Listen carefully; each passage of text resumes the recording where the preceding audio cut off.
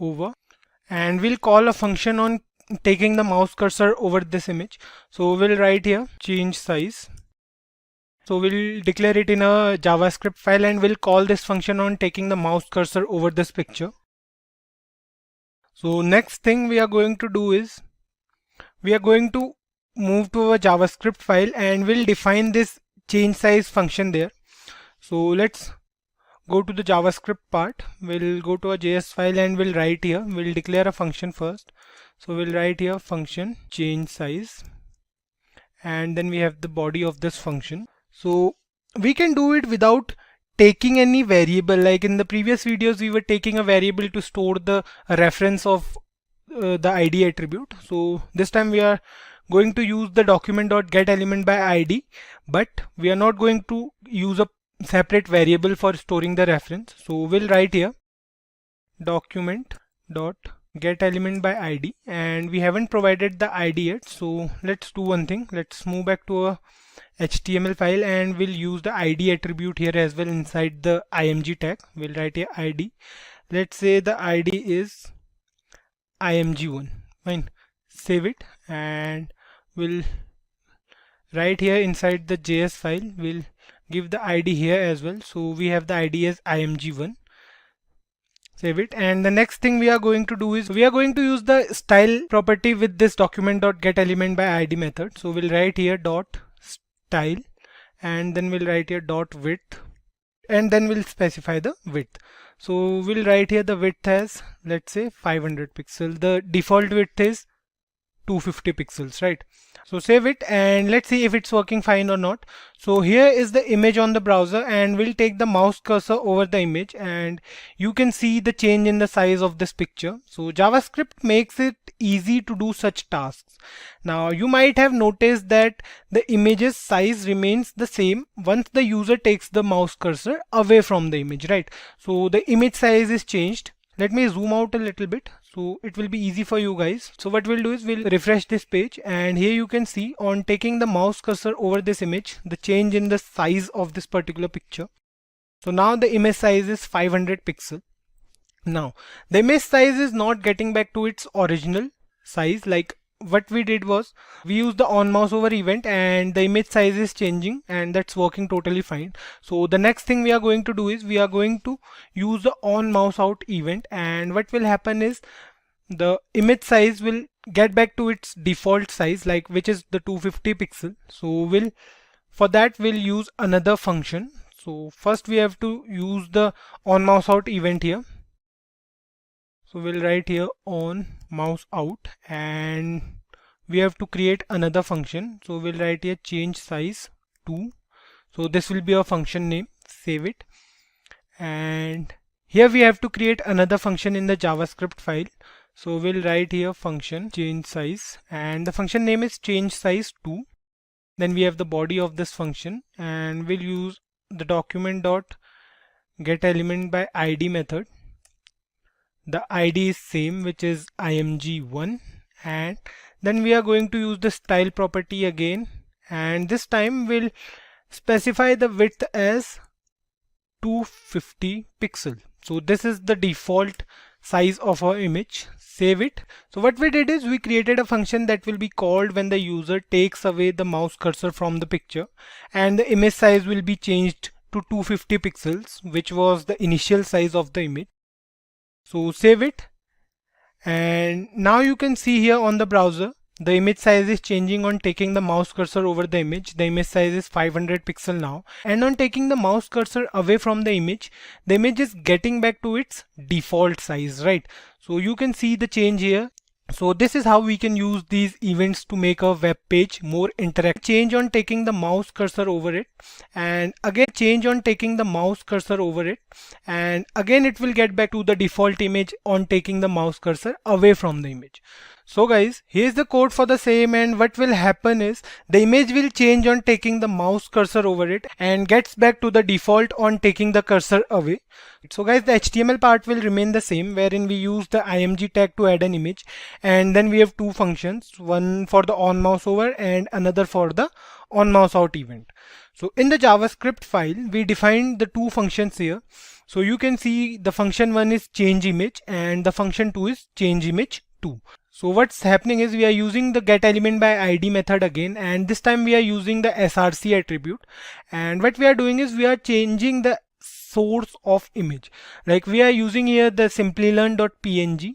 So this is our image saved in the particular folder inside the images folder, and in the next function what we are doing is we are again changing the image to the default image. So we have used the SimpliCode.png image here. So what will happen is the default image will be replaced by this image when this function is called, and the other function here will again replace the new image with the default one. So let's take a look at the output and save it. So here you can see on taking mouse cursor over this image, you can see the change. So this is the image we want to change. So on taking the mouse cursor away from this image, you can see the image gets back to the default one. You can see the image is changing and it's quite responsive and attractive. So this is how we can use these events in JavaScript. In JavaScript, we can use constructor in two different ways. We will be discussing both of them. The first one we will discuss is the object constructor method, and the other way of doing so is by using the constructor function. We have already discussed the constructor function in the previous video wherein we took the example of a car, but we'll go through it once again so that there will be no confusion between all the methods of creating an object in JavaScript. So let's move ahead and we'll go through the object constructor method now. So the syntax for creating an empty object using the object constructor method goes like this. We'll write the var keyword followed by the object name. Then we have the equals to sign, and the equals to sign is followed by the new keyword and object with a capital O. So this is the syntax of creating an empty object by using the object constructor method. So you guys have to remember this syntax and it will remain the same every time we use the object constructor method. So this object here, so this object is the constructor. What this will do is it will create an instance for this object and assign it to the object name. So whatever object we are creating here, it will assign it to this object, through which we can write and access other properties of the object. So let's move on and we'll create an object first. Let's say we are creating the same program we did in the previous tutorial wherein we printed the area and the perimeter of a rectangle. So we'll use the same program so that there will be no confusion. Let's move ahead and create an empty object now. So the syntax will be like, we'll write the object name as, let's say, rect2, and then we have the new keyword along with the object and opening and closing round brackets.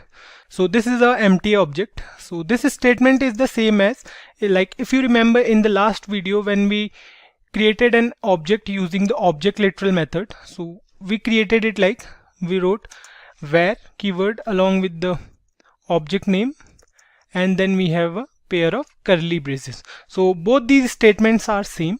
What we did is we created an empty object in both the cases.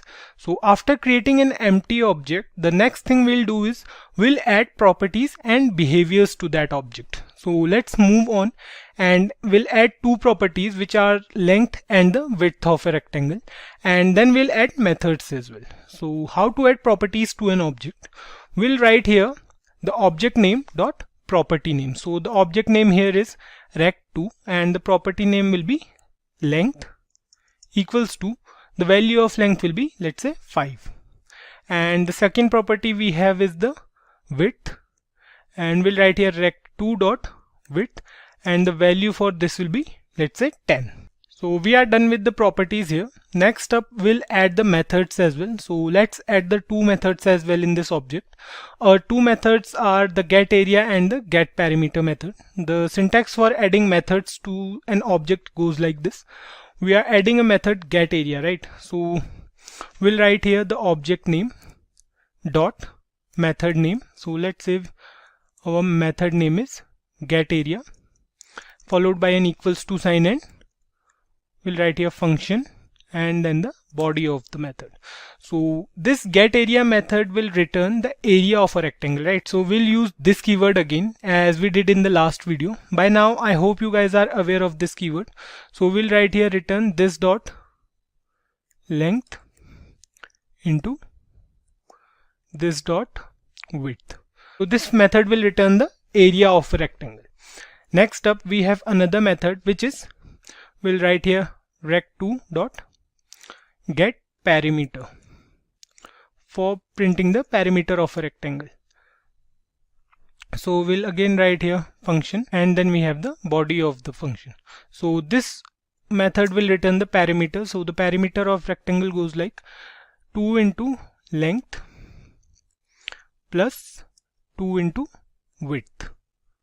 So here we are done with the object. Next up, we'll print these values on the browser. So we'll use the same code for printing which we used in the previous video. So we'll copy it from here and we'll paste it here.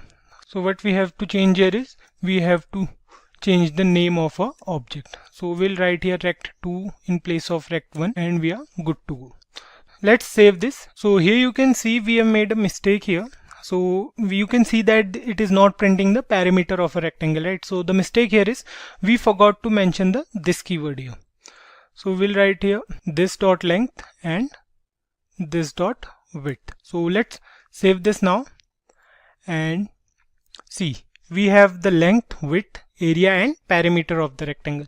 So the area is 10 into 5 which is 50, and the perimeter is 2 into 10 plus 2 into 5. So 20 plus 10 equals to 30. So we have the perimeter here as well. And if you guys remember, we had the same output in the previous video as well.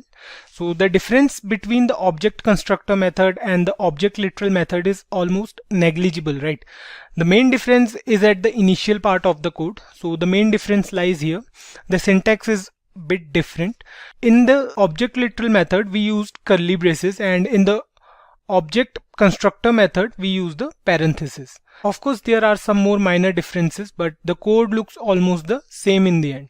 So the advantage of the literal object method over the object constructor method is it is easy to use syntax wise. Also it executes faster than this method because we define all the properties and methods at a single place while defining the object, right? So this is the difference between the object literal method and the object constructor method. So we'll comment this program now and let's move ahead and discuss another way of creating an object, which is the constructor function method. This way of creating an object is a bit different from the other two ways which we discussed till now. It is used when we work with multiple instances of an object. It works like we have a template and we can access that template using multiple objects. So if we want to make more than one object and we don't want to write the code again and again for each object, we can use this method when we have more than one object. If you guys remember, like in the previous video where we took the example of a car, we created an object car and then we created multiple instances wherein we use those instances for different car manufacturers. Let's take a look at this method first and then we'll discuss the advantages of using this method as well. So as the name suggests, the method starts with function and then we'll write the name of the function. Let's say we have rect, and then inside the opening and closing round brackets we'll pass the properties as parameters. So let's take a look. We'll write here length, comma, width. So we have these two properties only, and then we have the body of the function. So inside the function's body we'll write the properties and we'll use this keyword here. What we'll do is we'll use this dot property name equals to property name. So we'll write here this dot length equals to length. So this is the syntax for adding any property to a function. What we just did is whenever we are going to create an object using this constructor function method, we'll pass certain values. We'll pass the length and the width, right?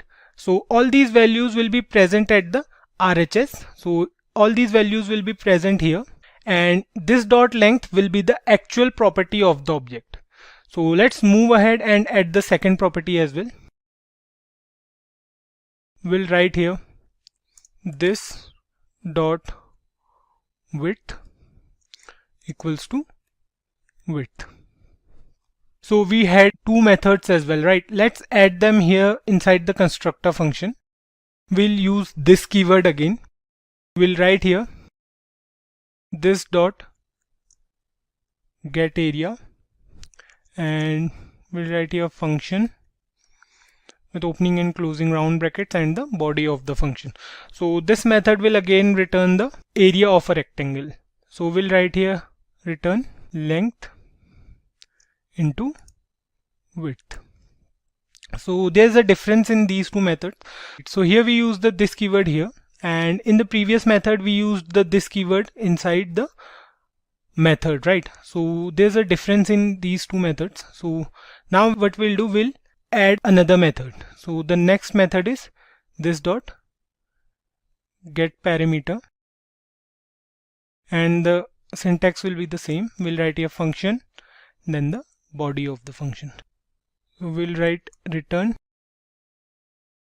2 into length plus 2 into width.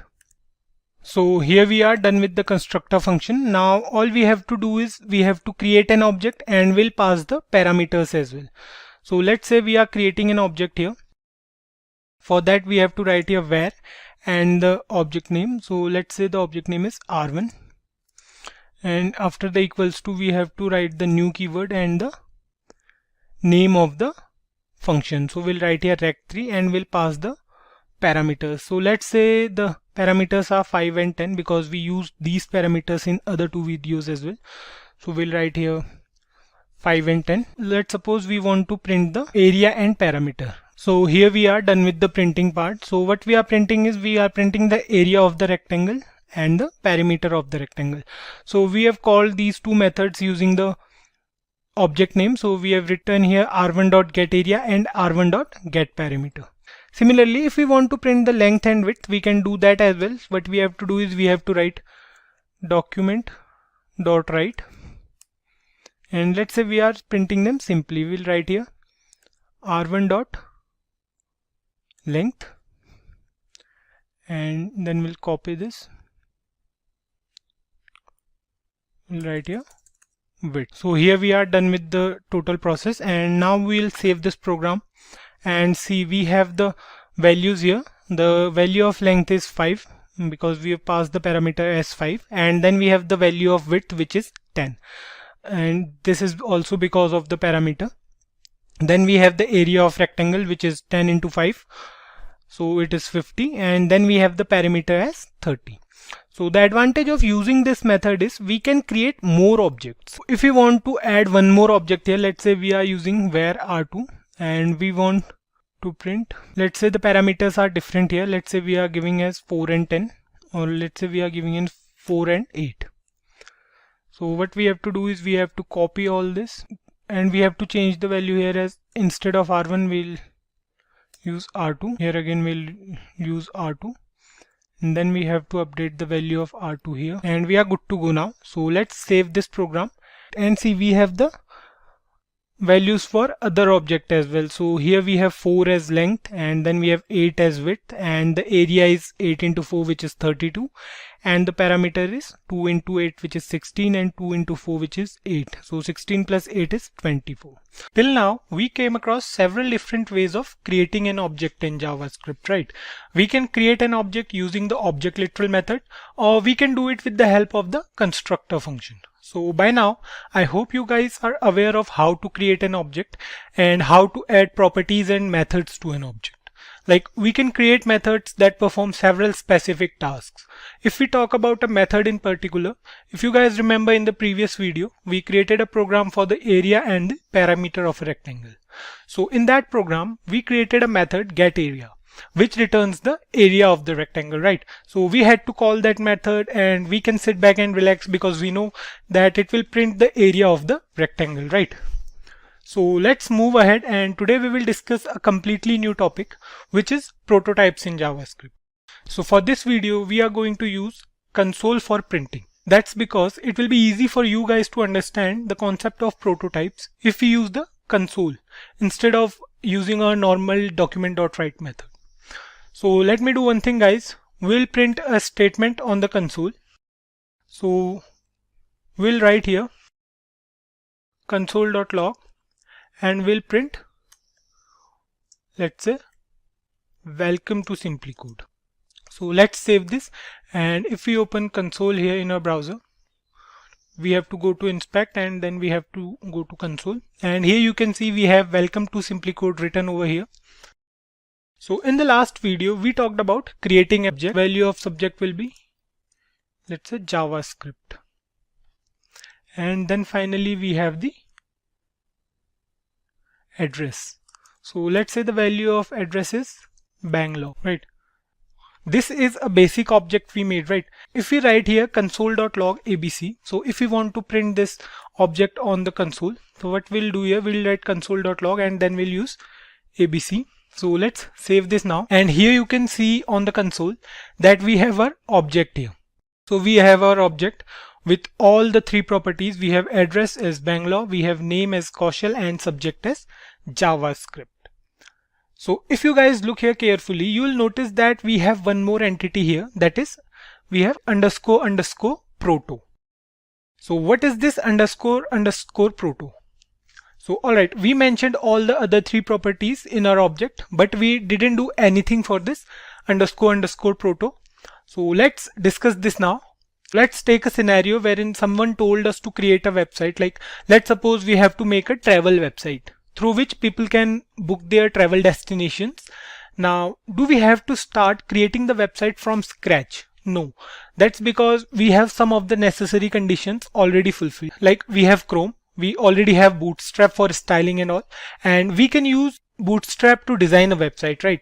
So we have certain things already present and we have to work over them to create our website. Similarly, prototype refers to the destination from where we started to create an object. Like, we have methods for arrays, we have objects and strings as well. So all these methods are being inherited from somewhere. So whenever we create an object using the object literal method, then it will start creating the object from the object.prototype.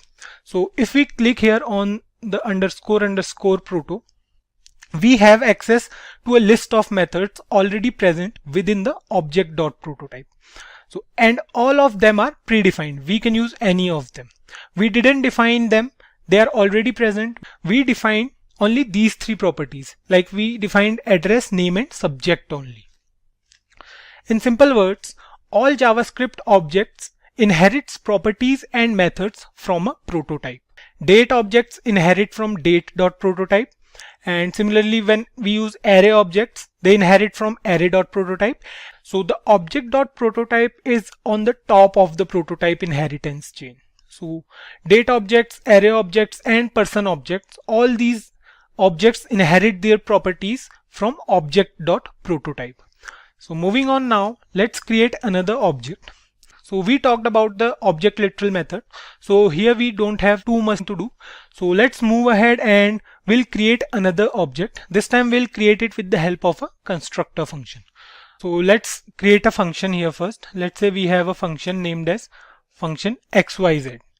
So then we have the parameters as name, and then we'll take all these three properties. We'll take name, subject, and let's say address.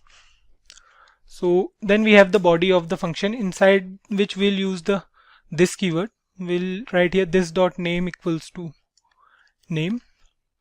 Similarly, this.address equals to address.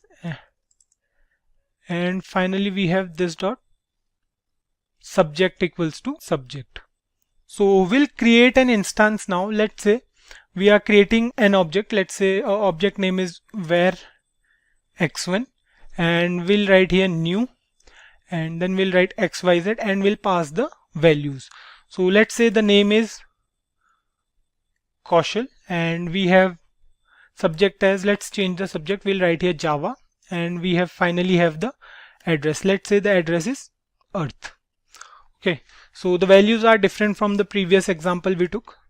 What we'll do now, we'll write here console.log and we'll print x1 now. So we are done creating our object, and here we have a constructor function named xyz, and then we have few properties which are the same as we used in the previous example. So then we have an object named x1 which holds the values for all three properties, and lastly we printed the object on the console. So let's save it now, and we can see here in console we have the object with all the properties. There's almost no difference here from the object literal method, right? But when we click here on the proto, here we can encounter the difference now. You can see here we have one more entity here named as the constructor. So this constructor here has its own prototype. So this constructor here has its own prototype. If we use a constructor in a program, it always has its own prototype. This might seem a bit difficult to you guys, but don't worry, it will be apparent to you guys once we move on to the usage and modifications of prototype. So here we are with the two examples. In the first one, we created an object with the help of object literal method. There we saw that it has only a single prototype. That is the object prototype. Later, when we moved on to the constructor function method, we realized that there are two different prototypes present.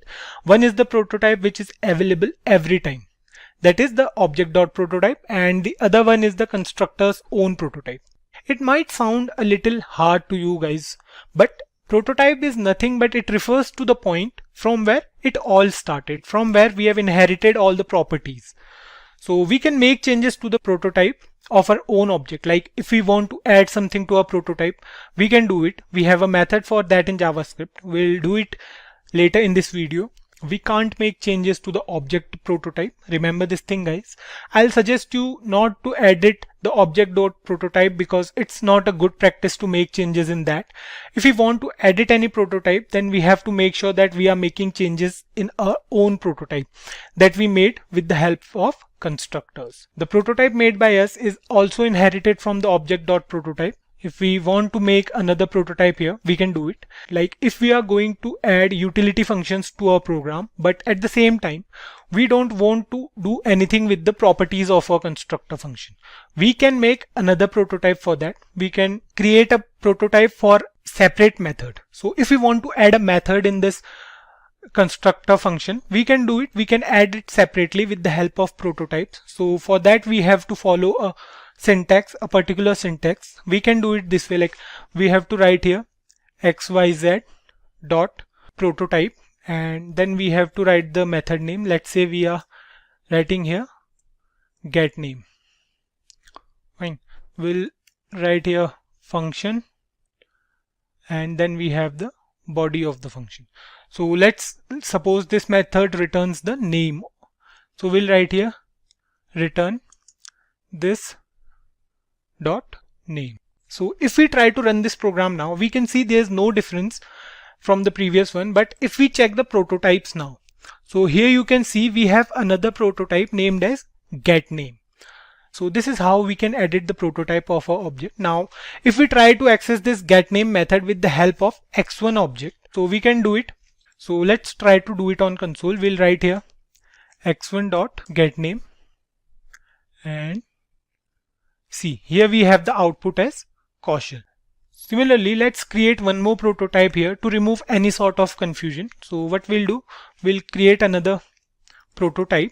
So let's say we are creating a prototype for address now. So what we'll do, we'll write here xyz dot prototype dot get address. So it will be a method. So we'll write here function. We don't have to pass any parameters here. So let's suppose it returns the value of address. So we'll write here this dot address, and we are good to go. So let's save it now. And if we go to underscore proto, we can see we have one more prototype here named as get address. So what we have to do now is we'll make another object. Let's say we are copying this from here. We'll paste it here.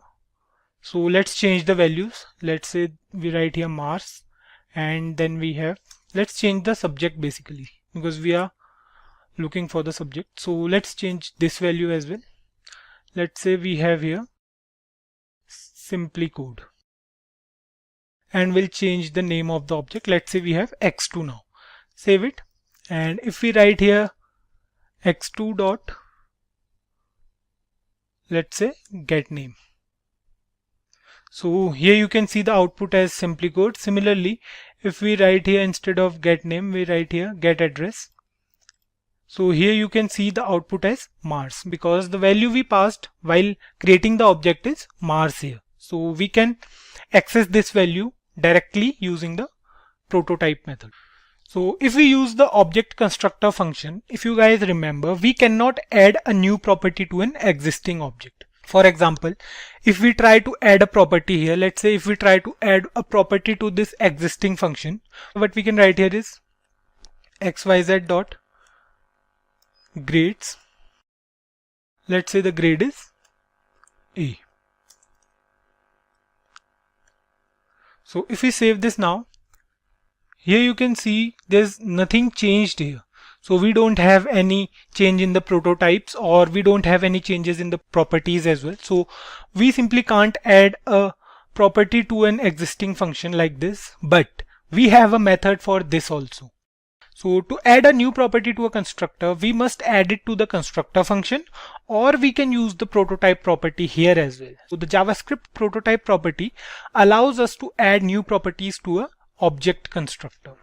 Just like we added the methods to our constructor function previously, similarly we can add properties as well. So we have to write here, so we'll remove this line. We have to write here xyz dot prototype, and then we have to write the property name here. Let's say we are writing here grades, and then we'll pass the value. Let's say the grade is A. So if we save this now, and if we go back here and if we check the __ proto, so here you can see we have a property here named as grades and the value is A.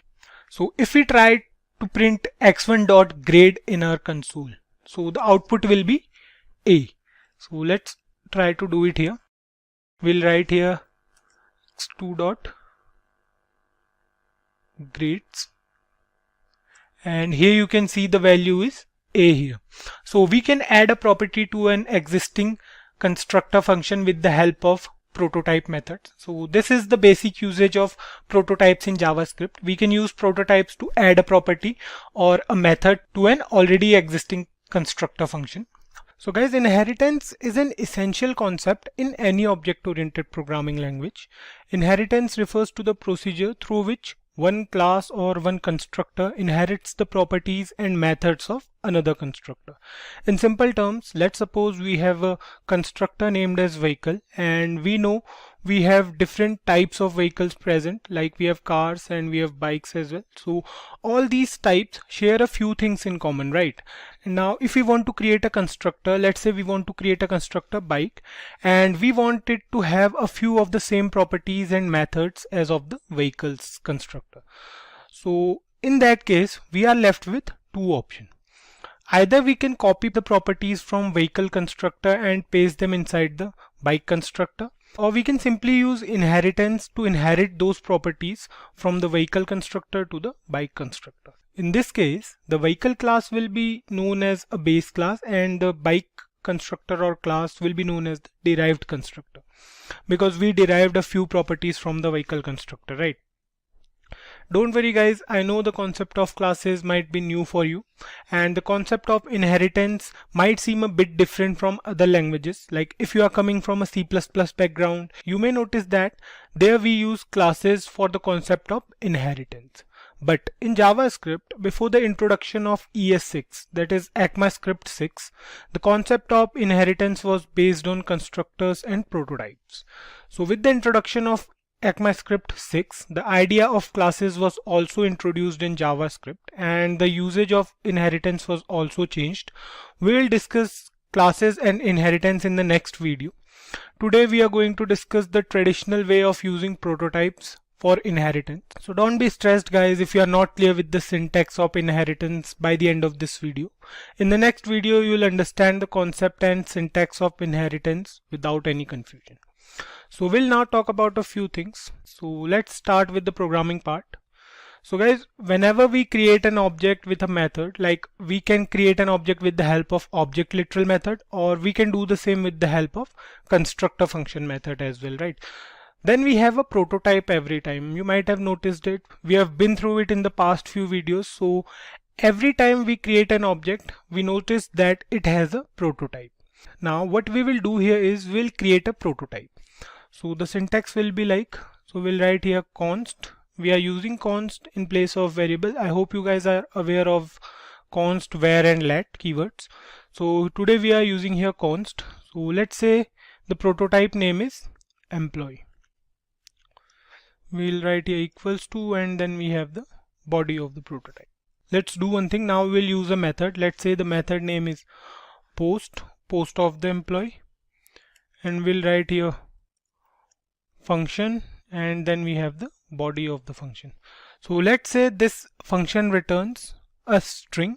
So we'll write here return, and let's say the function returns a software developer. And then we have another function named as change name, and we'll write here function, will pass a parameter, and then we have the body of this method. So we'll write here this dot name is equal to name, and we are good to go, right? So what we did here is we created a prototype of the name employee, and it has two functions. One is the employee's post, and the other one is to change the name. So let's save this program and check it in the console if it has any errors. So let's save it now, and we'll go here and check on the console. So here you can see everything is fine. So till now we created a prototype. Now let's create an object as well. So what we'll do, we'll create an object here. We'll write here, let's say var, and let's say the object name is even. So we'll create an object with the help of object.create method. Okay, so we have to write here dot. So we have to pass the prototype name. So we'll write here employee, and then what we'll do, we'll print this on a console. So we'll write here console.log, and we'll write here even, let's say. So we created an object even with the help of object.create method. Let's save it and check it on the console. If we see here, we don't have anything else other than a single prototype, right? We have a single prototype here. We have no method mentioned. So if we open it, we have the two methods, of course. We have post and we have change name. But if we write here, let's say we are writing here even.name, and the value of name will be, let's say, Kaushal. And then we'll assign a role as well. Let's say these are the two new properties. We'll write here even.role, and let's say the role of Kaushal is writer. Fine. And if we save it and check it again on the console, now what we did is we changed the name and role, right? So these are the two properties. We have both name as Kaushal and role as writer. Now let's see if we can use the methods here as well. So we'll write here, let's say we are using the method even.changeName. What we'll do here is we'll change the name from Kaushal to something else. Let's say we are going to change the name as Ram. So if we save this now, so here you can see the name is changed to Ram. Initially the name was Kaushal, and when we use the change name method, now you can see here the name is changed to Ram. So this means that the methods we defined inside the prototype are working, right? Now let's say we want to create another object here. We created an object even till now. We assigned some properties to it, and we changed the name and printed it on the console. Now let me tell you guys an alternate way to do so. So what we'll do is we'll copy this line from here, because the syntax of that method also looks a bit same. So the syntax will remain the same till here. So we'll paste it here. What we'll do next is we'll pass a few arguments here. So let's pass the arguments first, then I'll explain it to you guys. So what we are going to do is we are going to use curly braces for arguments, and we are going to write here, let's say name, and the value of name will be, we are going to write here value, and we'll pass the value as, let's say, Kaushal 2, right? So we'll use a comma here, then we'll use role, and we'll pass the value of role as well. So let's say the value of role is programmer now, right? Put a comma here, Now I know the syntax is a bit complicated, but this is the reason why classes were introduced in ES6. So this is the reason we'll be using classes in future, but going through this syntax will make the next one easier for you guys. So we have created an object here with the object.create method, and we passed few arguments here. So we have name, and the value of name we want it to be Kaushal2, and the value of role we want it to be programmer. So if we copy this from here, or let's say if we copy these two lines from here, if we cut these two lines from here and we'll paste it here. So if you see here, we have two objects of the same name. We have var even, and here also we have var even. Now both these syntaxes are doing the same thing, that is creating an object of the same name. Suppose if we comment this first object, let's say we are commenting this one, and we'll also comment this line. If we save this now and if we see on our console, so here you can see we have the name as Kaushal2 and role as programmer. So these two syntaxes are doing exactly the same thing.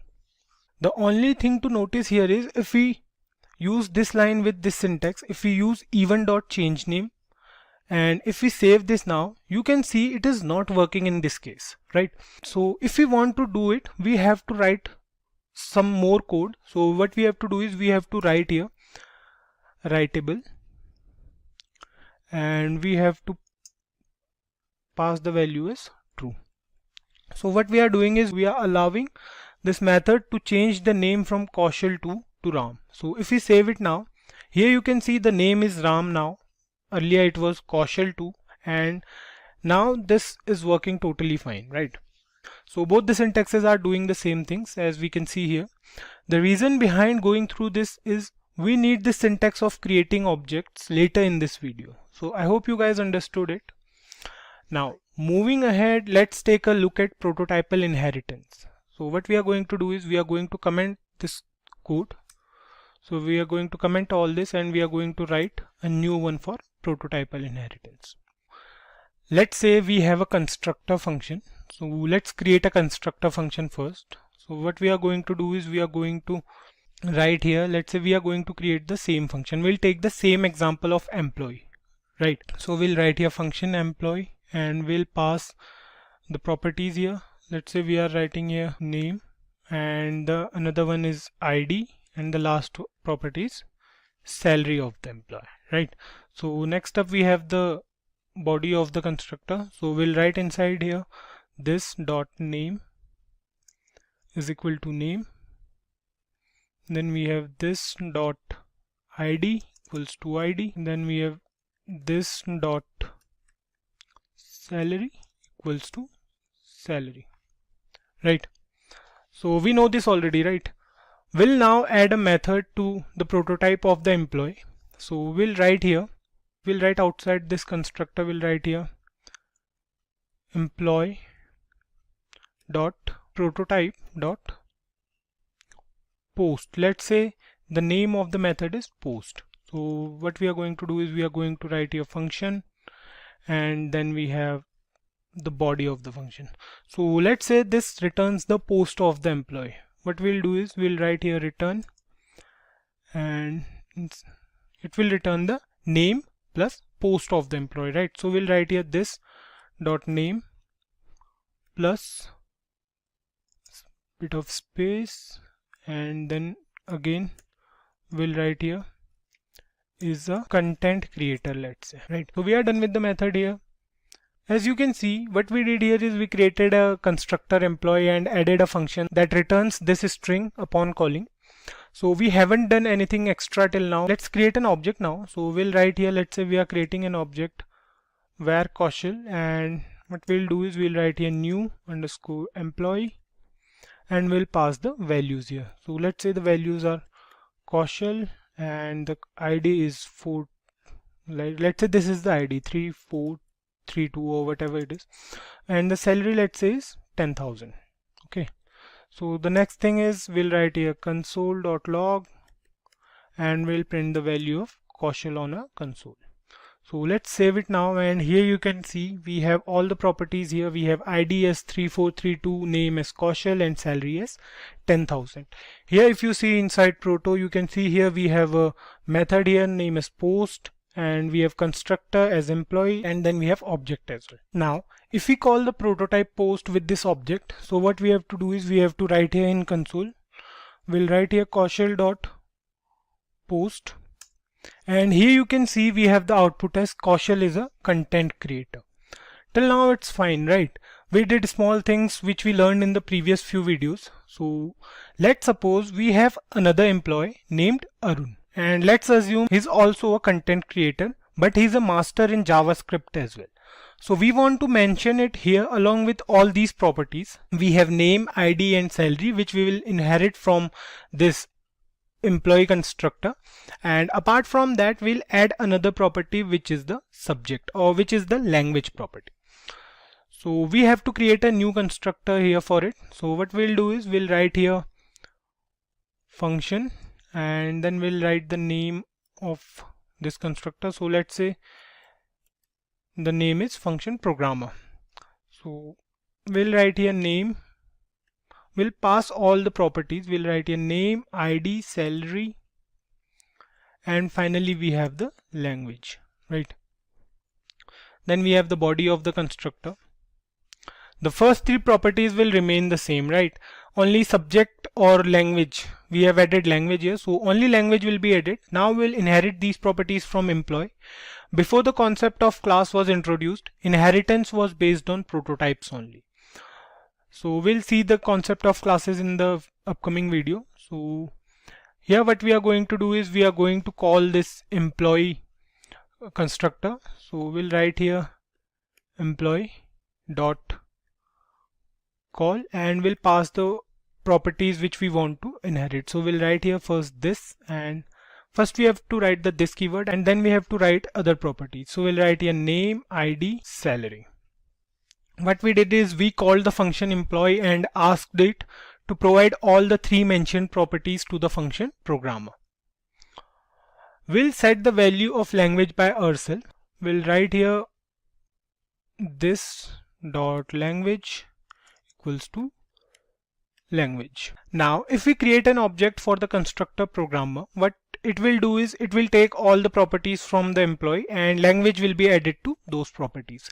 Let's do it first. So we'll create an object here. We'll write here where, let's say the object name is Arun, and we'll write here new programmer, and we'll pass the values. Let's say the name is Arun, ID is 4321, and salary is, let's say, 12,000, and finally we have to add the subject here as well, or we can say language. So let's say the language is JavaScript.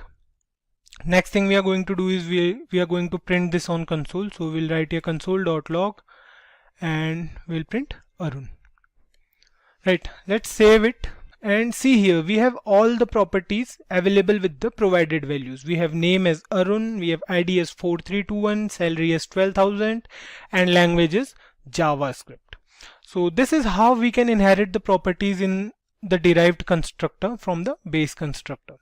The base constructor is the employee and the derived is a programmer.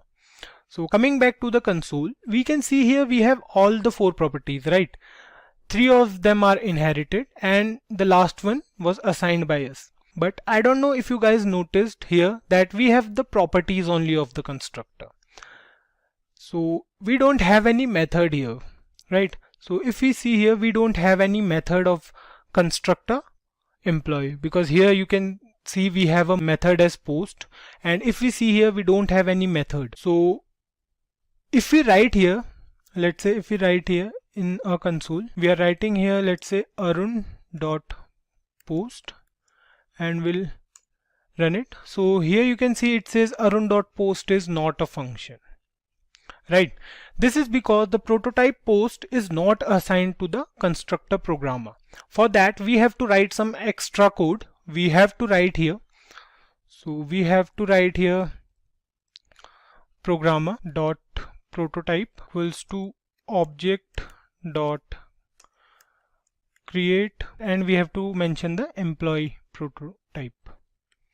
So we'll write here employee dot prototype, right? So save it now, and here you can see now if we go to __proto, we have post as a method here. So if we write here arun.post now, so here you can see it says Arun is a content creator. So we have to provide the prototypes manually as well. Let me show you guys one more thing now. See here, it is not showing the constructor. If we click here on the proto, so we don't have any constructor here named as programmer. So we have to set the constructor as well. We have to set it manually, and to set the constructor manually, we have to write here after this line, we have to write here programmer dot prototype dot constructor equals to programmer. If we save this program now, and if we go back to our console and if we check here you can see we have a constructor named as programmer now. So you guys might be thinking that we have to work a lot for all this inheritance, right? The fact is we actually had to do it before ES6 was introduced. Now if we want to do the same with the help of classes, the syntax will be so easy. We'll go through it in the next video. So that's all for this video, guys. See you in the next one, where we will go through classes and inheritance in JavaScript. Let's move on and take a look at classes in JavaScript. A class is nothing but a template used for creating objects in JavaScript. Just like the constructor function, we can also use classes for creating objects in JavaScript. We can include properties and behaviors in a class.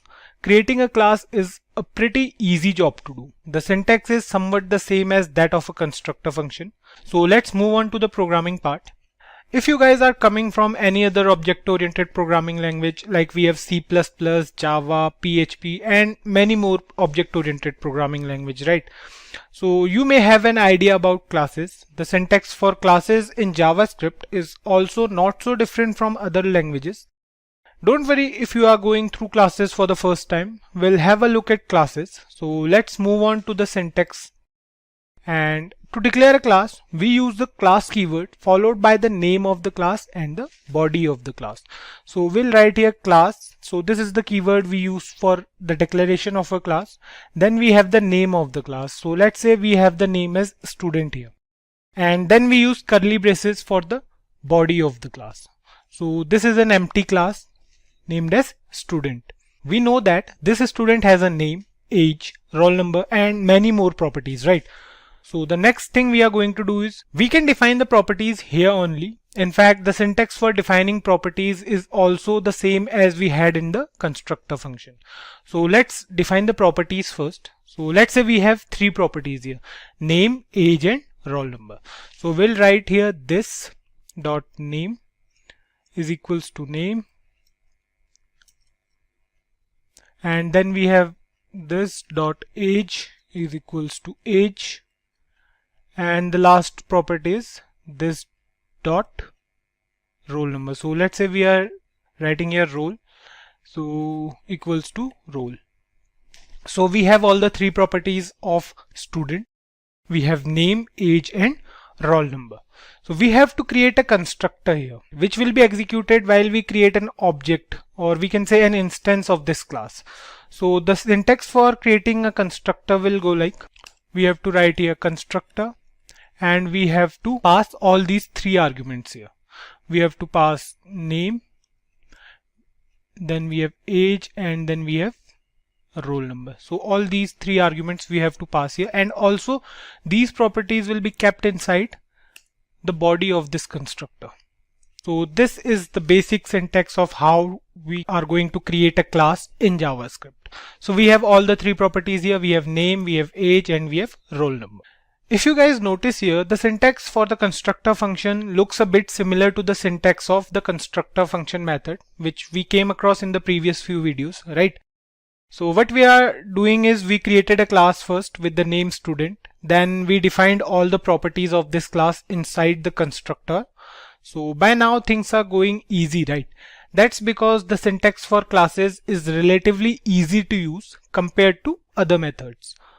Also, we don't have to write code manually for different things. We will understand it much better while working on inheritance. So let's move on, and we will add some methods to this class now. The syntax for adding a method is super simple, guys.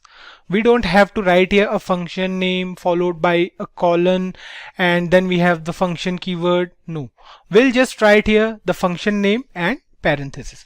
So to add a method here, we'll write here, let's say we are adding a method organization. So let's say we have a method org.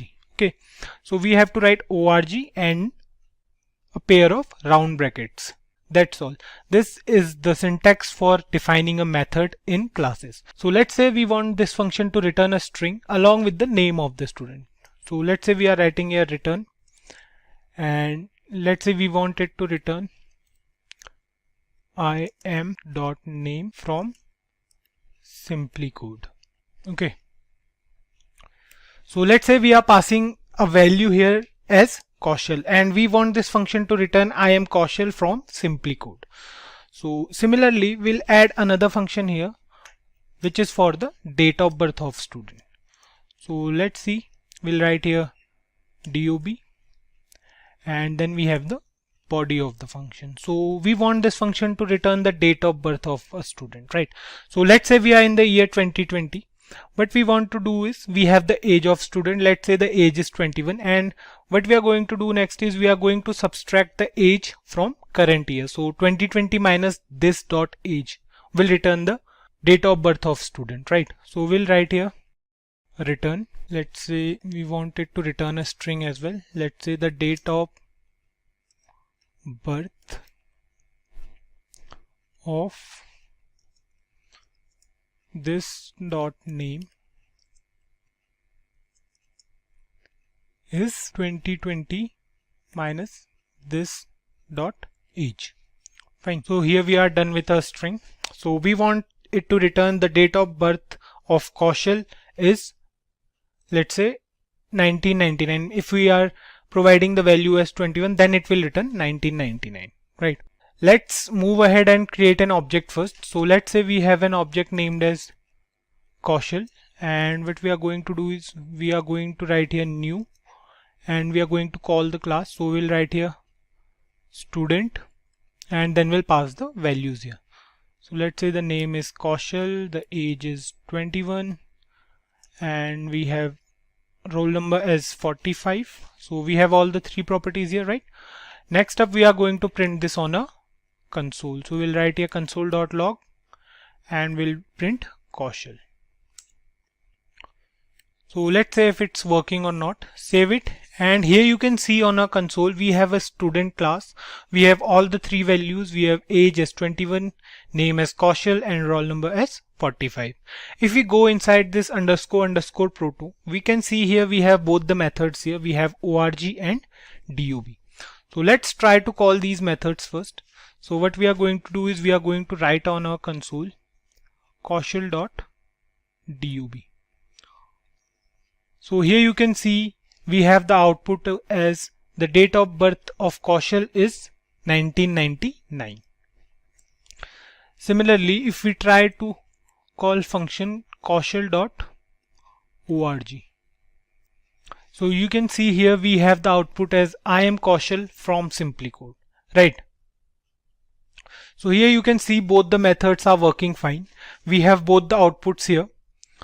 The first one says the date of birth of Kaushal is 1999 and the next one gives us the organization name. So moving ahead, let me guys tell you about another concept in classes.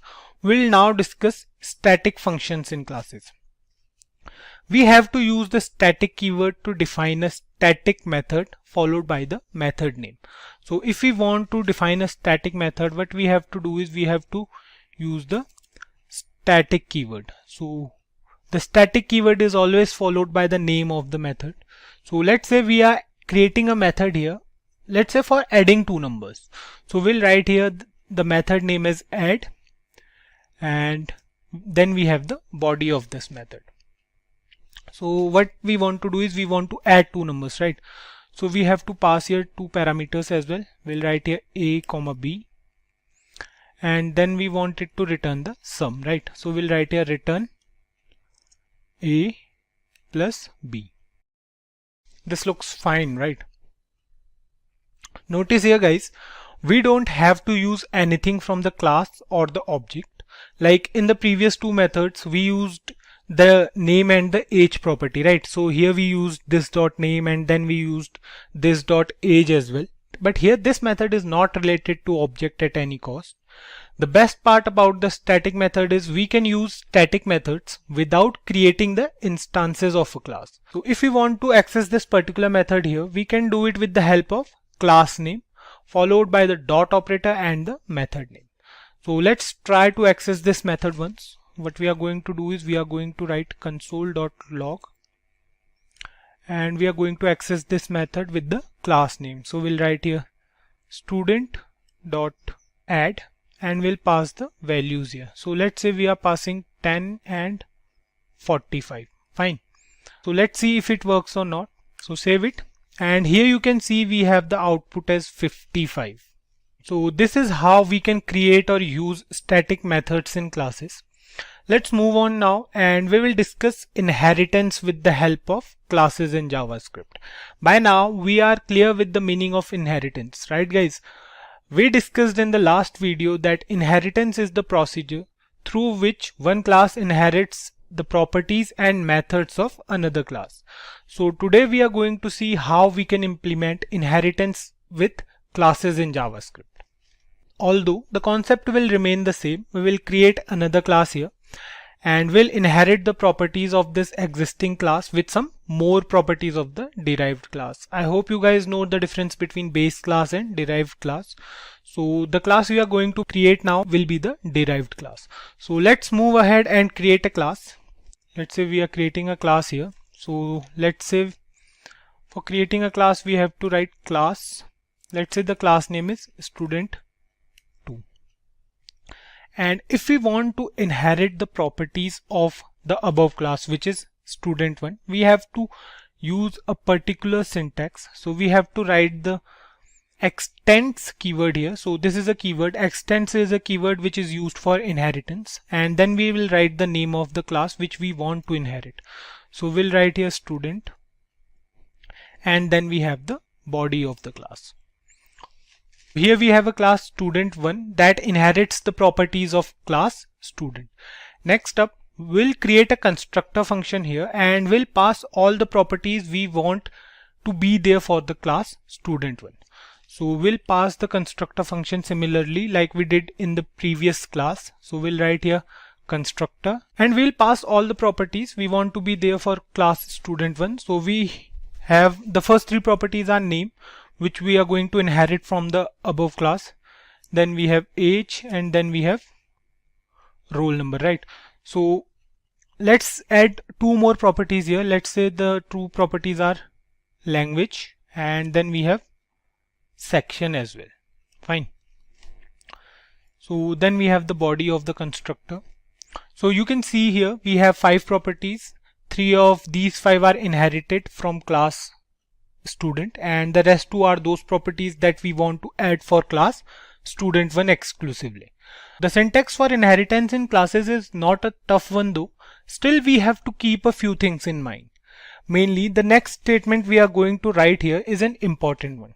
It goes like we use the super keyword and then we'll pass all the properties which we want to inherit from the class. In this particular case, we want to inherit these 3 properties here, right? So we'll copy this from here and we'll paste it here. Remember one thing guys, we'll write only those properties which we want to inherit from other class. Actually this super keyword we used here refers to the parent class. We use it to call the parent class's constructor, or we can also call particular properties and methods with the help of super keyword. Next up, we'll define the 2 new properties, the language and the section now. So the syntax will remain the same. We'll write here this dot language is equals to language and then we'll write this dot section is equal to section. We are good to go now. We'll create an object for this class as well, which is student1. So let's say we are creating an object again. Let's say the name of this object is, let's remove it first. So let's say we are creating an object for this class now. Let's say the name of this object is Arun and we are going to write here new, then we have the class name which is student1, and then we'll pass the values here. So let's say the name is Arun, then we have the age is 35, and then we have roll number as 3 or 2, and then we have the language. So let's say the language is JavaScript, and then we finally have the section as well. So let's say the section is A. Fine. So we have all the 5 values here. We have Arun, 35, 2, JavaScript, and A. Right. So let's print this on our console. We'll write here console.log and we'll print Arun. Let's save it now, and here you can see we have a student1 with all the properties and values. We have age is 35, language JavaScript, name is Arun, roll number is 2, and section is A. If we click here on __ proto, you can see here we have a constructor student1. Along with that, we have all the methods of the previous class, of the base class. We have org, we have dob as well, right? So this is how inheritance work in JavaScript. The key benefit of using inheritance with classes is that, if we remember from the previous video, if we want to access any base class method, then traditionally we had to manually provide the constructor, right? But in classes, we don't have to do any such thing. Once we are done with inheriting the properties and all, we can directly access the methods as well. Let's try to do it here on our console. So we'll write here Arun dot, let's suppose we are using org. So we'll write here arun.org, and here you can see we have the output as I am Arun from SimpliCode. Next up, let's use the other method as well. So we'll write here Arun, and then we'll use dob. So here you can see we have the date of birth of Arun is 1985, because we have provided the value as 35. So 2020 minus 35 is 1985. Here we have the output as expected. Now let's see if we can access the static method or not by using the derived class. So we'll try to access the static method with the help of student1. So let's try to do it. We'll write here console.log, and then we'll write here student1.add, and we'll pass the values. Let's say the values are 65 and 8, right? So we want the output as 73 now. So let's see if it's working or not. So we'll save it, and here you can see we have the output as 73.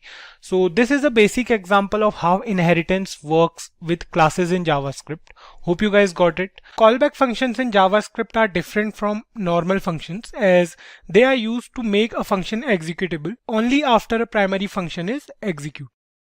So we'll understand the importance and usage of these functions in JavaScript. Before we begin, make sure that you have subscribed to our YouTube channel and press that bell icon to never miss an update on programming videos. So without any further delay, let's get started. Functions in JavaScript are a block of code that is used to perform a specific task. We use functions for different purposes, right?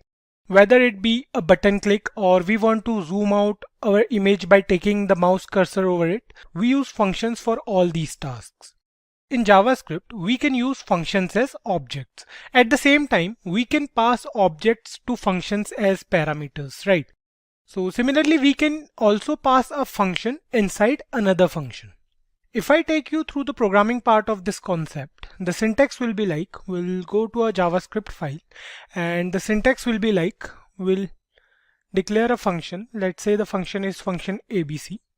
Then here we'll pass a parameter. Let's say we are passing call as parameter for this function ABC. Next up, what we'll do is we'll call this function inside this function ABC. Now what we did here is really simple. We created a function ABC, right? Next up, we passed a function call as a parameter to this function, and then we also called this function inside the function ABC. So this syntax is valid in JavaScript, and also this particular code here is known as the callback function in JavaScript. So if we talk about the definition of callback function, it states that a callback function is a function that is passed to another function as an argument, and that particular function will get executed later in the program. Now You guys might have heard in the previous videos that JavaScript is a single-threaded language, or JavaScript works over a single statement at a time, or we can say JavaScript works in a particular top to bottom order.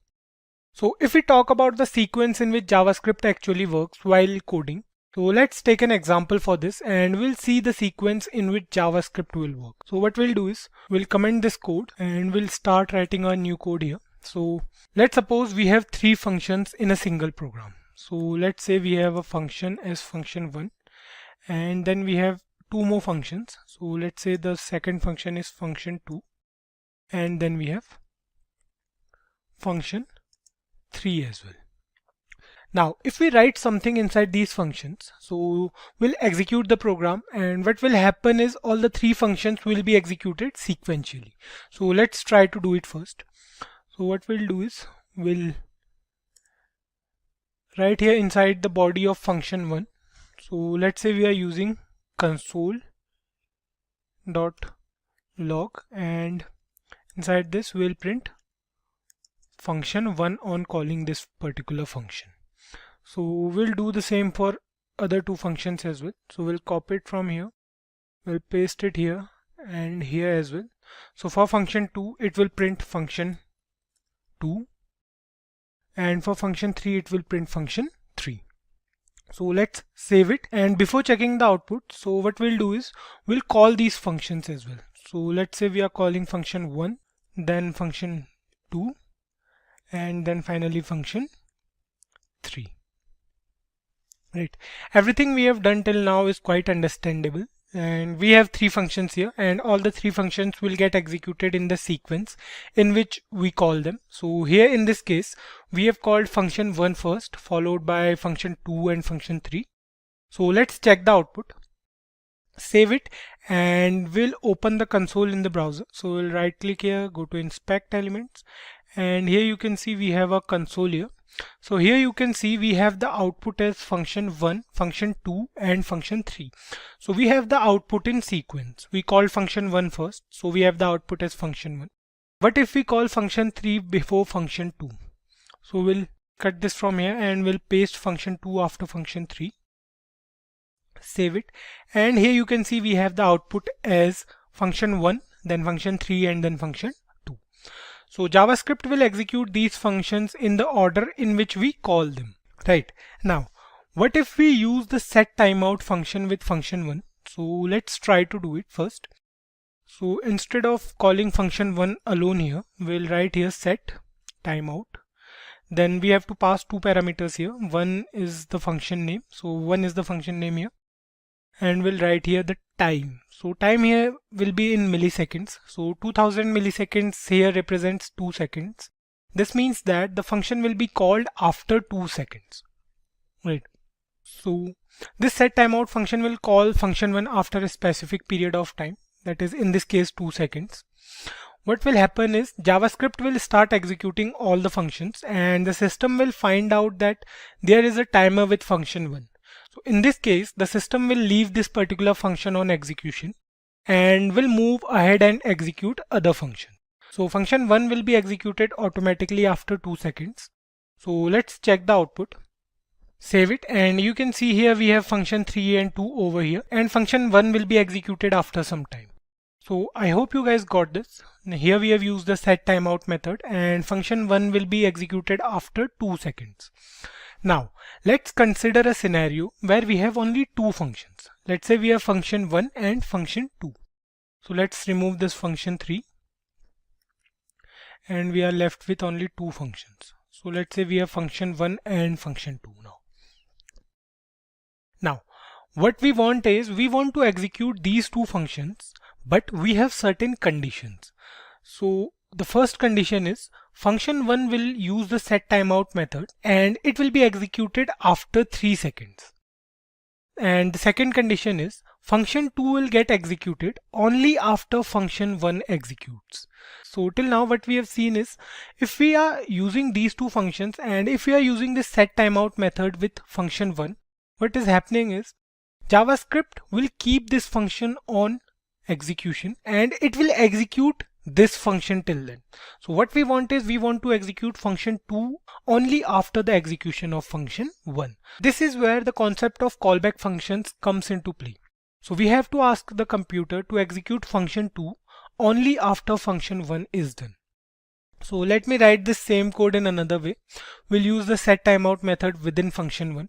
So what we have to do is we have to change it here to 1. We'll call function 1 from here, and inside this function 1 what we'll do is we'll write here setTimeout, then we'll pass the first argument as function, and then inside the body of this function we'll write this console log. Fine. And we have to pass 2 parameters here, right? So the next parameter will be the time. So time here will be 3000 seconds. So here we are, and we are done with our setTimeout function. Now this is another way of using the setTimeout method in JavaScript. So what we did here is we have passed the function here as an argument, and then we have the body of function 1 inside the setTimeout function. What we want to do next is we want to execute function 2 once function 1 is completed. So before that, let's do one thing. Let's check if it is working fine or not. So we'll save it. And here you can see we have function 2 executed before function 1, right? So it's working totally fine. Now what we want to do is we want function 2 to execute only after function 1 is done, right? So let me tell you a shortcut for that, guys. It's not callback functions, but it's kind of same thing. It will do the same thing as the callback functions, but it is a different concept. So what we have to do is we have to cut this function 2 from here, and we have to call this function inside here, inside the setTimeout method. So we'll paste it here, and we have to call function 2 inside the setTimeout method. So save it. And now if we wait for 3 seconds, and here you can see we have both the functions, function 1 and 2 executed on time. So both the functions are executed after 3 seconds. And this is not callback functions, but this is a shortcut for that. What happened here is when function 1 is being executed, the system came to know that the function 2 is called inside the setTimeout method. So what will happen is it will first execute the setTimeout method, and then it will execute the function 2. So what we did just now is not callback functions, but the functioning of a callback function is also the same. This is the same thing we'll do with callback functions, but the syntax will be different.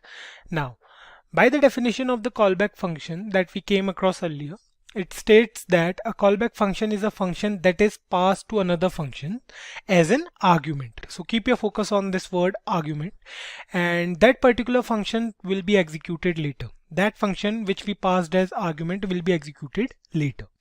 So here in this definition, later means once the system is done with the first function, or we can say the primary function, it is now free to perform function 2, or the secondary function, or the callback function we can say. So we have kept it on hold till now. So let's take an example of that as well. What we'll do is we'll create a function and we'll pass an argument inside this function. The value will be provided while calling the function. So let's do one thing first. Let's comment this code and we'll write a new code here. So we'll create a function. Let's say a function is function person, and we'll pass an argument here. So let's say the argument is friend. Fine. Next up, we'll work on the body of this function. What we'll do is we'll again use console.log and we'll print something. So let's say we'll write here my friend's name is, and then we'll use the plus operator with the value of friend. So we'll write here friend, and with this we are done with our function person. Next up, what we'll do is we'll write here function person 2, and we don't have to pass any argument here. So inside the body of this function we'll again use console.log and we'll write here my name is Kaushal. Fine. So next up, what we have to do is we have to call these functions, right? So we'll write here person, and inside this we have to pass the value. So let's say the value here is SimpliCode. It's fine. Next up we'll call person2 and we'll save this program. So on saving this program, you can see we have the output as my friend's name is SimpliCode. So if you want me to zoom it, you can see here now. Here it says my friend's name is SimpliCode and the second function says my name is Kaushal. Right. So this program is working totally fine. This is a basic program wherein we created two functions. And now what we want to do is we want the function person2 will get executed after function person. So for that we have to pass function2 as an argument in the function person. So we'll change the code. We'll pass this function person2 as an argument. So we'll write here person2. We don't have to use brackets here, so because we are passing it as an argument. Now we did it, we passed this function as an argument. The next step is to tell the function person about it, right? We have to pass another argument in the function. So we have to tell this first function that we also have another function which will get executed after this particular function. So we'll write here, we can use any name, we can use another name for that, or we can use the same name as of function person2. So we'll write here person2, and then what we have to do is we have to call this person2 function after this. Right, now we are done with this code. Now we are done with a callback function. Here in this case, this function person2 is known as the callback function. So save it now, and okay, what we have to do is we have to remove this line from here. So save it now. Here you can see we have the output totally correct. We have the output as my friend's name is SimpliCode and my name is Kaushal. Now we are done with almost everything. We are done with the callback functions, but you might not see any change in the output, right? To witness the change, what we have to do is we have to use the set timeout method again, because we want this function to execute only after function person. So what we have to do is we have to write here inside function person, we'll write here set timeout, and then we have to write here function, and then inside the body we'll do the same. We'll cut these two brackets from here and we'll paste them here, and inside here we have to write the time. So let's say the time is 3000. Fine. Now what we did is we use the set timeout method with function person, and inside the body it will print my friend's name is, and the friend's name is SimpliCode, and it will be executed after 3 seconds, right? So let's save it and we'll count for 3. 1, 2 and 3. So here is the code. You can see here the output says my friend's name is SimpliCode and my name is Kaushal. So this is working totally fine. So this is how the concept of callback functions in JavaScript works. The word promise seems a bit familiar. We make promises regularly, right? If I say I promise you that we'll cover everything on promises in this video. Now, this promise that I made can only have two possible outcomes. Either the promise will be fulfilled or resolved, or we can say the promise can be failed or rejected. The promise will be resolved if we'll cover everything on promises in this video. But if I left out some topic or there is any subtopic within promises which we forgot to cover in this video, that will be a failed promise, or we can say a rejected one. Now, there is another term in between these terms, that is pending. Pending is the time in which the system works on the promise. So just remember these terms as you may hear them during an interview. So let's move on. Talking about a proper definition of promises, we can say that a promise is an object which will produce value sometimes. It either gives us a value or an error with a proper reason. There is no specific definition for promises in JavaScript. You will understand the topic much better while working on the syntax. So let's move ahead and we'll go through a simple example first to understand a promise in JavaScript. As we mentioned earlier that a promise is an object. So what we have to do first is to take a variable and declare an object. So for that we'll go to a JavaScript file and we'll write here. We'll take a variable, let's say a variable name is prom, and we'll write here new promise. So this statement here is a promise. We have an object named prom. Next up, this promise will take a callback function. We have already discussed the concept of callback functions in the previous video. So if you haven't watched that video yet, I recommend you to watch it. So a callback function is a function passed to another function as an argument. Remember, so we'll write here inside this object, we'll write here function, and now this callback function here will have two arguments, one to resolve and another for the reject. That's because we can have only two possibilities in a promise, right? Either it can be rejected or it can be resolved. So we'll write here resolve, and then after a comma we'll write here reject. Fine. Then we'll have the body of this function. So this is how a promise will look like. You can change the name of these arguments. Instead of resolve or reject, you can write here anything, but we have kept it simple for now so that it will be easy to understand. Next up, let's use a simple condition here. Let's take the example of driving a car. Fine. What we'll do is we'll take a variable drive and we'll check if the user learned how to drive a car. If yes, then the promise is fulfilled. Otherwise, the promise is rejected. So let's do it here. We'll write here where drive, and let's set the value of this drive as true for now. Let's say the user learned how to drive a car. So next up, what we'll do is we'll use the if-else conditional statement to call any one of the two functions. We can either call resolve or reject, right? So we'll write here if, and the condition will be drive. So if we left it with drive here, it will check for if drive is equals to true, right? So we'll call the function resolve if the condition holds true, and then we'll use the else statement. For else, we'll write here else, and then we'll write here reject. Fine. Any value other than true, we'll call the reject function here. So what we did here was an easy task. We know that the value for the variable drive is true. So in this case, the resolve function will be called. If we set this value of variable drive to false, then the function reject will be called. The next part of the program is to execute this promise. So this will be the longer part as we have to use two methods here. So for that, the syntax will start with the promise name and then we'll use the dot operator. So let me do it here. We'll write here prom and then we'll use the dot operator. Next up, we'll use the then keyword. So this then keyword, or it is a method actually. It is called when the method is resolved or when the promise is resolved. So we have another method for the rejection of promises that we'll discuss afterwards.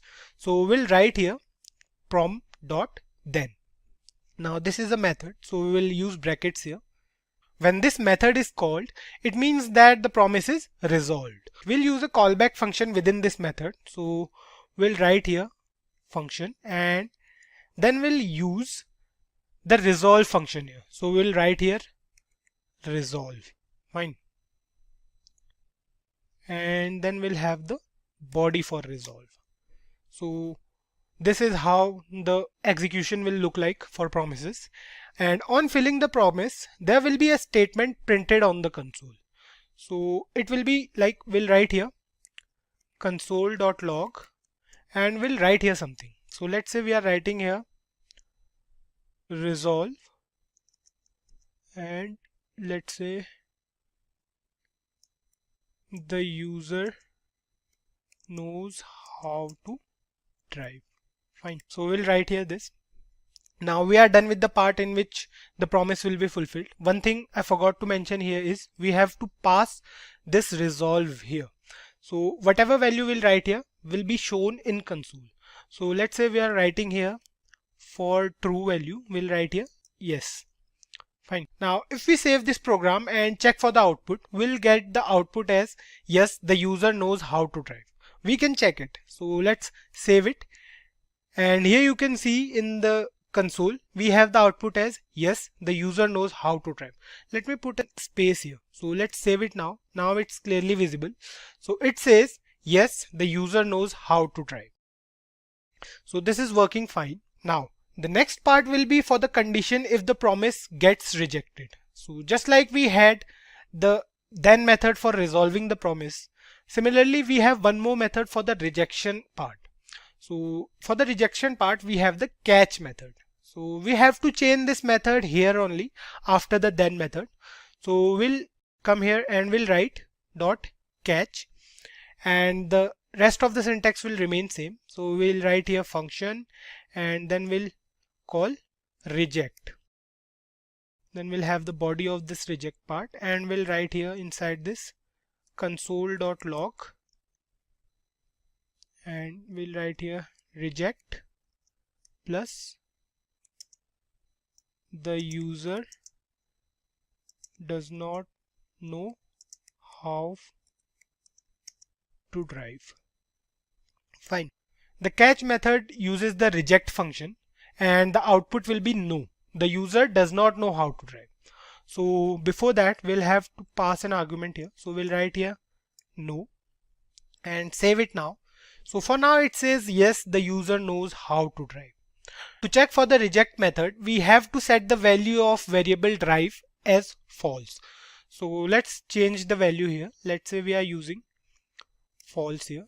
Now save it, and you can see here the output says no, the user does not know how to drive. Fine. So this is working totally fine. Now you guys might be thinking that this program we just did is so easy. We could have done it with if-else conditional statements. Then why are we using promises for this? The syntax is extended, and we have to remember a lot of terms and methods for a promise, right? The good part is this was just an example to make you understand the syntax of promises in JavaScript. Next up, we'll go through an example wherein we'll discuss the dependency of promises as well. So let's move ahead, and in this example, what we'll do is we'll create 3 separate functions. Let's suppose we want to learn promises in JavaScript. But for that, we must know about the concept of functions and callback functions in JavaScript. Then only we can go through promises. So what we'll do is we'll create 3 functions in which the current function will depend upon the previous function. If the user knows about functions, he can go through callback functions. And if the user knows both functions and callback functions, he is good to go for promises. So let me take you through the code, guys. So here's the code. We have 3 functions. The first one is for functions topic. So this functions is the topic. Similarly, we have callback and promises as well. So the first function is for the functions topic, and if the user is done with functions in JavaScript, then he can move on to callback functions and then to promises. So we have 3 different promises for each function, right? So each function here, like the first function, returns a promise, right? Similarly, all the 3 functions are returning a promise. Here we are directly resolving it. We don't need to wait for the user to learn functions completely. Otherwise, we can use here the reject function as well. For now, we are just resolving it, which means that the user learned functions in JavaScript already. The same goes for callback functions and promises as well. Next up, what we have to do is we have to execute the promise that once the user is done with functions, he can move on to callback functions and then to promises. So for that, we have to execute promise like this only. But the syntax will be different. So let me show you guys. So here is the code for that as well. What we did here is we use the first function here. So functions is our first function, and on resolving we called the function callback with the result, and we did the same thing again for a callback. On resolving the callback function, it will call the promises function, and finally it will print this good to go message on the console with the previous messages returned by the resolve method.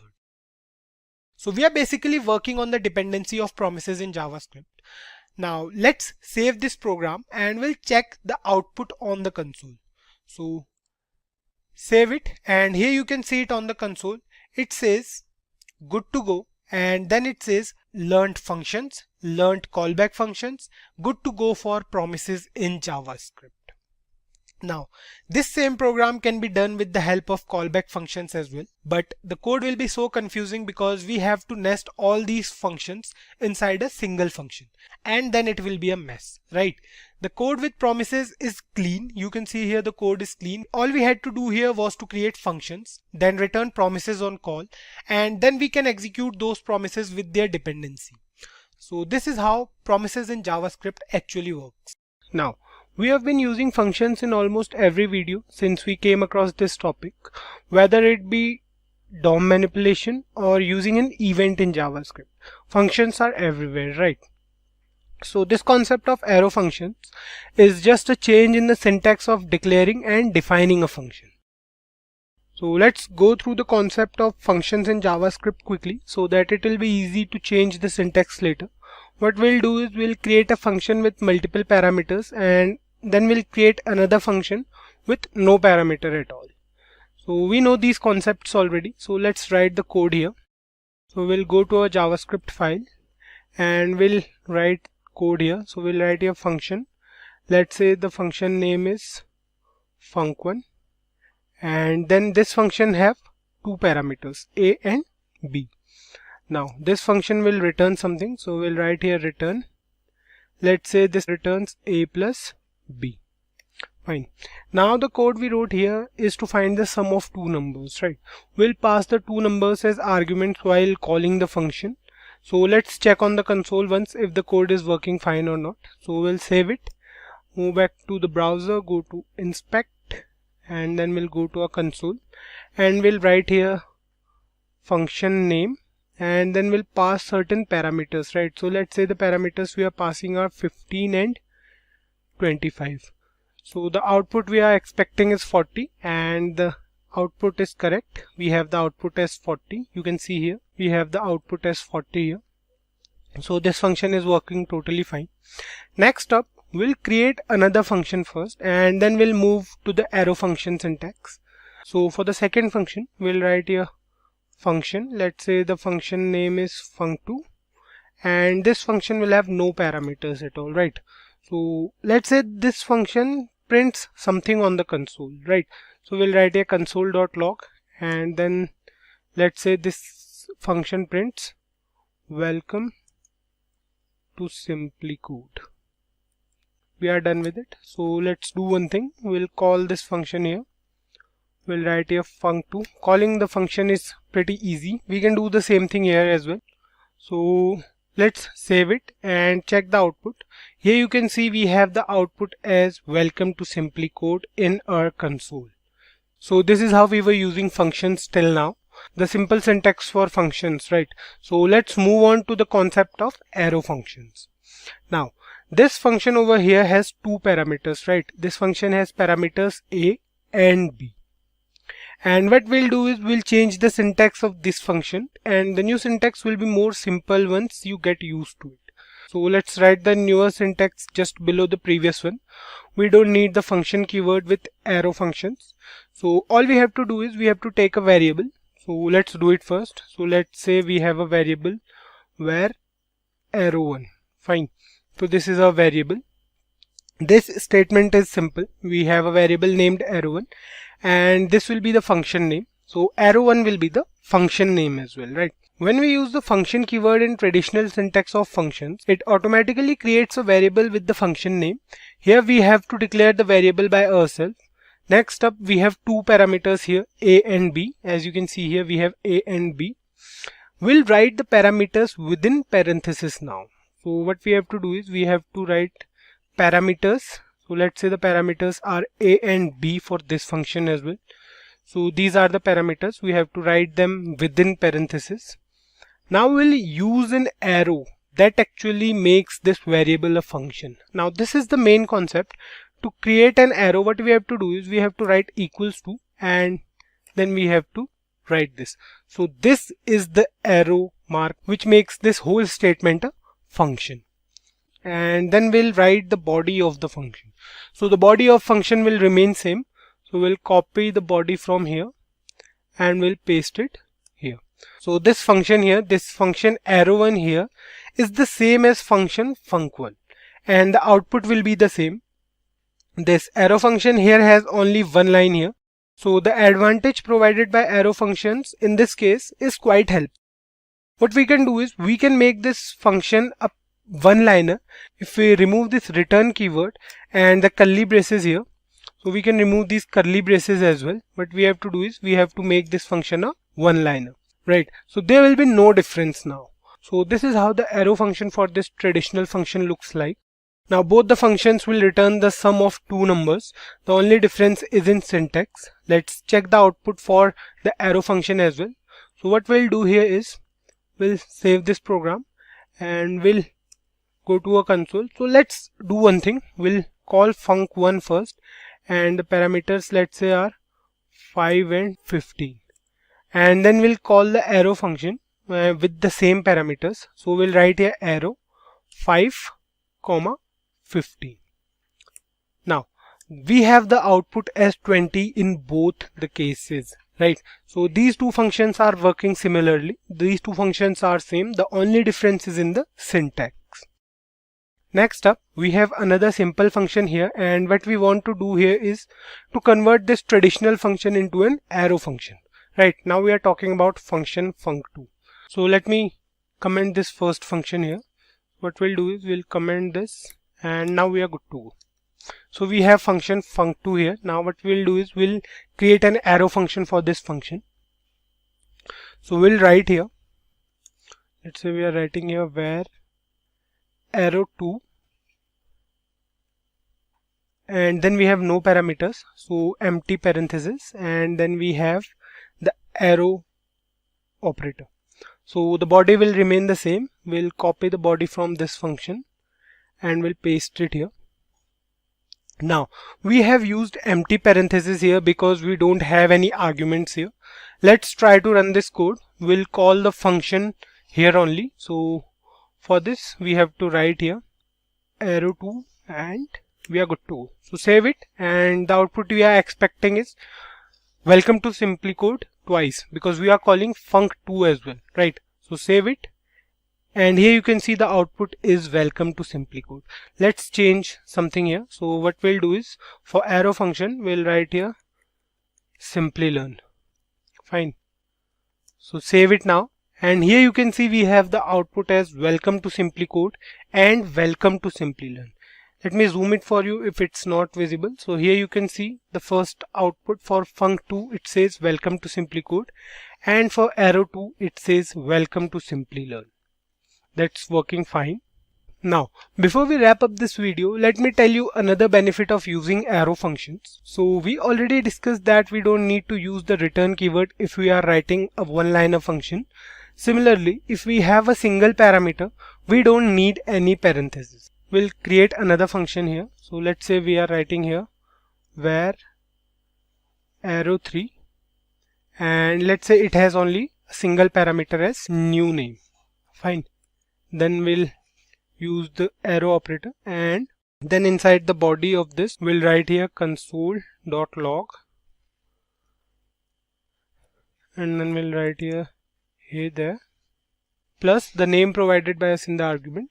So now we are good to go. This function here will give us the output as hey there, and then whatever name we'll pass while calling the function.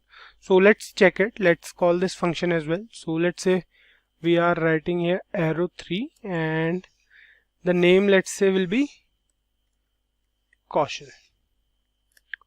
Save it, and here you can see it says hey there Kaushal for arrow function 3. So this is also working fine.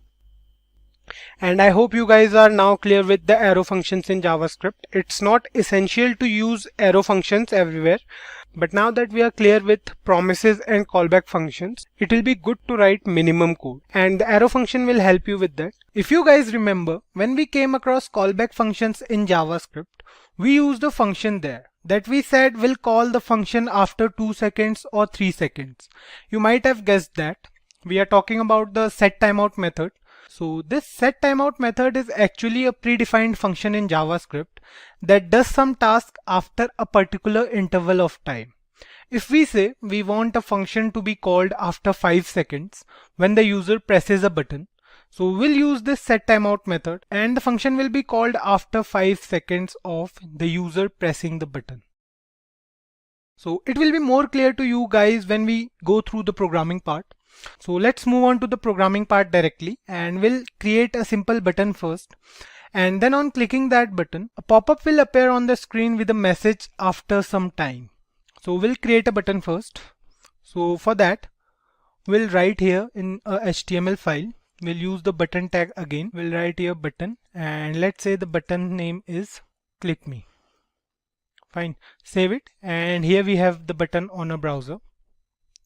So we have created a button here. This was simple. Next up, we want this button to call a function on clicking. So what we'll do next is we'll use the onClick method within this button tag, and then we'll define the function in JavaScript file. So let's do it. We'll write here onClick, and we want this button to call a function. Let's say the function name is start. So what will happen is the function start will be called on clicking this button. So let's move on to a JavaScript file, and we'll declare some functions here. So we'll create a function here that will print some message on a pop-up, not the start function, but a different one. So we'll write here where message, and then we'll use the syntax for arrow functions. So we'll write here alert, and inside this we'll write here welcome to SimpliCode. So this is our message. Save it. We have created an arrow function here just to remind you guys of the syntax for arrow functions. So this function will print this message with a pop-up. We can check it. We have to go to a console, and we'll write here message and call this function. So here we have a pop-up with message welcome to SimpliCode. So this function is working totally fine. The real work starts now. What we'll do next is we'll define the function start with the setTimeout method. For that, we'll write here function start, and then inside the body of this start function we'll call the setTimeout method, and we'll pass two arguments here. So the first one is the function name, and the other one is the time interval. So this is how we basically use the setTimeout method in JavaScript. This is the syntax.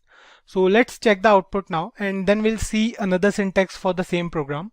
So save it, and we'll go to the browser, click on this button, and the pop-up will appear after 2 seconds. So here's the pop-up with the message welcome to SimpliCode.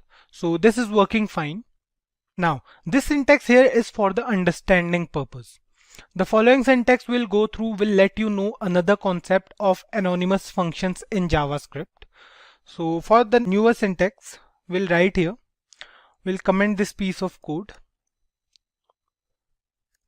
and we'll write here function, and the function name is start. Then inside the body of this function, we'll use the setTimeout method, and we'll write here function. This function is an anonymous function. Then we have the body of this function and the time. So here we have written 2000, and inside the body we'll write here alert, and let's say the message it will print is welcome back. Fine. If you see this function here, you can see that we have used the function keyword instead of passing another function. This concept here is known as anonymous functions in JavaScript. Basically, an anonymous function is a function without a name. We often use this function as arguments to other function, and this syntax will call the start function after 2 seconds. So this function here will work as the previous one. These two functions are the same. It will also print the same message after 2 seconds. It will print welcome back after 2 seconds. Save it and click on the button. You can see here we have the pop-up on the screen after 2 seconds. So this function is working fine. The syntax are different, but the working is same. Now let's go through another method. The next method is used to stop the timer in between. So we'll use the first function we created here for this purpose. We'll comment this piece of code, and we'll use this syntax only. Now the next method we are going to discuss about is the clear timeout method. Let's say we want to call this function after 5 seconds, and suddenly in between we realize that we don't want to call this function. So what we want to do is we want to stop this function before it executes. So the clear timeout method comes into picture, and this clear timeout method works with a variable. So let's create another button for that first, and then we'll declare a variable as well. So let's say we want a button here, and this button will call a function on clicking. So let's say the function name will be stop and the button name will also be stop. So save it, and here you can see we have two buttons. One is the click me and the other one is stop. Next up, we'll move back to our JavaScript file, and we discussed earlier that this clear timeout method works with a variable. So what we'll do next is we'll create a variable and we'll assign the initial value to that variable as 0.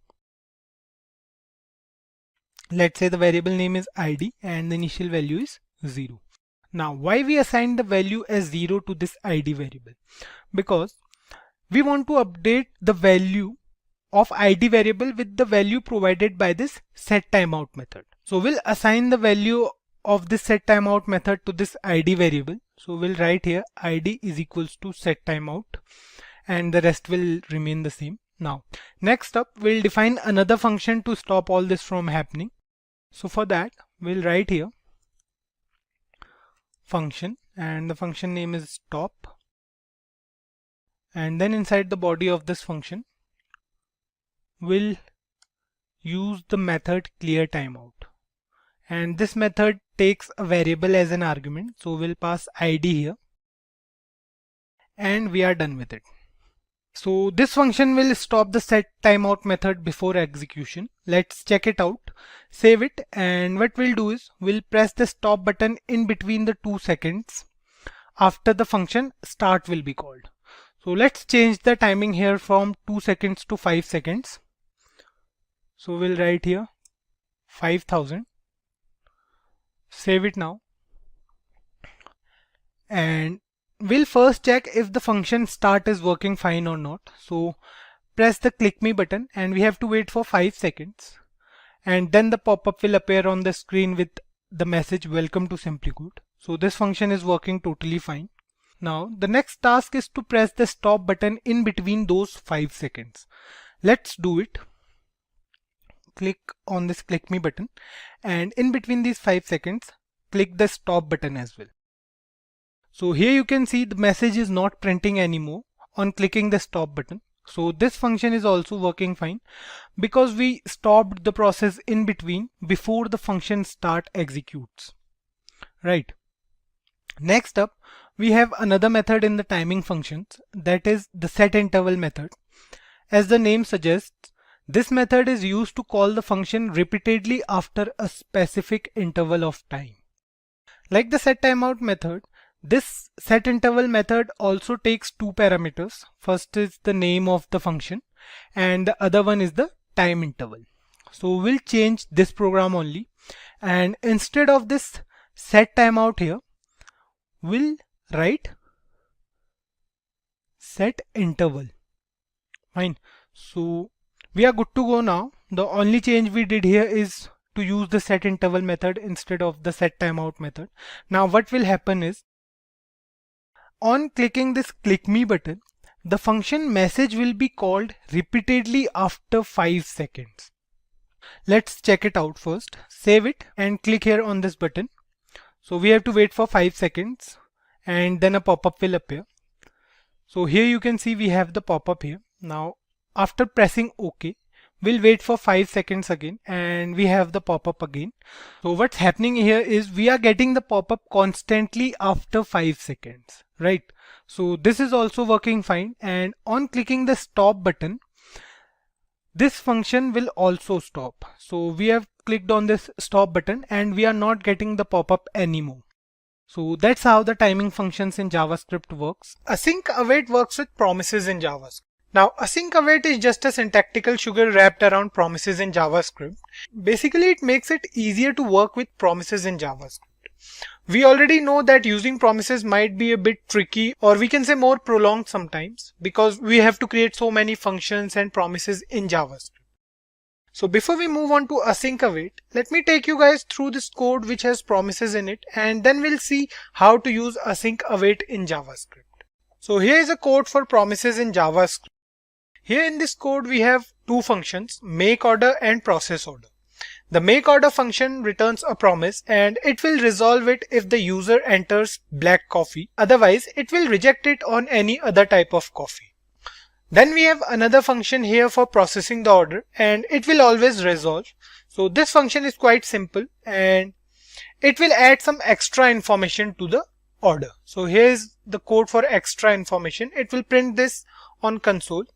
So let's move ahead and we'll look at how we call these functions using promises, and then we'll change the same code using Async Await. Let me do it guys first and then I'll explain it to you. So here's the code. Now what we did here is we called the makeOrder function and we'll pass here black coffee as an argument to make it successful.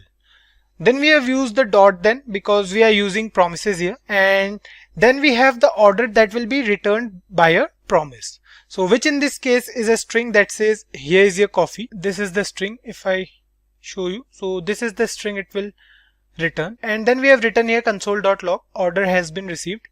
It will be printed on the console. And then we have called the process order function and we are going to process the order that we received, and the reason we are returning this is because, so you can see here we are returning this process order function. The reason behind it is because we are using promises here.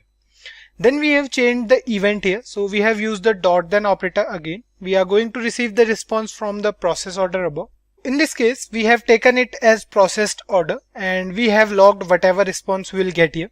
The next thing we did here is to use the catch block to catch any type of error we get. For example, if the user says he wants a latte, not black coffee, then it will give an error and it will say that we serve black coffee only. So this is the code for error.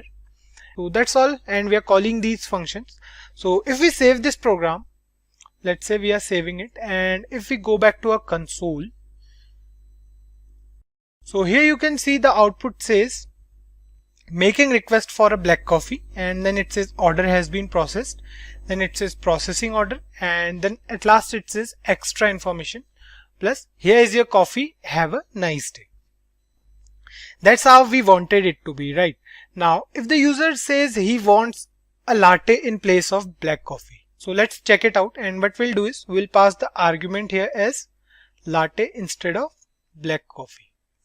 So save it now.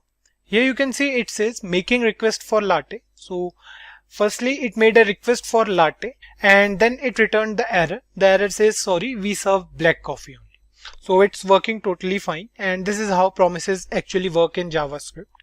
All the different codes here are executed and it is waiting for the previous code to execute before moving on to the next one. So that's what we exactly wanted here. Now if you look at all this code here, which is obviously not too much confusing, but we have to use more dot than here, right? We have to go through a lot of nesting here, and it could be done easily with Async Await in JavaScript.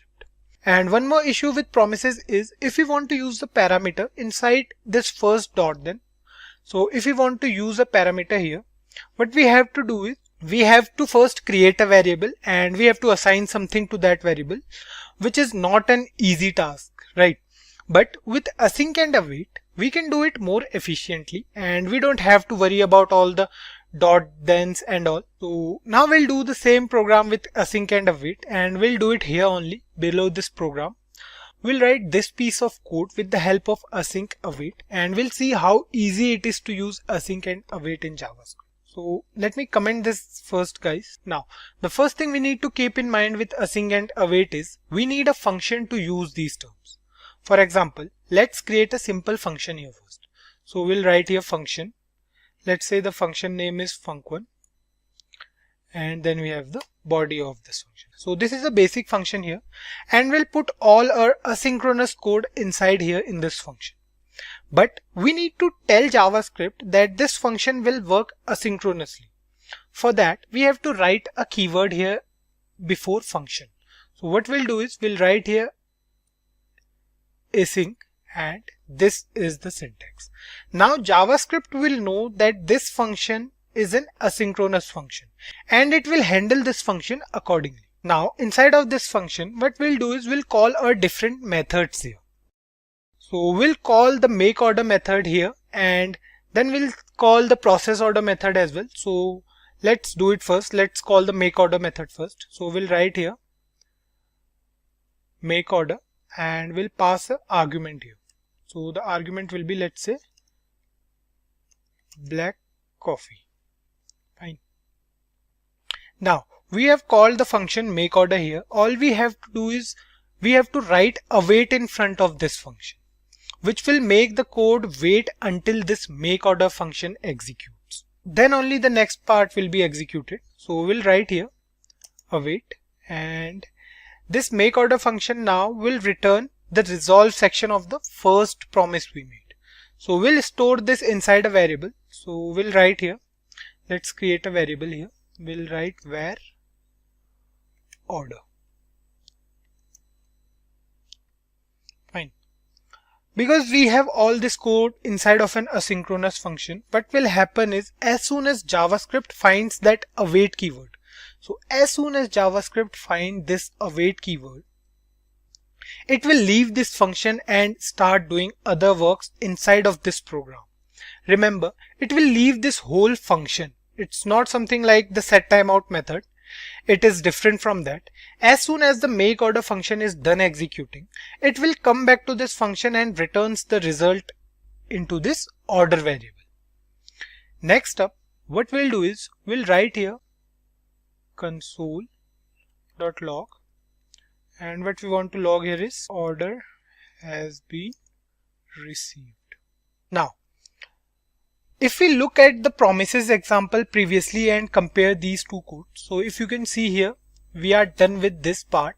So this is what it looks like while working with async await in JavaScript. Now we'll see that we have received the order with pretty easy syntax, right? Next up, what we have to do is we have to process this order. This means that we have to write the code for the second than we used in the promises example, right? The syntax will remain the same. For that, we'll write here where processed order is equals to await. We'll use the await keyword again, and then we'll write here process order. Fine. And then we'll pass the argument as order. So we are passing this variable as an argument to this process order function.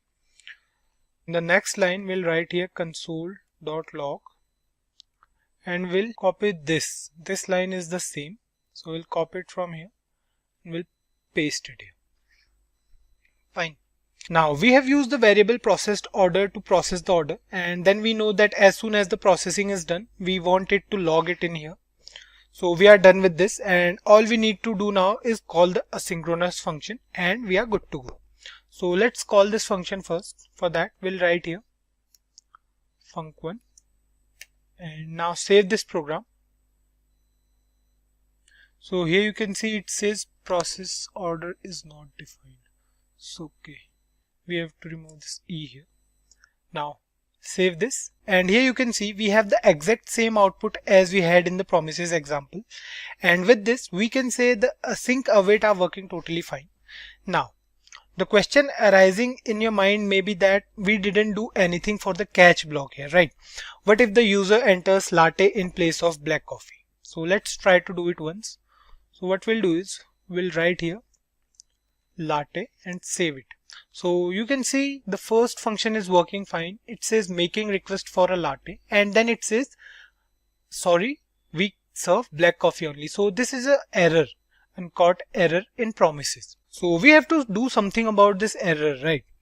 Now the async and await in JavaScript actually has two blocks, one for resolving and the other one for error or reject. So we can say like the then and catch in promises, we have try and catch in async await. So what we have to do here is we have to put all this piece of code inside the try block. So let's do it first. What we'll do here is we'll write here try. So what we are doing is we are asking the computer to try this piece of code if this is fine or not. And then we have another block catch. Fine. So we'll write the code for rejection here inside this catch block. What we'll do is we'll write here catch and we'll pass an argument here. So we'll write here error, and then we'll log this error on a console. So we'll write here console.log error. So we have passed a parameter here, and the moment it will find any error, it will leave the try block and moves on to the catch block, and the output will be an error. So save it, and you can see it here on the console. It says, sorry, we serve black coffee only. So this is how we can use async await in JavaScript. It's not necessary to use with over promises, but the syntax is relatively clean and easy to understand, right? As you can see here. All we have to keep in mind while using async await is we have to use a function and wrap up all the data inside it. So keep this thing in mind that we have to use a function always, and we have to wrap up all this data inside a single function with the help of try and catch block. Try and catch block are pretty easy to use, right? We'll go through try and catch block in the next video as well, when we'll go through error handling. Another important thing I want to mention here before we end up this video is, guys, it may happen that you might don't use these topics quite frequently while working on the front end of a website. But if you get to answer these questions during an interview, and these topics are pretty crucial if you are learning JavaScript. Now, errors are something that we get at times while working on a program. Generally, there are different types of errors present in almost every programming language. Errors like syntax error, runtime errors, and logical errors. So syntax errors are those errors a user can't control.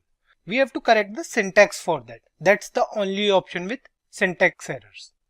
For example, let's say we have a function that will print something on the console on calling.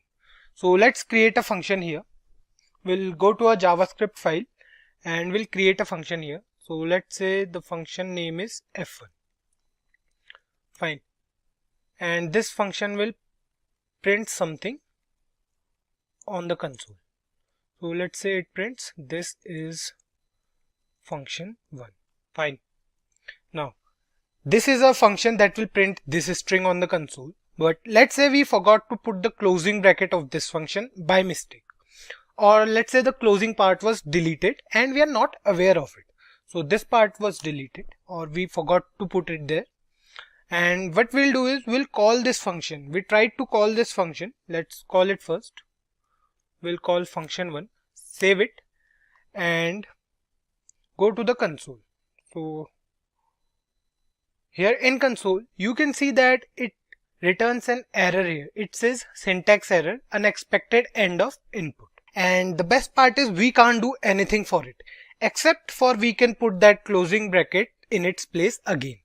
So if we put this closing bracket here again, now it will work fine. Save it, and here you can see we have the output as this is function 1.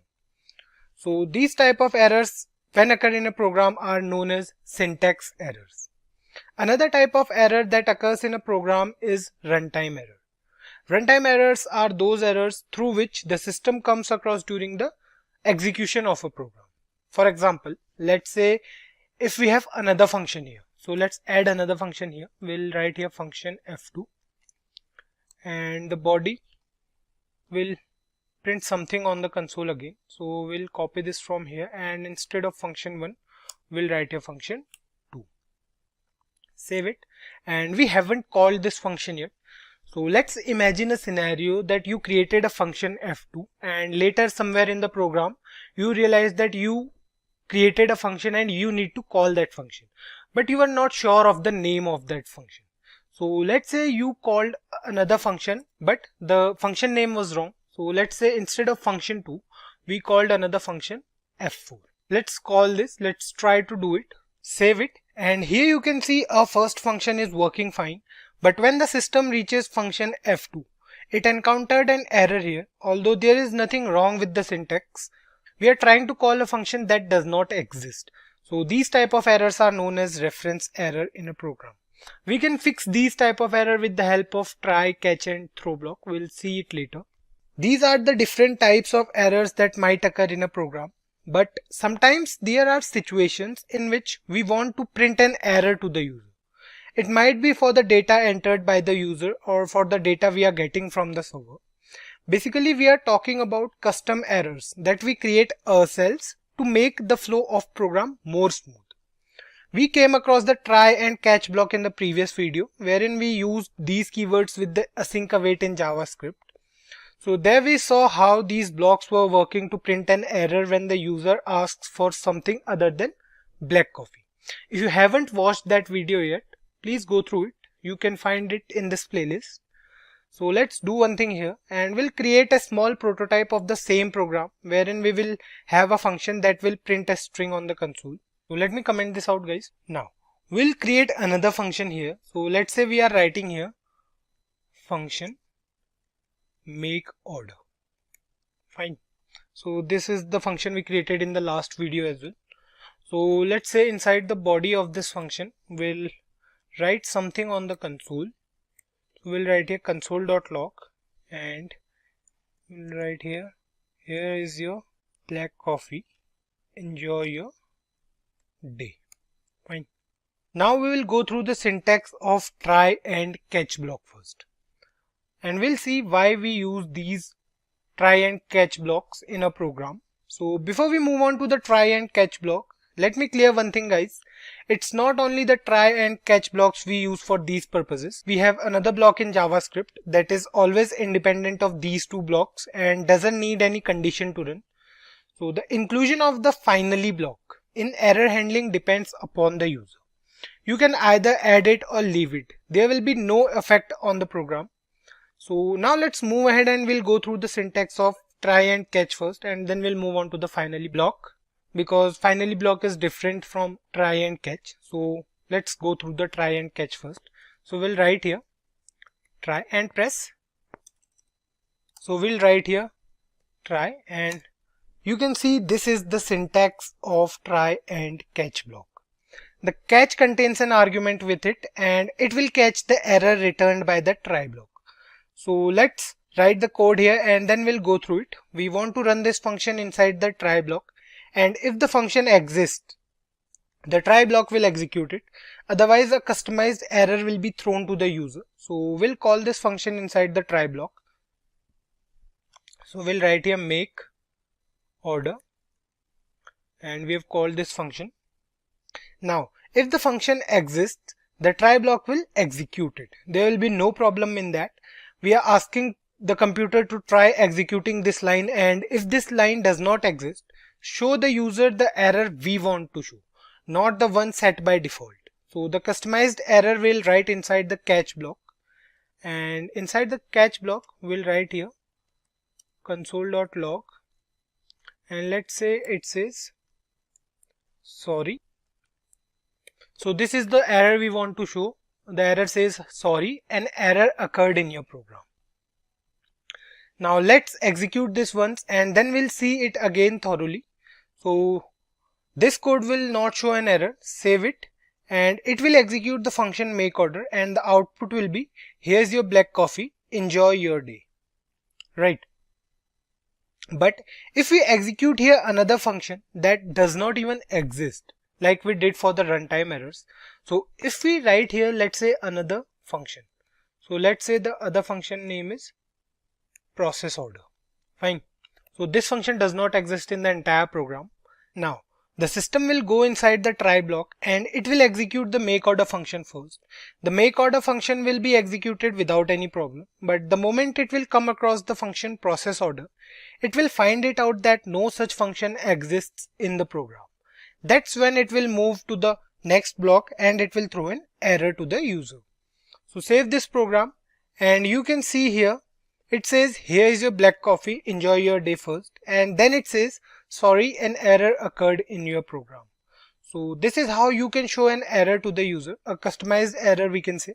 If we call this process order function outside of the try block, the scenario will change and the error will be different. So let me show you guys. What we'll do is we'll cut this process order from here and we'll call this process order function outside of the try and catch block. Now we have called this process order function here, and we know this function does not exist in the program. So let's save it, and here you can see it says uncaught reference error, process order is not defined. So this is a runtime error here. Now this is the default error you get in JavaScript. This is the default way in which you can get an error in JavaScript. So there are certain things we can do with errors in JavaScript, which are, let's say if you want to print the error as well in the console. So we just have to write here console.log error. And one more thing we have to do is we have to move this process order function from here back again to its original position. So save it now, and here you can see we have a reference error. Now this statement will print the whole error in the form of text, and the user will know the type of error as well. Apart from that, we can also print only the message or the name of the error. So for that we have to write here console.log error.name for the name of error, and console.log error.message for the error message. So save it, and here you can see we have reference error and as the name of error, and the message is process order is not defined. So this part of the error is the message and this part is the name. Now we are left with the finally block only. We have already discussed that the finally block is independent of the two blocks and it will be executed anyway if present in a program. So the syntax for finally block goes like this. What we'll do is we'll remove these three statements from our program and we'll write here finally, and inside the finally, let's say we want to print something on the console. So let's say we'll write here this block will execute no matter what. Now this finally block will be executed anyhow. Save it, and here you can see we have the output as this block will execute no matter what. Let's do one thing. Let's take this process order function from here and we'll paste it here. Save it now, and here you can see now none of the three blocks is executing, right? So what we have to do is we have to put it back in its place. One more thing we will discuss before wrapping up this video is the throw keyword in JavaScript. With this keyword, we can throw an error anywhere in the program. The message will be customizable and the type will be uncaught error. Fine. Let's see an example of this type of error handling with the help of basic if-else statement. So let's say we have a condition here in which we have a variable. So let me comment this piece of code as well first. Now, let's say we have a condition here in which we have a variable a and the value of a is, let's say, 9. The condition we have to check here is if a is less than 10, then an error should be thrown. Otherwise, the system should print something, right? So let's move on to the programming part and you'll understand it. So what we'll do is we'll declare a variable a and the value of variable a will be 9. Now, the if statement will have a condition that if a is less than 10, throw an error. So what we have to do is we have to write here throw new error, fine, and the message will be, let's say, this is a customizable error, fine. This is the message, and we have to mention the else statement here as well. So inside the else statement we'll write here console.log working fine, let's say. So the if else block does not matter that much in this case. The only thing I want you guys to see here is the throw keyword. Save this program here and we have the value as 9, and what we wanted to throw an error if the value is less than 10. Save it, and here you can see we have a familiar representation of this error different from the try catch block. The message is customizable and it says this is a customizable error. So this is how we can throw an error in the program wherever we want to. I hope you guys got it. Have you guys ever heard about validation or pattern matching in JavaScript? We come across these terms when we hear about passwords mostly, right? So we say that we can use the if else statement to match if the user's password matches with the one we already have. For that we write if password is equals to some sort of string or characters, and then we see if the password matches, we'll let the user enter, otherwise the entry will be denied. So we are discussing all that because regular expressions are objects used to perform pattern matching, or if we want to search for something in a string, or even if we want to replace something from a string, we can do it all with regular expressions. So we'll go through the syntax for regular expressions and some more important things about regular expressions in JavaScript. So regular expressions are present in almost every programming language. It's not limited to JavaScript only, and the concept remains the same everywhere. The syntax may differ a bit between different languages, but the logic behind them will always be the same. The name might be a little bit confusing, but the reality is entirely different. They are pretty easy to use, and if you understand the basics clearly, you'll face no problem while working on advanced topics. So let's go through the regular expressions before we move on to validations using regular expressions in JavaScript. So let's understand the concept entirely so that it will be easy for you guys in further videos. So consider a scenario where we have a string and we want to find a particular word in that string. Or we can say we are in a static website. I hope you guys are aware of the term static, where we have the search option to find some word in the entire HTML document. We have to write the word in the search box and it will return us the location of that word in the HTML file or in the website, right? What we'll do now is we'll use a word and we'll find that word in a string. We'll make some changes to that word with the help of several functions used along with regular expressions in JavaScript. So the syntax for regular expressions goes like this. We'll move to a JavaScript file and we'll take a variable here. So let's say the variable is var regex, and we use 2 forward slashes for it. Generally we use the double slash for comments, but it will be recognized as a regular expression in JavaScript if we write something inside these double slashes. So let's say we are writing something here. Let's say we write here hello. Now this word hello is present inside the variable regex, and this word needs to be searched in a string. So let's use a string as well. So for that we'll write here where, let's say the string name is str1. Let's say we are writing here welcome to a YouTube channel, full stop. Say hello if you are new here. Fine. So let's say this is the string we have. Now this string contains the word hello in it. All we have to keep in mind is to add the main keyword in the string for now. Moving ahead, what we want to do is we want to find this word in the string, right? We want to find this hello word in the string. So next up we'll go through certain essential functions which we use with regular expressions, and we'll see the functioning of these essential functions. The first function is the exec function. So let me write here, guys. This is the first function, exec function. Now this function returns an array if the word is present in the string. Otherwise it will return null if the word is not present in the string.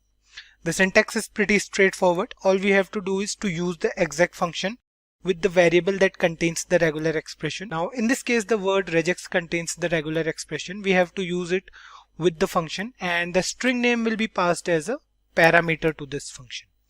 So let's write the syntax here and it will be easy for you guys. So let's comment it out and we'll write here, let's say we are taking another variable var output. We'll write here the variable name dot function name. We'll write here exec, and the string will be passed as a parameter. Fine. So this is the syntax. Now this output variable over here will have an array, and the array will return the index number of the word hello in the string. Fine. So let's print this array on the console and we'll write here console.log output. Fine. Save it and open the console. So we'll move to a browser and we'll open console here. See here we have an array, and if we click on this array we can see that we have the word hello at index 36. So if we count from here, and the counting should start from 0 because array index always starts from 0. So at index 36 we can find that hello is over here, and so it will return the index of this particular word. Now if we write here something else other than hello, let's say we are writing here 2. Save it now, and you can see here we have 2 present at index 8. So if we count from here, we can see that 2 is present at index 8. So this is working totally fine. Now another scenario is if we write here 2 with a capital T. Save it now, and you can see here the output is null. Why so? Because regular expressions in JavaScript are case sensitive. Case sensitive means it differentiates between the capital letters and small letters. Fine. But the good part is we can make them in case sensitive as well. So all we have to do is we have to use a modifier. A modifier is actually used to make modifications in the search. So what we have to do is we have to write here in the beginning, we have to write a single letter, and in this case we'll write here I, because this modifier will tell the system that there will be no problem with the case sensitivity of the word now. It will work fine. And if we save this program, we can see we have the output as index 8. Now if we change this string and we'll write here something other than this, so we'll write here HELLO, but the 3 letters of this word are capital letters. So save it now, and you can see we have the output as index 36. So this is working fine. Now one last situation is if we write here more than one hello in a single string. So if we write here hello and welcome to our YouTube channel. Now there are 2 hello words present in a single string. Save it, and you can see we have the word hello at index 0. So it will return the first hello word in the string. Now if we want to get access of the second hello, and if we write here this piece of code again, what we are expecting is we are expecting it to give us the index of second hello as well, but it will not happen. Save it, and you can see it will give the index of first hello twice. You can see here we have index as 0 in both the arrays, right? So it will not work. Now the solution to this problem is modifiers again. What we have to do is we have to use another modifier here. Now we have to write here the letter G and save it. Now this is returning null because we have the string wrong here. So we have to write here hello because we have removed the in case sensitive modifier. Save it now, and you can see we have both the hello words with indexes as 0 and 46 respectively. So this global modifier tells the system that the word is now global, and if you find the word once and the user tries the exec function again, then the second time you should return the index value of the second word. So this is how it actually works. Now the following function we are going to discuss is a pretty simple one, the test function. Now this function returns either true or false, nothing else. This function checks for a particular word that if the word exists in a string, then it will return true, otherwise false. It will not return the index value or some sort of other things. It deals with the boolean value only, that is true or false. So that's it for the function. Let's see how this function works actually. So what we'll do is we'll mention here this test function and we'll comment this piece of code so that there will be no confusion. We'll comment it out. Now we'll go through the syntax of this test function. The syntax is pretty easy. We'll use the output variable again, and we'll write here variable name dot function name, and the string name will be passed as a parameter. Now the next thing we'll do is we'll write here console.log, and we'll print this on a console. Fine. So this is the syntax for test function. Save it, and here you can see in the console that for the word hello it returns true. If we change this word here to something else, like if we write here hi instead of hello, save it, and you can see the output is changed to false because hi is not there inside a string, right? Because hi does not exist according to this string. So this is how the test function actually works. Now one more thing I want to mention here about the test function is if we write here some part of a word, not the whole word but some part. So let's say if we write here E-L-L. Now this is the part of hello world. Now what if we save this? You can see the output here is true. That's because the test function checks for every letter, and if it finds these 3 letters in any word, it will return true in that case as well. Fine. Next up, we have another function to use with the regular expressions in JavaScript. Now the next function's name is match function. I'll write it here. First I'll comment these 2 statements, and then I'll write here the name of this function. So the name is match. Now this match function returns an array of results, otherwise null. The syntax for this function is exactly opposite from the previous functions, because we'll pass the regular expression as a parameter to this function now, and the function will be used along with the string. So it is completely opposite to the syntax we used for the previous 2 functions. So we'll write here for this, we'll use the output variable again. We'll write here where output, and instead of regex we'll use it with the string. So we'll write here str1.match, and the variable name will be passed as a parameter. Fine. So this is how the syntax for match function looks like. It's exactly opposite to the syntax we used for previous 2 functions. The next line will remain the same. We'll write here console.log and we'll print output on a screen. Fine. Now we have to do one more thing here. What's that is, we have to remove this modifier from here and we have to write here hello. So save it, and you can see we have an array over here. Now what if we want to find both the words in a string? If we want to check if there's more than one word with the similar name. So what we have to do is we have to write here G, and if you save it now, you can see the output is completely changed, and now we have an array with 2 similar words. What if we add another hello here? So let's say we have another hello here. Save it, and you can see here the array size is increased to 3 now. Now we are left with one more method, and the method we are going to discuss now is pretty important because we'll use this method in future as well. So the last method is the replace method, which is used to replace something from a string. We can either replace the first matching word or all the matching words from a string. If we are using the global modifier, then all the words will be replaced. Otherwise the first matching word will be replaced. So the syntax for this method goes like this. What we have to do is, so let's comment it out first and we'll go through the syntax of final method. So the final method is replace method. Fine. So the syntax goes like this. We'll use the output variable again, and we'll write here str1 dot replace because we want to replace something in that particular string. The first parameter will be the variable name. We'll write here regex, comma, and then we'll pass the word we want to change. So hello will be changed with, let's say in this case, hi. Fine. Now check over here that if we are using any modifier, so we are using global modifier here. Now if we print this on our console, if we write a console.log and we are writing here output,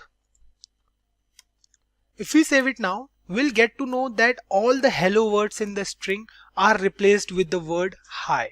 Save it, and you can see over here that hi and welcome to our YouTube channel. Say hi if you are new here, and then we have a hi. You can see that all the hello words are replaced with the word hi. Now if we remove this global modifier from here and if we save it now, you can see only the first hello word is replaced. The other hello words are here and there will be no change in them because we are not using the global modifier now. In the previous video, where we came across regular expressions in JavaScript, we saw different predefined functions that we use for finding a particular expression present inside a string, right? Like the predefined functions, we also have some JavaScript characters that make the searching part easy. So these characters are used within the expressions and help us in different ways. For example, let's consider a scenario where we have a regular expression and we want to find a particular word within the string. But we don't remember the whole word. Let's say we forgot the word with time. And now we remember only a part of that word. So let's do the same side by side, and what we'll do is we'll go to our JavaScript file and we'll take 3 variables. We'll write here let regex is equals to Then we'll write here let str1 is equals to, and then finally we'll write where output is equals to. Fine. Now here we have three variables. The variable regex will store a regular expression within it. We haven't returned the word yet. Next up, we have a variable str1 to store the string and a variable output to store the output returned by a function. The function we'll use will be any one of the ones we used in the previous video. So let's do it here. The word, let's say the word will be welcome. Fine. You can take any word you want. Now moving on to the string, let's write the string as well. We'll write here welcome to our YouTube channel, and then we'll write another welcome here. Fine. We'll discuss the reason why we wrote welcome twice. Now if you guys remember from the previous video where we have used the test function to check the availability of a word present in a string or not, we'll use the same function again. So we'll write here variable name dot function name. So the function name is test, and then we'll pass the string name as a parameter. So we'll write here str1. That's fine. And finally what we'll do is we'll print this on our console. So we'll write here console.log output. Fine. Now we already know the output for this piece of code, right? The output will be true. That's obvious because we have the word welcome present in our string, not once but twice. The output will remain true if we remove the first welcome from this string. Let's do it here. Let's save the program first, and then we'll move to the console. And you can see here the output says true for the word welcome present in the string str1. That's true, right? And now if we remove this welcome word from here, and if we save it, you can see the output still remains true because we have another welcome word present in the string, right? So this is how the test function actually works. We'll put the welcome word here again. We already know the functioning of this test function. The main point of discussion here is the meta characters. So meta characters are characters with special meanings, like the dot character. If we write this regular expression, like we can remove any one character from this word and put a dot in its place. Let's do it. We'll remove a random character and write dot here. So let's say we are removing L. Fine. And instead of L, we are putting a dot here. Now the dot character here will replace this character, and the system will not throw any error.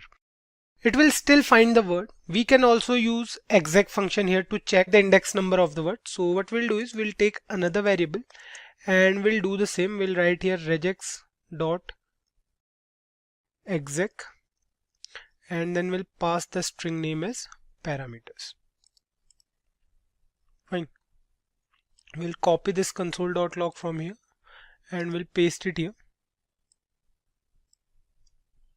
The variable name is op. Save it, and here you can see we have the output as true for the test function, and for the exec function it returns the index number 0 of the word in the string. Now the system automatically puts a L in place of the dot character. Similarly, if you want to do the same thing for more than one character, we have another meta character for that. It's not that we can't use this dot operator, but we can use it for a limited time. Like we can use it for a single character. But if we want to put more than one character and we don't know the number of the characters, so then we have another meta character for that. The meta character is asterisk. Now this asterisk allows us to put multiple characters within a particular expression. For example, if we write here, let's remove all this and we'll put star or asterisk in place of all the characters in between. So save it, and you can see the output returns true for test function, and for the exec function the index is 0. Now if we write here something like that, and we don't know what it is, but let's assume it.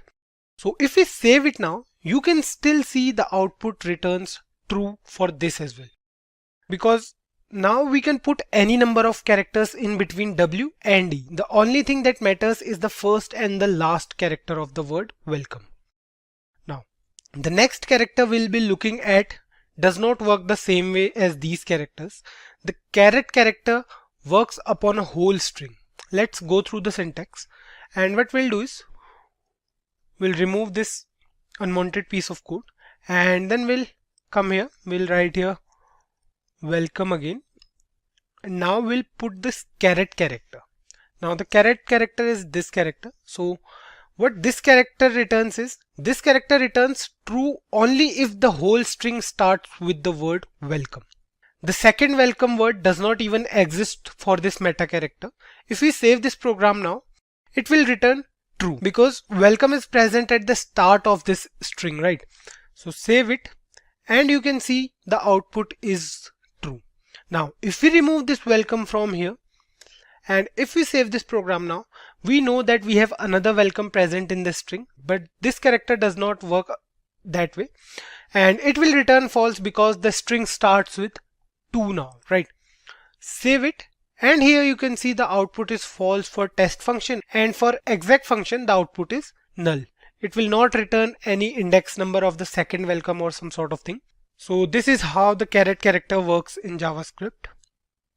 The next meta character does the same thing, but for the end of the string. The symbol is $, and it checks for the end part of the string. This meta character is placed at the end of a regular expression, and it checks if the string ends with characters present in the expression. The syntax goes like this.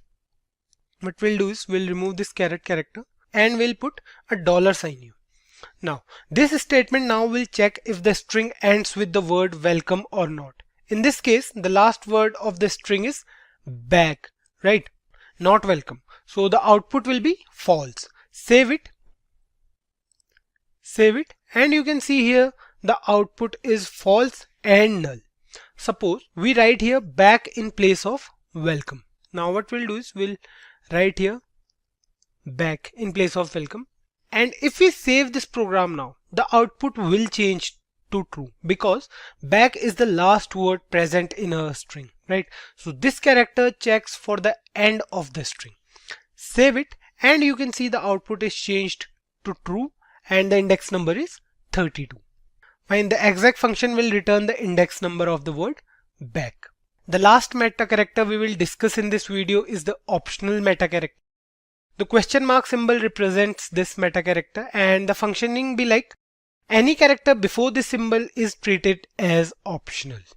This means that it doesn't matter if the character is present in the string or not. For example, if we write here, let's say we'll write here welcome again because welcome has more characters than back, and we'll write here welcome as well. Fine. Now let's make some changes in this particular regex expression. So what we'll do is we'll put a question mark here, and let's say we'll put another question mark here. Fine. Now if we remove C and E from the string or any one of them, then also the function will work fine and the output will be true. Let's do it, and what we'll do is we'll make some changes in this particular string, and we are going to remove some characters from this string. So we have 2 welcome words here, and what we'll do is we'll remove C from this one, and we have 2 optional characters, right? Both C and E are optional, but for now we are removing C only. So the string looks like this. We have the word vellum. It doesn't mean anything, but for understanding purposes we have done it. So save it, and you can see the output remains true for vellum. Now what if we put any other word in place of this character? Let's say we are writing here B. Fine. The output will change. We have to put an O as well because O is not an optional character. Now the output will change. As we were discussing, if we save this program, you can see it says true for now, but it is saying true because of this welcome. Now if we remove this welcome from here, and if we save it now, you can see the output is changed to null. Yes, these characters are optional, but we can't put any character in place of them. We have 2 options only. Either we can put C in its place or we can leave it. So there's no other option with the optional characters. So these are the few meta characters present in regular expressions, which helps in validation a lot. We came across meta characters in regex in the previous video, where we saw how to check the availability of a particular word or expression within a string. We know about functions as well. So today we will combine all these things to some extent, and we'll see how basic validation actually works in JavaScript. We'll see an example wherein we'll go through the character sets and ranges and check for some specific type of validation in this video. Now, the topic character sets and ranges itself is a pretty explanatory topic, and we can get an idea of what's coming just by going through the words. Characters in layman term refers to alphabets and numbers, right? We see a character on a daily basis and we know a lot about them. Now, if I write here A, we can say that this is a character in JavaScript. Now, we can use one single character or a group of characters at a time with regular expressions in JavaScript. We have a particular syntax for it. We'll go through the syntax first, and the syntax is like we have to use square brackets and we have to write characters in between these brackets or inside these brackets. Here we have three characters A, B and C. What we can do is we can give instructions to the system to use any one of them in a regular expression. So let's take a small example of how this actually works with regular expressions, and what we'll do is we'll do the same thing we have been doing till now. We'll search a word within a string. We'll check that if a word exists within a string or not. So we'll do it like we'll take a variable regex that will contain the regular expression. So this is the syntax for regular expression, and this is our regular expression which says def. So in actual this is not a word, but assume it as a word for now, and what we have to do is we have to include character sets with this regular expression, right? So we'll write here inside square brackets ABC. Now the next thing is we'll define the string. Let's say the string name is tr1 and the string says this string contains ADEF. So DEF, or we can say ADEF, is what matters the most for now. So anything else you can write on the string. The next thing we are going to do is we are going to use the test function to check if this particular regular expression is available in the string or not. So we'll write here regex.test, and inside this we'll pass the string as a parameter. Now the last thing we'll do is we'll write here console.log and we'll print this on our console. Fine. We are done with it. So what we are doing here is we want to search the string for a word which contains the letter DEF compulsory. But before DEF, we can have a character. That character can either be A, B or C. No other character will be taken in front of DEF because we have defined a character set as well, right? And that character set contains only three characters A, B and C. So here you can see we have ADEF present in the string and we have A along with DEF. So what we are expecting is this test function should return true, right?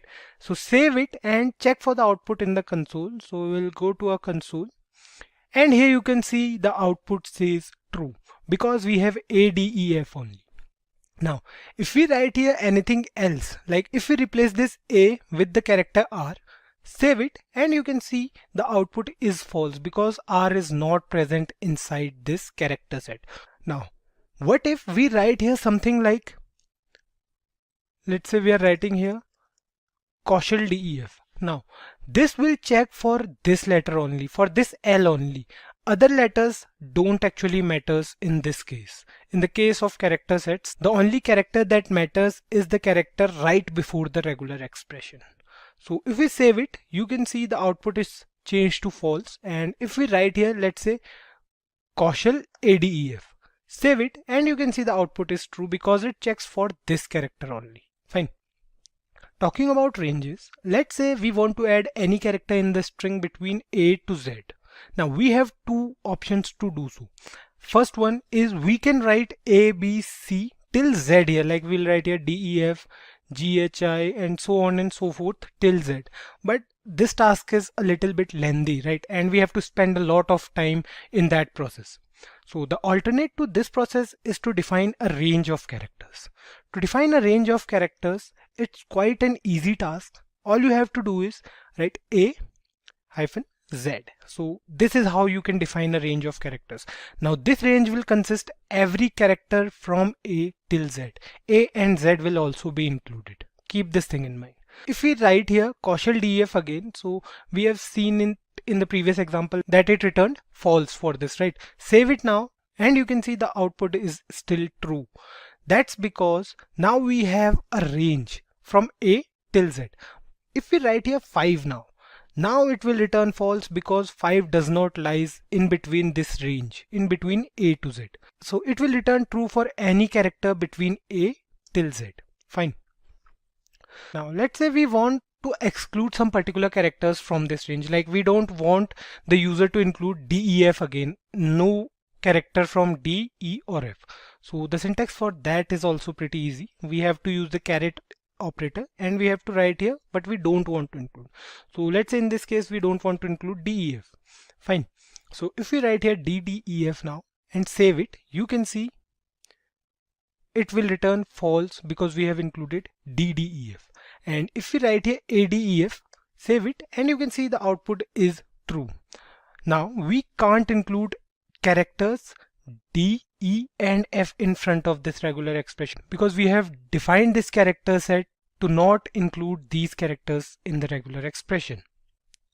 So these are characters and ranges in regular expressions. So the next thing we'll be doing is we'll be going through a basic validation example and we'll see how actually basic validation works in JavaScript. What we'll do is we'll create a small HTML form that will take the employee ID from the user and it will check if the employee belongs to the organization or not. So let's say the employee ID of the organization has some unique characters present in it and the character remains there in each employee ID. The idea is simple. We'll take the ID from the user and we'll use the if-else control statement to check if it belongs to the organization or not. So let's move on to the HTML file and we'll create a placeholder and a button. So let's do it. We'll write here form and inside this form tag let input ID is equals to EID and placeholder is equals to employee ID and type is equals to text. Fine. The next thing we are going to do is we are going to include a button as well, and we are going to call a function on clicking. So we'll use the on click event. So we'll write here on click and let's say the function name is employee and the button name is, let's say, submit.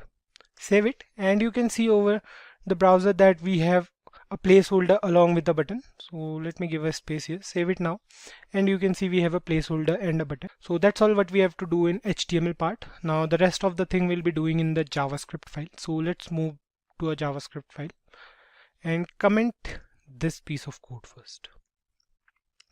Now what we want is we want to call a function employee on clicking the submit button. Fine. So what we'll do is we'll define a function employee and inside the body of this function the first thing we will be doing is we'll be taking the user's ID, right? So we need a variable for that. So let's say the variable is empid and we'll write here document dot get element by ID. The ID is EID dot value. Fine. Now this empid variable will hold the value entered by the user, right? So like if we write here something like D2386, so let's say this is the ID, this will be stored, the value for this ID will be stored inside this empid variable. Fine. Now we'll use the regular expression to check for some special characters. So we'll write here inside the function, we'll write here where check is equals to, inside the regular expression we'll write something. So let's say we want to start the employee ID for the development team with the alphabets D and E, and each ID will have a similar numeric code like 253 which represents the code for a particular team. Fine. So we'll right here inside the character sets, we want DE to be there before a similar numeric code, right? So 253 is the numeric code and we want to include either D or E before that, right? And after 253, let's say we have a range of numbers that each employee ID has a unique 2-digit number. The ID should look like either D25311 or either E25361, something like that, right? Now, so for that what we have to do is we have to include here another range, and this range will be from 11, oh sorry, this range will be from 10 till 99. Fine. This looks a bit complex now, but if you try to do it by yourself, believe me guys, you'll find it out that this is an easy task but a little lengthy, we can say. Now the next part is we have to validate the ID entered. For that we have to use the if-else control statement along with the test function. So we have to write here if check dot test, and inside this we'll write emp ID, because emp ID is the variable which is holding the value entered by the user, right? So if it's true, then it will return an alert box with the message that says valid employee ID. Fine. Else it will return a message in the pop-up which will say invalid ID. Fine. So this if-else statement will check the value returned by the test function. If the value returned is true, it will return a message valid employee ID. Otherwise the else statement will run and the user will get a pop-up with the message invalid email ID. Fine. Let's check the output, and in the browser here we'll write the employee ID in the given placeholder. So let's say the employee ID is D25319. Submit it and you can see it says valid employee ID. We can do it for some more, like if we write here E25398. Submit it and you can see it still says valid employee ID. Now what if we want to include any character between this range and the unique number, right? So let's try to do it. We'll write here D253K89. Fine. So let's say this is the ID we want to enter. Submit it and you can see it says invalid employee ID. Fine. Now one more thing we want to do here is, like if we write here D253 89, in this case it will return false or invalid employee ID. Why? Because we haven't included any modifier here and it will differentiate between uppercase and lowercase character. So to overcome this problem, what we can do is we can include the in case sensitive modifier and we are clearly good to go. Now if we write here D25398 and save it, if we write here now D25398, submit it, and you can see here the output says valid employee ID. So this is how we can use validation along with regular expressions.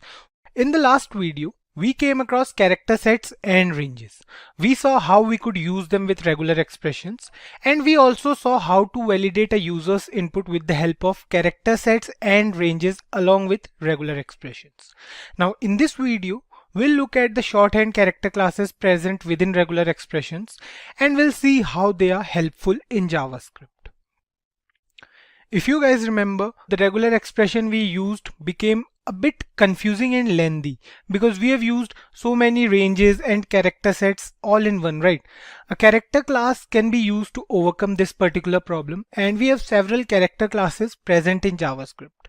So today we will go through them in this particular video. Now the syntax is not too much complicated. All we have to do is to write a single character with a backslash and we are good to go. For example, if we go to a JavaScript file and if we write here \d. Now if we write this character before any regular expression in JavaScript, it means that we have added a character class to a regular expression. This \d is a character class used for finding a digit within a string. Let's go through an example for this character class. And we'll do the same thing. We'll take a string and try to find a regular expression within that string. So what we'll do is we'll write here where regex is equals to, and here we'll write a regular expression.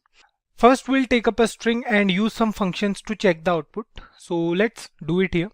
What we'll do is we'll take another variable. Let's say the variable name is str1 and the string says user's phone number is 98765432110. Now let's say this is the string we are using for today's program. The next thing we'll do is we'll use the exec function to find the regular expression within the string. So we have already gone through this exec function in JavaScript. Today we'll use that function only. Now we'll write here where output is equals to regex.exec, and inside this we'll pass a string as a parameter. The next thing we'll do is we'll write here console.log and we'll print this output on a console. Now we are good to go. So we are done with it, and the next thing we want to do is to find a particular pattern along with the number present before that pattern in the string. So let's suppose if we write here inside these slashes, if we write here let's say 3 to 1. Now this statement here asks the computer to find a pattern 3 to 1 in the string. Save it and go to the console. So we'll move to our browser and we'll press Ctrl plus Shift plus I, and here you can see we have a console here, and here we have an array as well. So here you can see it says, let me zoom it out a bit. Here you can see it says 3 to 1 is present at index 28. Now the system finds out that this particular string or this particular regular expression is present here in the string at index number 28.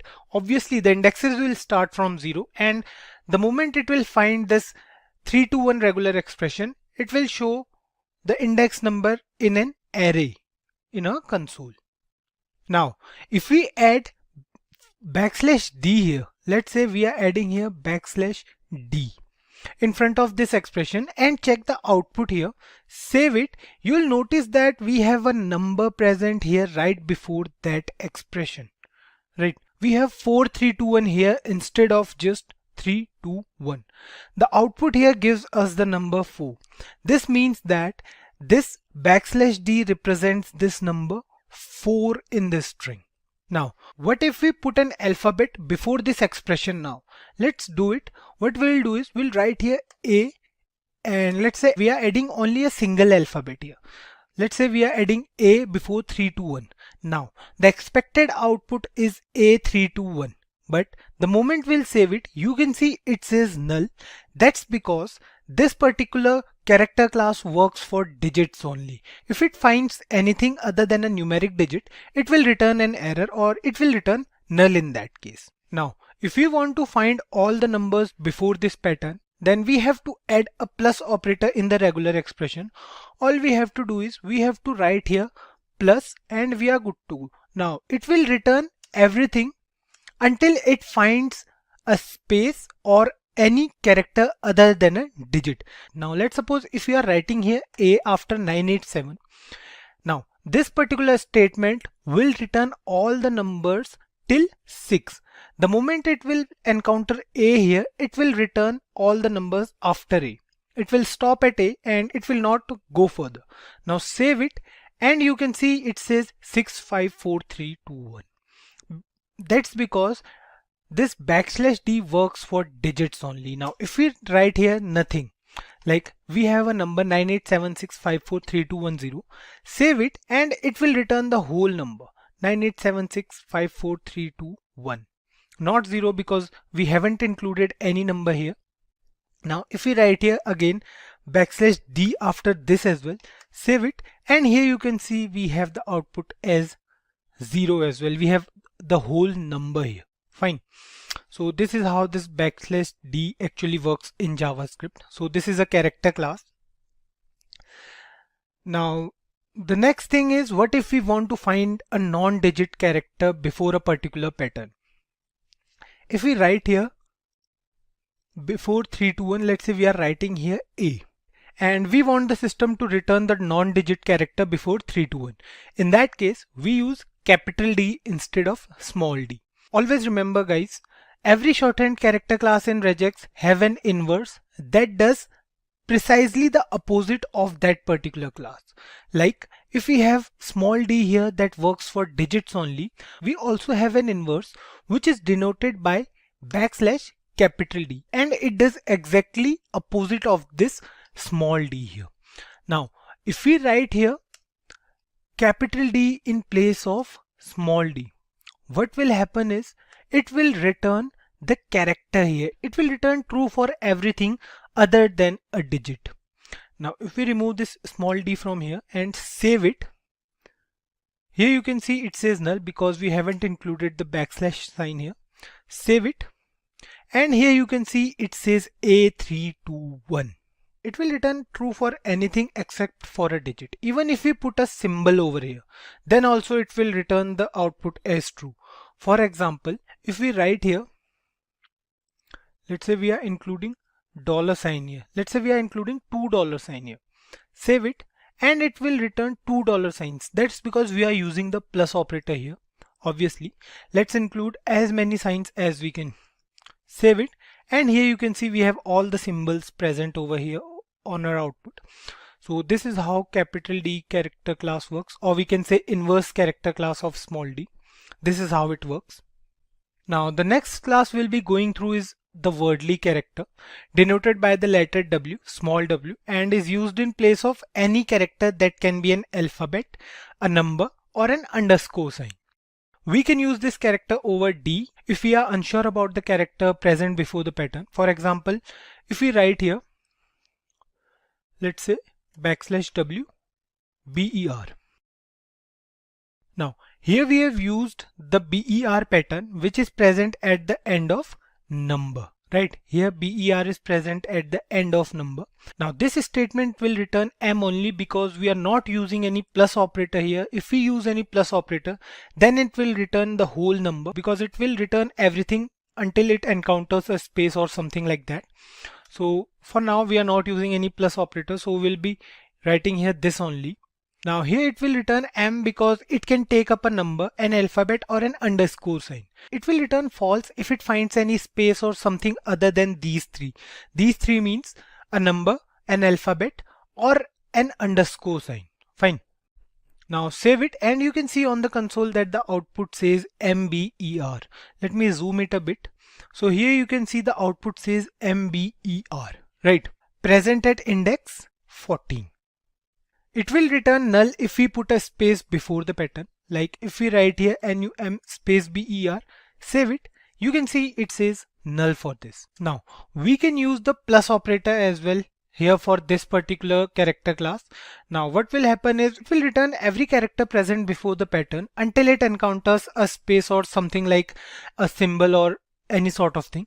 So let's try it. What we'll do is we'll write here W plus BER, and we'll remove this space from here.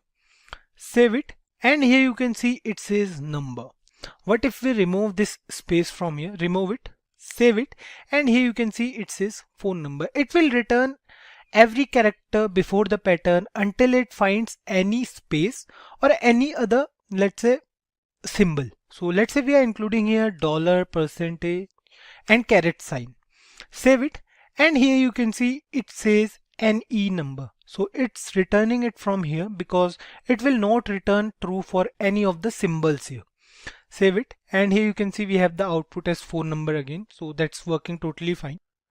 Like the inverse character class for digits, we have the inverse character class for this also, and it returns true for everything other than an alphabet, number, or any underscore sign. Now if we write here, instead of small w, let's say we are writing here capital W. And let's do something with the string as well. So let's put a space here again, and we are good to go. We are not doing anything more than that. So it will return null because before ber we have m here, right? If we remove this m with a sign, let's say if we are removing this with a dollar sign or with an empty one, like we are writing here space, nothing, then it will return the index number and the pattern. So let's do it, save it, and here you can see it says dollar, then it says ber, and the index number is 14. You can count the index number, so 0 for u, and then similarly 1 for s, 2 for e, 3 for r, 4 for s, up to 14 for dollar. So dollar is present at index 14. It will return the index number here. Now the plus operator also works for this inverse character class as well. Right here plus ber, and we can insert as many characters or as many symbols as we want. So like here we have inserted so many symbols. This doesn't mean anything, but we are inserting them for example purposes or for practical purpose. So save it, and here you can see we have all the symbols present over here in a array, and the index number is still 14. If we remove these n and u from here, now save it, the index number will change to 11. That's quite easy. Now the next class we have is the simplest of all. This class works for white spaces only. It means that it will return true or give us the index number of the expression from the string only if a white space exists before the pattern. It is denoted by small s and works for spaces only. Now if we write here, let's say \s, okay, we have made a mistake, we'll write here \s and we'll write here phone. So this is the pattern and this is the character class. \s is the character class. Now what we'll do is we'll remove it from here and we'll write the string as this again. We'll write here user's phone number is this and this. Now for this regular expression, it will return the index number of this space. The space is present at index 5. 0 for u, 1 for s, 2 for e, 3 for r, 4 for s, and this space is present at index number 5. So it will return index as 5 for this particular space. Now don't get confused guys for this index number as 5. The index number is for the space present in the screen before the pattern phone, right? Now if we try to do the same for users as well, let's suppose if we write here users, it will return null in this case because there's no space present before users in the string, right? Save it, and here you can see the output says null in this case. Fine. Now we can also use the plus operator here for more than one spaces present in the string. It will return all the spaces until it finds a character or something other than the spaces. Like if it finds any symbol or any character, then only it will return false. Otherwise for spaces it will return true. So if we write here too many spaces, if we put too many spaces before the word phone, or let's say we are changing this word to phone, save it, and here you can see we have all the spaces here. It's denoted by a single space, but the index number is changed to 19. Now we have so many spaces present here before the pattern phone or before the word phone. So this is how we can use space character class in JavaScript. Now we have also the inverse class for this character class as well. It returns true for everything other than empty spaces. If we write here,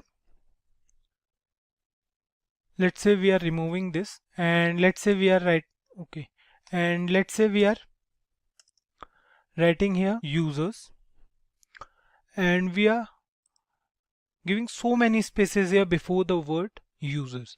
Now it will return null in this case because there are spaces present in front of the word users. If we include a character or something in front of this word, then only the output will change and return the index number along with the string.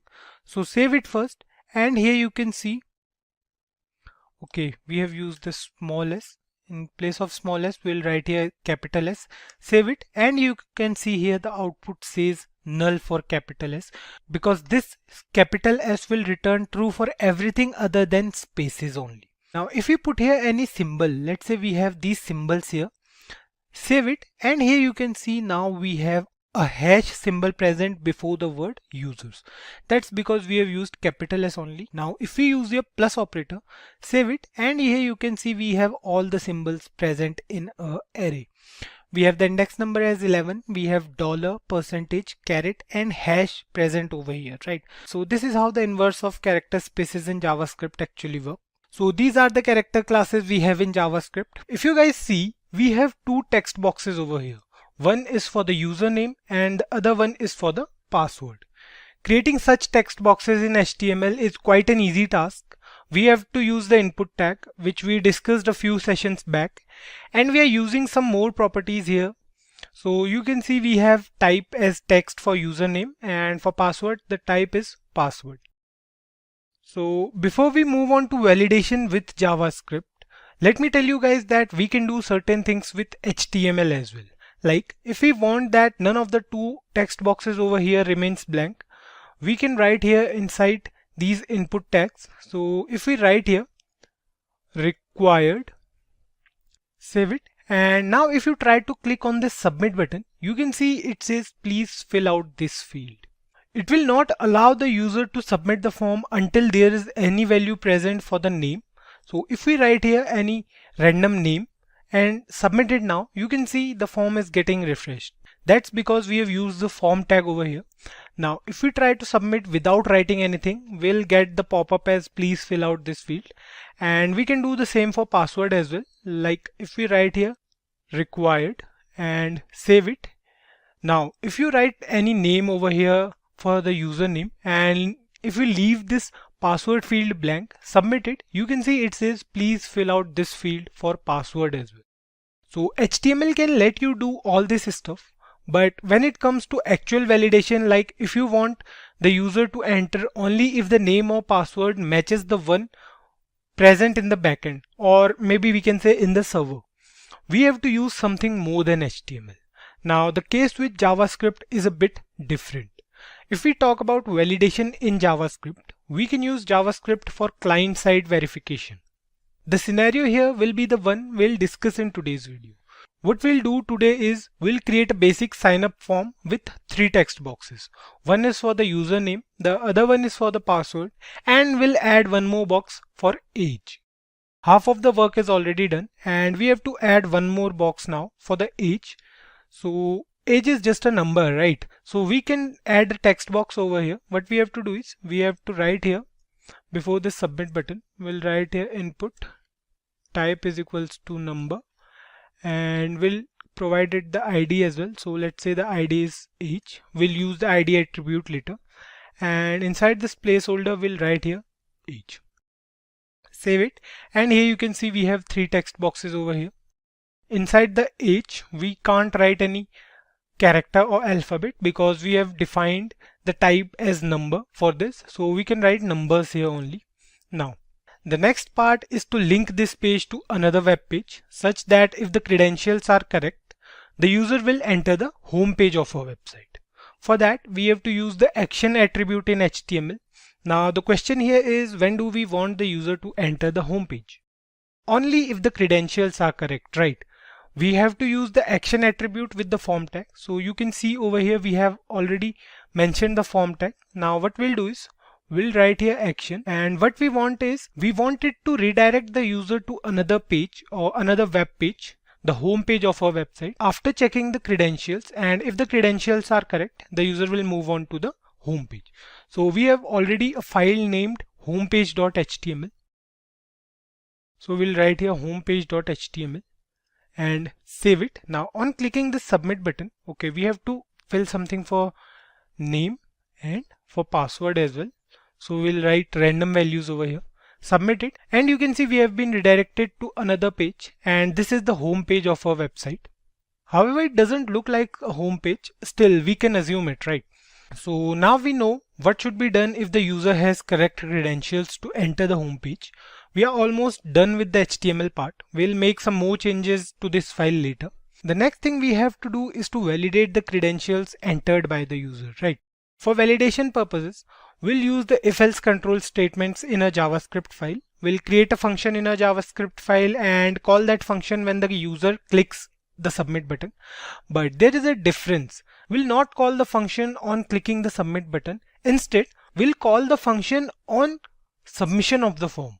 So instead of writing here on click and then calling that function, what we'll do is we'll write here inside the form tag, we'll write on submit. So this is an event, and on submit what will happen is it will call a function named validate. We'll create this validate function in our JavaScript file now. So you can see here we have already used the ID attribute with all the input tags in order to get the values entered by the user. So let's move on to the JavaScript file, and what we'll do here is we'll first declare a function named validate. So we'll write here function, and the function name is validate, and then we have the body of this function. Now we'll take three variables to get all the values entered by the user, because we need to check for all the values, right? So we need to check if the user's name and password match the one we want, and the user should be aged above 13 to enter our website. For all these, we need the values entered by the user.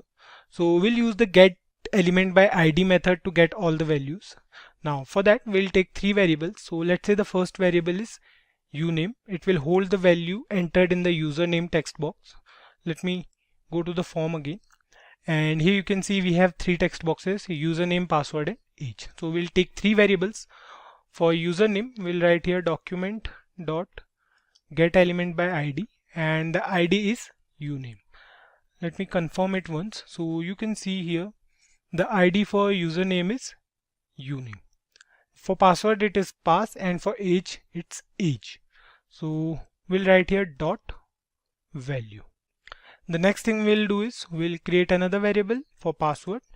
We'll write here again document dot get element by ID, and the ID is pass. We'll again write here dot value, and the third variable will be where age. It will hold the age of the user. So we'll again write here document dot get element by ID, and the ID for age is age. We'll again use the dot value property. Now we are done with the values. We have three variables holding all the values entered by the user. Next up, we'll use these values to validate the data entered by the user.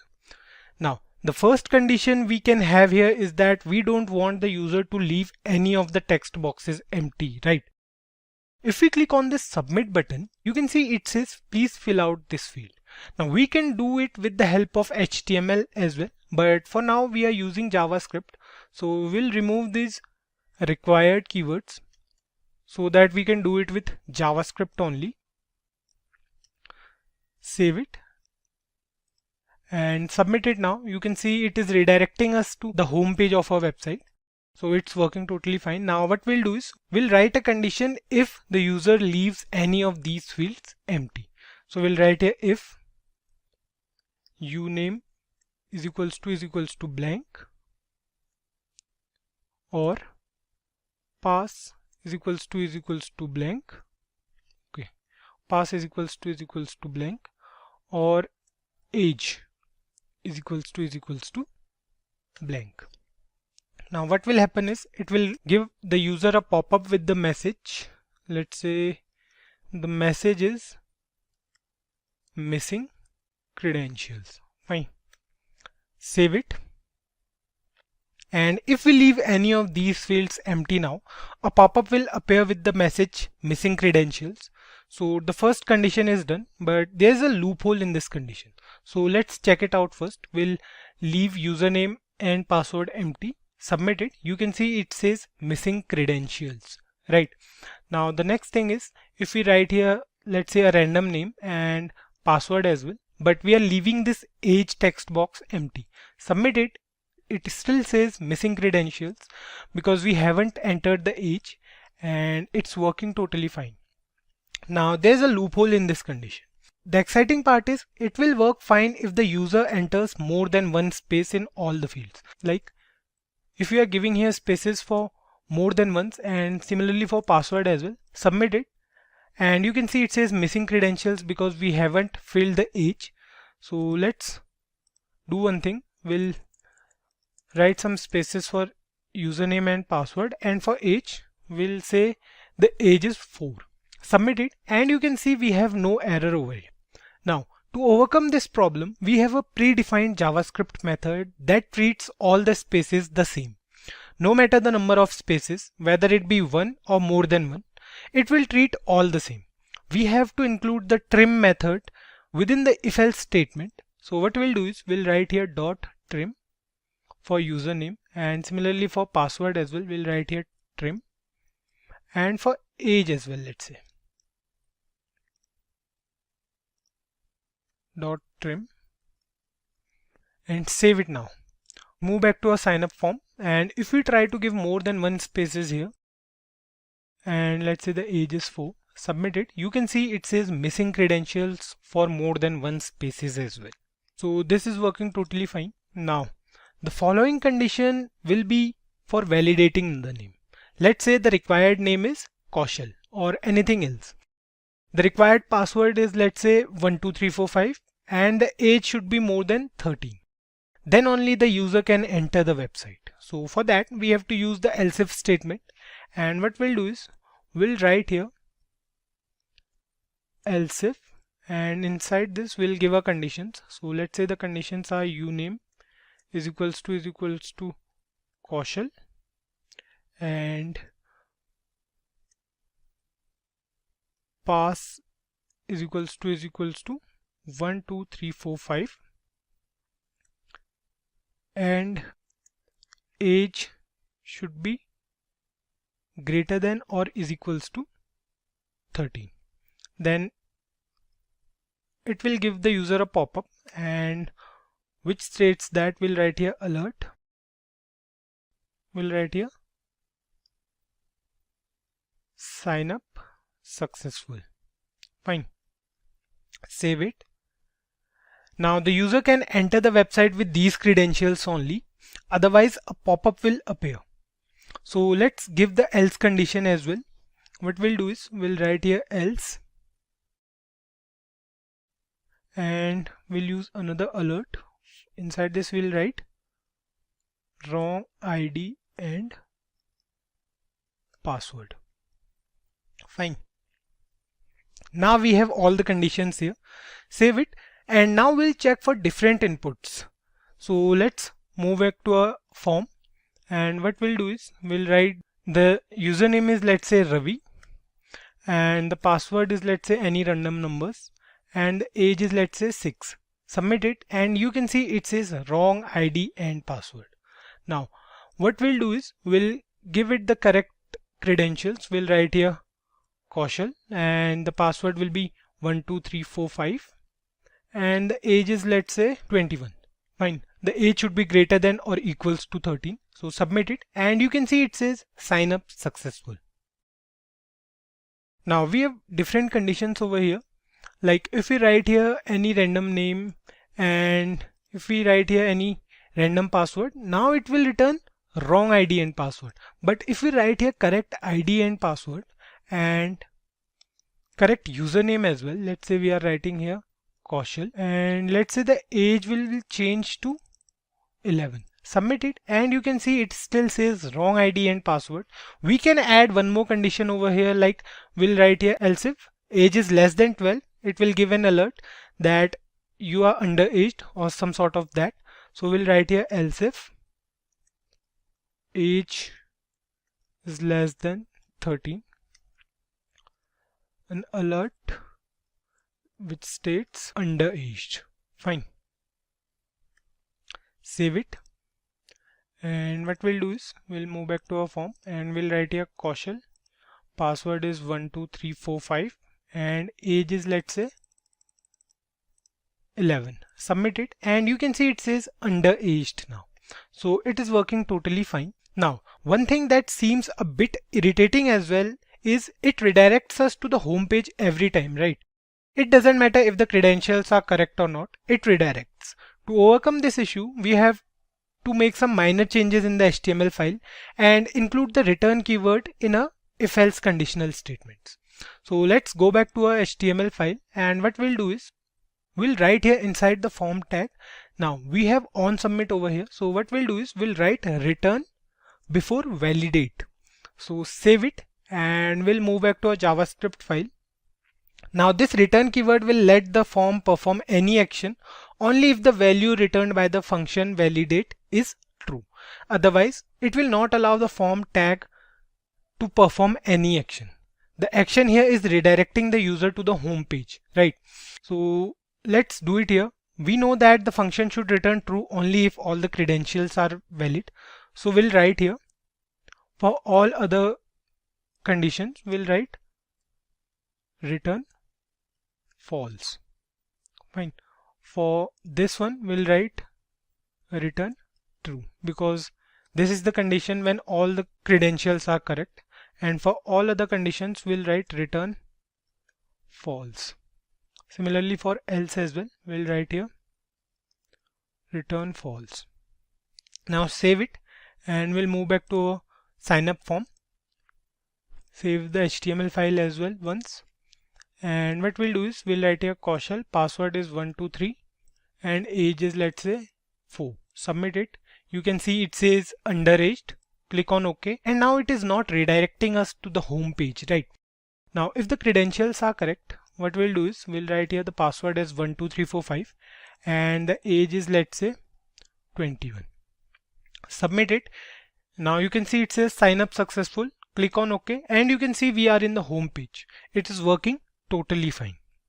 So if all the credentials are valid, then it is redirecting us to the home page, exactly what we wanted. So these are the basics of validation in JavaScript. Obviously, we can't validate a form with JavaScript in the real world because we don't have to deal with one user only. We need the backend to do all the validation and all. But simple validation can be done with the help of JavaScript. We did it just now. Here is the sign up form we created in the last video. You can see we have a username, password and age here. And we have used certain conditions to validate this form. We have used if, else if and so many more things in that video. So if you haven't watched it yet, please go through it once and it will be easy for you to understand. Now, today we'll add another text box here wherein the user will enter the mobile number and then we'll validate it in two different ways. So let's add another text box here. What we'll do is we'll write here input type is equals to number and let's give it the ID as well. So let's say the ID is mobile and the placeholder will say enter your mobile number. Fine. Save it. So you can see we have another text box here. What we'll do is we'll add a break tag here. We'll write here BR. Save it now. So this is our form. And here we have username, password, age and mobile number. One thing to notice here is we can use the type as text as well. As we are using mobile number that consists of digits only, so we are using type as numbers here. So let's move on to the JavaScript file and we'll do the rest of the part there. So we'll take the user's input and store it inside a variable to compare it, right? So let's add another variable here. Here you can see we already have 3 variables for username, password and age. We'll add one more. So let's say the variable name is where mob is equals to, we'll use the document dot get element by ID attribute. So we'll write here get element by ID and the ID we used is mobile. So let's cross check it once. So here's the ID mobile and we'll take the value. We'll write here dot value. So this variable mob holds the user's mobile number and will make certain changes to this existing if else statement. So the first thing we'll be doing is we'll check if the user is writing something inside the text box or not. So we'll add another condition here. We'll write here mob dot trim is equals to space. If the user leaves this box empty, so this will pop up in his screen and it will say missing credentials, right? Next up, we'll change this condition as well. We'll write here end. So let's say the mobile number is 09876543221, some sort of this, and we'll write here mob is equals to 0 to 1. Now the last thing we are doing here is we'll be adding one more else if to check if user enters any other mobile number than this one. So like we did for age, similarly we'll do it for mobile number as well. So we'll write here else if mob not is equals to 09876543221, then it will return wrong mobile number.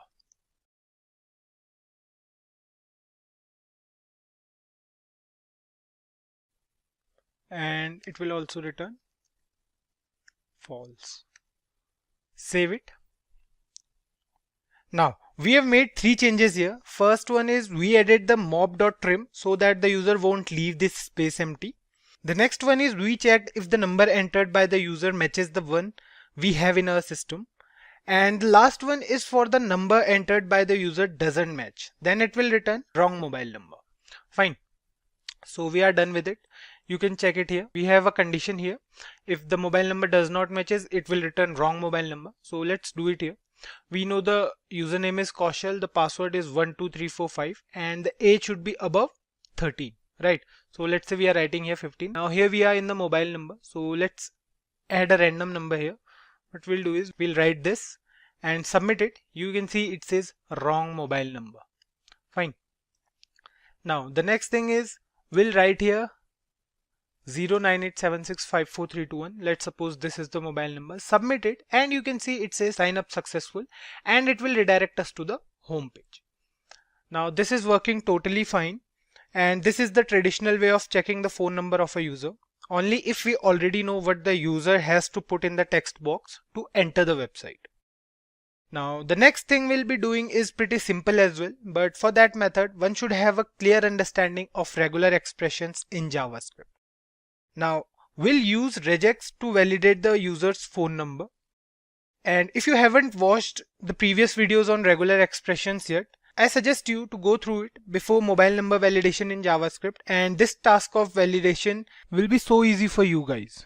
So what we'll do is we'll move on to another HTML file. Let's create one here first. So we'll create another HTML file. Let's say the HTML file name is mobile.html. And here what we'll do is we'll create another text box. So let me connect it to another JavaScript file first, and we'll create another JavaScript file as well. Fine. So we'll write here mobile.js. So this is a JavaScript file, and the next thing we'll be doing is we'll write a heading here. So let's say we are writing mobile number validation in JavaScript. Fine. Save it and open it with live server. So here is a new HTML file and this is the JavaScript file. So the next thing we'll be doing here is we'll create another text box, right? We'll create a single text box. So we'll write here input type is equals to text. We can either use numbers here as well, and then we'll use the ID attribute. So we have to do it later, but we are doing it right now. Placeholder as mobile number. Fine. Now we'll create a submit button as well. We'll write here input type is equals to button and value is equals to submit. What we'll do is we'll call a function on clicking this submit button. So we'll use the onClick event here as well. So we'll write here onClick, and let's say the function name is val. Fine. Good to go. Save it. And here you can see we have a text box for mobile number and a submit button over here. So what we'll do next is we'll move on to the JavaScript file to create this val function. Now we'll create a function, and that function will check if the number entered by the user is in the proper format or not. So let's create a function first. We'll go to a JavaScript file and we'll write here function val. So this is the name of our function, and then we have the body as well. Now the next thing we'll be doing is we'll be writing a program here. So what we'll do is we'll first take a variable. Let's say the variable name is var_mobile, and this variable will hold the value entered by the user, right? So we'll write here document dot get element by id. So here's a id is, I guess, mobile. So let's check it once. So here you can see we have the id as mobile. Now what we'll do is we'll write here dot value to get the value entered by the user. And now what we are doing is we are using regular expressions for this purpose, right? So we'll create another variable for the regular expression and we'll leave it empty for now because we'll change it later. First we'll write the whole program. So what we'll do is we'll again use the if else control statement. So the first condition will remain the same. We'll write here mobile.trim to check if the user is leaving the place empty or not. And in this condition, here we'll write alert, and then inside alert we'll write please enter a mobile number. Fine. I hope you guys got it. So you can see here we are getting an error here in the if statement. That's because we haven't written something over here. So if we write something inside a regular expression, so the error will go. But for now we are not using any regular expression because I'll explain it to you after this. So leave it here only for now. The next condition will be writing here using the else if. So we'll write here else if, and we'll use this regex variable with the test function to validate the user's mobile number. So we'll write here regex dot test, and we'll pass this mobile number as a parameter to check, right, to compare between regex variable and the mobile variable. So we'll write here mobile. Fine. Now this else if will return something, so we'll use the alert method again. We'll write here mobile number submitted successfully. Now you might be thinking why we are doing so, because we know that this test function is used to compare the values, and if this test function will return true, then only a pop-up will appear with the message mobile number submitted successfully.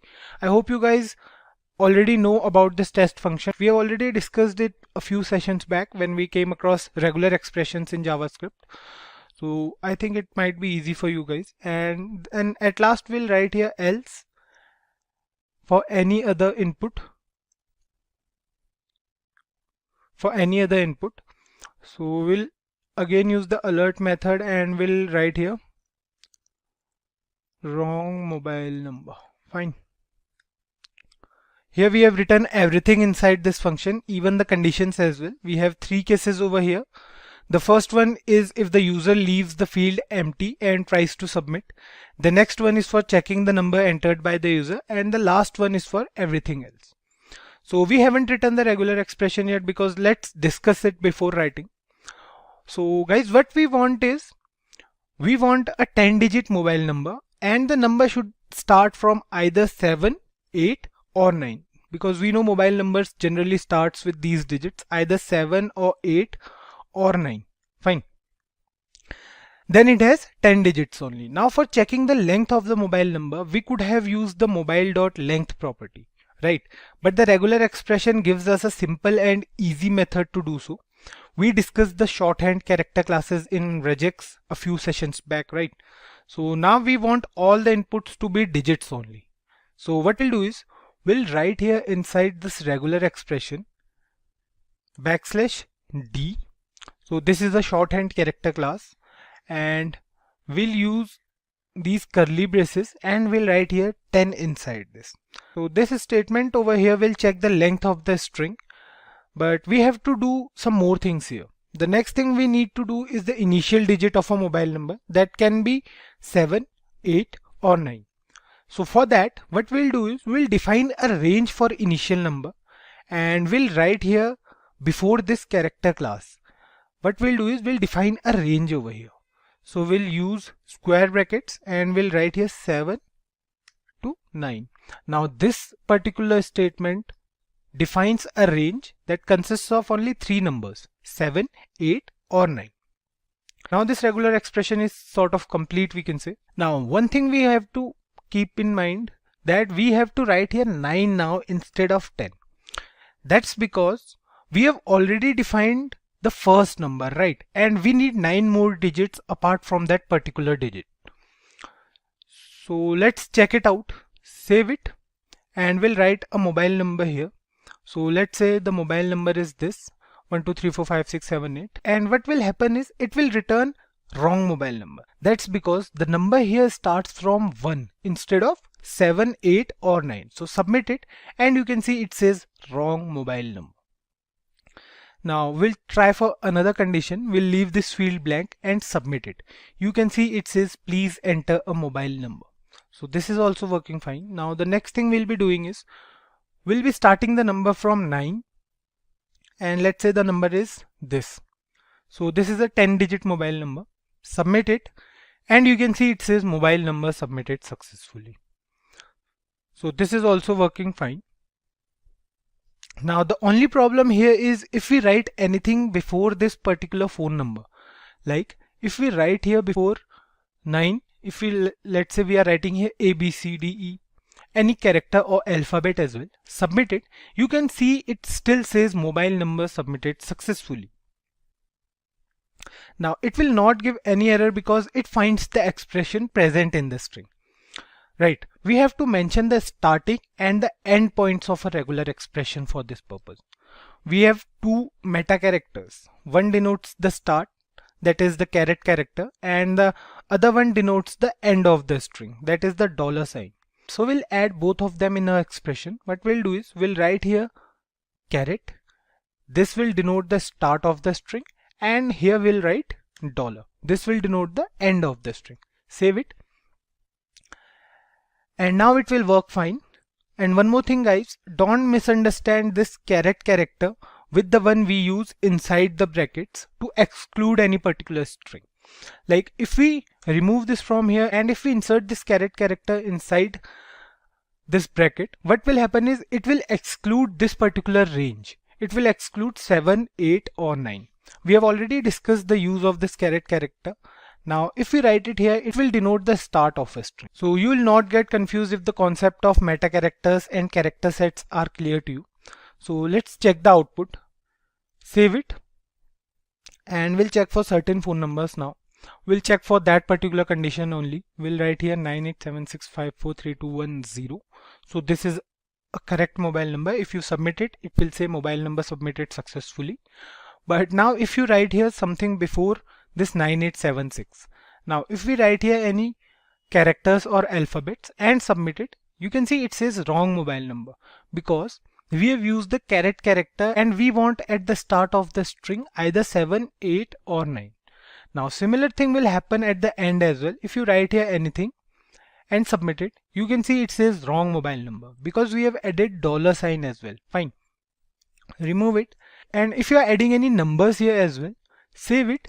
And you can see it still says wrong mobile number because the length is more than 10 and the end will be denoted after 9 digits. So these are the 9 digits and this is the end of the string according to a regular expression. So these are the ways how we can validate a user's phone number in JavaScript. So we'll use regular expressions again to validate the email ID entered by the user. So let's move on to the programming part directly and we'll create a text box here to take the user's input. So what we'll do is we'll create a text box. We'll write here input type is equals to email, ID here as let's say mail. Fine. The next thing will be a placeholder and the placeholder will say enter email ID here. Fine. We'll close this input tag and the next thing we'll be doing is we'll be creating a submit button. We'll write here type is equals to button, value will be submit and we'll use the onClick event. So we'll write here onClick. So we'll call a function on clicking this button. We'll write here validate. We'll create this validate function in a JavaScript file. Now save this piece of code and you can see we have a text box and submit button here. Now if you write here something, you can see nothing is happening over here. Now the next task we have to do is the one we already know. We'll move on to the JavaScript file. We'll create a function there and use the if-else control statements to check if the email ID entered by the user is in accordance with the pattern or not. Quite a simple task because we have been doing it for quite some time, right? So let's do it quickly. What we'll do is we'll move to a JavaScript file. I forgot to create one here. So let me create one and the name will be email.js. So this is a JavaScript file. We'll create a function here.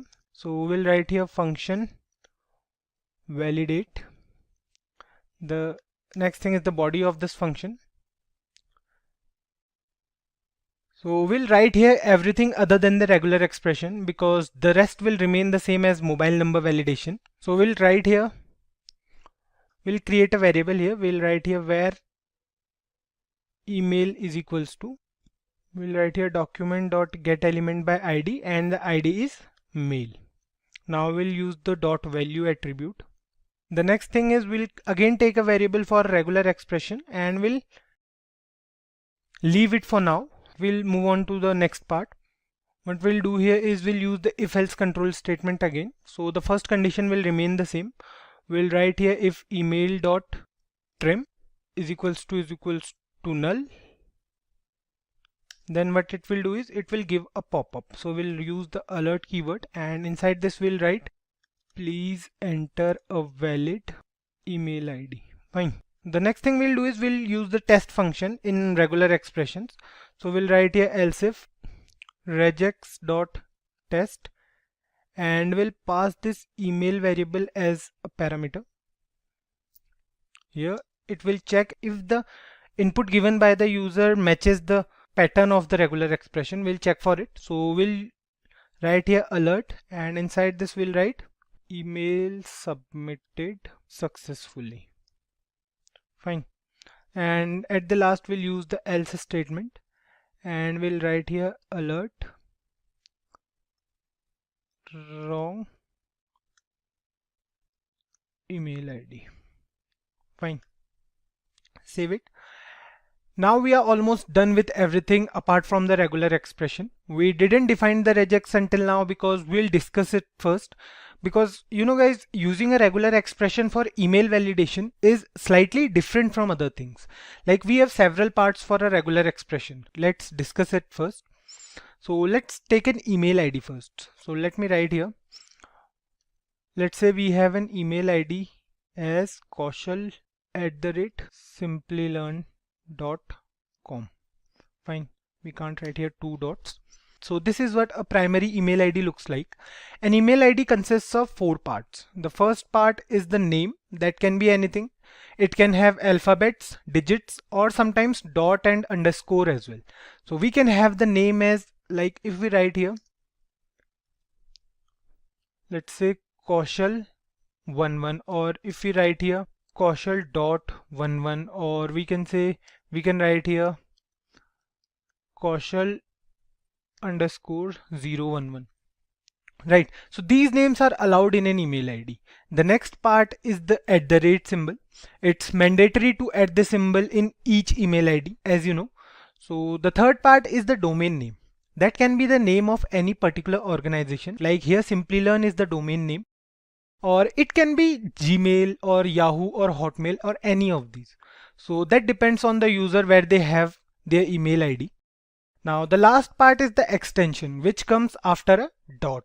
So after this dot we have an extension over here. This com is an extension. Fine. An extension can be .com, it can be .in or .net, or it can be .co.in. So now that we have an idea about how an email ID looks like, the next thing we'll be doing is working here on the regular expression to create a particular format of this type. Right. So we have 4 parts, but we have to compulsorily add an @ symbol and a dot before the extension. So what we'll do is we'll take 3 pairs of parentheses or round brackets, we can say, for defining the rest 3 parts. So what we'll do is we'll write here. So we need 3 parentheses, right? Now we have to mention @ and dot compulsorily here. Fine. The rest we'll define, but we have to add these 2 symbols compulsorily in each email ID. The caret and the dollar signs are meta characters used to define the regular expressions starting and the endpoints, right? So I hope you guys are clear with regular expressions till now, as this is the last video on this topic. And still, if you have any doubts about regex, feel free to comment your doubts and we'll get back to you. So let's define the first part here. The first part is the name consisting of alphabets, digits, or some specific symbols like dot and underscore, right? We'll define a range here. So we'll use square brackets to define the range. So what we'll do is we'll write here A to Z or A to Z or 0 to 9. Fine. Here we have defined three ranges: a range for small letter alphabets, capital letter alphabets, and a range of numbers from 0 to 9. Now we could have used the global modifier at the end of this regular expression instead of defining a range of capital letter alphabets. We have already discussed the concept of modifiers a few sessions back.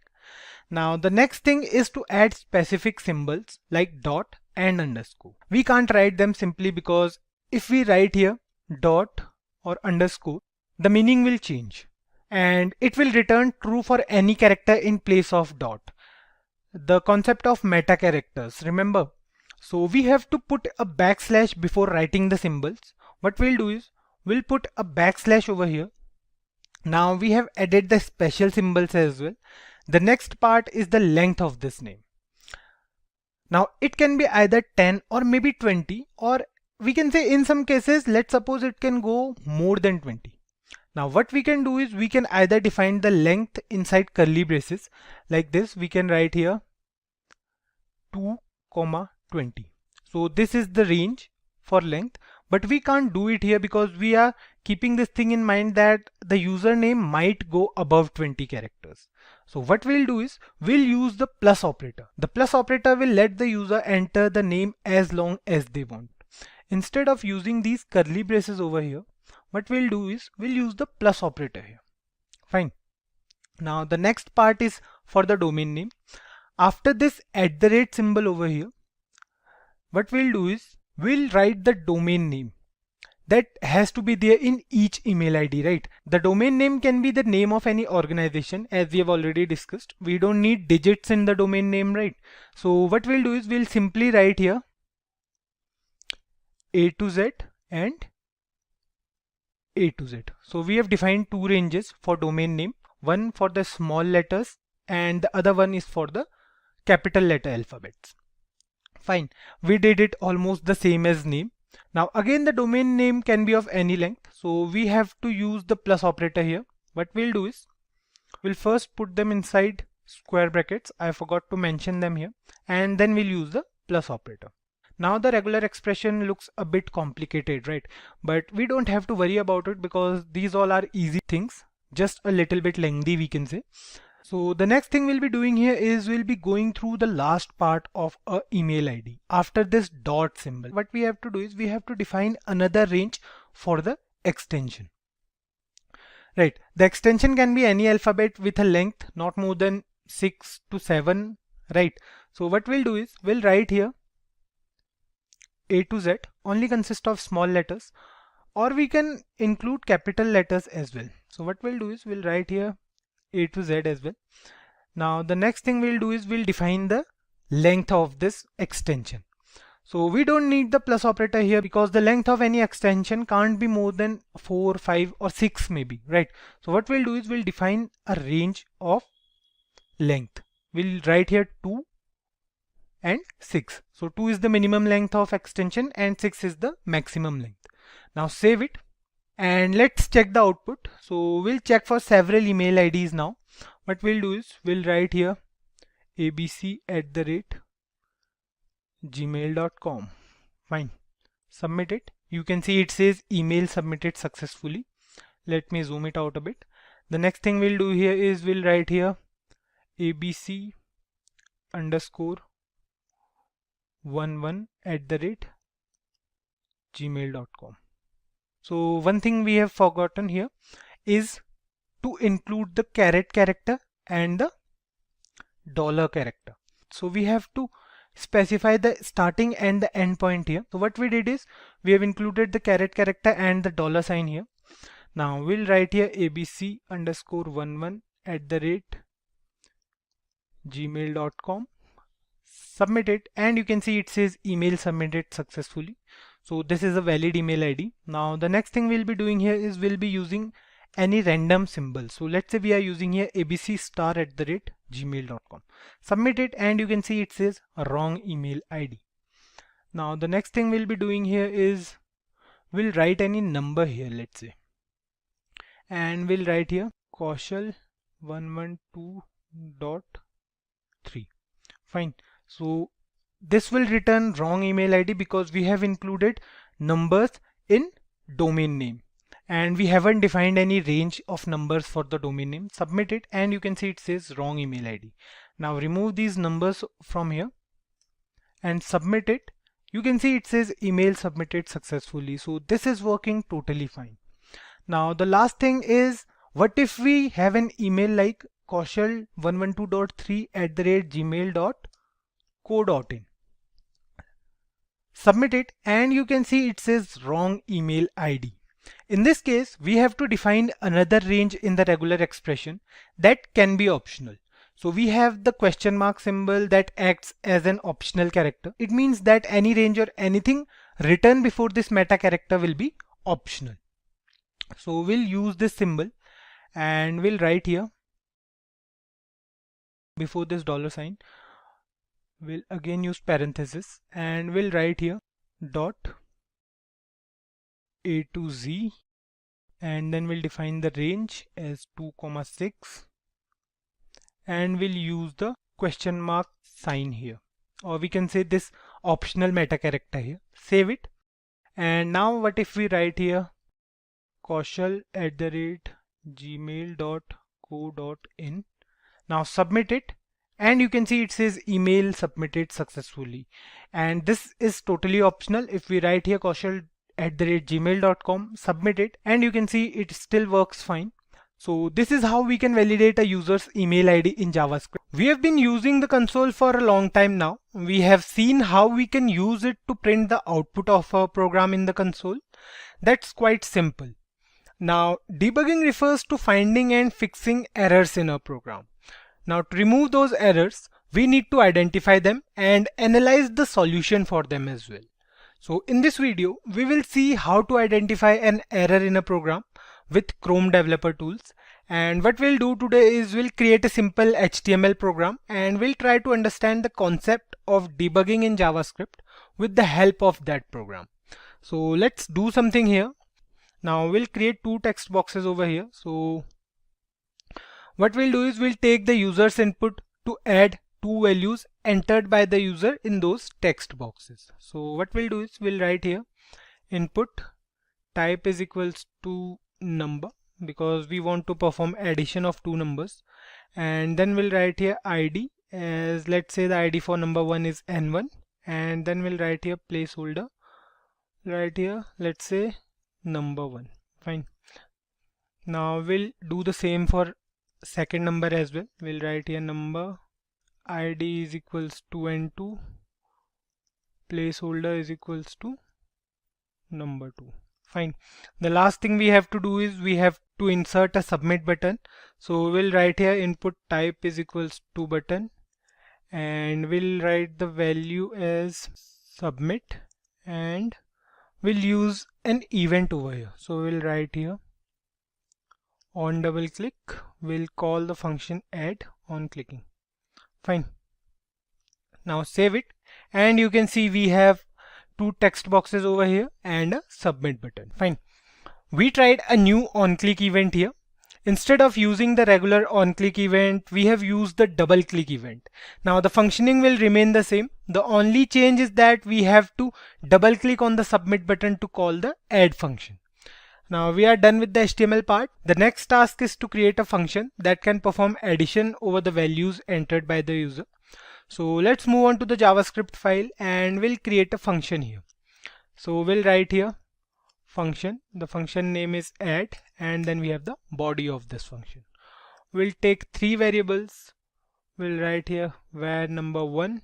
We'll use the document dot get element by ID, and the ID for number 1 is N1.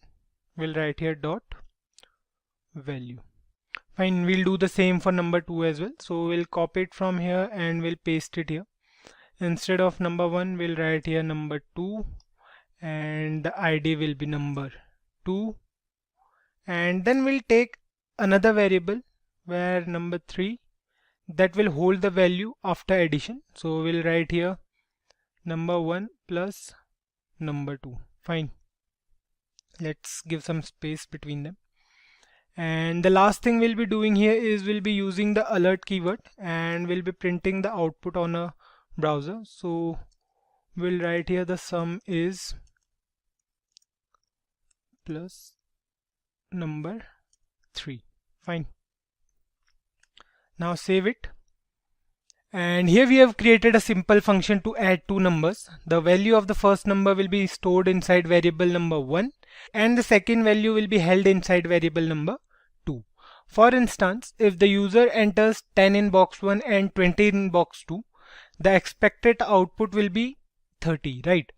Let's check it out. So save it again and we'll write here 10 in box 1 and 20 in box 2 and we'll double click on this submit button. And here you can see the output is different from what we have expected. The output is 1020 instead of 30. Now what's happening here is the system is taking the numbers as strings and then the plus operator is used to append those values. So the solution is simple. What we have to do is we have to use the parseInt method and it will take care of the rest. We have already discussed this parseInt method in the previous sessions, right? So we'll write here before this document.getElementById, we'll write here parseInt and we'll keep this inside brackets. Fine. We'll do the same for number 2 as well. We'll write here parseInt and we are good to go. Save it now and we'll write here 10 and 20 again. We'll write 10 inside the first box and 20 inside the second one and double click on this submit button and you can see the output is 30 now. It says the sum is 30. Now we have used the alert keyword here to print the output, but we could have used the console.log to print the same, right? So let me just take you through the developer tools first and then we'll discuss about it. So we'll maximize this Chrome, we'll go to the Chrome browser and we will press F12 here. So on clicking the F12 key from our keyboard, we have this over here. So we have the elements tab. The elements tab consists of the structure of the document. If you hover on anything over the elements page, you will see that we are getting the output of what that particular statement did on the web page. You can see if we hover on the body tag, we are getting the whole area occupied by the body tag inside the web page. Now the next part is the console. We already know what the console can do for us. We know that we can print the output over a console and perform some temporary logic building here. The benefit of using a console is that it can get you all the errors that the VS Code can't. For example, if we move back to our VS Code and let's say when we were writing our program, we made a small typing mistake and we wrote here var b instead of where. You can see VS Code will let us know that there's something wrong in this statement. There's a red line over here. So we have to fix this problem and the console will also let us know about it. But there are some errors which the VS Code can't detect. What we'll do is we'll comment these two lines for now. So we'll correct it first and then we'll comment these two lines. Fine. What we'll do is we'll write here console.log and inside this we'll write here the sum is and we'll write here number 1 plus number 2. Fine. Now this is also the same thing we just did. Instead of using the alert box to print the output, we have used the console for it. So let's check the outcome first. We'll save it first and then we'll open the console here. So here you can see on writing the numbers inside these text boxes and on double clicking this submit button, you can see we have the output as 1020. Now one thing we have to keep in mind is we have to write here parseInt. So we'll write here parseInt again and we'll put these two numbers inside brackets. Save it now and we'll go back to our Chrome browser. We'll write here 10 and 20 again. Now double click on this submit button and you can see it says sum is 30. It's working totally fine. Now imagine a situation where we forgot to put the plus sign here, right? What I'm saying is imagine a scenario. So let me just do one thing. Let me put this console here and what we'll do is let's say we forgot to put this plus sign over here. Fine. The VS Code is not giving us any hint about the mistake we just made. We have no idea about it and we came to know about it during execution. Save it and write here 10 and 20. Fine. Now we are expecting the output as 30, but we don't have any idea about the mistake. Double click on the submit button and you can see we have an error message over here in the console. So the console helps us in finding those hidden errors in our program. You can see we have the information about the mistake we made in the console here. So we have the exact location of the error. The error is present on line 5 of this file. So here's the error. It will let us know everything about the error. Now another way to find the error in a program is by going through the sources tab. So what we'll do is we'll move this console to the side again and we'll go to the sources tab, and you will notice that this particular line is highlighted in red color. We can change it here, but the change will not be visible in our main JavaScript file. So we have to change it there in our main JavaScript file. Let's correct the error over there. What we'll do is we'll zoom this VS Code as well. So we'll put the plus sign here again. Now save it and we are good to go. Now the sources tab is used to find the errors, as well as we can go through the execution of the program step by step. Now we have the navigator here on the left hand side. So this is the navigation part, and on the right hand side we have the debugger. Here you can see we have so many options over here. We have certain breakpoints. We have breakpoints, we have scope, call stack, DOM breakpoints, global listeners, event listener breakpoints. So breakpoint refers to the point or place where we intentionally stop the program so that we can review the further execution process. For example, we have an event listener in our program, right? The on double click event. What we can do is we can stop the execution process when the system reaches there. Now what we have to do is we have to go to the event listener breakpoints and we have to select the mouse option over here. Now inside this mouse option we have certain events, right? You can see we have click, double click, mouse down, mouse up, and we'll click on this double click event. Now write any numbers over here inside the text boxes. So let's say we are writing here 20 and 30. Double click on this submit button and you can see the screen turned gray. Now this code looks a little bit long because we are using the live server. So let me just pause the live server and then I'll come back to you guys. Now we'll open this page, and inside here what we'll do is we'll choose the mouse option. We'll choose the double click option inside mouse. So here's the mouse and we'll choose the double click option. So we are doing the same thing. Let me just increase the size a bit. Now we'll write here 20 and 30 inside number 2. Double click on the submit button and you can see the rest of the browser screen turning gray, and the execution is stopped at this particular line because we have a double click event over here. Now what we can do is we can go further step by step in our program. We have 4 options over here. You can see we have 1, 2, 3 and 4 options. Now the first option is the resume script execution. The resume script execution will execute the entire script and give us the output. The next option is the step over next function call, and it will take us to the next function call present in the program. Then we have the step into the next function call, and it will do the same as the step over next function call. And then we have step out of the current function. It will take us back to the initial function from wherever we are. Now the last option is the step option, and it takes us a step forward in the program. Fine. Now click on this step function again and again. So when you click it once, you can see we are in the next part. So this is the next line which will be executed in the program. Click on the step again and you can see we are going further step by step, right? And then you can see the JavaScript file is executed and it will move back to this double click event, and the final step, it will print the output on the console. So if we go here on the console, you can see we have the output is 50. Fine. So this is how we can review our program step by step. And one more thing is it will show us the error as well. Now let's try to create an error in our program. What we'll do is we'll move to a JavaScript file and we'll remove this I from here. Fine. So save it now and move back to Chrome And what we'll do is we'll refresh this file and we'll write here two numbers. We'll write here 20 and 30. Double click on the submit button. You can see the program is stopped at this particular breakpoint. Now click on the step button and you can see we are going for the step by step.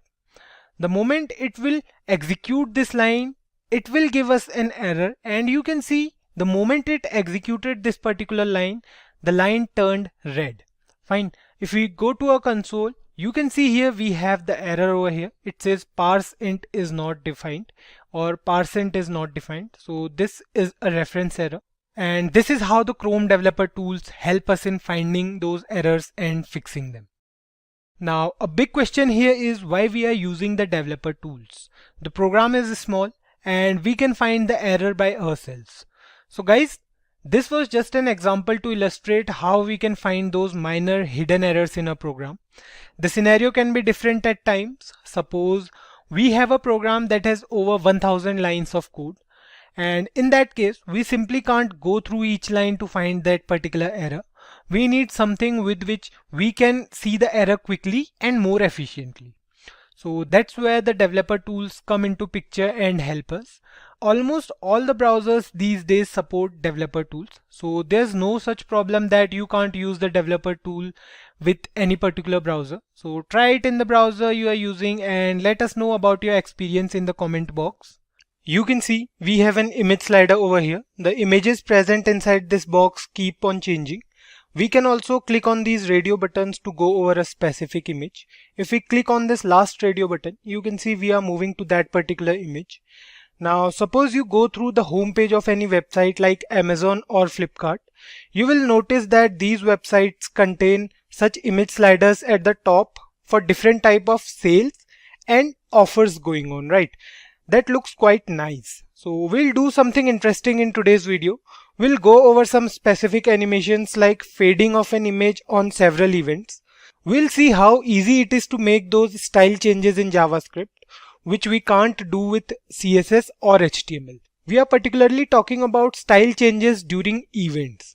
So talking about style changes, we have done it in the past using CSS and HTML and JavaScript of course. So guys, we generally say that JavaScript is used to make a web page more interactive, right? To make a web page more interactive or engaging, we have to do something nice to it. So adding fade in and fade out animations to a picture makes the web page more engaging to the user. So what we'll do today is we'll take an image and use specific JavaScript properties to make changes in that image. Let's move on to the VS Code and you will understand it much better. Now let's add an image to the web page first. So we have a picture on our computer and we'll add it.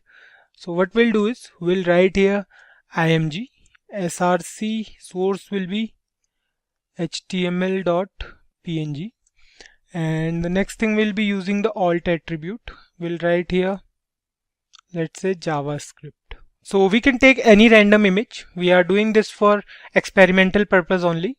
So what we'll do next is we'll close this img tag, we'll save it, and here you can see we have an image over here. We'll reduce the size, and so this is the perfect size I guess. Now what we'll do next is we'll use the ID attribute as well because we need to access this particular image. So let's say the ID is img. Fine. Now here we have an image and we have two possibilities to perform those animations. Either we can add two buttons and add functionality to them, or we can use the on mouse over and on mouse out events. So we'll use two buttons for now, and then we'll use the on mouse over and on mouse out events to do the same task. Now let's add two buttons here. What we'll do is we'll write here input type is equals to button, and then we'll write here value. Value will be, let's say, fade in for first button, and we'll use the on click event. Fine. So we'll write here on click and we'll call a function on clicking this particular button. So this will be a function name fade in. Now we'll do similar thing again. We'll copy paste it and we'll change certain values here. We'll write here fade out and we'll call a different function. So we'll write here fade out. Fine. Now save it, and you can see we have two buttons over here. fade in and fade out. So nothing is happening on clicking over these buttons. We can change the size of this image using CSS, right? So we'll use CSS here only. We'll write here class is equals to, let's say, size, and we'll use the style tag here. We'll write here dot size, and inside this we'll write width is equals to 50 pixels, let's say, and the height will be 50 pixels as well. Fine, save it, and you can see the image is pretty small right now. So what we'll do is we'll write here 250 instead of 50. Save it now, and you can see it's working fine, I guess. The size is decent. Let's change it to 300. Fine. So we have to keep these things in mind, like what size we want for our image, and we can use CSS for that, right? That's quite easy. What we did is we defined a class. We use the class attribute here inside the img tag, and we have defined it using the style tag over here. We are not using any separate CSS file for that. So save it, and you can see we have our image over here with decent size, and then we have two buttons, fade in and fade out. Now the next task for us is to add functionality to these buttons. We'll move on to the JavaScript file and create our functions there. So this is our JavaScript file. We'll create a function here. Let's say the function name is fade in. So this is the first function, and then we have the body of this function. Now the next thing is to use the style property to fade this image. Let's talk about it in detail. We need to access this image, right? So we'll use the document.getElementById method to access the image. We have already used the ID attribute in the HTML file. So what we'll do here is we'll write here document.getElementById, and the ID is img. Fine. Now we have to use the style property. The style property is used to add styling to any particular element or event with the help of JavaScript. We can do it with CSS, but we want to add styling as a functionality, right? This means that we want to style an element or image by clicking a button. For that, we have to use the style property here in our JavaScript file. So we'll write here style. Now the next and the last thing is fading the image.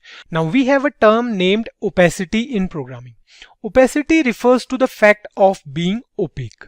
In programming, if the value of opacity is 1, then we can't see through the image, like making an image transparent. And if the value is 0, we can see through that image, or we can say that the image will totally disappear if the value is 0. So let's try it out here, and you'll understand it. So what we'll do is we'll write here style.opacity is equals to 0. Now save it and click on this fade in button. Click on this fade in button, and you can see the image disappears by clicking the fade in button. Now we'll add functionality to this fade out button as well. For that, what we have to do is we have to create another function here. So the function name will be fade out, and then we have the body of this function. The working will remain the same. We'll again use the document.getElementById method. We'll again use the img as id. We'll write here .style.opacity. Now what we want is we want to bring back our image, right? So we'll write here 1. Now here the values are 0 and 1 respectively for fade in and fade out functions. Let's check the output here. Save it. Click on this fade in button, and you can see the image totally disappears. And on clicking the fade out button, you can see the image is here again. Now to actually make the image a slight fade, let's say we don't want the image to be disappeared completely. What we want is a slight fade in an image. Now what we have to do is we have to choose a value between 0 and 1. Like for 0, it totally disappears, right? If we write here 0.5, save it now and click on fade in, you can see the image fades slightly. So this is how we can use the fade in and fade out animations in JavaScript. And it will be totally fine if we write here 0.1 as well. Save it. And if you click on this fade in button, you can see we have this image over here still, but we can say it's almost transparent or disappearing. You can see it's over here. Maybe it's visible or maybe not, but if you write here 0.3 or something like that, and now click on this fade in button, you can see we can see this image, but the image is faded, right? So this is how we can use the fade in and fade out animations in JavaScript. Now we can do the same thing using on mouse over and on mouse out events in JavaScript. We have to make some more minor changes in a HTML file only. Instead of using these buttons, we'll use the on mouse over and on mouse out events inside the img tag. So what we'll do is, let's do it as well. We'll move to our HTML file and we'll comment these two lines. So we are done with it. Now the next thing we'll do is we'll use the on mouse over and on mouse out event, right? So we'll write here on mouse over first, and we'll call the fade in function on taking the mouse cursor over the image, and the second event will be on mouse out. So we'll write here on mouse out, and we'll call the fade out function, fine, on taking the mouse cursor away from the image. Save it, and you can see we don't have any buttons over here now. Now on taking the mouse cursor over this image, you can see the image fades a bit, and on taking the mouse cursor away from the image, you can see we have the original image here. So this is how we can make fade in and fade out animations work in JavaScript. You might hear that browsers do not support this method of using fade in and fade out animations in JavaScript. In my case, I have checked with 3-4 different browsers like Microsoft Edge, Firefox, Chrome and Internet Explorer. So it is working totally fine. I want you guys to check if it is working or not with the browsers you have on your computer. If not, then do let us know in the comments and we'll figure it out. Make sure that you have the latest version of whichever browser you are using. The fade in and fade out effect in JavaScript was easy to use. All we have to do is to use the style property with opacity in between 0 and 1. Quite a simple task, right? Now in this video, we'll see another animation effect in which we'll change the size of an image by hovering over that. We see such animations in many e-commerce websites where if we take the mouse cursor over any product, the size increases. So let's do it here. It's a simple task. We'll add an image to our HTML file first. So we'll write here img, and the source will be, we have an image named as coffee.png in our system, and then we have the id attribute. The id will be, let's say, img, and then we'll use the alt attribute here. We'll write here coffee. Let's assume that this is a product of any e-commerce website and we want to increase the size of this product on hovering over that. So the next thing we'll be doing here is we'll be defining the width. So let's say the width will be 200 pixels for this particular image, and then we'll use certain events here. So we'll use the on mouse over. So on taking the mouse cursor over, we want to increase the size of this image, right? And on taking the mouse cursor away, we want to decrease the size, right? So we have used these two functions. We'll define these functions in our JavaScript file. So we are done with this img tag. Save it, and you can see we have an image over here in a browser. So we are done with it. We have the default size of this image as 200 pixels. We can change it here. We can make it 300 or 400 or any size we want. So you can see the image size change if we write here 300 instead of 200. So for now we'll be using 200. That's fine, I guess. So what we want is we want to increase the size of this image by taking the mouse cursor over it, right? And the size will be back to normal if we take the cursor away from the image. So for that, we have to define these two functions, increase and decrease. So let's define them in a JavaScript file. What we'll do is we'll first write here function, and we'll define function increase. Then we have the body of this function, and we'll write here document dot get element by id. The id is img, and we'll write here dot style dot width is equals to, we can't write here 400 pixels simply, it will throw an error. You can see a red line over here. So what we have to do is we have to write this inside single inverted commas, right? Save it, and on taking the mouse cursor over the image, you can see the image size increases, but it's not getting back to its original size because we haven't declared the decrease function yet. Let's declare the decrease function as well. So what we'll do is we'll again use the same logic. We'll write here function decrease, and inside the body we'll write document dot get element by id.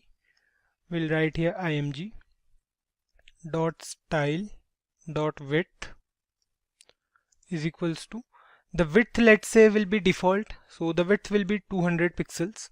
We'll write here 200 pixels, and the decrease function will make the picture get back to its original size, that is 200 pixels. So save it, and you can see here on the browser that the image is zooming in and out on specific mouse events. That is one of the most easiest tasks to do in JavaScript. All we had to do is we had to define two functions, a function increase and the other one for decreasing the size. So the function increase will increase the size by 200 pixels and the function decrease will get the image back to its original form. Fine. Now there is an older method of changing the size of an image using the setInterval method. HTML5 documents no longer support this method. So suppose that we want the size of the image to grow gradually. Like after every 10 milliseconds, the size should increase up to a certain level. All we have to do is to use the setInterval method. We are all aware of this concept in JavaScript. So let's take a look at the HTML part. So here's the HTML part, which is the same as we used for the previous program. Not even a single change here. You can see we have the image source as coffee.png. Then we have the ID as img1. Then we have used two mouse over events, one to increase the size and the other one to decrease the size. And then we have the width as 100. We have changed the width here. The initial width will be 100, and we'll notice that the initial image size is smaller than the one we used in the previous program. Now the JavaScript file will look different. Let's move there first. So here's the JavaScript part, and we have three variables here: width, addition, and interval ID. Now the initial value of width is the same as that of image, which is 100, and then we have the variable addition, which will be responsible for the increment of the size, as we want the size to be incremented by 2 pixels after every 10 milliseconds, right? The following variable is interval ID, which we'll need later on while using the setInterval method. Now we have two functions over here, the increase function and the decrease function. So these are the two functions we have in a JavaScript file. Inside the increase function, we have used the setInterval method. You can see here we have the setInterval method, and we have called the zoom in function after every 10 milliseconds. So it will call the zoom in functions again and again after 10 milliseconds. So if we want to make it 1 second, we have to write here 1000, right? We are already aware of this concept, so we are using milliseconds for now. Now if we remove this clear interval method from here, then the zoom in and zoom out effect will not work correctly in between. We'll try it later. So same as the case for decrease function as well, and it will call the zoom out function after every 10 milliseconds, right? So we have to define these two functions as well. So here are the functions zoom in and zoom out. So let's take a look at the zoom in function first. The zoom in function is actually responsible for the increment in the size of the image. If the width is less than 200, let's suppose the initial width is 100, which is less than 200, right? Then what will happen is the value of width will be increased by width plus addition. It will be increased by 2. So it will check if the width is less than 100, the value will be 102. Then 104, 6, 8, 10 up to 200. And then the value will be assigned to the style property to increase the size. So this statement is we are using for a long time now. So what we are doing is we are assigning the value of this width to this style property. And then we have used the console.log to check the increase in width. Now the else statement will stop the setInterval function, and the increment in image size will be stopped as soon as it reaches the 200 mark. For the value of width as 200, the setInterval function will stop. Same as the case for zoom out function, which will decrease the size of the image until the size reaches 0. The size will be reduced by 2 after every 10 milliseconds. The logic remains the same. What we are doing is we are using here minus instead of plus, and we are checking if the value of width is greater than 100. Fine. So let's check the output of this program, save it, and we'll open this file with live server. We'll click on live server. Now here we are on the browser and take the mouse cursor over the image. Oh, it's not working. The reason behind it is this method is not supported by the current version of HTML. To make this program work, we have to put our browser in quirk mode. Now for that, we have to do a simple task. We have to go to a HTML file and we have to remove this particular statement. We have to remove this doc type as HTML. Remove it. Now this quirk mode is used to make older websites compatible with the browser. If your program doesn't work sometimes, do check this out by removing doc type from your HTML file. Sometimes it happens that a particular method or a particular type of program doesn't support in your browser. So do check this method out. Try running your program in quirk mode and maybe it will work. So let's check the output now. See, on taking the mouse cursor over here, the image size increases gradually, and on taking the mouse cursor away, the size decreases. It looks nice, right? Now imagine you are working on an e-commerce website and you want to make your website more interactive. Then you can put this effect over products and it will look nicer, right? So we have already mentioned it that what if we remove this clear interval method. So we'll move to a JavaScript file and we'll see what if we remove this particular clear interval method from it. So we'll remove these clear interval methods. We'll remove this one and this one. Save it now. And you can see there is something wrong on taking the mouse cursor over this image. So you can see the image is shaking slightly, right? Now this is because the clear interval method does not stop the set interval method on calling the increase and decrease function every time. In this particular video, we'll first go through iterators in JavaScript and then we'll move on to generators and we'll see the differences between iterators and generators in JavaScript. Before we dig deeper into this topic, let's create an array here. So we know that an array is basically a single variable used to store multiple elements, right?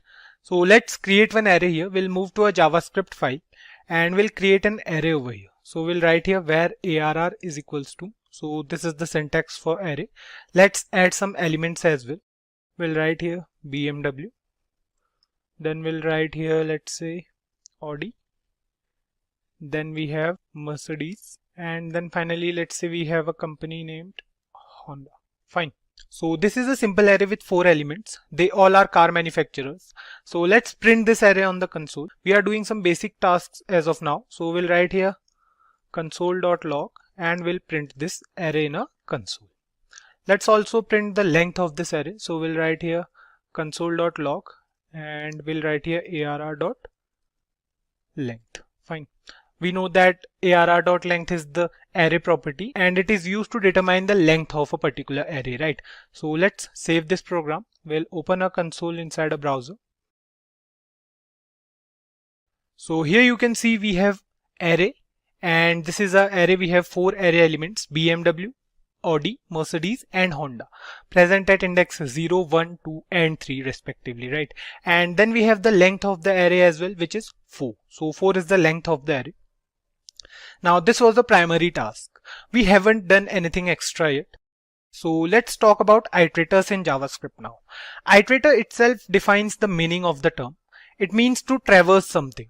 Till now we have been using the traditional method, or we can say we are using the for loop for traversing any array, right? The syntax was easy. What we have to do is we have to write here, let's traverse this array once. We'll write here for, we'll write here let I is equals to 0. I is a variable which will be used to traverse this array. And then we have the condition if I is less than array.length. And then what we'll do, we'll increment the value of I by 1, right? So this is a for loop. Inside this we'll write here console.log and we'll print arr of I. Fine. So we are done with it. Let me just comment these 2 statements. We are good to go. Now the variable I will go through each element present in the array and print them in sequence until it reaches the end of the array. So let's check the output, save it, and here you can see we have all the elements of our array present in the console. So we have BMW, Audi, Mercedes and Honda. We have all the elements here. Now let me tell you guys an alternative to this existing for loop. The alternative is for of loop in JavaScript. The syntax is so simple that we have to write only few words and we are good to go. So let's go through the syntax of for of loop. What we'll do is we'll write here for. We have a variable I of array. So ARR is a array name, and then we have the body of this for of loop. Now what we'll do inside here is we'll write here console.log and we'll write I only. So we are good to go. Let me comment this for loop as well, or it might create a confusion for you guys. So we are good to go. Save it now and you can see the output remains same. We have BMW, Audi, Mercedes and Honda.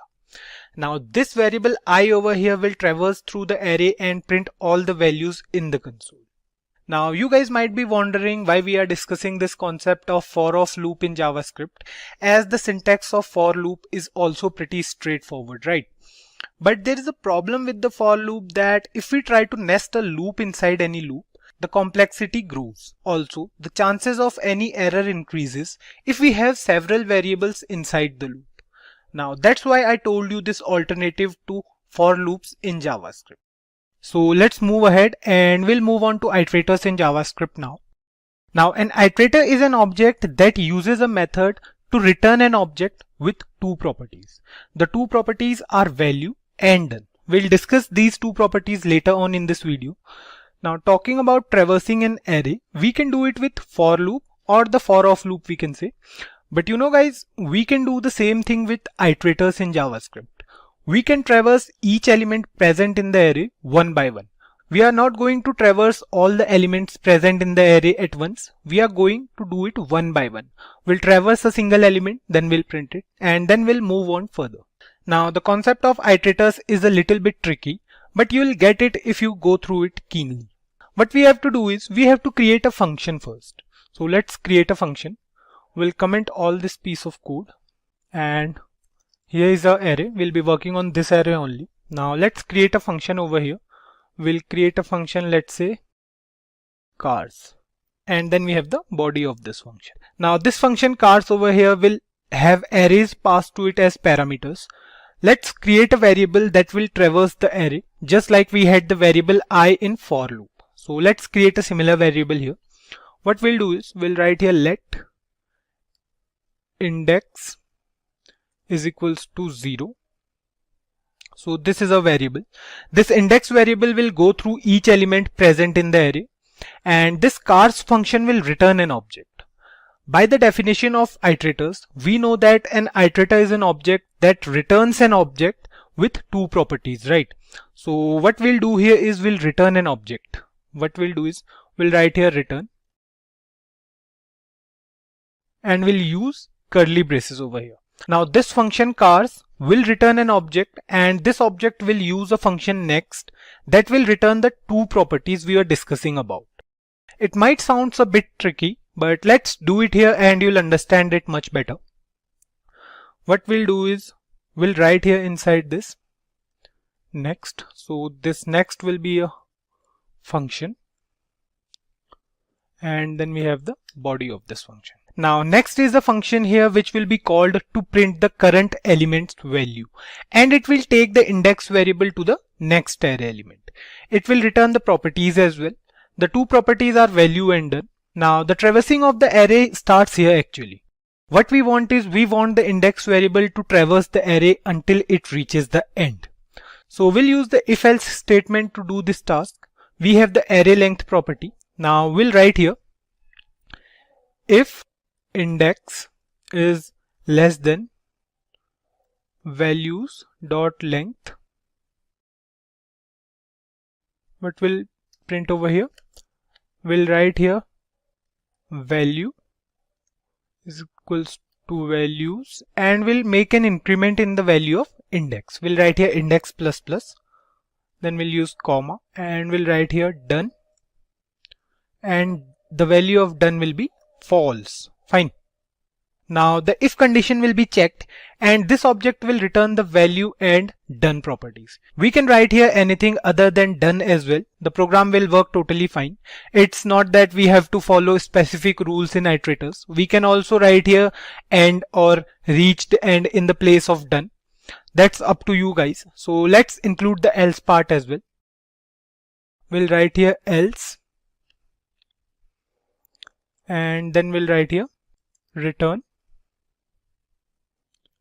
and we'll write here done as true. This error over here is because we haven't included anything here. So we have to write here return. Fine. Now the error is gone, you can see. Now the value of done is true means that the variable index has reached the end of the array and there are no more elements present in the array. So save this program and let's check the output. Now you can see we have no error over here. What we have to do is we have to create a variable to use this object or iterator we can say.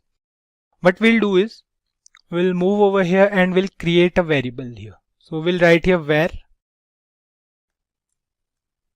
new cars is equals to cars and we'll pass array to this variable. Fine. Now we have been using this for quite a long time. We already have enough knowledge about objects in JavaScript. So what we'll do next is we'll write here new cars and we'll write here dot next. We'll call the next function. So this new cars variable will pass our array to the function cars in the form of a parameter. The next thing is we are calling the next function along with this new car variable. So let's check the output quickly. Save it and you can see we have an error over here, right? So you can see it says index is not defined. Okay, we have made some, you can see here we have right here INDE. We have forgot to put an X over here. So save it now and you can see here we have an object with the value as BMW and the done is marked as false here. It is an object with two properties we discussed earlier. You can see it has two properties, done and value, right? Done is false and value is BMW. Now the benefit of using iterators is if we execute this statement again, the output will be the value present in the following index of the array. So what if we write here console.log again, we'll copy this line over here and we'll paste it again. Save it now and you can see we have another value as odd and the value of done is still false. So the good thing is it prints all the elements if we try executing the same statement again and again until it reaches the end of the array. So let's try it. What we'll do is we'll write here console.log 4 times, or we can say let's do it 5 times. Save it and you can see here it says true at last, right? We have all the values. We have BMW first, followed by Audi, Mercedes and Honda, and at the last it says the value of done is true now. It means that the variable index has reached the end of the array. The value of done is true means it has reached the end of the array. Of course we can access the values as well. What we have to do is we have to write here dot value after this. So if we write here dot value and save it, you can see we have BMW only. Let's do the same for all. We'll write here dot value again and save it now. You can see it says BMW, Audi, Mercedes, Honda and then undefined. It means that the array ends at Honda. There's no element present in the array after Honda. So we have all the values present in the array in a sequence. It is working totally fine. Now let me tell you guys the practical use of iterators in JavaScript. There's no practical use of this topic, but you may find it helpful from an interview point of view. You may get questions from such topics because these topics are pretty tricky and time consuming as well. So this is an excellent topic though. If you want to access the elements of an array or maps in a sequence, then you can use iterators for such tasks. We used iterators previously and we know that an iterator is an object that uses a method to return an object with two properties, value and done, right? Now the code was easy, so let's go through it once quickly and then we'll move on to generators. So guys, here's the code for iterators in JavaScript. You can see we have created an object that was giving us two properties, and every time the next function will be called, the next element of the array will be printed until the value of done is false. Now once the done is changed to true, this means that this is the end of the array and there are no more elements present in that same array. Now this was easy, but the method was a little lengthy and we have to be more careful while writing the code for iterators. This code was more prone to errors as well, and we had to loop so many things inside a single function. Quite a tricky task, right? Now guys, what if I tell you that we can do such tasks so easily in JavaScript without giving so much effort and just by writing few lines of code? Yes, we can do it with generators in JavaScript. A generator function allows us to define an iterative algorithm by writing a single non-continuous function. The syntax is also not tricky. All we have to do is to create a function with a asterisk sign and we are good to go. So let's go through the syntax and you'll understand it much better. So we'll move to a JavaScript file and we'll write here function asterisk. Let's say the function name is generate. Fine. And then we have the body of this function. Now this asterisk over here tells the system that this is not a regular function. This is a generator function that has some specific task to do. That is to generate the value on the go. Now inside here of this function, we have to write that part which we want to access. Like if we write here, let's say we are writing here let I is equals to 0. So let's say I is the variable that we'll be using for traversing purpose. And then we'll write here yield BMW. We'll copy this statement and we'll paste it 4 times, let's say, and we'll change the values. So first we have BMW, then we have Audi, third we have Mercedes, and fourth we have, let's say, Honda. Fine. So let's assume that these are the array elements. It means that these are the elements present inside an array. Let's assume it only.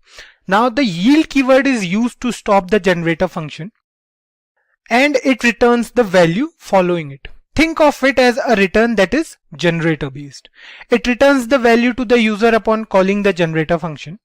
So let's call it first and the calling part will remain the same. We'll use a variable to call the generate function and then call the next function in the console. So what we'll do is we'll write here let's say gen is a variable and we'll write here generate. So we'll call this function here and we'll write here console.log. Inside this we'll write gen.next. Fine. Now save it and go to the console. So here's the console and you can see we have an object as output.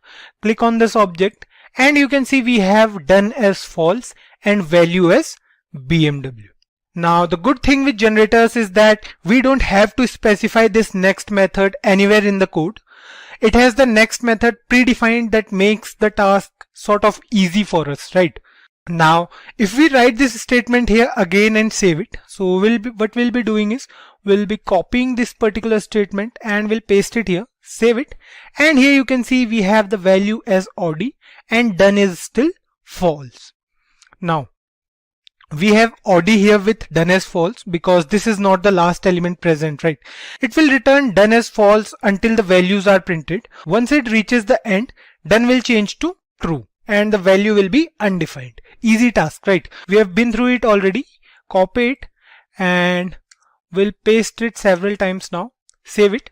And here you can see we have value as BMW for first, gen.next, then we have Audi, Mercedes, Honda, and finally we have the value as undefined and done is true. It means that Honda was the last element present in the array. Now the next thing is to use it with a loop. If you want to do this task with a loop, we can do it. What we have to do is we have to write here inside this function, we have to create an array over here. So we'll remove these elements and we'll write here where AR is equals to, so let's say this is our array. We'll write here BMW Audi.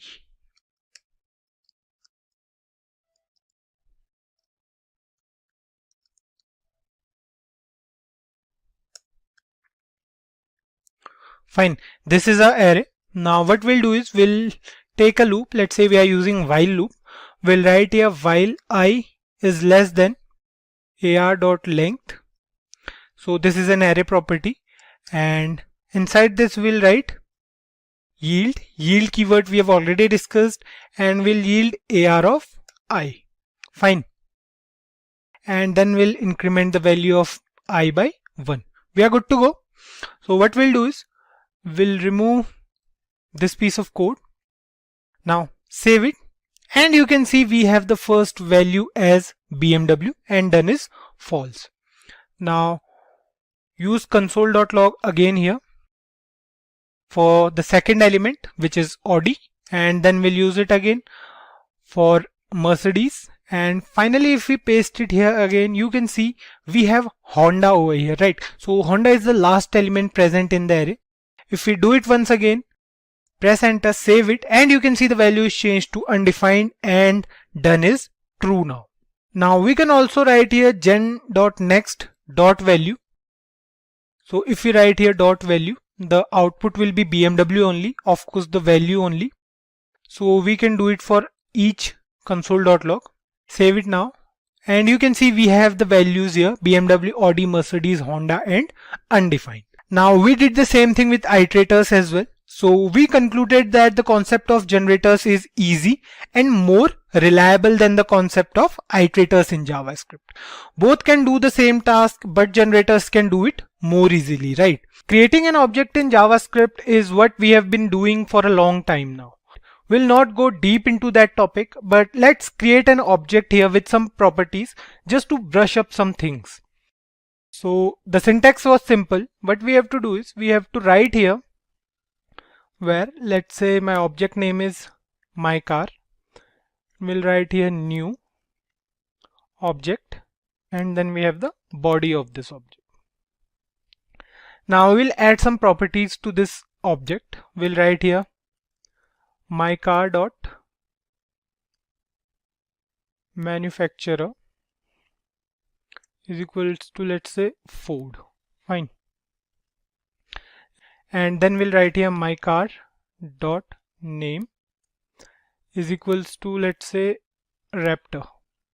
Fine. And then we have my car dot color.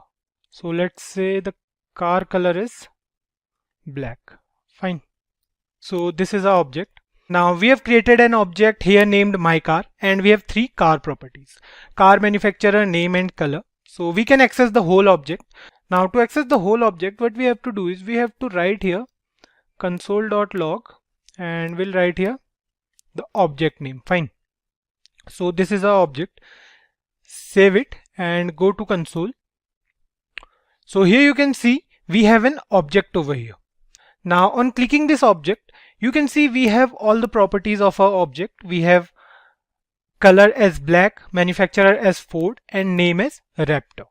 Quite an easy and helpful task, right? We can also access particular properties. For example, let's say we want to know the car's color and nothing else. So we have to do a simple task for that. We have to write here my car dot color. Fine. Save it, and you can see we have the value as black on our console. And apart from this, we can also add properties to an existing object from the outside. We have already done it. Now what we'll do here is we'll write here my car dot, let's say, make. So this is the manufacturing year, let's say. So let's say 2012 is the manufacturing year of my car, and we'll remove this color property from here, and we'll print the whole object on our console. Save it, and you can see we have an object with color, make, manufacturer, and name. We have all the properties. In fact, the make property is also added to the object's properties. Now the question here is, why are we discussing objects before maps? There's a specific reason for this, guys, because maps in JavaScript are similar to objects, and one can use objects in place of maps, or maps in place of objects, we can say. but still there are some differences between objects and maps. Although both of them use key value pairs and give us the required output, but there are still some minor differences between them. So let's understand the difference between them with a simple example.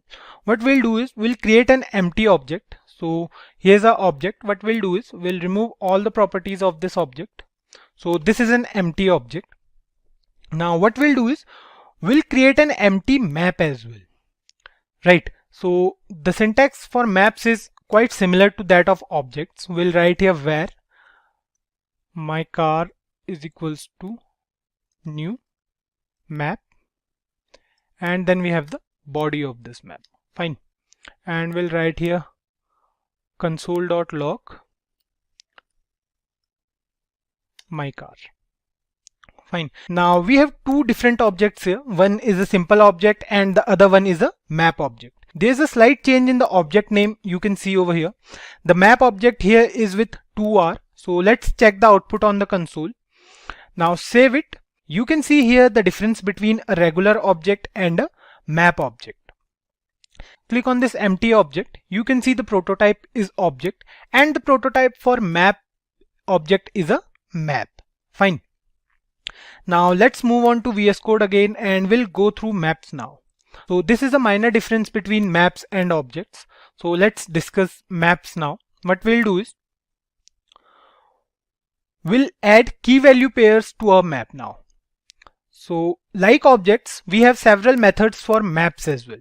Values can be added to a map with the help of set method. Now the syntax is simple. We'll see it. So what we'll do is we'll write here my car dot set. So set here is a method, and inside this bracket we will provide a key and a value. Now let's say we are writing here 1 comma BMW. We'll add another property. We'll write here my car dot set. We'll write here 2, and let's say we'll write here Audi. Fine. And then we'll write here my car again dot set 3 comma Mercedes. Fine. Now the set method has keys and values for each map property. Unlike objects where we can assign only string and specific symbol as property name, we can use anything here in maps for doing the same task. A key can be a number, a key can be an object, function, or in fact anything. It can be a string as well. So that's the benefit of using maps in JavaScript. This is also a difference between objects and maps. Now that we have added values to our maps, so let's check the output now. Save it. And you can see here we have 3 entries on our map. Keys and values for each entry separated by an arrow. You can see 1 is the key, BMW is the value, 2 is the key, Audi is the value, separated by arrows. Fine. We can access any of these entries with the help of the get method. Just like the set method, we have another method in maps. We'll write here mycar.get and we'll pass the key here. So let's say we are passing here 3. 3 is the key for Mercedes. Save it, and here you can see we have the value as Mercedes over here on our console. This get method will give us the value present at key 3. We can get any value here just by passing the key number to this get method. We can also determine the size of this map. Now to determine the size of this map, we have another method here. So what we have to do is we have to write here mycar.size. So this will determine the size of our map. Save it, and here you can see the size is 3. Fine. So as I mentioned previously that a key can be a number, a string, a function, or in fact an object. So let's try to use them as keys and see if it works or not. So this is our map. What we'll do is we'll remove these 3 properties from here and we'll print this map only. Fine. Now inside here we'll write mycar.set. So let's say the key is string for value 1. So we'll write here my car name is, and then we'll pass the value here. We'll write here BMW. Fine. So we have a string as key now. Next up, we'll write here my car dot set will pass an object as a key, and the value is, let's say, Honda. Fine. Lastly, we'll pass a function as a key. We'll write here myCar.set and we'll pass a function over here. And the value is, let's say, Mercedes. Fine. Of course, we can define these functions or objects somewhere in the program, but for now we'll keep it simple so that you guys can have an idea of what we are trying to do here. So save it. And you can see here there's no error or any sort of problem in the console. It's working fine. We can access any particular value by passing the key to the get method.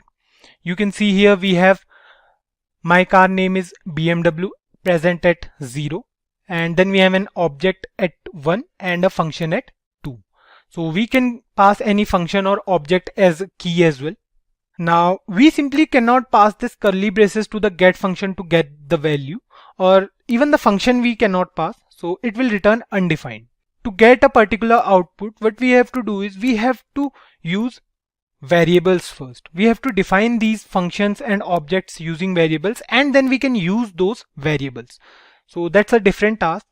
So what we'll do here is we'll write here myCar.get and we'll pass object here. Save it, and here you can see the output is undefined. Now this isn't what we were looking for, right? So the solution is simple. What we have to do is we have to write here let obj is equals to an object and let func is equals to a function. Fine. Now we can use these variables. So instead of writing here curly braces, what we'll do is we'll write here obj, and instead of using the whole function here, we'll write here func. Fine. Now the next thing we'll do here is we'll write here the variable name.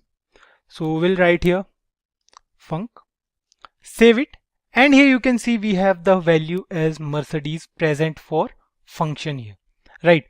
We can also do the same for object as well. If we write here obj and save it, you can see we have the output as Honda. What we did here was an easy task.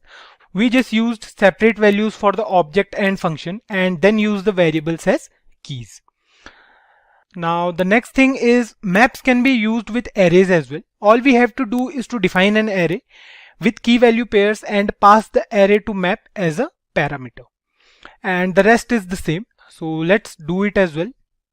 What we'll do is we'll remove this, we'll remove this as well.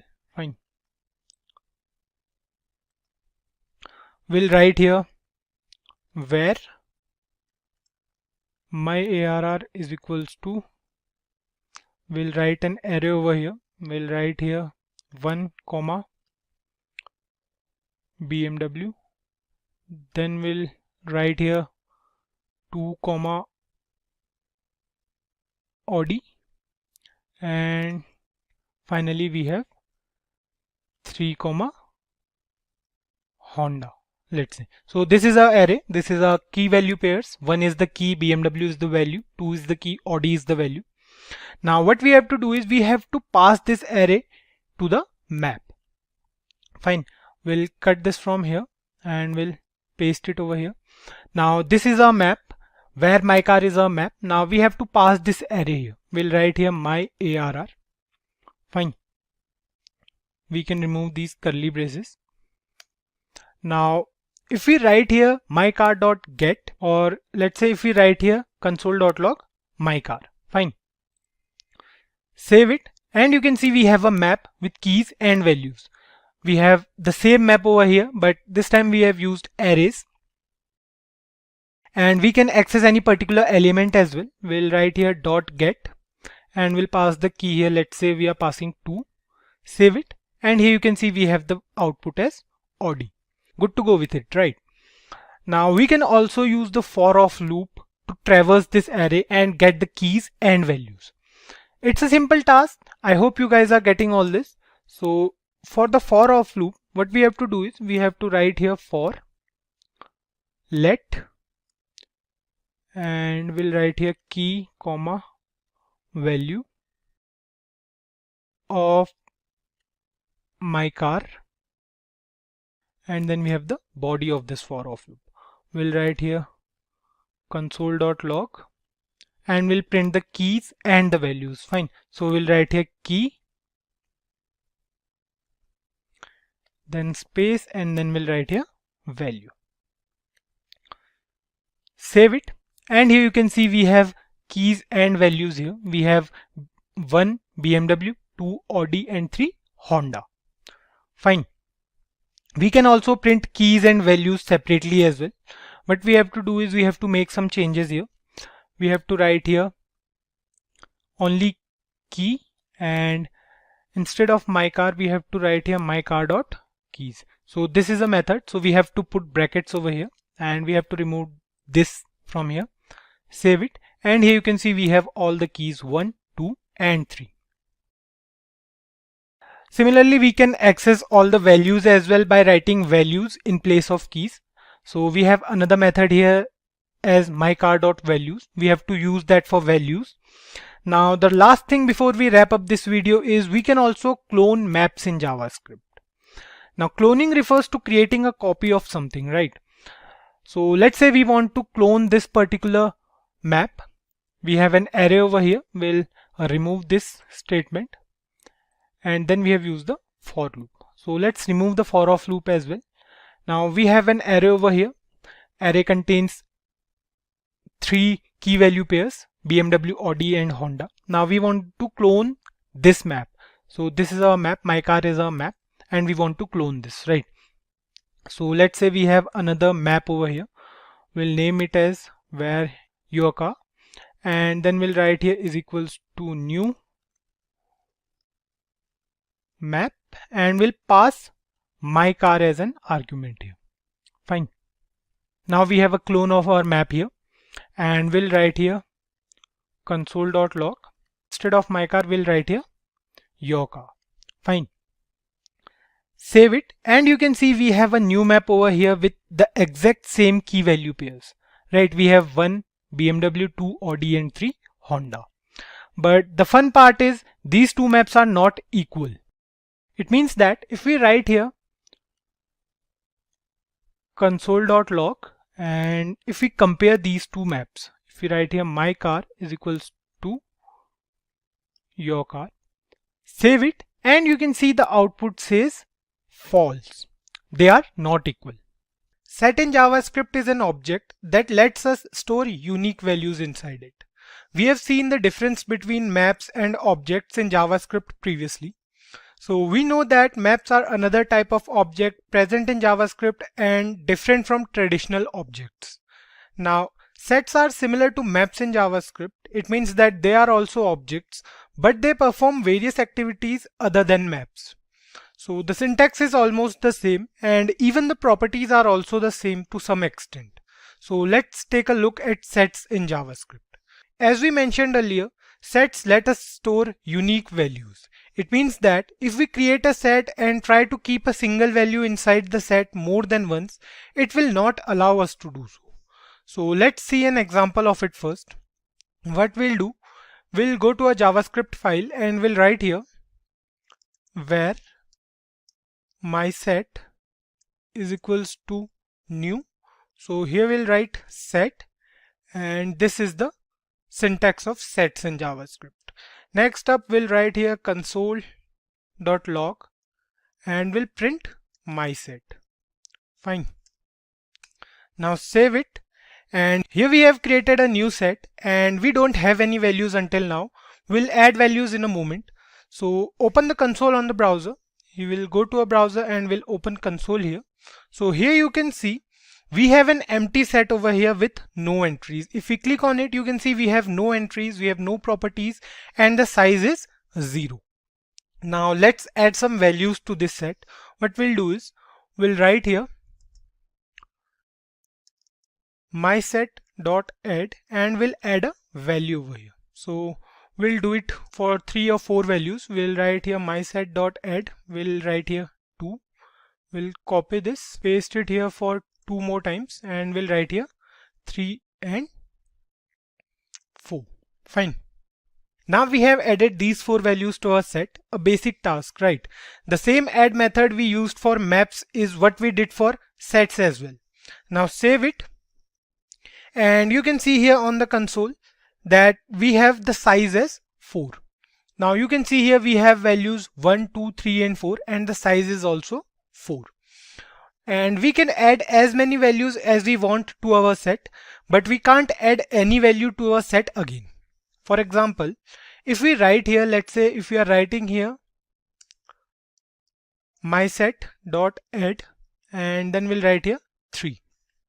Fine. What we are doing is we are trying to add 3 again to this set.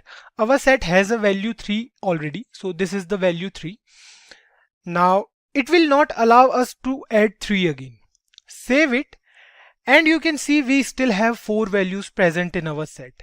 The new value we added to our set is not present inside the set. You can see here we have 1, 2, 3 and 4. This 3 is not added to our set. So this is the benefit of using sets in JavaScript. So let's take an example of an array as well. Let's say we have an array of some numbers and several elements in the array are repeating themselves. So let's create a new array here. What we'll do is we'll comment out this piece of code so that there will be no confusion for you guys, and we'll create an array over here. So let's say this is an array with name ARR, and we'll add elements to this array now.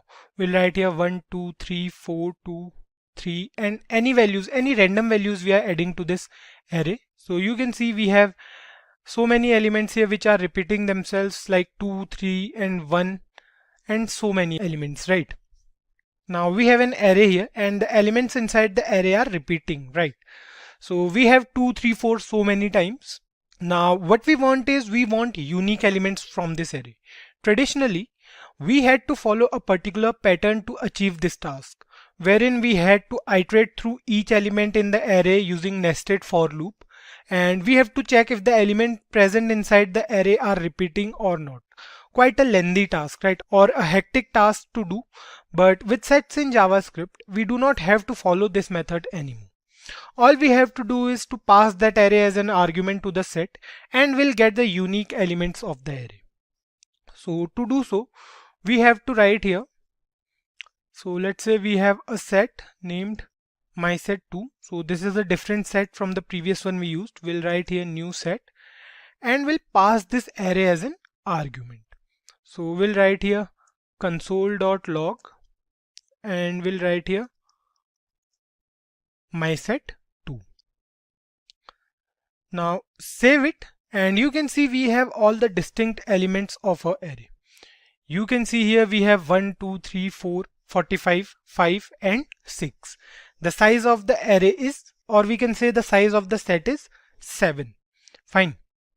We can also print this set again in the form of an array.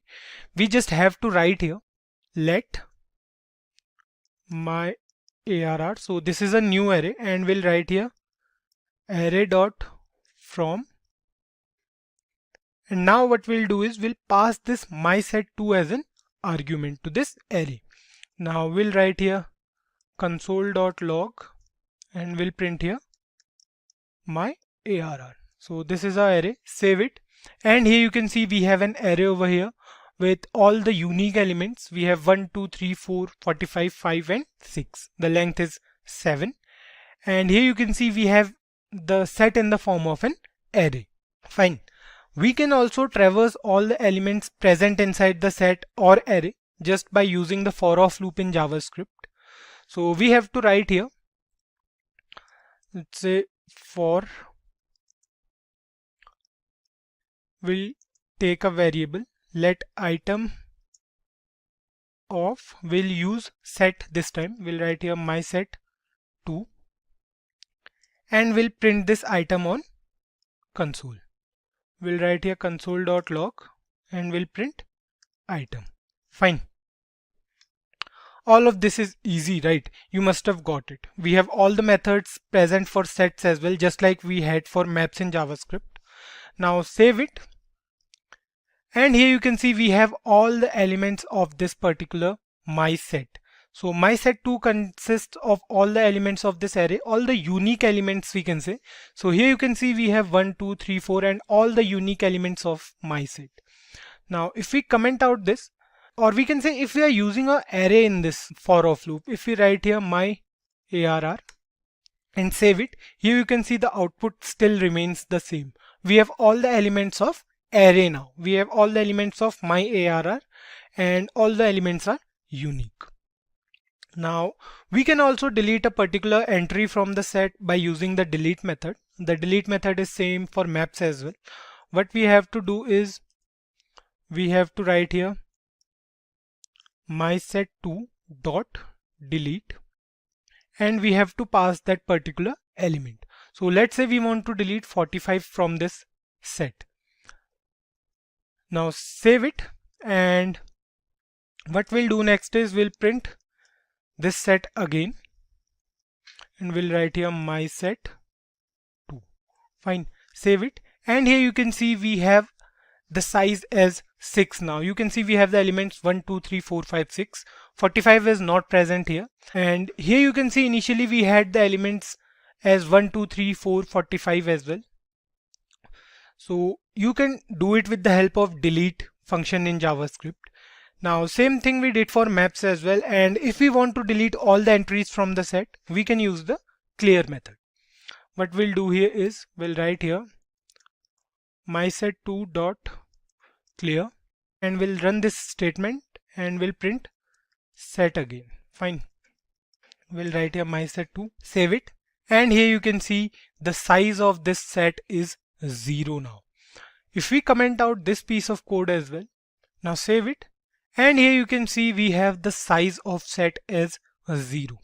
This was initially showing the size of our set, which was 7, and if we click on this as well, you can see we have no entries because it will not print any values once the clear method is executed by the system. So this is working totally fine. Now that we have covered almost every property of sets in JavaScript, I think you guys will be able to use sets now as per your requirements. Destructuring is used for assignment tasks in JavaScript. It allows us to unpack those values from an array or properties from an object into different variables. It might sound a little bit tricky, but trust me guys, it is one of the easiest tasks one can do in JavaScript. So let's take an example of how it works and you'll understand everything much better. So let's say we have few students present in our program. Like if we write here, let's say we have student 1, student 2 and student 3. Fine. Now these are the 3 students. These are basically 3 different variables: student 1, student 2 and student 3. Next up, we'll assign names to these students, and let's say we have more than 5 or 6 names for these students. So what we'll do is we'll write here bracket student 1 comma student 2 comma student 3 is equals to, let's say we are writing here Ravi is the name of first student. Then we have, let's say, Abdul, and we'll add one more here. We'll write here George, and let's say we have another student named as Varun, and let's say one more is Salman. Fine.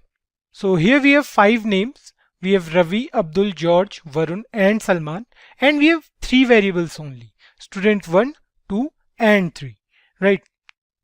Now if we want to access any of these student variables, we will get the name corresponding to that student.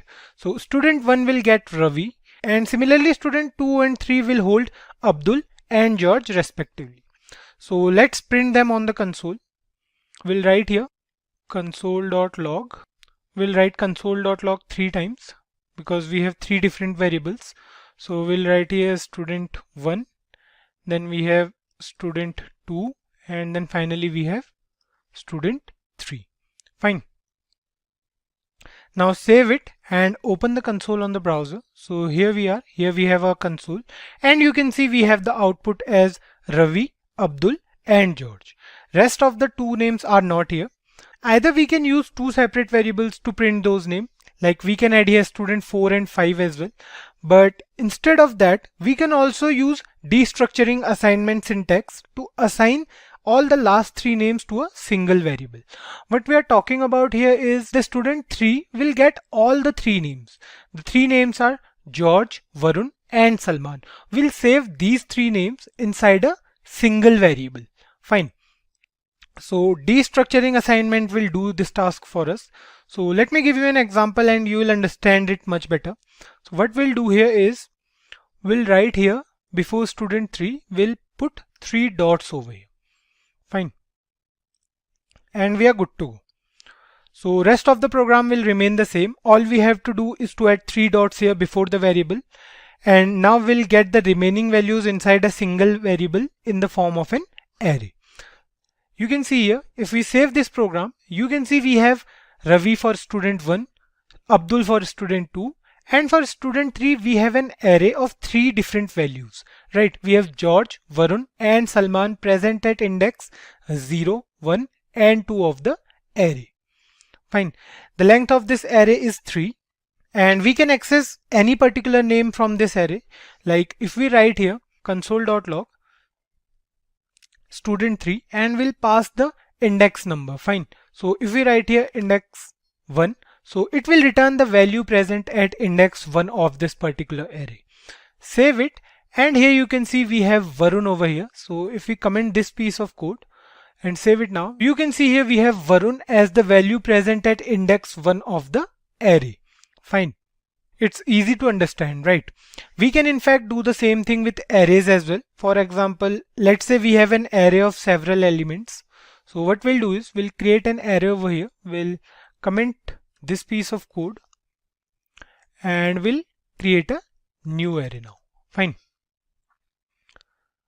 Now we'll write here, let's say const color is equals to, we have several elements present inside this array. We'll write here color names. Let's say we have red and then we have black, green, pink and brown, and finally let's say we have the last color as yellow. Fine. Now we have an array of colors with 6 different colors here. Now we'll assign these colors to different car manufacturers. Right. So what we'll do here is we'll use car manufacturers. Next up, we'll write here, let's say Mercedes, and we have BMW, Honda, and finally let's say we have Hyundai. Fine. Now we'll assign color here. So this is our color variable which has the values present in the form of an array. Now the color array is assigned to corresponding car manufacturers. Mercedes will be red, BMW will be black, and similarly Honda and Hyundai will be green and pink. Fine. Brown and yellow will be left out. So let's print them on the console. We'll copy this console.log from here and we'll paste them here. Fine. Now we'll write here Mercedes and then we have BMW, Honda, and finally we have Hyundai. Fine. Now save it and you can see here we have all the values of the array. We can assign the last 3 elements of the array to Hyundai only in the form of an array. So we have to mention the dot notation here and we'll be good to go. So you guys might be wondering why we are assigning the remaining values to the last element only. Why not the one before the last element? So let's try to do it here and you'll get the answer to this question as well. So what we'll do is we'll assign all the values to Honda. Fine. Save it and you can see an error message over here on the console. It says rest element must be last element. It means that JavaScript will not allow us to assign the values to any other element other than the last element. Now what we'll do is we'll assign the values to the last element again. So we'll remove these dot notation from here and we'll put them here before Hyundai because Hyundai is the last element, right? Now save it And here you can see we have red for Mercedes, black for BMW, green for Honda, and for Hyundai we have three different values. We have pink, we have brown, and we have yellow. Fine. Now we can also use destructuring for swapping variables in JavaScript.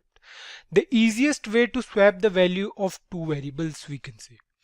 So why easiest? We'll see it in a moment. So swapping means swapping the values of two different variables, right? So let's say if we have a variable a and the value of a is 10, and we have another variable b and the value of b is 20.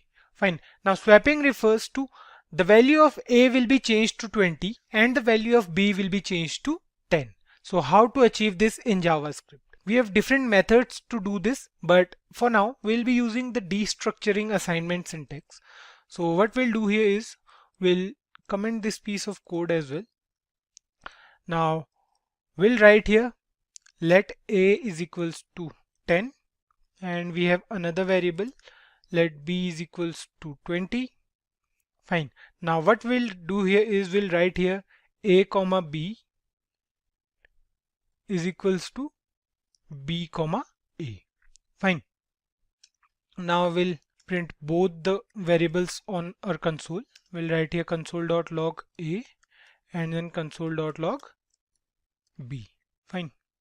Now we are good to go. Save it, and you can see here the value of a is 20 now and the value of b is 10. So initially the value of a was 10 and the value of b was 20, and the values are now swapped.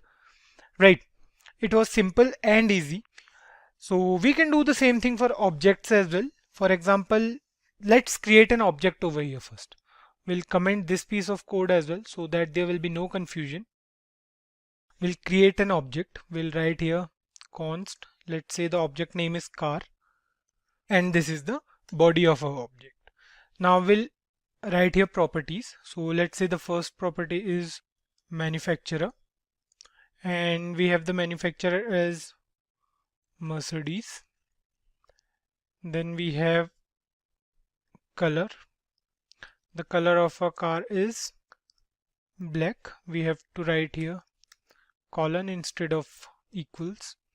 Then we have model. So let's say the model is 2012, and then finally we have a function. Fine. So we'll write here function. The function name is wheels, and we'll write something inside of this function. So let's say we are writing here console.log, and we'll write here all-wheel drive. Fine. Now here we have an object named car with several properties such as manufacturer, color, model, and a function that tells us that this car is all-wheel drive. Let's destructure this object now. So what we'll do is we'll write here const, then we have curly braces. We'll write here manufacturer, comma, color, comma, model, and then finally we have wheels. Fine. And we'll assign car to them. Fine. Now this will take corresponding values accordingly. Now what we'll do is we'll write here console.log, let's say manufacturer. So it will return Mercedes. Save it, and here you can see we have the output as Mercedes. Instead of manufacturer, if we write here color, save it now, and here you can see we have the color as black. But we have to mention these four variables the same as the properties, because if we write here let's say model 2, and we are printing here model 2. Now save it, and here you can see it says undefined for model 2. We have to write here model only. Fine. Save it now, and here you can see that we have the model as 2012. Now we can access any of the properties of this object. We can even call this wheel function from the outside. So just write here wheels. We are calling this function. Save it, and here you can see we have the output as all-wheel drive on the console. So let me give you a simple example of drag and drop elements first. Here we have two different folders. One is where we have all our JavaScript and HTML files we have worked on till today, and the other one is an empty folder with no file at all. Now drag and drop means taking something from one place and leaving it at another location. For example, select a file from this folder. So let's say we are selecting this file and try dragging this file from here. You can see we have this file stuck with our mouse cursor. So wherever we are taking our mouse cursor, the file is going with it. So we can place it anywhere until the left button of our mouse is clicked. And the moment we unclick the left mouse button or put our finger away from the mouse is where the file will be located from now on. So if we move this file here and if we put away our finger from the left button, so you can see the file is located in this folder now. So the file will now move to this new folder, and this refers to drag and drop in real life or the computer world, we can say. Quite an easy task, right? We already know much about it. Now, what we'll do today is we'll try to achieve this same thing using JavaScript. So let me close these two tabs for now.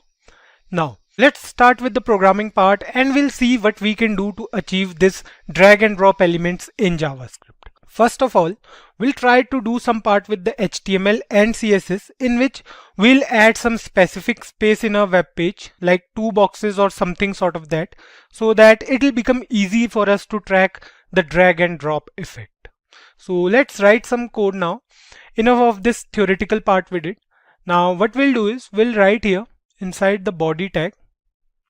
So we'll take 3 divs for this particular tutorial. So we'll write here class is equals to box. What we are doing is we are creating 3 boxes over here. So we'll close this div and we'll copy this whole statement from here and we'll paste it twice again. Now what we are doing is we are adding 3 boxes to a web page. So we have added 3 div tags here. We can say 3 boxes as well. So let's add some style so that we can identify the 3 boxes.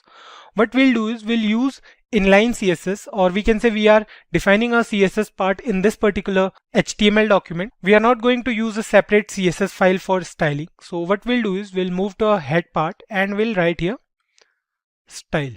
So this style tag is what we are using for our CSS styling. Now our primary focus will be on the JavaScript part, so the styling will be limited. So what we'll do here is we'll define this box class. We'll write here dot box, and inside this we'll use some CSS properties. So we'll write here float and we'll give the value as left. Then we'll write here background color, and the background color is, let's say, this one. So the next thing we'll be doing here is we'll be defining the width and the height. So let's say the width is 400 pixel and the height will also be 400 pixel. Fine. Now the next thing will be margin. So we'll write here margin, and let's say the margin is 10 pixels. Then we'll use padding as well. We'll use the padding as 10 pixels. Next up, we'll write here border. So the border will be 1 pixel thin, basically a thin border. So we'll write here solid. We'll use the solid border, and the border color will be, let's say, black. Fine. Save it. And here you can see we have 3 boxes over here in a web page. Next up, we'll add an image to the first container so that we can drag that image from this container to other 2 containers. So the code for that is quite easy. We'll write here inside this first div tag. We'll use the img tag to add an image. We'll write here class as image, and the image source will be, let's say, j1.png. So this is a picture in a folder. We'll write here draggable is equals to true, and then we'll write the width of image will be, let's say, 300, and the height will also be 300. Fine. Now save it, and here you can see we have an image over here inside the first container of a web page. Now you might notice here that we have used the draggable property, or the draggable attribute, we can say. So this draggable attribute here indicates if a particular element can be dragged or not. It can either be true if we want the element to be dragged, or false if we don't want it to be dragged freely. Now images can be dragged by default in modern JavaScript, so we can drag this image if we don't include this property as well. Now if you want to see how this property actually works, we have to write here false for now. Save it, and if you try to drag this image now, you can see we are not able to drag this particular image inside a browser. So this is how the draggable attribute actually works. Now what we'll do is we'll write here true again, because we want to drag this image and this will be required. So we can drag this image now, you can see. Now we'll leave the other two containers empty so that we can drag and drop the image from container 1 to the other two containers. Now you can see that the image is not well structured inside the container on the browser. You can see the image is not centered as well. So we'll apply some style to this image as well. So what we'll do is we'll leave margin here from the left and the top of this image so that the image will be well structured or centered, we can say. So we'll write here dot image, because this is the class of our image, and then we'll write here margin top as 50 pixels and margin left as 50 pixels. Fine. Save it now, and here you can see we have an image in the center of the container. So this is how we can use HTML and CSS to style an image or to center it in the middle of a container. So we are done with the HTML and CSS part. Now we'll do nothing more with the CSS to make this video more easy and understandable for everyone, because doing so much styling and all might lead to confusion for you guys. So let's move on to the JavaScript part quickly, which is no doubt the most essential part of this tutorial. So we'll move to a JavaScript file. Now before we begin, let's discuss something. The logic is simple. We have to drag this image from here and drop it in another box here. Right, we have to drag it from here, we have to drop it here. The logic seems easy to speak, right? So let's start with the coding part and we'll see things in between. Now, first thing first, we need to access two HTML elements for this, the box and the image inside it, right? So for that, we can either use the ID attribute, we can use the tag name or the class name method as well, or we can also use the query selector method. It depends on you totally what you want to do here. For now, we'll use the class name method to access both the elements. So what we'll do is we'll write here const image is equals to document dot get element by class name, and the class name for image is image, and we'll write here again const box is equals to document dot get element by class name, and the class name is box. Fine. The image variable holds the image tag which we used in the HTML file, and the boxes variable holds all the three boxes within it. So what we'll do is we'll write here const boxes instead of box. Next up, we'll add event listeners to our JavaScript file. Now we have already been through event listeners in the previous videos. So event listeners are predefined events used to perform some specific task in JavaScript. So here we need two event listeners, drag start and drag end. Now the drag start event will call a function. That function will create separately, and the drag end event will also call a function. So we'll create those functions separately. First of all, we'll add events. So we'll write here image dot add event listener, and we'll write here drag start, and the function name will be drag start. Fine. So you can see the difference between the function name and the event name. Now next up, we'll write here image dot add event listener. We'll write here drag end, and the function name will be drag end. Fine.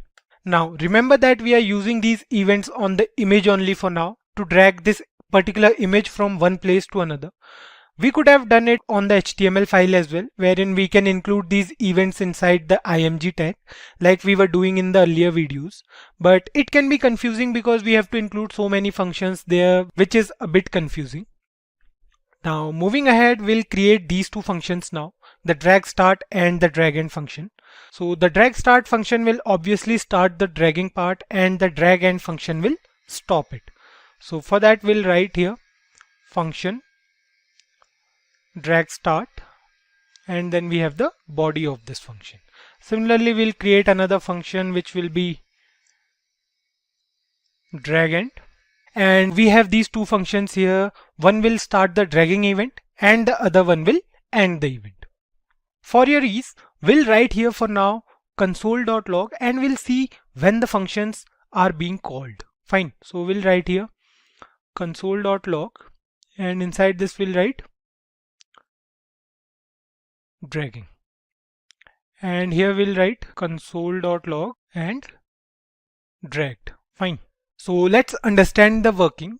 Save it and we'll open our console. So let me zoom this for you. Now what we'll do is we'll open our console and here you can see it says add event listener is not a function. So we have done something wrong here. Now what we'll do is we'll check what we have done wrong in a JavaScript file. So is nothing wrong here, but let's do one thing. Let's try to access this image with the help of document.getElementById method instead of this class name method. So for that we have to move to a HTML file and we have to write id as, let's say, img1. Fine.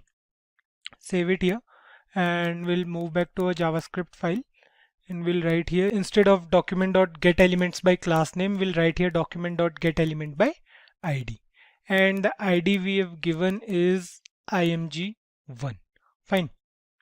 Save it now, move back to console, and here you can see the error is gone. So it was because of the document.getElementsByClassName method. Now once you start dragging this image, the drag start function will be called and you can see here it says dragging, right? The drag and function will be called once we leave the image somewhere. So if we leave this image here, you can see it says dragged over here. Fine. So these two functions are called when we try to drag an image and when we leave an image anywhere in the web page. So these two functions are working totally fine. Now we want to drag this image in such a way that there remains nothing left behind in the first box. So the first box should be empty. Right now if we are dragging this image, you can see the image is still there in the first box and we don't want that, right? So for that we have to move to a CSS file, or we can say we have to add a style property in the CSS part. So what we'll do is we'll move to a HTML file and we'll write here, after this image we'll write here dot invisible and we'll write here display is, let's say, none. Fine. Save it now. Now this invisible property will make the space empty. It will make the space in the first container empty after dragging the image from that. So to give this class to the image, what we have to do is we have to write inside the drag start function. Fine. So what we'll do here is we'll remove this console.log first and we'll write here this dot class name is equals to invisible. Fine. Now save this HTML file, save this JavaScript file, and let's try to drag the image now. You can see on dragging the image it becomes completely invisible. So we don't want that to happen. What we want is we want this image to disappear from the first box with a minimal delay. So what we'll do is we'll use the setTimeout method for that. We have already been through this method. So what we'll do is we'll write here inside this drag start function setTimeout, and inside this setTimeout method we'll use a callback function. So we'll write here this and we'll cut this piece of code from here and we'll paste it inside this setTimeout method, and the time will be 0 because we want minimal delay, right? Now this will work totally fine. Save it and move to console. So we'll open console and here you can see now this is working totally fine. On dragging this image, there's nothing left behind in the first container. So this is working totally fine. Obviously the image is invisible once we leave the mouse button. So for that we have to write something inside the drag and function. So let's do it here as well. What we'll do here is we'll write here this dot class name is equals to image. Fine. So this will be the class name. Save it now, move to console. Here you can see it's working totally fine now. It's not completely draggable, but you can see it's not invisible anymore on leaving the mouse button. So it is working totally fine. I hope you guys understood it till now. Next up, we'll add some more events to the boxes as well. So till now we have been using events for the image only. Now we'll add events to the boxes as well. So for all the boxes, we have to loop through them and we have to use certain functions. So what we'll do is we'll use the for of loop to loop through the boxes, and let's do it here first. So we'll write here for let box of boxes. So we'll loop through all the boxes. We'll write here box dot add event listener, and we'll write here we'll use an event which is drag over, and we'll create a function for this as well. So we'll write here drag over in camel. So we'll copy this for 3 more times because we'll be adding 3 more events here. So instead of drag over, we'll write here drag enter for the image to enter in another container. So we'll write here drag enter as well, and here we have to write small e instead of capital E. So the next event will be drag leave, and we'll write here drag leave. Fine. The last will be drop, and the function name will also be drop. Fine. Save it now, and it will create no change in the web page. So here we are adding 4 different events to the boxes for 4 different scenarios. Now we have to declare these functions to achieve the drag and drop part altogether. So you can save it once and check on the browser. You can see it says drag over is not defined. And what we'll do is we'll define these functions now as well. So we have 4 functions over here. So we'll define all the 4 first. So we'll write here function drag over, and then we have the body of this function. Then we'll write function drag enter. Then we'll write here function drag leave, and finally we have function drop, right? So we'll write here function drop, and then we have the body of this function. So these are our 4 functions, and there's one more thing we have to do, and we are almost done with the video. So let's start defining these functions, and we can see what we can do with them. We can also see the functioning of these functions real quick. What we'll do is we'll again use console.log and write something inside to check when these functions are being triggered. So we'll write here console.log. For the over function, we'll write over. For the drag enter, we'll write console.log enter. For leave, we'll write console.log leave, and for drop, we'll write console.log drop. Fine. So save it and go to the console. Now start dragging this image, and you can see the different functions being triggered on various events. You can see when we take this image over another container, the drag over function is being called. When we take it out, the leave function was called, and then the enter function because the image entered in a new container. So this is how these functions actually work. Now the drop function will not even trigger. We'll see why. So now we have to cancel the default working of this drag over function, drag enter function, and the drag leave function, because we want to assign a particular task to the drop function and we don't want them to follow their default behavior. So what we'll do is we'll use the event listener parameter for it along with the prevent default method. So let's do it first and then I'll explain it to you. We'll write here inside the drag over function, we'll write here e. So e will be the parameter. We'll write here e dot prevent default. Fine. We'll do the same for drag enter and drag leave, and we'll pass e as the parameter for both the functions as well. Save it now and we'll move back to our console and start dragging the image, and you can see the drop function is being called now. So this is why we have used the prevent default method. This prevent default method is used to prevent the browser from executing the default action of the selected element. Next up, we'll move to the drop function quickly, and we'll see here. So here we are inside the drop function. Now, if you are changing the style of boxes on certain events like drag enter and drag leave, then remember to change the styling back to the original one while dropping the image to another container.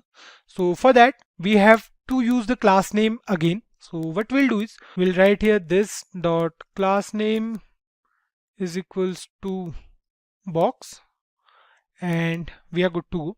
So the last thing we are left with is the image on the new box. For that, we have to append the image to a box on dropping it, right? So what we can do is we can write here this dot append and we'll pass image as a parameter now. Fine. So the image here is the class name and it will append this image to the box.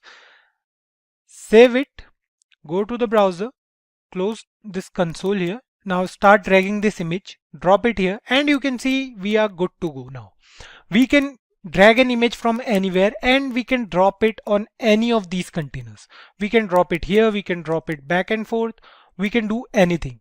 Like we can add one more container here. For that, what we have to do is we have to move to a HTML file, we have to copy this line and we have to paste it 2 times, let's say. Now here you can see we have 5 containers. We can drag this image and drop it on any of these. So it is working totally fine. We have come across almost every important topic in JavaScript, whether it is an important one like regular expressions in JavaScript or the one mainly asked in interviews like promises in JavaScript. Each topic has its own value in JavaScript and every topic is important. So in today's video, we'll come across 2 different types of games. The first one will be the one wherein we'll recreate Flappy Birds using JavaScript. Now many of you guys must have heard about this game already. If not, we have to take a bird through a space between 2 walls in this particular game. So let me just take you through the game once. And here we are. So this is our game. You can see we have a bird over here. And we have to take this bird through this yellow hole present in between the blue color, right? The yellow holes are random, and if the bird strikes the blue wall or maybe at the bottom of the screen, then the game will over. Fine. So I hope you guys understood what we have to do in this particular game. Now we have to press a key from the keyboard to make the bird jump repeatedly, and we have to make the bird jump so that the bird will go through the hole between the walls without touching the boundaries of the wall. So I hope you guys must have understood the task here. Now let's try to recreate this game again from scratch, and we'll do everything by ourselves. We'll go through the HTML part, we'll go through the JavaScript, and we'll go through the CSS as well. Both HTML and CSS will play a vital role in making this game, along with the JavaScript part obviously. So let's start with the code. We'll go back to VS Code, and here you can see we have a HTML file named flappybird.html.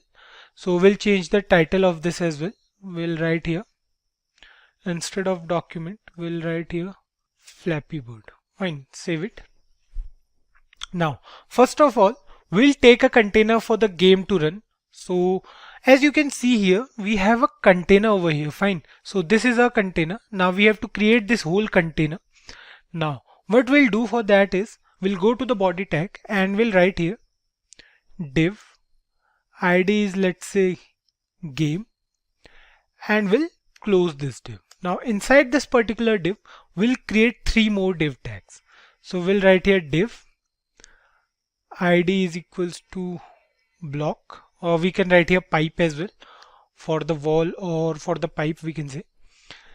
The next we'll write here div id is equals to hole, that is for the hole, and the last one is for the bird. Fine. So we'll write here div id is equals to bird. We'll close this div, and a fundamental task is done here. Now we have a container for the game. We'll put the game inside one single container. The next thing we need in a game is a block which we'll use to create the walls in the game, followed by the hole in the block for the bird to go through it, right? And the last thing is the bird itself. So we'll add an image here for the bird. So let's do some styling for all this. that we have written over here. So what we'll do is we'll move to a CSS file. So this is a CSS file, and we'll write here for the whole document the margin will be 0 by default. Okay, so we'll write here 0, and the padding will be 0 as well. Fine, we are good to go. That's a common thing. The margin and the padding will remain 0 for the whole HTML document. The next thing is to create the background of whole document. So we'll do something creative here, something different from what we did till now. So what we'll do is we'll create the background with 2 different colors.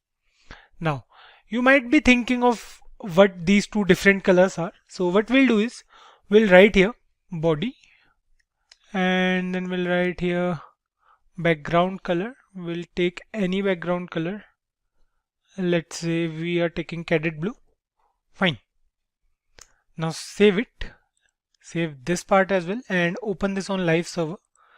So here you can see we have a background. We have the background of a HTML document as cadet blue color. Now the next thing we'll do is we'll use 2 different colors over this background, right? So we'll write here background image, and we'll write here WebKit linear gradient, and we'll write here RGB 175, 75, 75. Then we'll write here RGB. So these are 3 particular colors. We'll write here 31, 31, 31, and the last one will be RGB 59, 153, 148. Fine. So here we are, and the next thing we'll do is we'll write here min height will be 800 pixels. Now save it, and you can see here we have 3 different colors over here. We'll go to our CSS file, and you can see this WebKit linear gradient over here is unknown to us, right? So CSS gradients let us display smooth transitions between 2 or more specified colors. So we can do it radially or linearly. Now let's see the difference, and you can spot the difference here in the output. We have 3 different colors over here. We have red, black, and a little bit of gray in between, right? So let's move on to the first container, and we'll create the game area now. Now what we have to do is we have to create the game area. So what we'll do is we'll access the div tag with ID as game, and let's start working on this div tag and we'll understand it much better. So we'll write here game, and we'll write here next up height of this container will be, let's say, 500 pixels. Width is, let's say, 400 pixels. So guys, remember this height and width, we'll need them later. Now the next thing we'll do is we'll write here border, and the border will be 1 pixel solid black in color. Fine. And we'll add a background image as well. We'll write here background image, or we'll write here background only. We'll write a URL, and inside this we'll write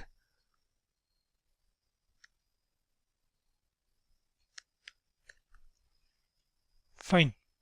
Save it now, and you can see here we have a container over here. Now it's not working. It says there's no such image present in a folder. So what we'll do is we'll check it from here. Here we are. We have bg2 over here, not bg1. So we'll write here bg2.jpg. Save it now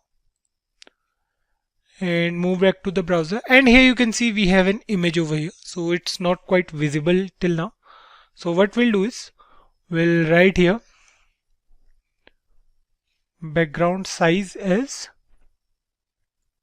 cover. Fine. Save it now And here you can see we have an image over here. Now the image looks fine.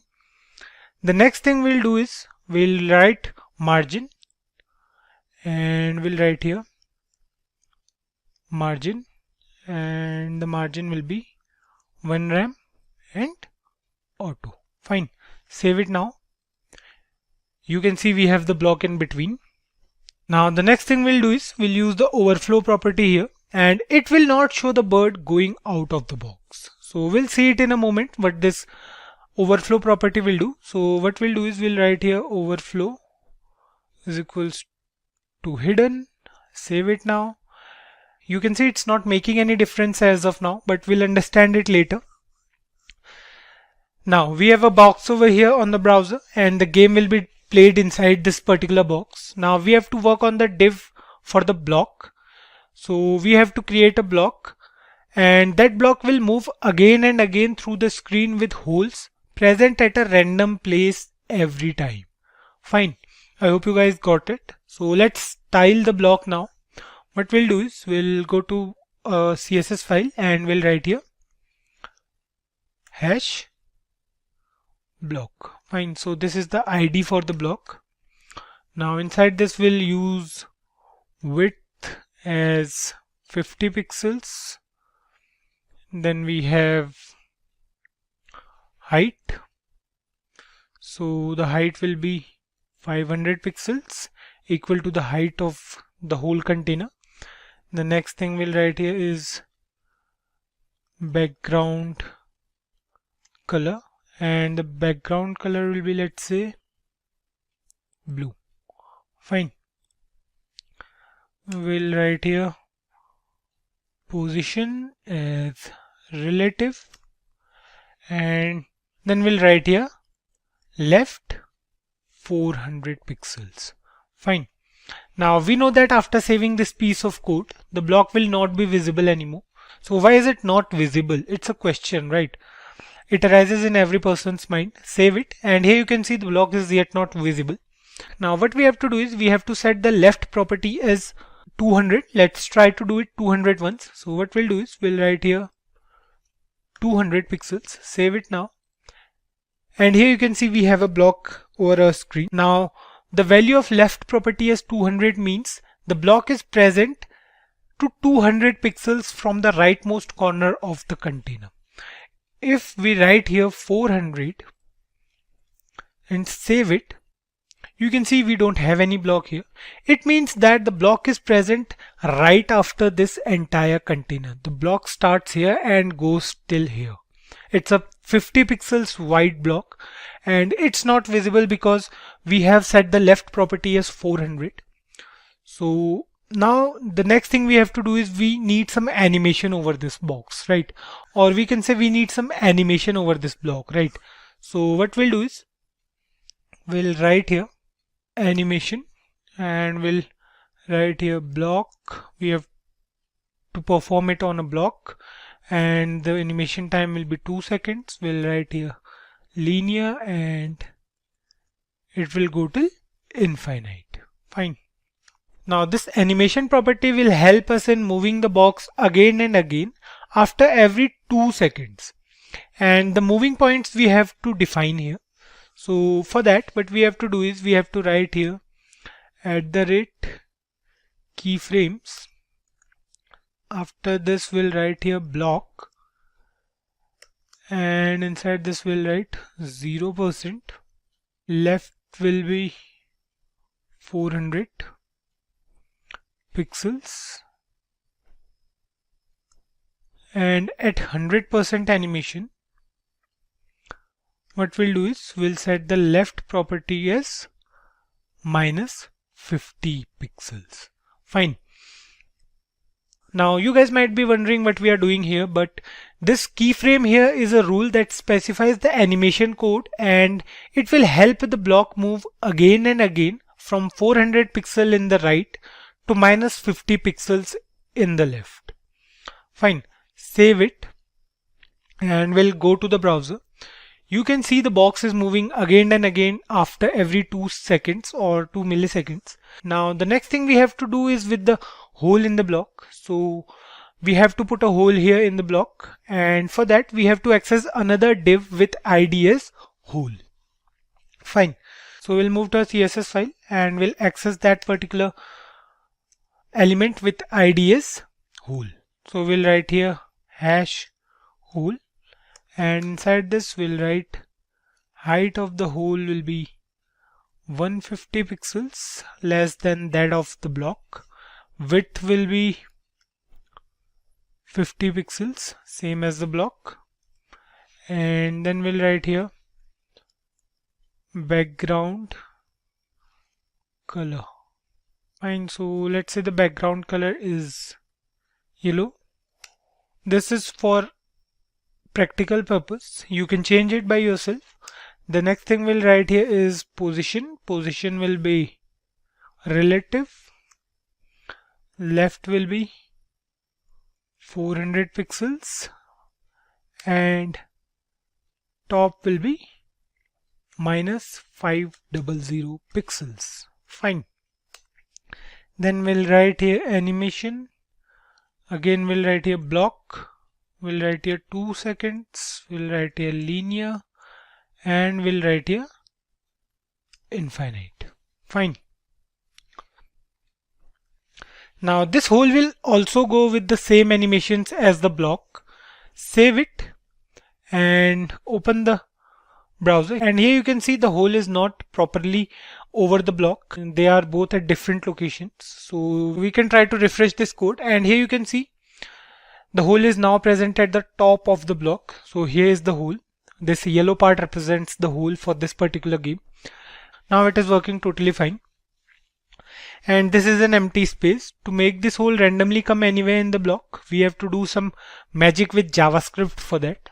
So we'll do it later in this video. Now if the hole is not placed over the block in your code, don't worry, just refresh the code, or we can say just refresh the home page. It will be fine, or if not, it will get fine once we go through the JavaScript part. That's not a major deal. So let's move on to the bird now. What we'll do is we'll add an image to our HTML file for the bird. So we'll write here inside the HTML file, we'll write here where the ID is bird, we'll write here img. Okay, we have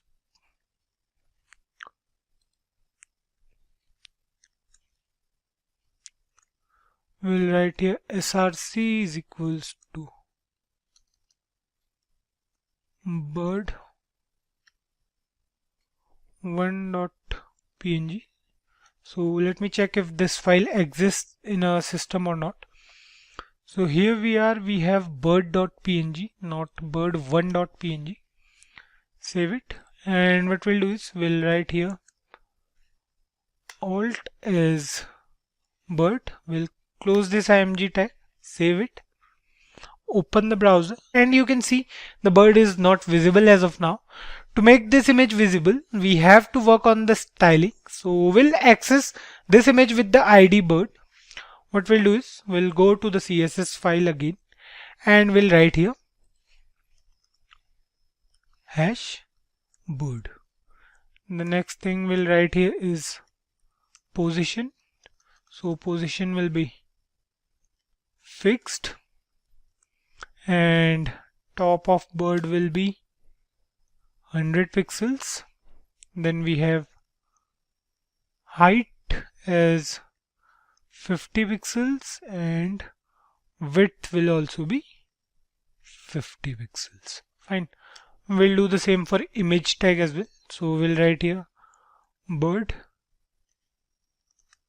img, and inside this we'll write height as 50 pixels, and we'll write here width, fine, as 50 pixels. Fine. Now save it, and if we open the browser now, you can see we have a bird in our game now. We are halfway done in making our game, and we haven't used any JavaScript until now, right? That's quite funny. So we'll use JavaScript now. Let's move on to the JavaScript part. We'll go to the JavaScript file first. Now, first of all, we'll access every element of a JavaScript file. that we can access. So we'll use the getElementById method to access every element of a HTML file. What we'll do is we'll write here where whole. So whole is the ID of whole present in the block. So we can access that div tag here. We'll write here document dot getElementById and we'll write here whole. Fine. The next thing is we'll write here where game is equal to document dot getElementById. The ID will be game. Fine. So for now we need to access these two elements only. We'll add some more elements later and then we'll access them. So for now let's focus on these two only.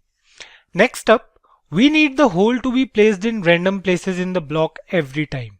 For that we need an event listener. So we'll create a function that will change the location of this whole every time. It will change the location on every iteration of the block. Fine. So we'll write here whole dot add event listener and we'll write here animation iteration. So this is a event listener and we'll write here a function name. So let's say we are writing here ran whole. Fine. So this is our function. It's random whole.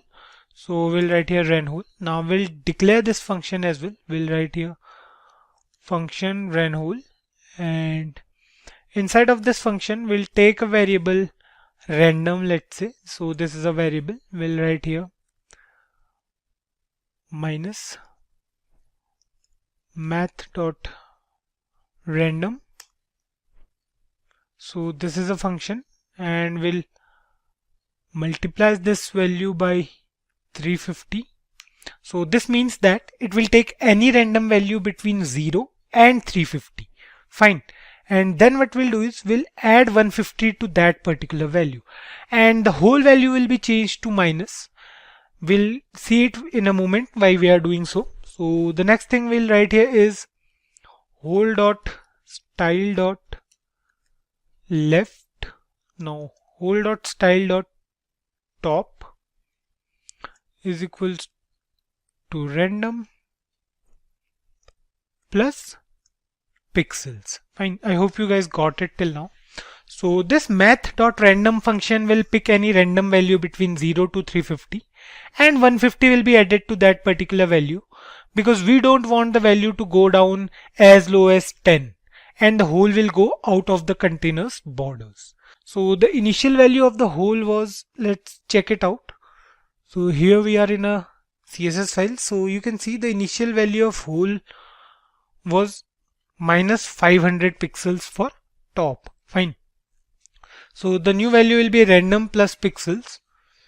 The value was 500 because we wanted the whole at the top of the block and now it will take any random value and the whole will be placed according to that particular random value. So let's save it, open the browser and here you can see the whole is moving randomly now. You can see it was initially present at the top. Now it is at the bottom here.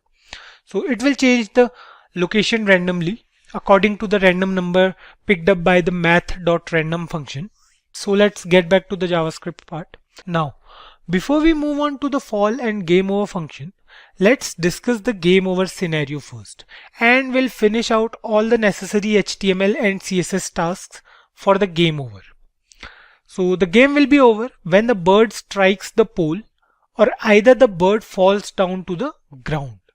On game over, the score will be shown on the screen with a restart button, right? So the score will be counted on the basis of blocks passed by the birds. Now the number of blocks passed will be the final score. So we'll take a variable score and increase the value of this score variable with each random block coming through. So we'll take a variable score and we'll write here where score is equals to 0. The initial value will be 0. So let's do the HTML part wherein we'll use a div tag to print the result on the screen. what we'll do is we'll go to the HTML file, and here what we'll do is we'll write here after this particular div tag, we'll write div id is equals to result, and here we have another div tag present over here. Now inside this div tag we'll use a h1 tag and we'll write here game over. Fine. Next thing we'll do here is we'll use p tag with id as, let's say, text. Fine. We'll close the p tag here, or the paragraph tag we can say. Now we need a button. So we'll write here button id is equals to btn. We'll write here on click is equals to location dot reload, and we'll write here restart. Fine. Now the HTML part is done. The paragraph tag with id as text will be used to print the score on the scoreboard. Now this location.reload method is used to reload the whole web page. On clicking the start button, the entire page will be reloaded and the game will start again. Fine. We'll use CSS to style all of this game over part. So we'll go to the CSS file, and here's the CSS file. Now we'll write here hash result. We are accessing the div tag with id as a result. So the height will be, let's say, 200 pixels for result, and the width is, let's say, 500 pixels. Fine. So if I show you once again, so here is the block for game over scenario. So the height is 200 pixels and the width is 500 pixels. Basically we need to create a card, right? Or we can say a rectangle. So we'll move back to the CSS file and we'll write here background color is, let's say, brown. Margin will be 5 rem auto.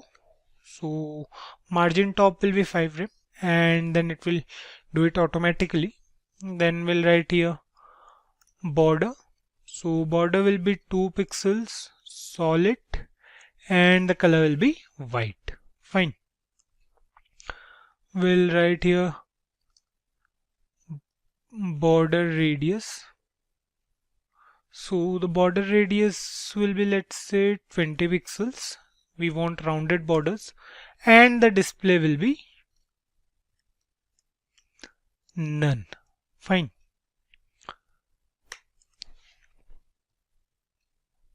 The last thing we'll do is we'll write here text align as center.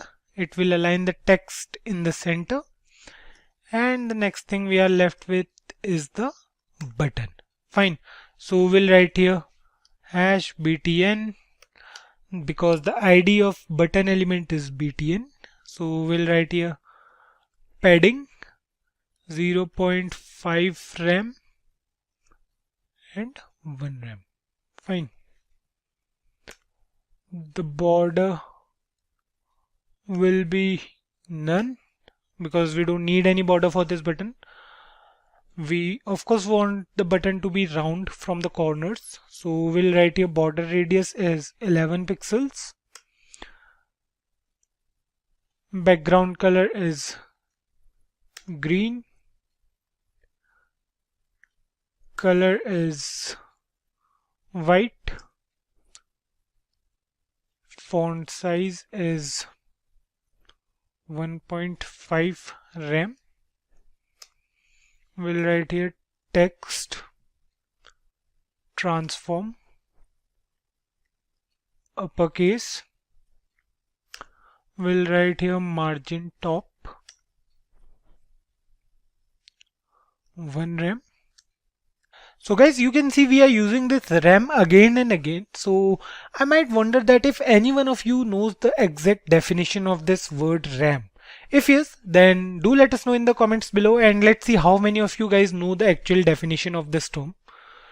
So the last thing we'll do is we'll write here cursor is equals to pointer, and we are good to go. Fine. The next thing is we'll write here hash text, margin top will be 1 rem and font size will be 2 rem. Fine. We'll do one more thing. We'll write here color is seashell. So this will be the color of our text. So we are now totally done with the HTML and CSS part. The only thing remaining now is the JavaScript part, and we have to work on that only. So just a few more if else statements and all, and we are done with the game. Now moving back to the JavaScript part, but before we go there, let me just show you how this works. Save it and go to the browser. So this is our game, and you can't see any game over scenario here, right? So for that, what we have to do is we have to go here in result and we have to comment this particular statement. Fine. Display as none, we have to comment out this statement. Save it now. And it's not working now as well. Okay, here's a mistake in this div tag. What we did wrong here is, so this was a mistake. Save it now. And now here you can see we have a card for game over here. And if you click on this restart button, you can see the page is reloading again and again. So it's working totally fine. We'll move back to the CSS file and we'll remove this. Fine. Save it now. And let's go back to the JavaScript part. Now we'll access two more HTML elements that we just created. So what we'll do is we'll write here where result is equals document dot get element by ID, and the ID is a result. Fine. And then finally we'll write here where text is equals to document dot get element by ID, and the ID is text. Fine. So the next thing we'll do is we'll write here where jumping is equals to 0. We'll take another variable for the bird to jump. Now we'll need all these elements further in the video. Now we have to create functions for falling, and we have to mention the conditions for game over as well. So what we'll do is we'll write here after this ranHole function, we'll write here where fall is equals to set interval. We'll set an interval. So we'll write here function, and then we have the body of this function. So the next thing we'll do is we'll write here where bird top is equals to %. We'll write here window dot get computed style, and we'll pass bird here. Then we'll write here dot get property value, and the property value will be top. Fine. Now the next thing we'll do is we'll write here if jumping is equals to 0. The body of if statement will write here bird dot style dot top is equals to bird top plus 2. After this we'll make them in pixels. Fine. Now we have to mention the time in milliseconds here, so we'll write here 10, and we are good to go. So here in this function we are using the top value provided to the bird. So we have used these two functions, window.getComputedStyle and getPropertyValue, to get the elements style property with ID as bird, and the top value we need will be passed to the following function. The value of jumping is 0, So the style.top will be set to bird top plus 2 pixels. Now the initial value was 100 pixels from the top, and 2 pixels will be added to the value after every 10 milliseconds now. Save it. And here you can see a bird will fall eventually.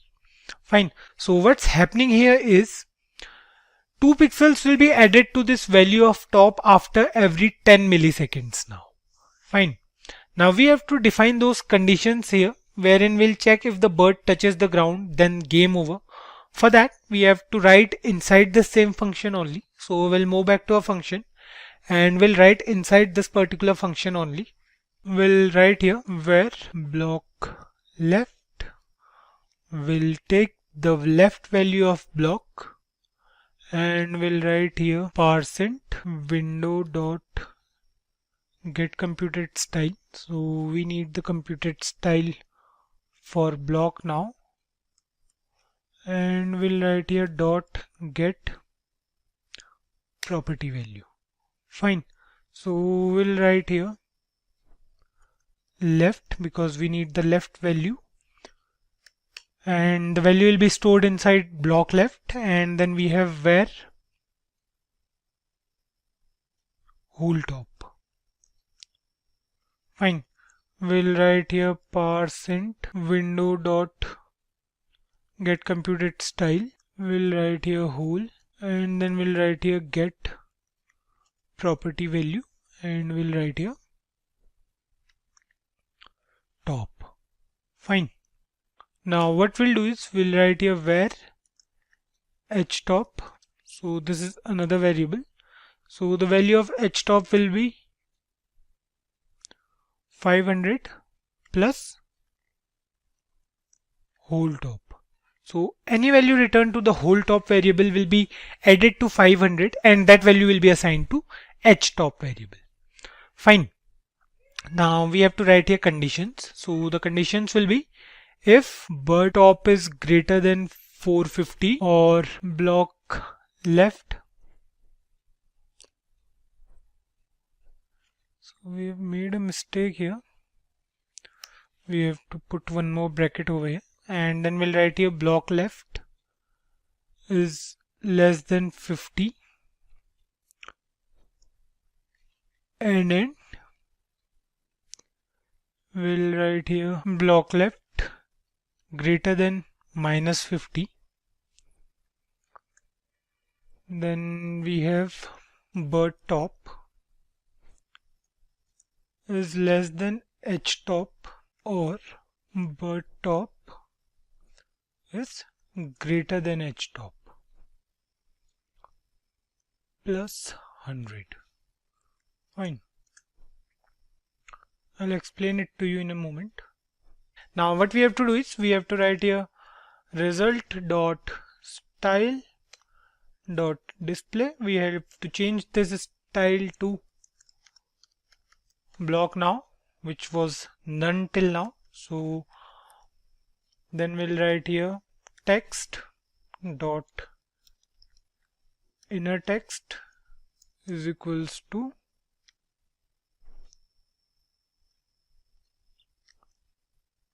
your final score is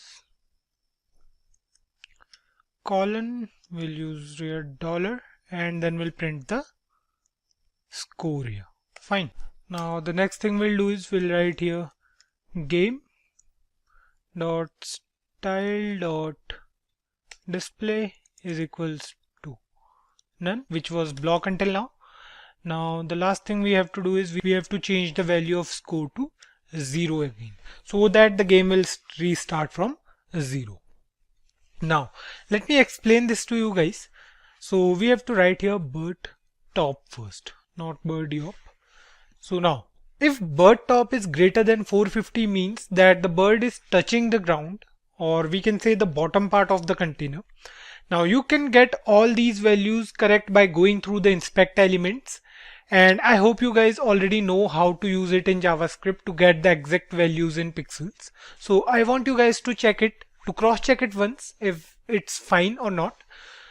Now, if the block left is less than 50 and greater than minus 50 means if the bird is colliding with the block or not, and the bird top is less than edge top means the bird is hitting with the top of the block or the bottom of the hole, we can say. The last one is for the bird to collide from the upper part of the block. Now, in all these cases, the result box will appear and the style of the result box will be blocked. The paragraph tag with ID as text will show the score here and the game.style will change to none. Now the game will disappear and the game over scenario will come forward. Now score will be again 0, as if the user wants to restart the game, then he can restart it from 0 again. So save it once and let's see if it's working or not. Save it and go to the browser, close it. Okay, you can see it's working totally fine, but it says your final score is $score. So we have made a mistake over here. Now what we'll do is we'll go back here and we'll check what's wrong here. Fine. Okay, the mistake here is of single inverted comma. Instead of single inverted comma, we have to put this sign over here. Now save it, go back to the browser, restart the game. And you can see it's working totally fine. It says your final score is 0. Restart it again and here you can see it's working totally fine. Now we are left with only one thing, and that thing is quite easy. So what we have to do now is we have to make the bird jump on button press. So we have to create one last function for this event. So what we'll do is we'll write here after this window dot add event listener. We'll add an event key down and then we'll write here hop. So hop will be a function. Hop is basically a synonym for jump as well. So we'll define this hop function now. We'll write here function hop and then we have the body of this function. So jumping will set to 1 on calling this function, and we'll write here where bird top is equals to %.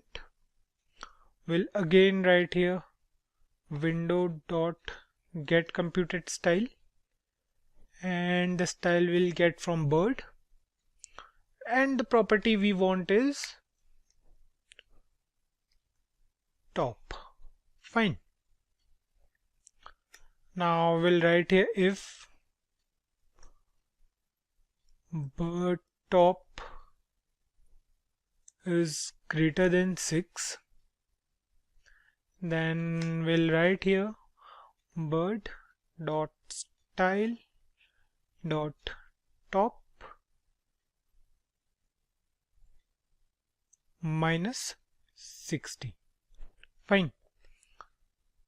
Okay, so we'll write here is equals to bird top minus 60. So we'll put all this inside a bracket and we'll convert it to pixels. So for that we have to write here pixels inside double inverted comma. Fine. Now what we have to do next is we have to write here set timeout, and we have to create an anonymous function over here. So we'll write here function and we'll again set the value of jumping to 0 after every 100 milliseconds. Fine. So every time a key is pressed, the hop function will be called and the value of jumping will change to 1. It will again take the bird top value and check if the value of bird top is greater than 6. And if yes, then subtract 60 from it and save it inside the top of the bird. Then again, the bird will try to go down after every 100 milliseconds, but the bird will also go up by 60 pixels on each button press. Right. Now save it and our game is ready. So we are done with creating the game. Now what we'll do is we'll go to the browser and we'll restart the game. So here you can see a bird is jumping, and we can take the bird from the holes. So here you can see we have a bird and it's working fine. So we have to take the bird through these holes. So here you can see it says your final score is 0 every time. Fine. So let's check out for this ones. Okay, so we have forgot to mention here score plus plus. Now save it. Go back to the browser. Now we'll play this game again once. So we have to take this bird through these gaps in between the blocks. See how long it goes. So here you can see it says your final score is 5, and then again the value of score is set to 0 after some time. That's because if the person want to restart the game, then the value of score will be 0 for that restart. Now here you guys just saw me playing this exciting game, and I want you guys to try it. It's fun and you'll enjoy the game more after creating it by yourself. Today we'll create a car game in which we have to save a car from obstacles coming towards our vehicle. I don't know the exact name for this game, but let me give you an overview of this game real quick. So here's the game you can see over the screen, wherein we have a red car on the road and we have to protect this car by moving to the left or right.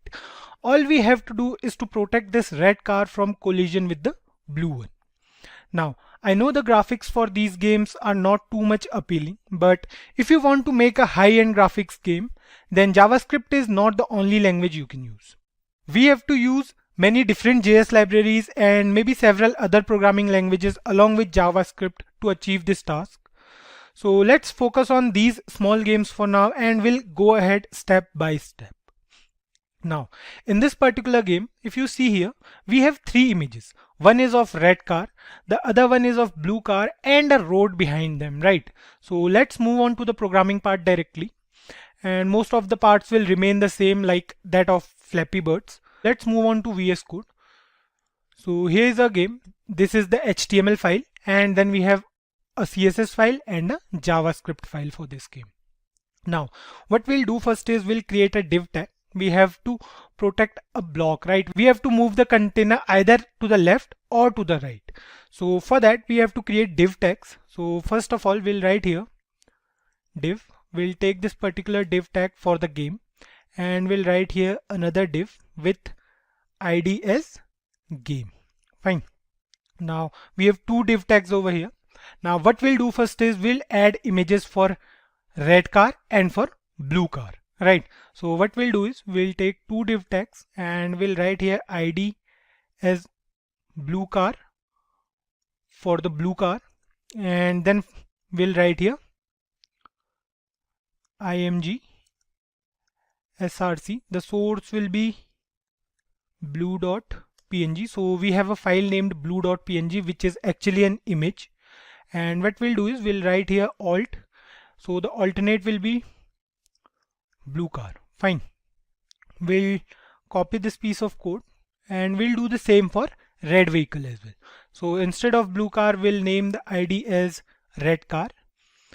The image source we have in a computer is red.png, and alternate will be red car. Fine. Now we have added the 2 cars to our div tag, or we can say to a HTML file. Save it. Go to the browser. So this is our document. You can see here we have a blue car and we have a red car. You can see we have both images over here, but the size is different. The blue car looks big and the red one is pretty small, right? Not to worry, we'll figure it out in the CSS part. So let's do the rest of the HTML part here.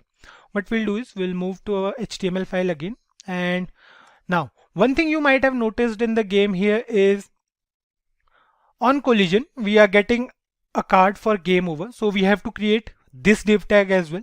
So let's finish the HTML part first. What we'll do is we'll write here div again, and this time the ID will be result. So we are preparing for the game over part, right? Now what we'll do is we'll write here h1 heading. So inside h1 we'll write game over. So let me show you why we are doing this. So if you can see here, on collision we have game over, right? So game over we have to write here. Now what we'll do is we'll write here game over like this. The next thing we need is the score. So what we'll do is we'll write here P. So we'll use the paragraph tag. The ID will be score, and the score we'll do in JavaScript part. Now what we have to do is we have to add the restart button as well. So for that we'll write here button ID is equals to, let's say, btn, and we'll use the on click event. So on click we'll write here location dot reload. We'll call this function. So this is a built-in function in JavaScript.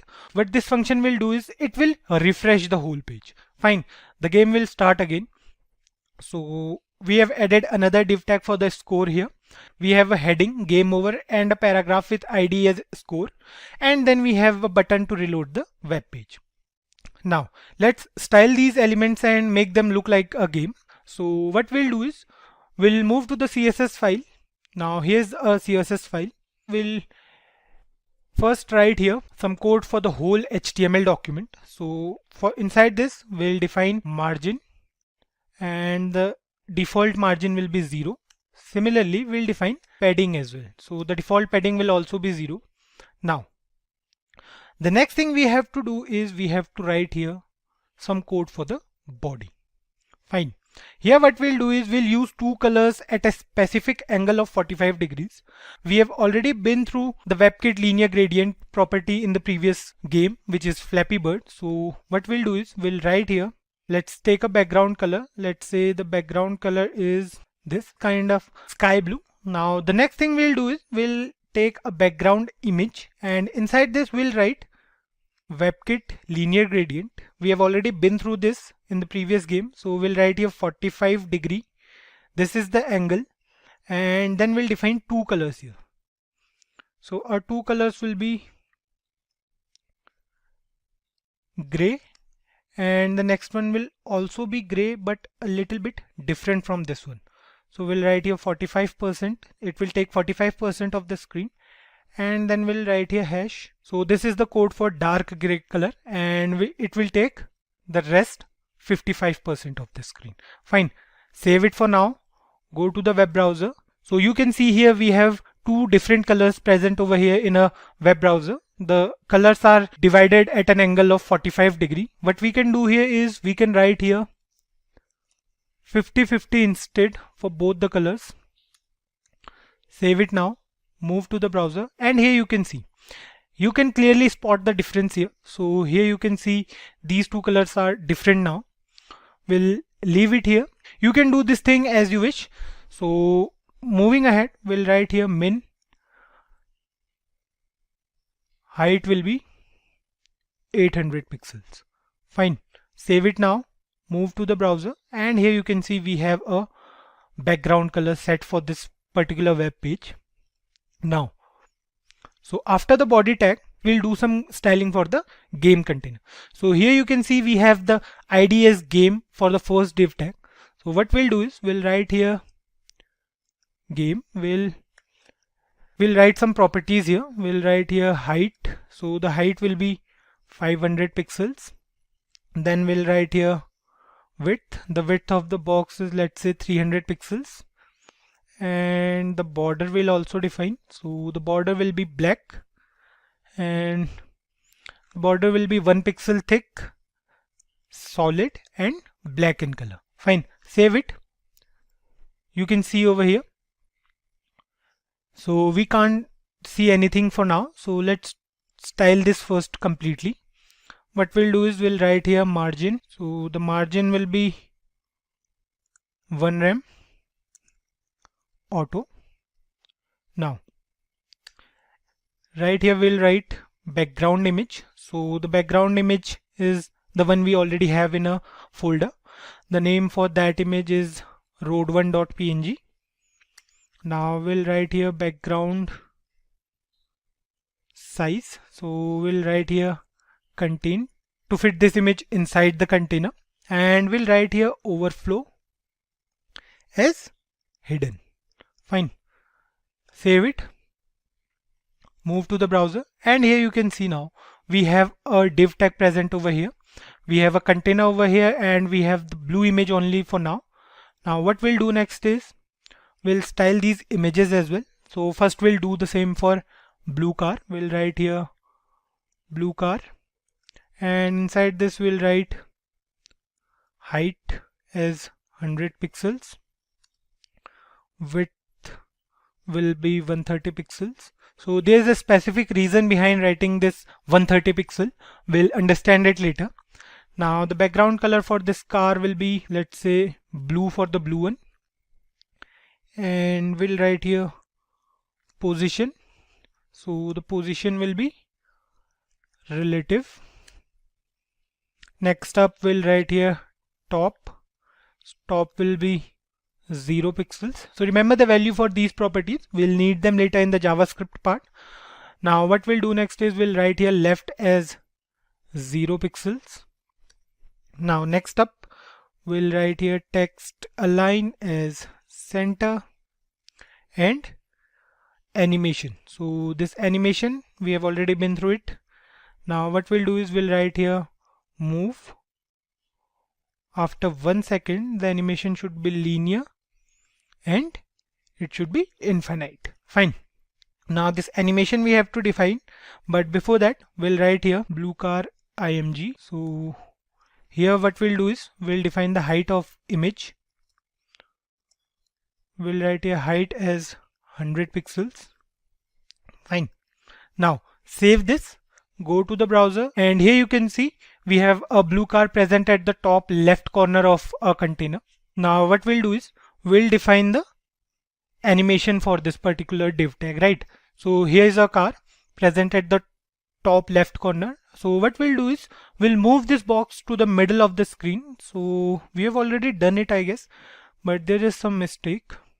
So here you can see we have given space between one rem. Save it now. And here you can see we have a box present at the center of a screen. Now we are good to go. Next up we'll define the animation. So we'll write here @keyframe, and instead of identifier, the identifier we have here is move. Fine. So inside this we'll write here 0%. At 0% the top will be 0. Fine. 0 pixels. And at 100% the top will be 501 pixels. Fine. Now one thing to notice here is the total height of the container is 500 pixels and the animation will go till 501 pixels. Save it now. Move to the browser, and here you can see the car is still not moving. So we have made a mistake here. So here's a mistake. We have to write here move only. Save it now. And here you can see the animation is going swiftly now. So the car starts from 0 pixel and goes till 501 pixel. So it will happen infinitely because we have used here infinite inside the animation property. What we'll do next is we'll do the same for red car as well. Fine. So here you can see we have a red car. The ID is red car for this. So what we'll do is we'll write here #red car, and we'll start styling this red car as well. The height will remain the same. The height will be 100 pixels, and then we have the width. The width will be 130 pixels for this car as well. The background color will be red because the car color is also red. Position will be relative for this as well. The top will be 250 pixels, let's say, and the left will be 130 pixels. Fine. Now what we are doing here is we are taking the left as 130 pixels. Why so? Because what we want is we want the car to be present at 130 pixels away from the left corner of the box. So that's why we have written 130 pixels over here inside the left property. Now the next thing we'll write here is text align, and text align will be center. Fine. We'll do the same thing for red car as well here. We'll write here red car img. We have to write here hash as well. Now inside this we'll define the height of this image. We'll write here height as 100 pixels. Fine. Save it now. Go to the browser, and here you can see we have a red and blue car over here. Now the box seems to be a little bit less wide for these two cars. So what we'll do is we'll write the width here as 390 pixels so that it will be divided equally in 3 parts. Save it now. And here you can see now this box looks totally fine. We have a red car present in the center. We can move it to the left and to the right. So we are done with styling these 3 images. Next up, we have to style the result part as well, right? So here you can see in this particular game, we have a card over here with a different background. The game over color is white and this color is gray, I guess. The button color is black and the restart color is sky blue. Fine. So we have to keep all these things in mind. We have to style this box as well. So what we'll do is we'll write here result, and inside this we'll write height. Height will be 200 pixels for this box. Then we'll write here width, and width will be 400 pixels. So we want a rectangle for this. Next up we'll write here background color. So let's define the RGB value. The RGB value for this particular color is 231, 105, 105. That's because we want to make the exact same game. So that's why we are using the RGB values here. Save it now. Move to the browser. And here you can see we have the game over card over here. And the game over color is black and the card color is pinkish, we can say. Now we'll move to a CSS file. We'll write here margin, and the margin will be 1 rem auto. Next up we'll write here border radius. So we want the box to be a little bit round from the edges. So for that we'll write here border radius as 20 pixels. And then we have font size as 30 pixels for game over. Then we'll write here text align. We want to align the text at the center of this box. Game over color will be white. Fine. So we'll write here white, and we are done with it. Save it. And here you can see we have a box over here. We have a game over card over here. Now what we want is we want to hide this thing, right? So for that we have to write here display as none. Save it now. And you can see we don't have this game over box over here anymore. Now moving back to our CSS file, what we'll do is we'll remove this particular statement for now. Save it. And here's our box again. We'll add this property later. So for now what we'll do is we'll write here score. Now what we have to do is we have to write here font size as 2.2 rem. I hope you guys must have searched for the rem keyword. Now we'll discuss this keyword again in the next video.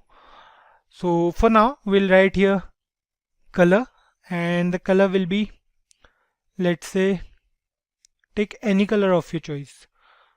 So we'll write here gray, or we can say let's take goldenrod. I don't know which color is it, but let's take it once. Save it. And you are not getting anything over here because we haven't defined it yet. So we'll see it later. Now the last thing we have to do here is with the button, right? So we'll use the button ID for that. We'll write here btn, and inside this we'll write padding. So padding will be 0.5 rem and 1 rem for left. Now we'll write here border radius for this button is 20 pixels because the button is a little bit round at the corners. Next up we'll write here border is none. We don't need any border for this particular button. Then we'll write here background color is, let's say, black. We'll write here the color as, which color we should take? Let's take this one. Now we'll write here margin top. So let's say the margin top will be 10 pixels. Next up, we'll write here cursor. So cursor will be pointer. Fine. Cursor will change to pointer on taking it over the restart button. We'll write here text transform. We want to transform this text to uppercase. Fine. Save it now. Move back to the browser, and here you can see we have a game over here, but this tag is not working for now. So let's see what's wrong here. Okay, so we have to write here restart. Save it now. And here you can see we have a button over here. We have a restart button over here. The button looks a little bit small. So what we have to do is we have to do some styling change here. We'll take, let's say, the font size. So we'll write here font size is, let's say, 25 pixels. Save it now. And here you can see the button is quite right now. So we are done with it. What we'll do is we'll add the display property here. We'll write here display none. Save it. And the box is gone. Fine. Now we are done with the CSS part as well. Now we have to make this game responsive only. That will do with the help of JavaScript. So let's move on to the JavaScript file first. Here's a JavaScript file. Now we'll access all the HTML elements here in the JavaScript file because we need them. So what we'll do is we'll write here where blue car is equals to document dot get element by ID. So the ID for blue car is blue car. We'll write here where red car document dot get element by ID. So the ID is red car for the red one. Next up, we'll write here where a result. We'll get result as well. We'll write here document dot get element by ID, and inside this we'll write a result. Fine. We are accessing all the elements with the help of get element by ID method. Now what we'll do is we'll write here where score. So the score will write here document dot get element by ID, and again we'll write here score. Then we'll write here where game document dot get element by ID. The ID for game is game. Fine. We'll take another variable here. Let's say the variable name is variable counter to count the number of cars passing through the red one to get the final score basically. So we'll initialize the value as 0 for this counter variable. Now the next thing we have to do is to make the blue car move randomly in 3 positions, right? For that we'll use math.random function again. We have used this function previously in the Flappy Birds game. So we'll write here blue car dot add event listener. We'll add an event. So we'll write here animation iteration. So this is a predefined event listener in JavaScript. So for this we'll create a function here. We'll write here function and we'll define the function as well. Fine. So we'll take a variable, let's say random, and we'll write here math dot floor math dot random. So this is a predefined function in JavaScript. We'll write here into 3, and right here we'll write 130. Fine. Why 130? Because 130 is the default width which we have taken in our CSS file. So we'll write here blue car dot style dot left is equals to the value of random in pixels. Fine. Then we'll increase the value of counter after every car passes through, after every blue car passes through the red one. Save it and move to the browser. You can see the blue car has 3 positions over here. Can either come from the left, right, or from the center. Any random number from these 3 numbers will get multiplied to 130. So we have 3 positions only. Any random position. Let's say the position is 1, it means that the car is present at the left. So that particular number will be multiplied with 130 and the left value of the blue car will change to that particular number. The logic is simple. If the number randomly taken is 2, then the random value will become 260 in that case, and the blue car will have a distance of 260 pixels from the left side of the container. So this was the reason behind taking the width of container as 390. I hope you guys can relate to it now. So let's move ahead and write the code for moving the red car as well. So you can see the red car is not moving as of now. We'll make it move. So let's write the code for that as well. We'll move to a JavaScript file and we'll write here window.add event listener. We'll add an event here. We'll write here key down and we'll define a function here. Fine. So we'll take a parameter inside this function. Now what we'll do is we'll write here if e.keyCode is equals to 39, then what will happen is we'll take a variable where red car left is equals to, we'll write here parseInt window dot get computed style. We'll get the computed style of red car and we'll write here get property value. Fine. We'll take the property value here as well. We'll take the left value. So we'll write here left and we'll write here if red car left is less than 260 pixels, then red car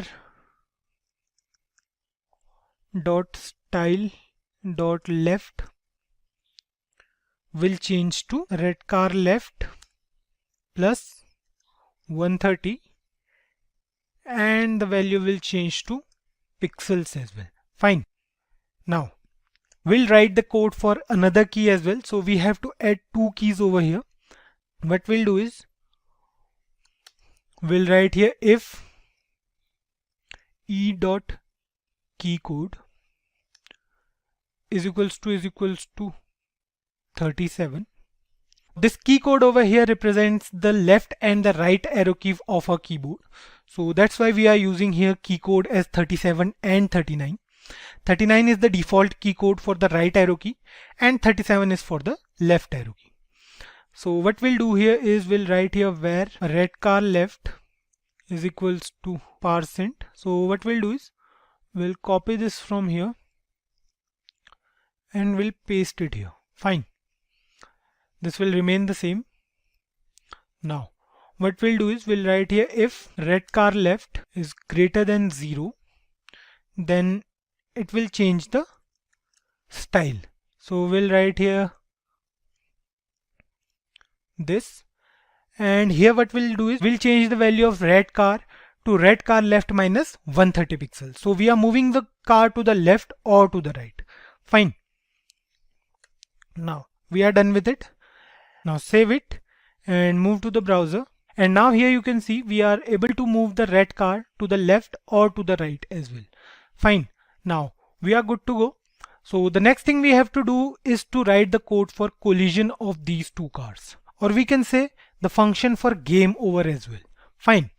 So let's head back to our JavaScript file and we'll create another function over here. So what we'll do is we'll take certain values and pass them through some conditions. If any of the requirements fail, then the game is over. The logic is simple. Let's implement this logic. So what we'll do is we'll write here set interval. So we'll use the set interval method and we'll write here function. So let's say the function name is game over. We'll now define the body of this function. Now let's discuss some things. What we need is, we need the top property of blue car, we need the left property of blue car, and then we need the left property of a red car. Fine, so we'll take three variables. We'll write here where blue car top, then we'll take where blue car left, and then we'll take where red car left. Fine, so we have these three variables over here. Now what we'll do is, we'll get these values first. So we'll again use the getComputedStyle property and the get property value. We'll write here parseInt, and inside this we'll write window dot getComputedStyle. So the computed style is of the blue car. Then we'll write here get property value. We'll write here top because we need the top value. We'll do the same thing for blue car left and for red car left. Fine, so we'll change the values here. We'll write here left for the blue car left, and we'll write here left for the red car. Fine, we are good to go. We have these three variables and we have the properties, right? We have the value of these particular properties. Now we'll write here certain conditions. We'll use the if statement again. We'll write here if blue car left is equals to red car left. Let's replace this left with a capital L, and we'll write here and then blue car top is greater than 250 and blue car top is also less than 450. So we need the blue car in between 250 and 450 for collision, right? What we'll do is, we'll write here result dot style dot display. So we'll change the display property of a result element. We'll write here is equals to block. Now we need a game over card over the game, and we'll also change the display property of game as well. We'll write here game dot style dot display as none. Fine, we don't want the game for this. Now the next thing we'll do is, we'll write here score. So for that we'll write here score dot inner HTML is equals to, let's say it says your score is, and we'll write here dollar. We have a variable counter, right? We'll print the value of counter here. Fine. Now there is an error over here, you can see. So what we have to do is, we have to put them inside this. We'll not use the double inverted commas, we'll use this instead, and you can see the error over here is gone now. So we are good to go. Now after that we'll change the value of counter to 0 again. In case the user wants to restart the game, the value of counter will start from 0 again. Now we want to call this function after a certain interval of time. So we'll write here 10 and we are good to go. So the set interval method will be called after 10 milliseconds. Now the same thing we did for Flappy Birds as well. So some conditions here are almost same, and the output is also the same as we had for Flappy Birds. Now save it, and you can see on the browser that our game is completely fine now. It's working totally fine. So we can play this game. Now let's play it once. So here you can see we can move our red car, and the blue car is coming randomly from any of the three directions. It means that it can either come from the left or from the center or from the right. Fine. On collision, you can see it shows that the game is over and the score is 13. Now on clicking the restart button, we can restart the game, the page reloads again, and it's working totally fine now. We have to create this particular game, and we can see that the game is completely done. We can play this game anytime, and it's fun as well, of course. So we can do certain things with the graphics as well. I want you guys to do that thing, and let us know in the comments below what else can we do to make this game more appealing to the user. Let's start this session by taking an overview of our website. So let me zoom it. So this is the website we are going to create in today's video. Here you can see we have an HTML web page with a navigation bar to take the user to different sections of a website. I hope you already know that we have to create several web pages for a single website to make it a fully functional website. We have to create these pages separately in different HTML documents, and then we have to provide the links to this particular home page for directing the user to various locations of our website. If you see here in the navigation bar, we have several options starting with our company's logo. So Comfort Learning is the company's logo. Here we have an icon of the book to let the user know that this website is for learning. So we'll see further in this video how we can use these logos and all. Then we have links for several other web pages of our website that are not working because we haven't added these web pages till now. The reason for this is we don't want to make this project a long one. We want to finish it quickly, and we want to give you guys a basic idea of how to use JavaScript and other technologies to create a fully functional website. Next up, we have a cart button over here. On clicking, it opens the cart with items present inside it, and the user can either clear the whole cart or proceed further to buy all the things they need. Right. Following this cart button, we have a background image over here with a cart present over the image. The cart says find your favorite course here. Now, you guys might have guessed that this website is for buying courses, and the user can buy some courses here which they want to study. This Shop Now button is completely working, and if we click on it, it will take us to the courses catalog, where we have several courses present to choose from. We have 8 different courses present here. You can add as many courses as you want or as many products as you want. So we can add any of them to the cart. On taking the mouse cursor over any image, you can see it gives us an option to add that particular product to the cart, right? If we click on this add to cart button, you can see it says in cart. It means that we can't add any specific course to the cart more than once. We can later change the number of items in the cart, but we can add a course only once from here. Let's add some courses to the cart, and then we'll see if it's working or not. So we'll add few courses. We'll add this one. So it says this course is already present in cart. Similarly, this course is also present, and we can add this course. Now we'll move to the cart. We will click on this cart button, and you can see we have all the courses present over here.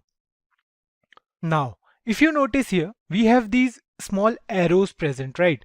We can click on these arrows to change the number of items. We can either increase the number of items or we can decrease the number of items as well. Then we have a remove button over here, and if we click on this remove button, you can see the course is removed now. We can remove any number of courses we want, and we can also increase the number of products in our cart. Following it, we have two options over here. Either we can clear the whole cart or we can proceed. If we click on this clear cart button, there will be no course present in the cart, and the total price will change to 0 in that case. Fine. So I hope you guys must have known the task by now. It's clear and seems effortless, right? But these small things take a lot of precise coding and attention to work smoothly. So let me show you guys one more thing before we move on to the coding part. If we reduce the size of a web page, or we can say if we remove the size of a browser, you can see the size of website also changes. If we make the browser similar to a phone, you can see we have got a menu type of thing over here, and if we click on this, we are getting the options here. We have home, categories, pricing, and about us, right? So these were the options present in the navigation bar. We can get them inside a particular menu using CSS. We'll see how it actually works.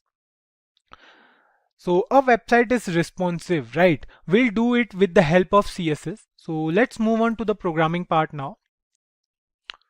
So here we are in the VS Code. We have all the images already present inside the images folder in our system. So if you want to see, you can see here we have all the images present over here, and we have 4 different files. We have app.js, we have index.html, products.json to add products, and we have style.css to style all the elements. Fine, here we are in the HTML file. Some of you guys may think that HTML, CSS and JavaScript were fine, but what's up with the JSON thing? We haven't heard of it in the previous videos. So let me tell you guys, JSON stands for JavaScript Object Notation. Just like we create objects in JavaScript, JSON is also used to create objects like name value pairs, and later we can use these objects to retrieve that data in a HTML file. In simple words, to add an item to a cart, we need to store it somewhere to get that data related to the object. And then we can add those items to our cart. So JSON is used to transmit the data between a server and a web application. We need to store our products somewhere so that we can use them when added to cart. So you'll get to know more about it while working on it basically. So for now, if you know enough about JavaScript objects, then JSON will be easy for you guys because the syntax remains almost similar in both the cases, that is in JavaScript and in JSON. So let's start writing the code now. Here we are in a HTML file and we have already linked all the files over here. You can see here we have used Font Awesome library for icons we'll use on our website. You have seen that book icon we have used in our logo part and several other icons like the cart icon, etc. So we'll include those predefined icons in a HTML file using this particular library. To include this specific library, you don't have to do much of a task. Go to Google, search cdnjs.com/libraries/fontawesome.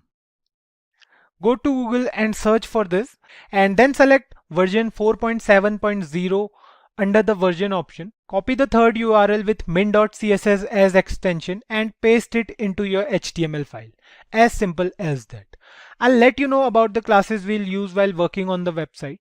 Now let's start with the programming part. The first thing we have on our website is the navigation bar, right? Let me show it to you again. So here you can see we have a navigation bar. We'll first work on this one only. So let's start writing the code. So this is the output of our current website.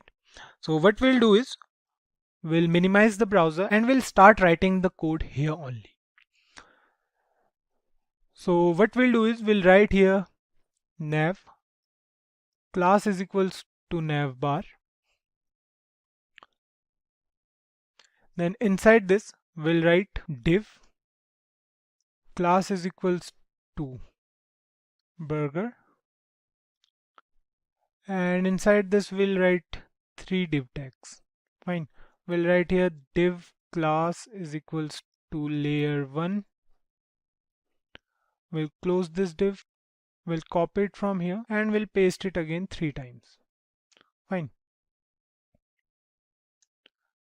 We'll write here layer 2 and layer 3 is class. Then after this particular div tag, we'll add another div tag with class as logo. Then inside this we'll use the span tag. We'll write here span class is equals to logo text, and then we'll write here I will use the I tag to make it a little bit italic. So we'll use the class as fa book. Fine. We'll write here style is equals to margin right. We'll write here margin right as 0.1 em. Then we'll write here, similarly we can close this. Fine. Now we have added the book icon to our website. Then what we'll do is we'll write here again span. We'll use the span tag within this span tag. We'll write here style is equals to color, and the color code is hash F095D1. So these are the color codes for this particular website. We'll use them. We have written here F09D51. Fine. Then what we'll do is we'll write here font size as 1.1 em, and what we'll do next is we'll write here before the span tag closes, we'll write here learning. Fine. Okay. So what we did wrong here is we forgot to mention comfort here. Now we are done with the logo part. Next up what we'll do is we'll write here div class is equals to menu bar. We are working on the menu bar for the hamburger menu. So what we'll do is we'll write here UL. So UL stand for unordered list. We'll write here class is list, and inside this we'll use li tag. So we'll write here class as, let's say, list items. We'll write here a href is equals to hash, and here what we'll do is we'll write here home. Fine. We'll copy this piece of code, we'll paste it again 3 or 4 times. We have 4 different options. We have home, we have courses, and then we have pricings, and finally we have about us. Fine. So we are done with menu as well. Next up what we'll do is we'll write the code for cart now.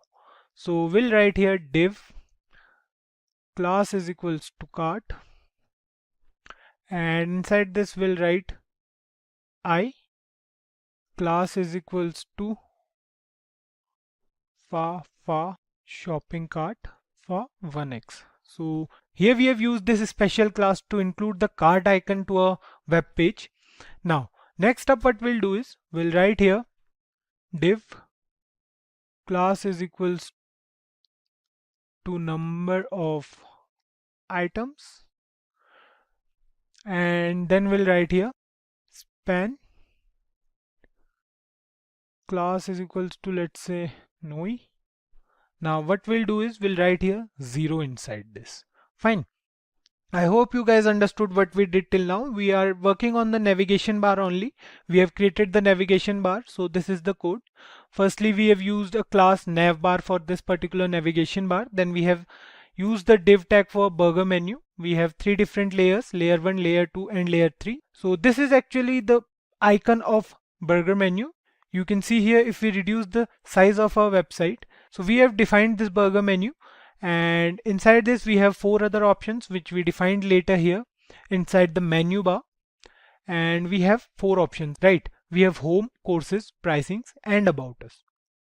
So we are doing totally right. So till now we did some basic tasks here, right? We have added all the navigation bar elements, and the next thing we have to do is to style our navigation bar according to the final website. It's pretty simple. Let's do one thing. Let's save it once and check the output now. Let's see if it's working. So it's totally working.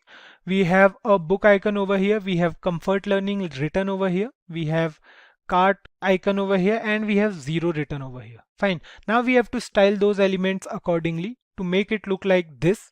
So we are making this navigation bar. So what we'll do is we'll move to our CSS file, and we'll start styling by doing some default style changes to the entire HTML document. We'll write here star, margin will be 0, the default margin will be 0, padding will be 0, then we have box sizing, we'll write here border box, and font size will be 20 pixels for default. Fine. Next up we'll write here HTML. We'll now style the HTML document. We'll write here scroll behavior as smooth, and we'll write here anchor tag. We'll write here text decoration, and we'll write here text decoration as none, and then we'll style the unordered list. We'll write here UL. We'll write here list style as none. Fine. Basic styling is done. Let's do some more for the navigation bar as well. What we'll do is we'll write here dot navbar. This is the first class we have used in a HTML page. We'll write here display as flex. Then we'll write here justify content as space between. Align items as center. Height as 10vh. So 10vh refers to the viewport height. It will take 10% of the total height of the screen. Then we have background color as hash EC. So a little bit of grayish white we can say. Then next thing we'll do is we'll style a logo. We'll write here logo, and inside this we'll write padding. Sorry, we'll write here padding left, and the padding left will be 2em. Next up, we'll write here logo text. So this is the next class. We'll write here font size as 1.5em. Now the next class we have to use is the menu bar class. So we'll write here width as 45% and margin left as 8.5em. Fine. I'll let you know what this M means in a moment. So first we'll do this styling and all. Next up we'll write here dot list. We'll access the list and we'll write here inside this display as flex and justify content as space between. Fine. Next up we have the list items. So we'll write here list items and we'll of course write here A as well. We'll write here color and the color will be, let's say, black. Next up what we'll do is we'll write here font family as sans serif, font size as 0.9em. So you must have noticed earlier that the default font size was 20 pixels. So keep that in mind. I'll let you know the use of M in a moment. Next up we'll write here transition as 0.4 seconds and we are good to go with it. Next up we'll write here list items and we'll write here hover. Fine. Then we'll write here color as black. On hovering, the color of the list items will change to black. Now the next thing we'll do is we'll write here cart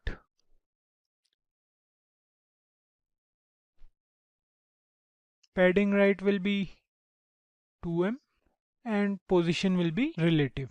Fine. We are done with the cart. Next up we'll write here cart number of items. Fine. We'll write here display as flex, cursor as pointer. We are styling two different classes here. We are styling the element with class as cart and the element with class as number of items. Fine. We'll write here justify contents to center, align items to center. We'll write here color is white, position will be absolute, and then we'll write here left as 18 pixels and right as we'll write here left as 18 pixels and top as -7 pixels. Next up we'll write background. So the background color will be hash F09D51. So this will be the background color. We'll define the height and width as well. So height will be 20 pixels and the width will also be 20 pixels. Fine. The last thing we have to write here is the border radius. So keep one thing in mind, guys, while you are styling all these elements, do check the website after every styling event, because this will let you know what this particular event does or what this particular styling property does to that particular element. So do it when you are writing this code. Next up, we'll write here dot number of items space dot noi. So noi was the class we have already declared. We'll write here font size as 0.7em. The next class we'll be styling is the shopping cart. So we'll style this icon as well. We'll write here font size as 1.5em. The font size will be equal to around 30 pixels. Then we'll write here cursor as pointer. Then we'll write here burger. We'll style the menu as well. We'll write here height. Height will be 28 pixels. Width will be 32 pixels. And then we'll write here display as none. Then we'll style the layers as well. We'll write here dot layer 1, dot layer 2 and dot layer 3. Now inside this we'll write background as black, height as 4 pixel,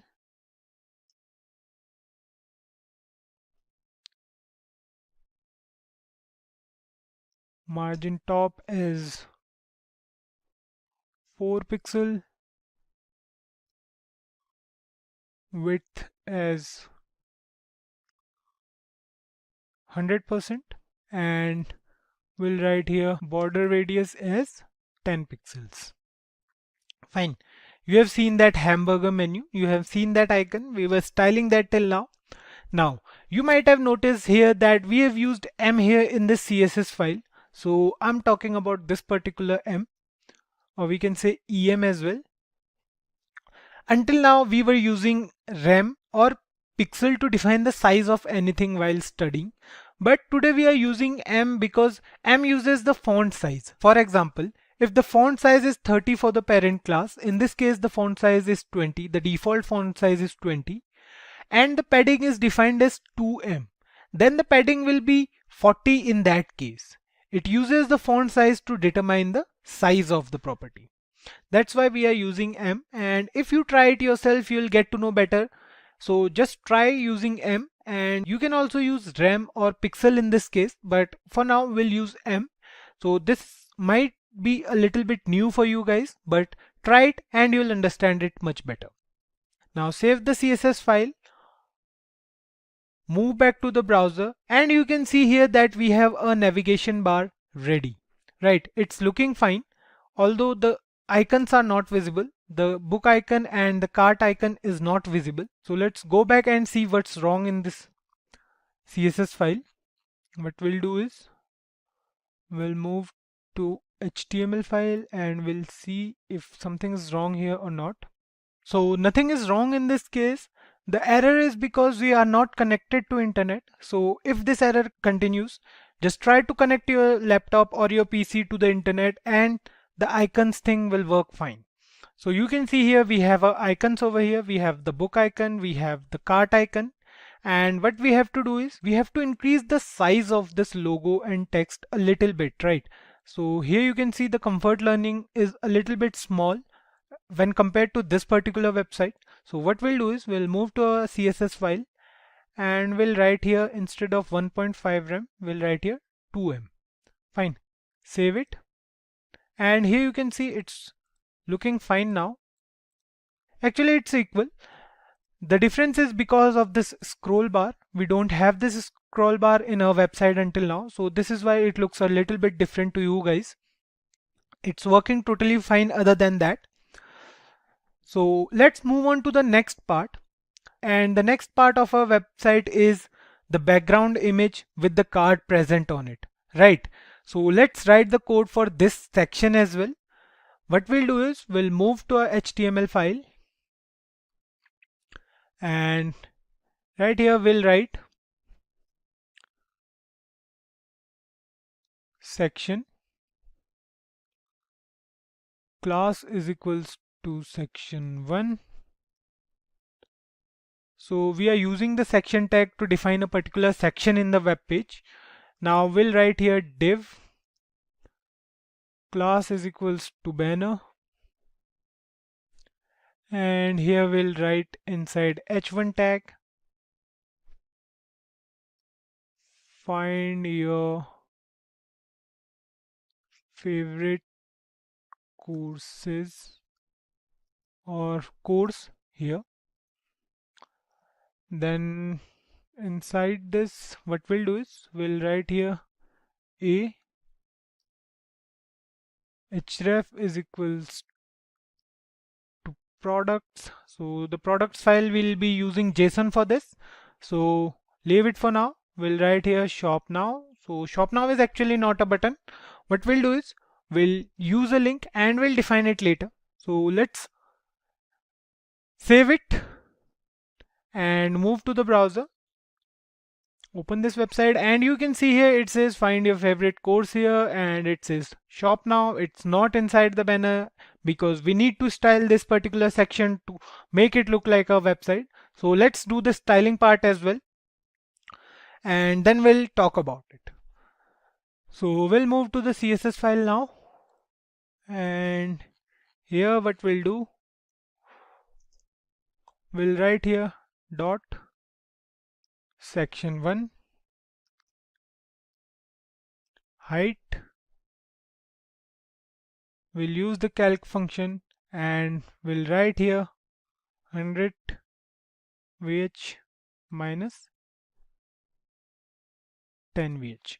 So what we are doing is we are reducing the navigation bar's height. We are reducing 10 viewport height from 100 viewport height. It means that from the whole screen area it will reduce 10 vh and give it to that particular image. Fine. So next up we'll write here width as 100%. We wanted to cover the whole home page, so that's why we are using width as 100%. Background, so we'll add the background image. We'll write here URL, and inside this we'll give the path of our image. We'll write here images back1.png, and we'll write here center cover. Fine. Let's do some more things. We'll write here top as 0, left is 0, z index as -1. Fine. Save it now, move to the browser and see if it's working. So here we are. We have our image over here, but this banner is not here till now. We'll style it. So you can see the image is over here. And one more thing guys, we have 2-3 images over here inside a images folder. I'll let you see all of them. So here are the images, and this is the third one.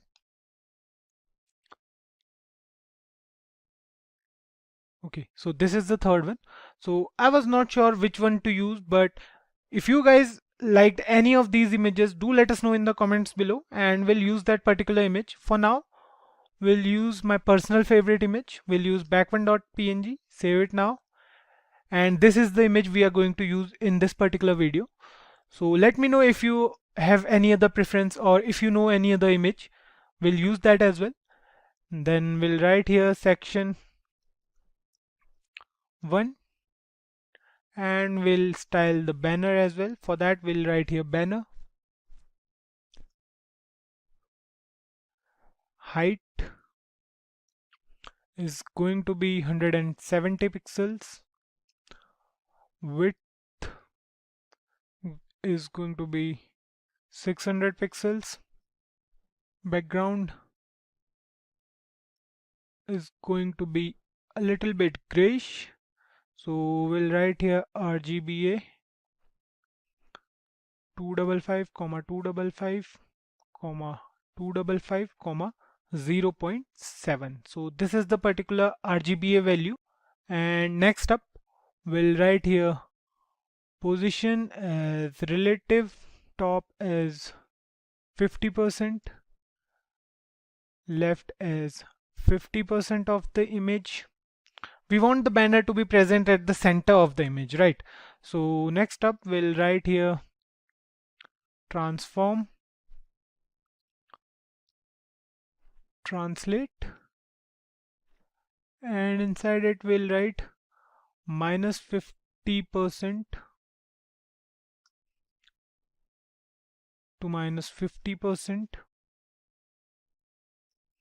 Next up, we'll write here display as flex, justify content as space around, and flex direction as column, text align as center, and then we have align items as center. Font family is going to be sans serif again, and we'll define the z index as well. So the z index is going to be 8 in this case. Fine. Next up, we'll inside the h1 tag inside the banner. So we'll write here banner h1, and inside this we'll define the font size as 2em.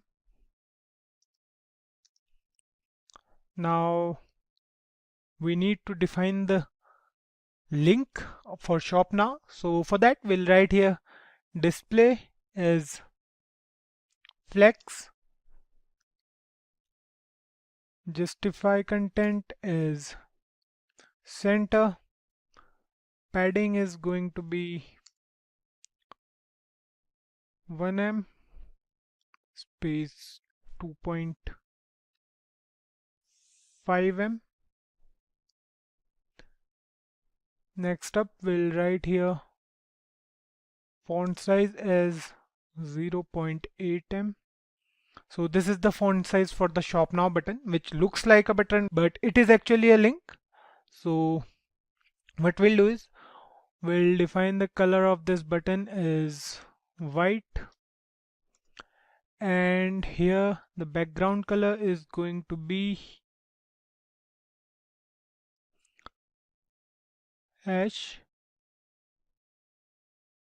F90D51. Let's use this color, and we'll write here transition all at 0.3 second. Now save it once, move to the browser, and you can see it looks fine though. The only thing that is different here in this website is the color of this link, right? Or is the color of the shop now button. So we can change the color here. The color is sky blue. So let's try to do it. So here you can see the color seems a little bit different now. I don't know the actual value of this color. That's why I'm not sure about it. So what we'll do is we'll make it a little more bright. What's that? Save it now. And you can see it looks same now. So this was the color. We found that. Now we have to change the color of this button on hovering over it. So what we'll do is we'll write here dot banner a hover. So the background we are going to change. We'll write here hash d4 76E1. Okay, 1E.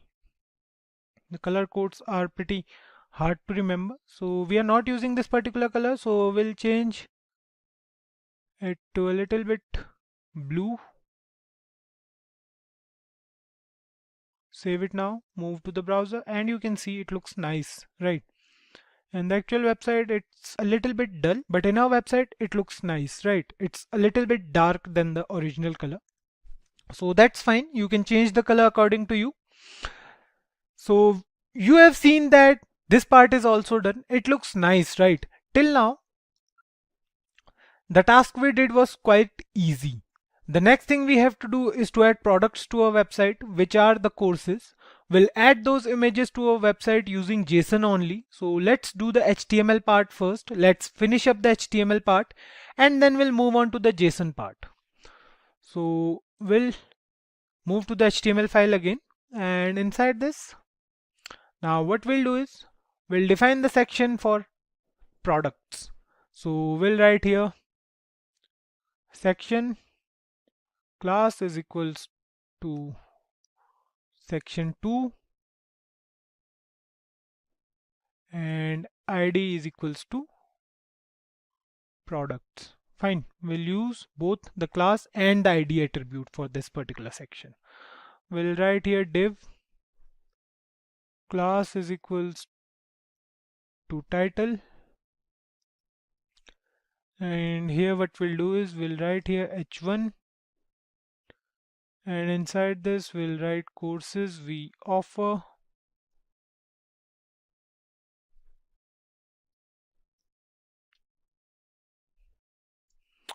Here we'll again add another div, and inside this we'll write class is product. Close this div tag, save it, and there will be no difference on the web page. You can see here we have some text present at the bottom which says courses we offer, nothing else. Let's add those images now. What we'll do is we'll move to the JSON file and we'll add those images with some properties and pictures. So let's move on to the JSON file. So here's a JSON file, products.json. What we'll do is we'll create an object here. So we'll write here items and then we'll use square brackets. Now one thing to notice while working on any JSON file is that JSON doesn't let us use single inverted commas, or we have to use double inverted commas for JSON file. So if we write here items like this, it won't work. See, it says this is an error. So in JSON file we have to use double inverted comma or double quotes, not single quotes. So now inside the items what we'll do is we'll create the object for first image. So we'll write here sys and then we'll write here ID. So ID will be 1. We have to use commas to separate the properties. So now we'll write here fields colon, and inside this we have to use title. So the title for first course will be Python programming master course. Fine. Now next thing we'll do is we'll write here the price. The price will be, let's say, $123.99, and then we'll write here image. So inside this we'll define several properties for the particular image. We'll write fields and we'll use colon, then again we'll use curly braces. We'll write here file colon, then again we'll use curly braces. We'll write here URL. So you can see it just says there's an error, so we have to remove this curly braces from here and we have to put it here. Now inside URL what we'll do is we'll give the name of our file. So our file is stored in images folder, and the file name is, and the picture name is python.png. Fine. So it is working fine. Now what we have to do is we have to put a comma here to again insert one more image property. So we'll copy it from here, we'll paste it for 8 times. Then what we are going to do here now is we are going to change the ID, the title of the course. So the second course is C++ master course, and the price for this is, let's say, $110.99. We have to change the path as well. This image is stored as c++.png. For the third one, we'll write here ID as 3. The title is going to be web development for beginners. The price is, let's say, 99, because this is a course for beginners. And the file name is, instead of Python, we'll write here web1.png. We'll do the same for all the elements. So next up, we'll use ID as 4 and title as Java Programming Master Course. Fine. The price for this course is going to be $149.99, and the file name is java.png. Fine. Next up, we'll write here ID is 5. The title is going to be Digital Marketing Full Course. The price is going to be $109.99, and the name of our image is digital.png. Then we have ID as 6 for another course. This course is going to be Advanced Web Development, and the price is going to be comparatively high because this is an advanced course. So instead of Python, we'll write here web2 because this is the name of our image. Then we have ID as 7, and the file name is going to be data structures and algorithms full course. Prices you can decide by yourself. So instead of 123, we'll use 99.99 here, and inside this we'll write data.png. This is our file name. Then we have the ID as 8 for the last course. The course name is Data Science Full Course. The price is going to be $149, and image name is data2. Fine. So here you can see it says there is an error, remove this comma because we don't have any other image remaining. So we are done with the JSON file. All of this may sound a little bit tricky to you guys, but it is what it is, and we have to keep certain things in mind for that. We can't see these products in the browser until we are done with the JavaScript part as well. So let's do the rest of the HTML part first, and then we'll see how this works in JavaScript.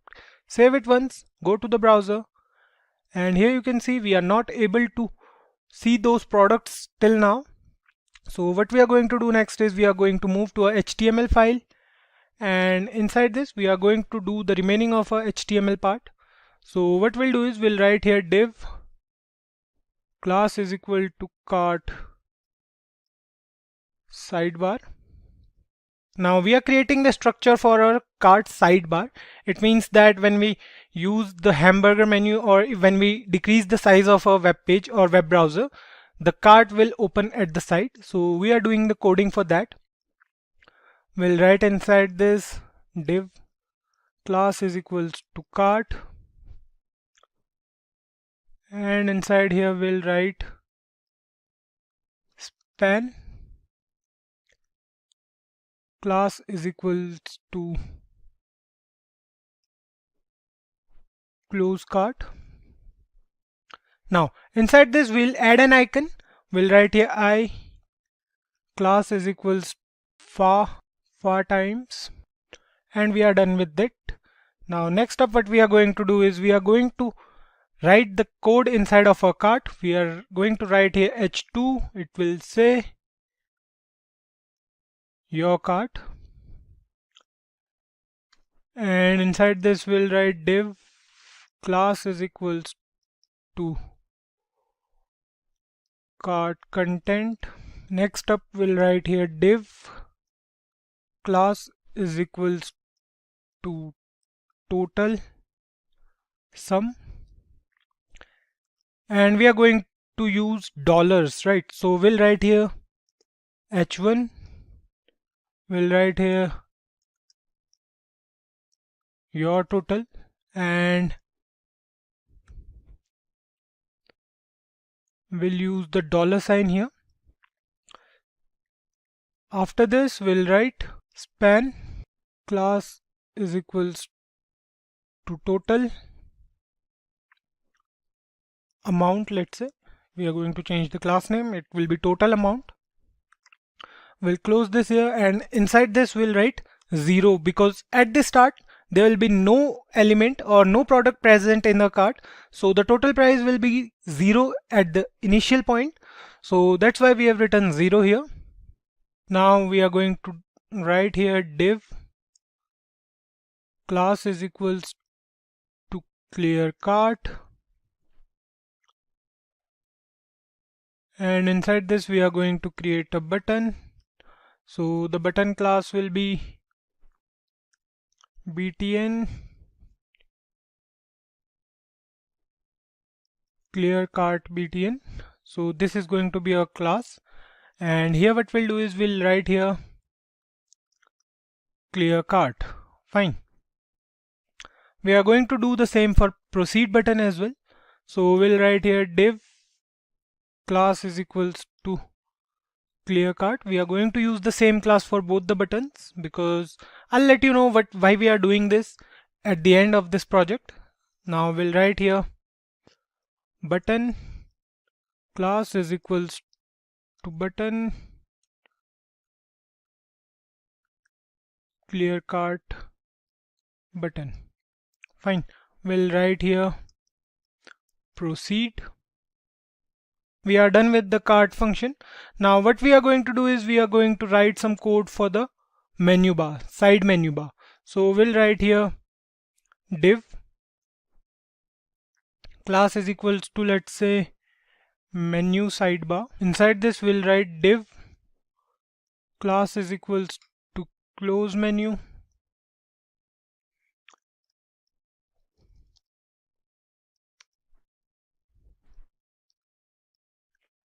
and we'll write here I class is equals to far times, and we'll close this I tag over here. Next up we'll write here after this class we'll write div class is equals to menu. Let's say this name is menu bar, and inside this we'll write here unordered list. Class will be menu list. We'll write here li class is equals to menu list items, and we'll write here a href is equals to hash. We'll write here home,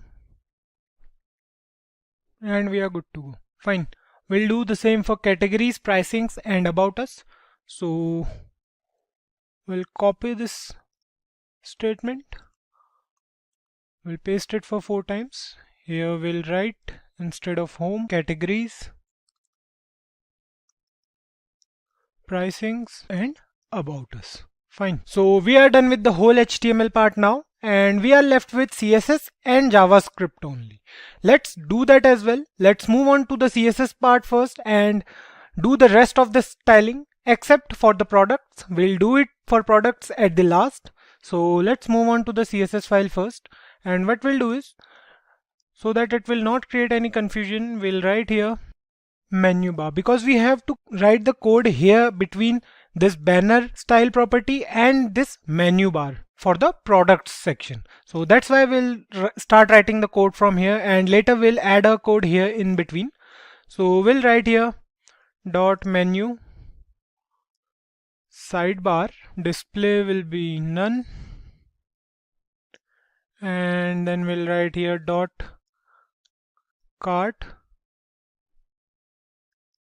sidebar, background is going to be hash ec, so a little bit grayish white we can say. We'll write here position as fixed, right as 0, and top as 0.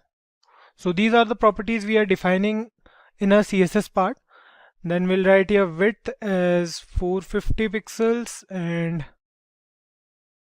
height as 100 viewport height. Fine. We'll define the z index as well. We'll write here z index as 10.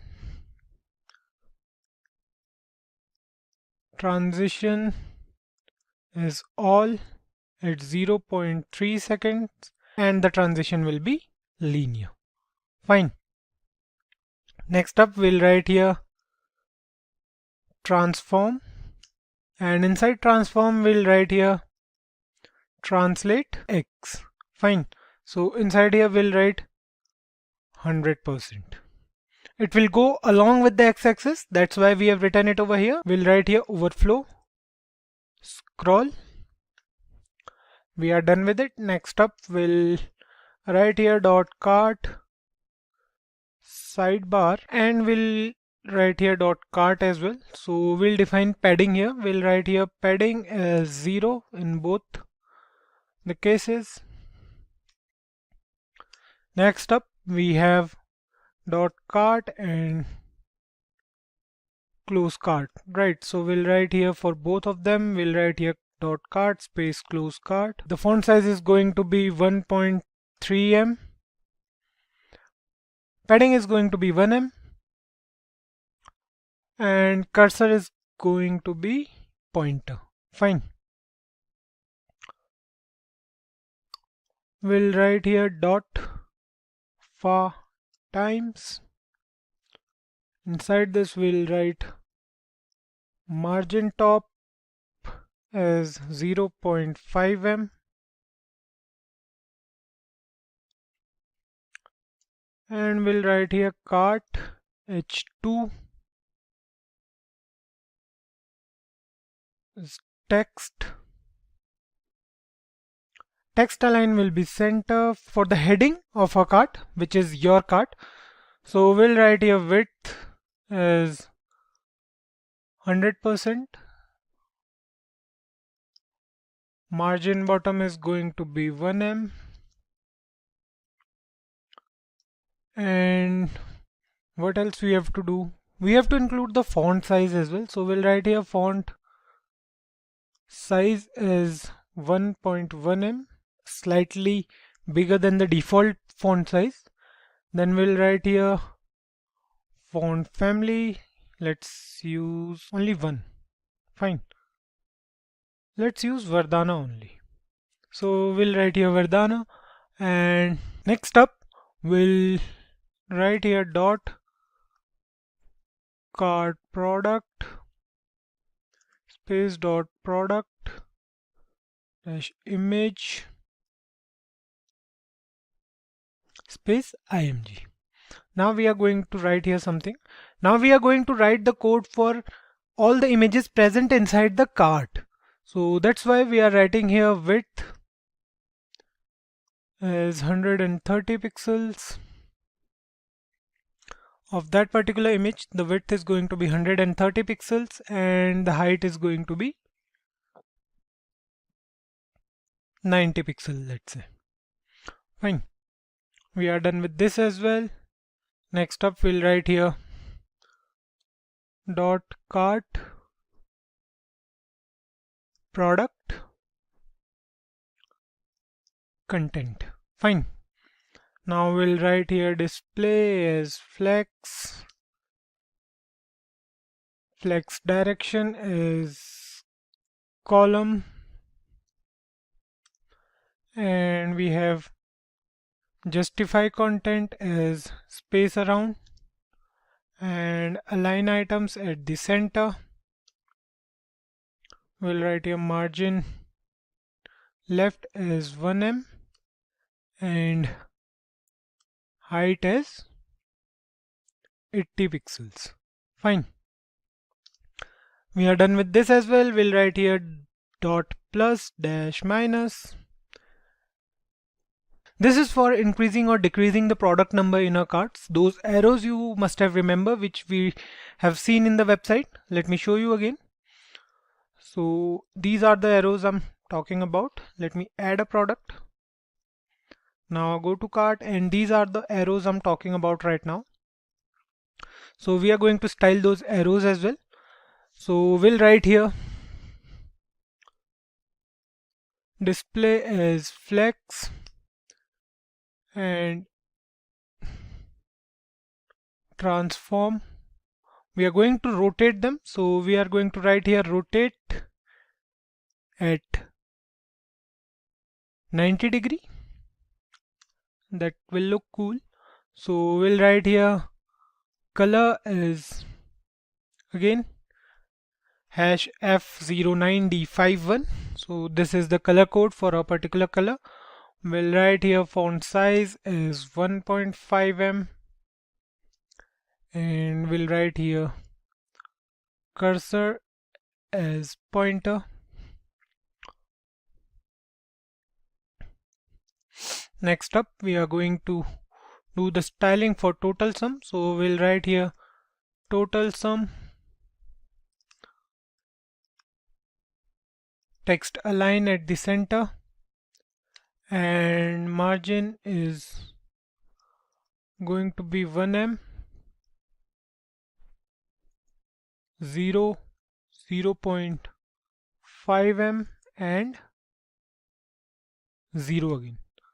So it's for top, bottom, left and right, everyone. So we'll write here next clear cart, text align at the center, and we'll write here clear cart button. Now for the clear cart button, we'll write here background. So background color is going to be again that same one, orange we can say, or little bit of orange as well.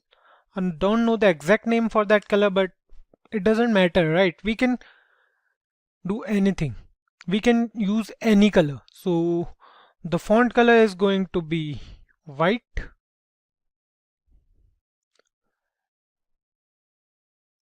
The border is going to be 1 pixel solid and white in color for the button, right? If we go back to our website, and you can see here, this is our button. So we are styling this particular button now.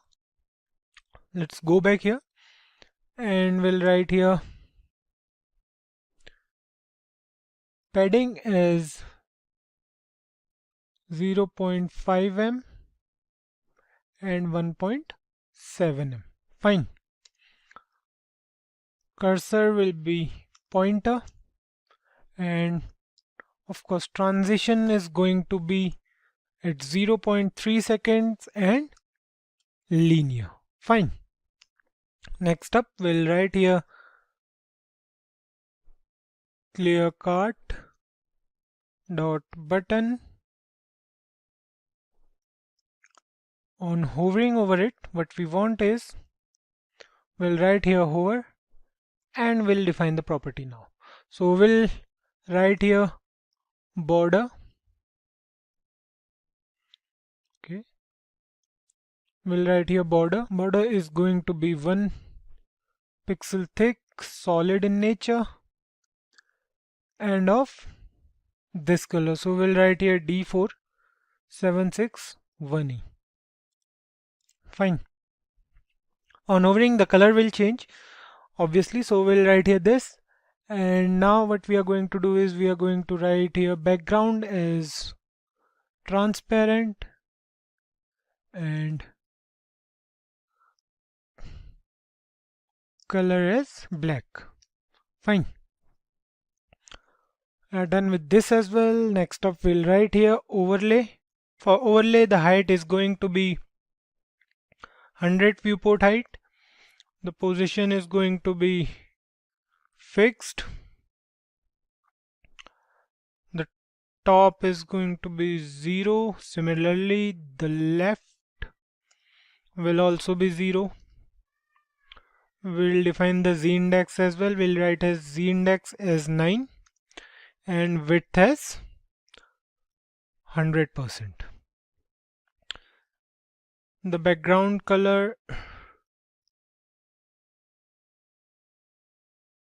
is going to be hash F3851F. Fine. So this is for overlay. We'll write here opacity as 0.3 and transition is all 0.3 seconds and linear. Fine. So what we are doing is we are writing the code for this. If you open our cart, you can see this particular area or this particular field is a little bit different from what it was. It is a little bit different in color and the opacity is also different. The opacity is 0.3 here. We can make it fully opaque as well. So for now we'll use 0.3 only. Next up, what we are going to do is we are going to write the property for none. We'll write here none. Display as none. Fine. Now, what we are going to do is we are going to write the CSS part for tablets and for mobile screens. So if you remember that if we reduce the size of this Chrome browser, the size of our website also reduces and it becomes like this. So to achieve this, we have to write particular CSS code for tablet and for phone. We have to define the max width and we have to do some more things in there. So what we'll do is we'll write here @media screen and max width is going to be 768 pixels. Fine. Now inside this we'll write .logo. We'll change the logo as well. We'll write here padding left is 0.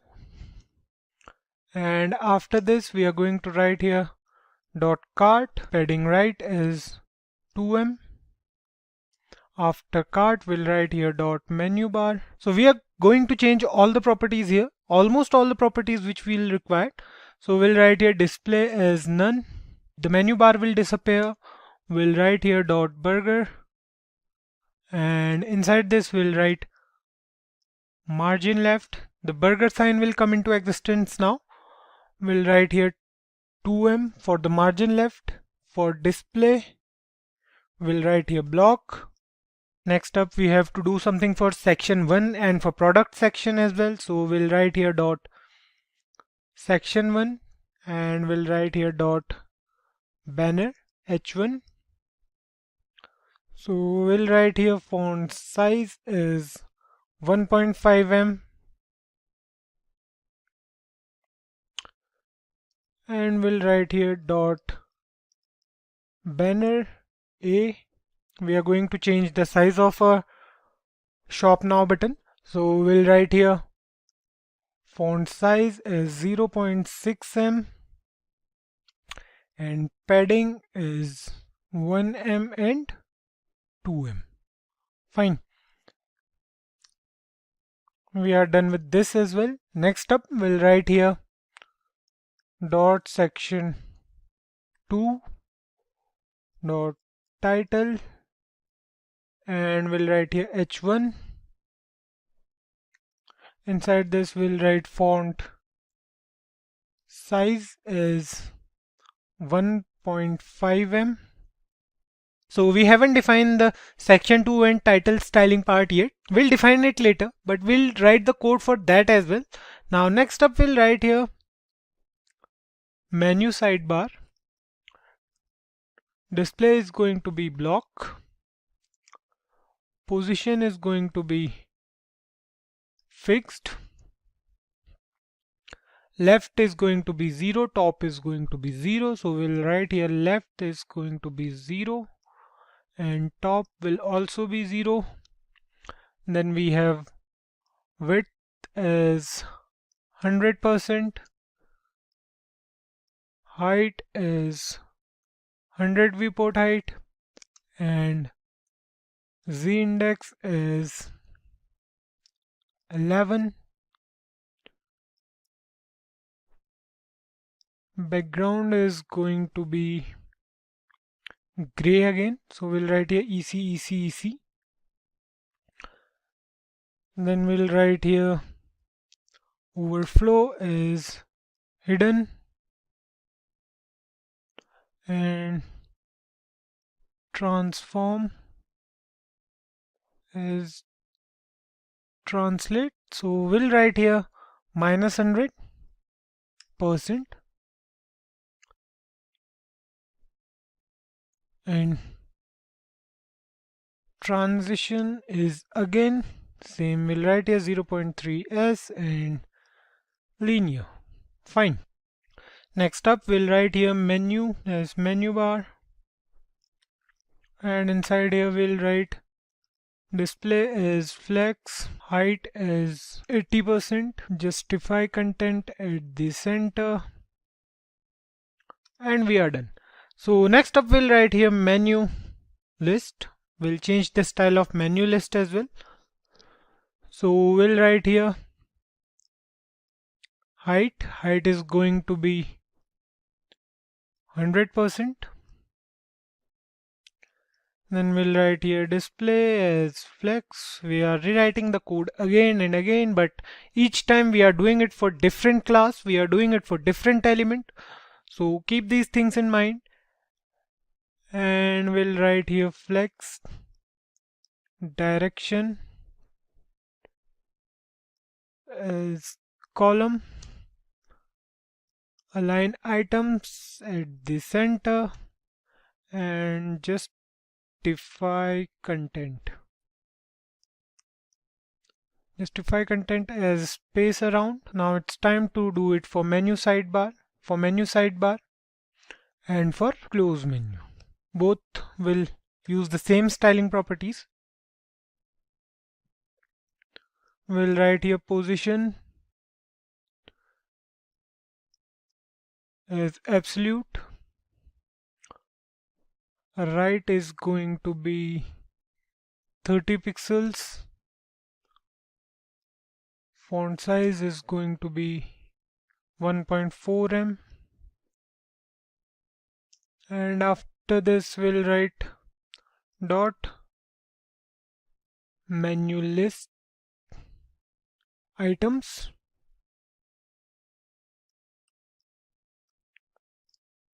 and we'll write here color is hash F09D51, the default color we are using till now. And lastly we'll write here dot menu dash list items space A on hover. We'll write here color is hash F57B09. Fine. So here's a mistake. We have placed colon here twice. We'll remove it. And now we are done with the tablet part. So we have to change the style of almost all the elements. We are done with the tablet part. Next up we have to write the same code for mobile part as well. And we'll write here @media screen. So we'll write here and max width is going to be 480 pixels. Now what we'll do is we'll write here asterisk font size is going to be 16 pixel. Here we have changed the font size for the whole entire HTML document. We have done it because we have used M in place of rem or pixels in this case or in this video. So that's why we have changed the size here, because we want the screen to be smaller in size, right? If we go back here, you can see the font size is 16 by default, and if we do it, you can see the font size changes for each and every element, right? To achieve this, we have to use M in place of pixel or rem, we can say.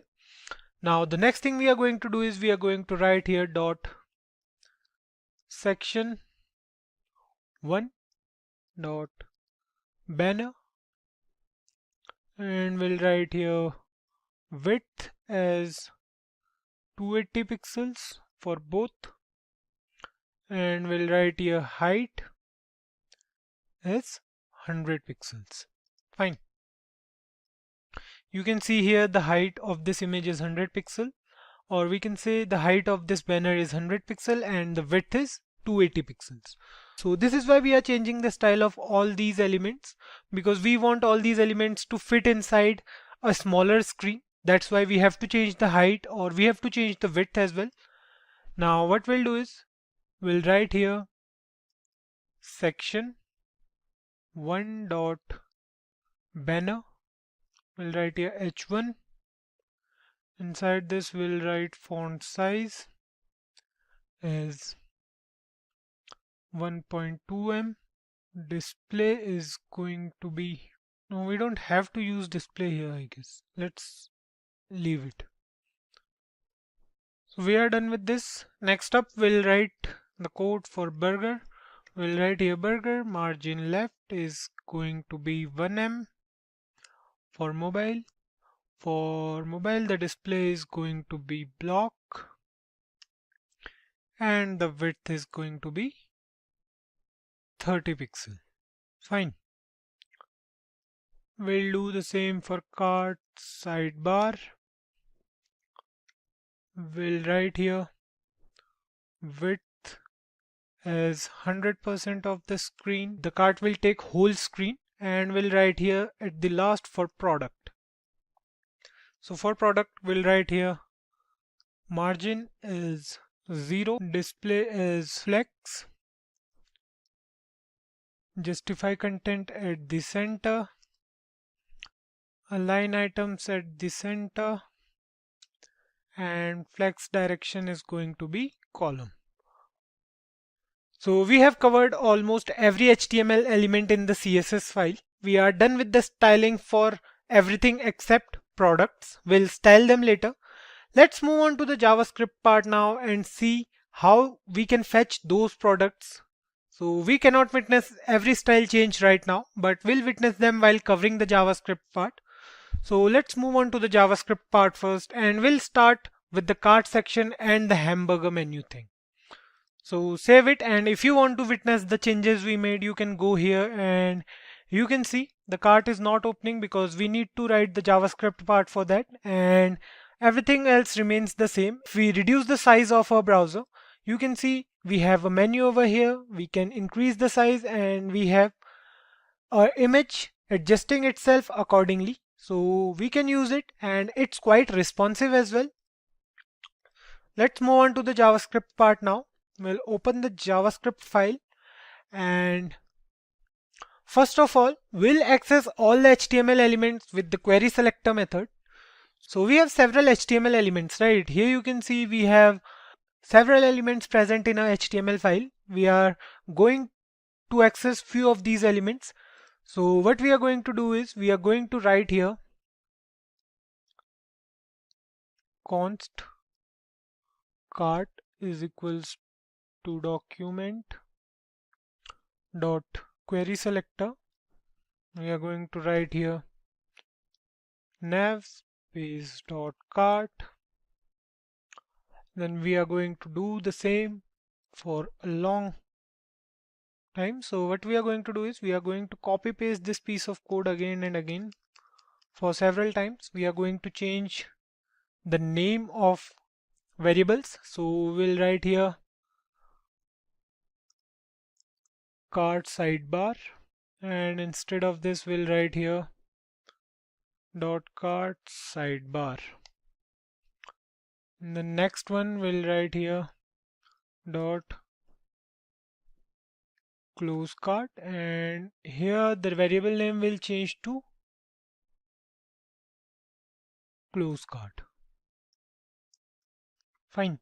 Next up we'll take another variable as burger, and here we'll change the query from nav.cart to .burger. Fine. Next up we have menu sidebar. So we'll write here menu sidebar, and here what we'll do is we'll write here dot menu sidebar. Fine. Next up we have close menu, and here we'll write close menu again. After close menu we have cart items total. So we'll write here cart items total, and we'll use noi. Then we have total amount as well. So we'll write here total amount, and here we'll write cart price total. We have to access a lot of elements. So then we'll write here cart UI, and for this we'll access cart sidebar and cart. So we'll write here dot cart sidebar space cart. Fine. Then we have the total sum. So we'll write here total sum. We'll put a dot over here, and here we'll write total diff. Then we have the clear button. So we'll write here clear button, and here we'll write clear cart button. Then finally we have variable name cart content to access everything present in the cart. So we'll write here dot cart content. Here we'll write cart content. So these are our 12 variables, and we have accessed almost every element present in a HTML file, which we are going to need further. So I hope you guys understood this. We have used the query selector method to access all the HTML elements here in the JavaScript part. Now next up we'll take two empty arrays. So we'll write here let cart is equals to an array, and we'll write here let buttons dom, and it's again going to be an array. Fine. Now we'll first create some events to open and close the cart. For that we'll write here cart dot add event listener. We'll add a click event here, and we'll write here function. Now inside this we'll write cart sidebar dot style dot transform is equals to translate 0%. Fine. So this is, we are changing the style of cart sidebar. Next up, we'll write here const body overlay. We'll take a variable of named const body overlay. We'll write here document dot create element, and we'll write here div inside this. Fine. Next up, what we'll do is we'll write here body overlay dot class list dot add, and we'll write here overlay. Fine. We'll use the set timeout method, so we'll write here set timeout. Okay, we have written here SST, so we'll write here set timeout. Then we'll create an anonymous function, and inside here what we'll do is we'll write document dot query selector, and inside here we'll write body. Then we'll write here append, and we'll append body overlay here. So we'll write here body overlay. Fine. And the time we'll pass here is going to be 300 milliseconds. We are done with this function. We'll add another event. So what we'll do is we'll write here close cart dot add event listener. Now we are closing the cart, so we'll write here click, then we'll create a function, and we'll write here cart sidebar dot style dot transform, and again we'll translate it to 100%. Previously we did for 0%, and now we'll translate it to 100% again. So we'll write here translate, and we'll pass 100% inside the brackets here. Next up, we'll again use the body overlay variable. So we'll copy this from here and we'll paste it here. We'll of course change the create element value. So instead of create element, we'll write here document dot query selector, and we'll write here dot overlay. Fine. Next up, we'll write here document dot query selector, and we'll write here body dot remove child. We'll remove body overlay from here. So we'll write here body overlay. Fine. We are good to go. Save it now and go to the browser. So here you can see on clicking the cart, our cart is working totally fine now. We are in this particular program. So we are in our website which we are creating right now. This is the original website. This is the final product. So leave it, and we are going to work on our website only. So here you can see our cart is working totally fine. Now we can open or close our cart, and we have two options over here. One is for clearing the entire cart and the other one is for proceeding further. Next up, we'll add some more events for the hamburger menu. Now how to open or close that menu and all.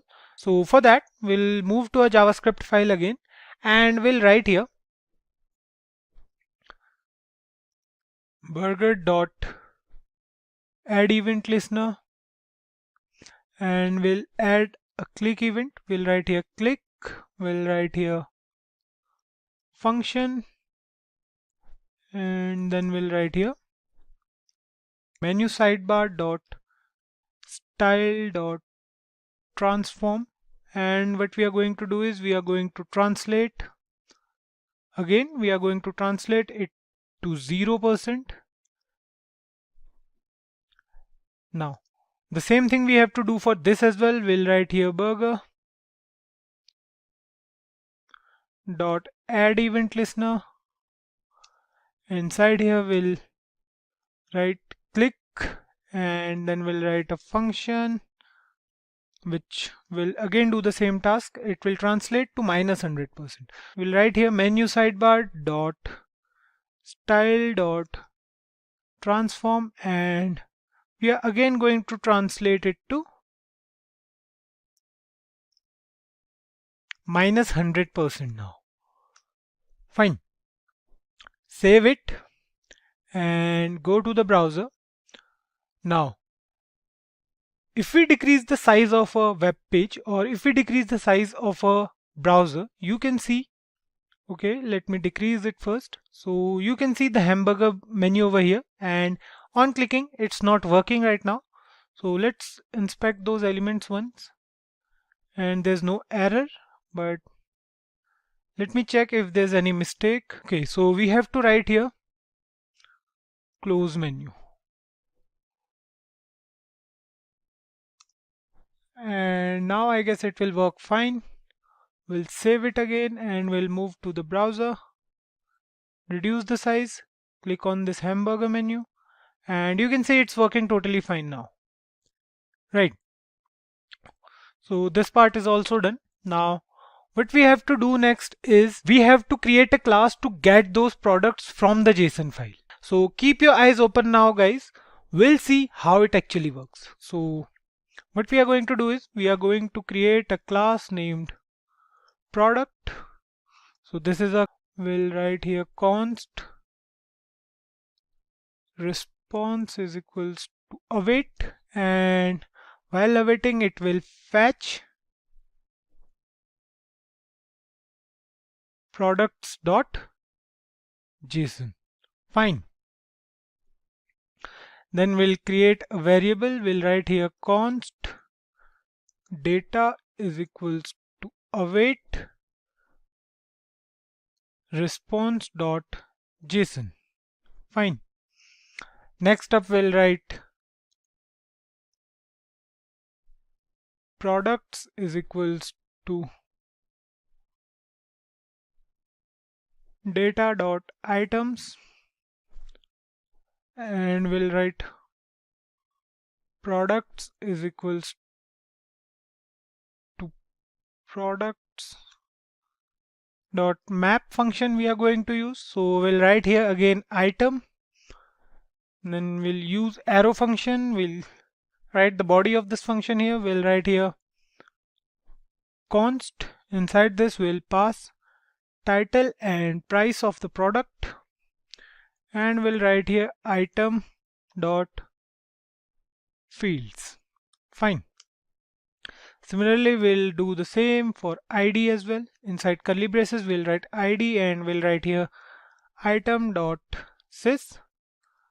Then we'll write here const image. Now we are fetching the image, so we'll write here item dot fields dot image dot fields. We are actually giving the path, right? If you see here in the JSON file, you can see inside items we have sys fields, then inside fields we have title, price, image, and then inside image we have fields, file, and URL. So we'll access each of them. Now we'll write here after fields dot file dot URL, and lastly we'll write here return title, price, ID, and image. Fine. Finally we'll write here after this return products. Cool. Now what we are doing here is we are getting the details of all the products and storing them inside separate objects. So we have all the objects present over here. All those images were actually stored inside the local storage, and now we can fetch them from that particular storage. Now we'll create another class for the user interface of the product. So if you save it now and go to the browser, you will see no difference over here because it's not working as of now. If you go to inspect elements and console, you can see it says length mismatch. It's because of the live server, so there's no error over here.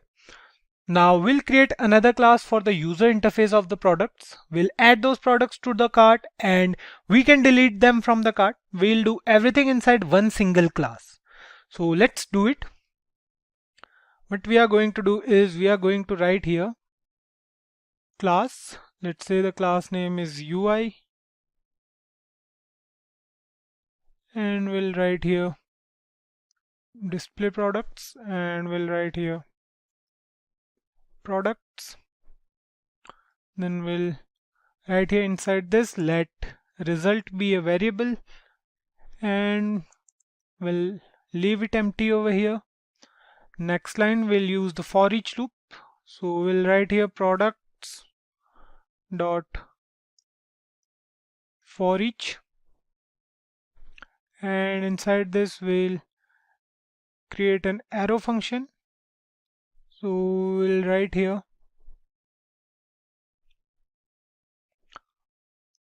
const product div, let's say, is a variable, and then we'll write here document dot create element. Again we are going to create an element, so we'll write here div, and after this what we are going to do is we are going to write here product div dot inner HTML is equals to, now the main part starts. So inside these we'll write div class is equals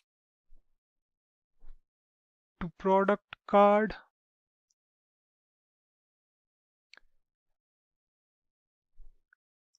and then we'll write img, we'll add the image. So here we'll write img src is equals to dollar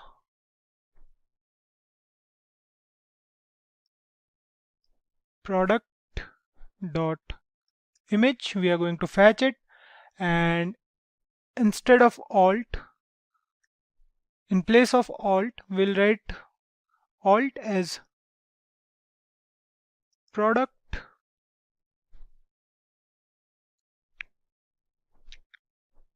In the next line we'll use the span tag again. We'll write here span class is equals to add to cart, and we'll then write here data ID is equals to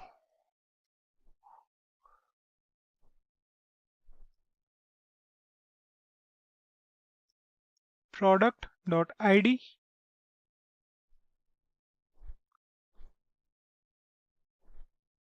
We'll close this tag, we'll close this span tag, we can say. In the next line we'll use the I tag. We'll write here I class is equals to far cart plus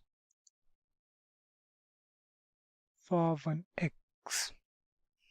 Now what we are doing is we are going to show the number of items present in a cart over the cart icon. That's why we are doing all this. So here what we'll do is we'll write style is equals to margin dash right. Margin right is going to be 0.1 em, and font size is going to be 1 em. Fine. Close this as well, close the I tag as well, and in the next line right here add to cart. So the span tag is finally, we are going to close it. Now this is a single tag. I have written it in such a way because I don't want it to create any sort of confusion for you guys. So the span tag starts from here and goes till here. Now we are remaining with some more part of it. So in the next line, what we are going to do is we are going to write here div class is equals product name, and here we'll write dollar product dot title, and we are going to close this div tag. In the next line, we are going to write div again. Class is going to be product pricing, and inside here we'll write product dot price, and we are going to close this div tag here. Close the first div tag as well, and we are good to go. In the next line, what we are going to do is we are going to write here const p is equals to document dot query selector, and inside this we'll write dot product. We are going to access the element with product as class, or we are going to access the product query. Then we'll write here p dot append equal to product div. What we are doing is any item we are adding to cart is we are going to append that item inside the cart. So that's what we are doing till now. Now the next thing we are going to do is we are going to write here a function get buttons, basically a constructor we can say. We'll write here const buttons. We'll write here const buttons is equal to document dot query selector. We have to write here query selector all, and then we are going to write here inside this dot add to cart. Fine, we have been through all these query selector methods previously, so I don't think that this is going to create any sort of problem for you guys. So let's move ahead and we'll write here array dot from, we'll write here buttons. Then we'll write here buttons dom is equals to buttons. We are going to pass the value of buttons to buttons dom. Then we'll write here buttons dot for each, and inside here we'll write button, and we are going to create an arrow function over here. Here what we'll do is we'll write here let id is equals to button dot dataset dot id. In the next line we'll write let in cart is equals to cart dot find, and we are going to pass item to this function. So we are going to write inside here item, and again an arrow function. We'll write here item dot id triple is equals to id. Fine. We're going to check the condition here. If we'll write here if in cart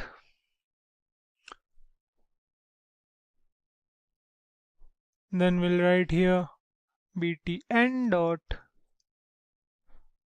inner html is equals to in cart. So what we are doing is if we have added the product to cart already, then the button will change, as we have seen earlier that on adding the product once to the cart, the button will change to in cart from add to cart. So this is what we are doing here. Next up we'll write here button dot disabled is equals to true. We are going to disable that button once the product is added to cart. Fine.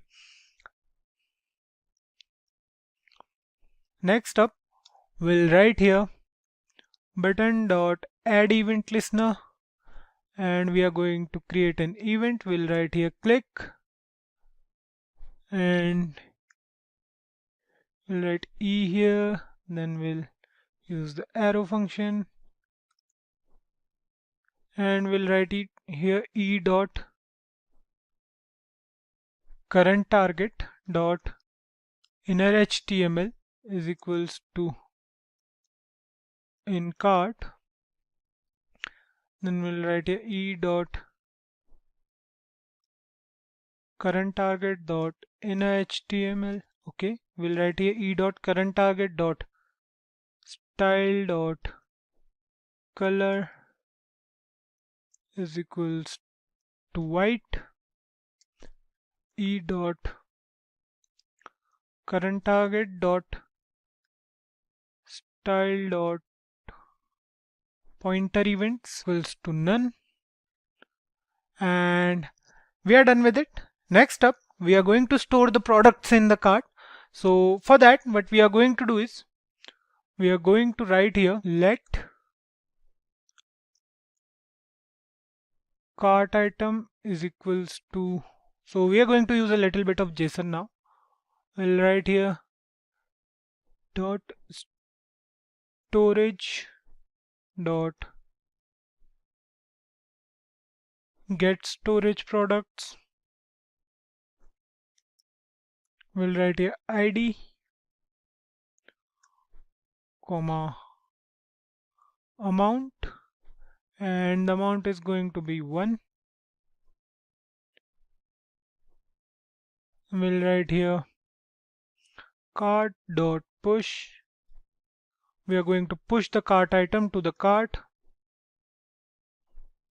So we'll write here cart item. Then we'll write here storage. We are going to store it inside the cart. So we'll write here storage dot save cart, and we'll pass cart over here.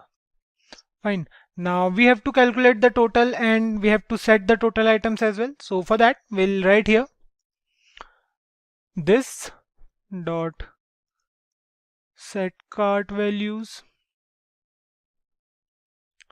We'll write here cart, and to display those cart item we have to write here this dot add cart item, and we have to add that cart item. So we'll write here this dot add cart items item,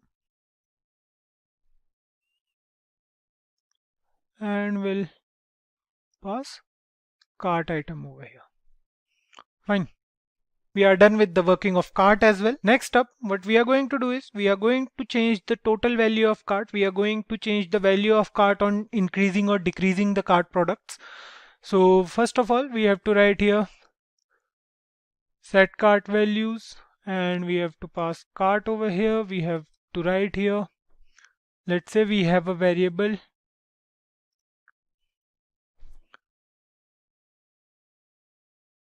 temp total. So this is going to be a temporary variable. We'll write here temp total is equals to 0, and we'll take another variable.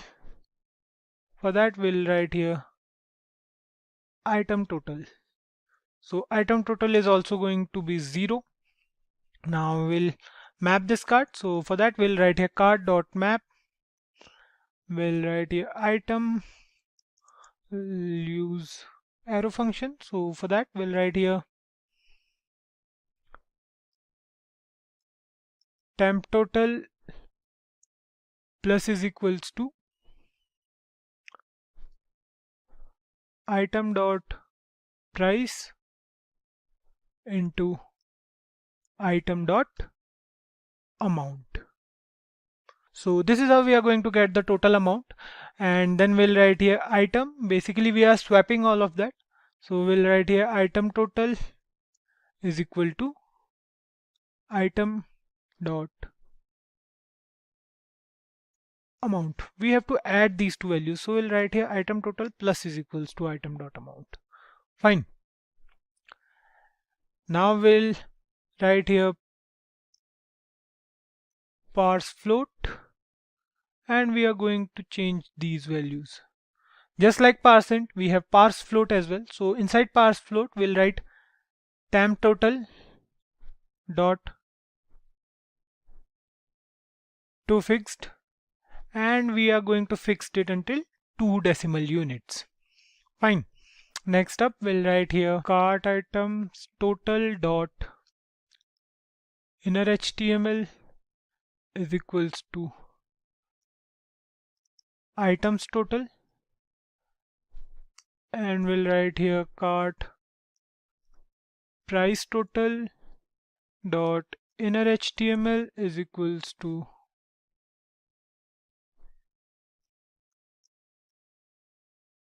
parse float.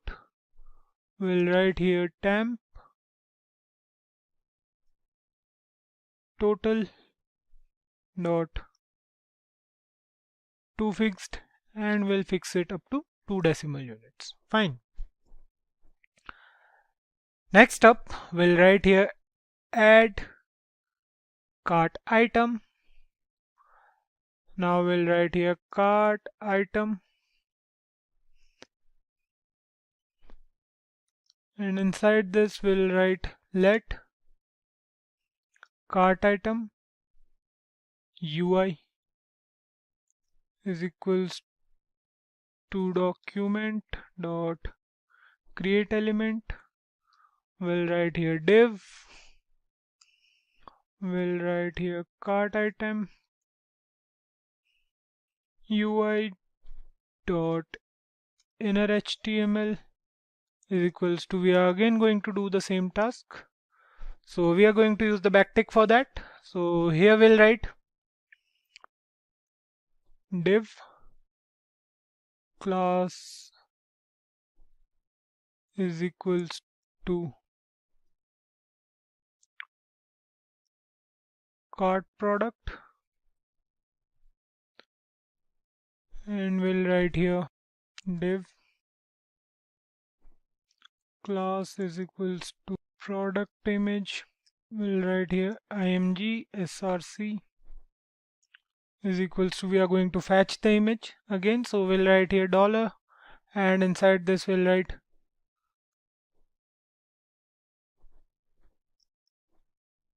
cart item dot image,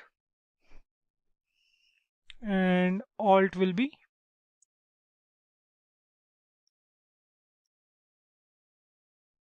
product in this case as well.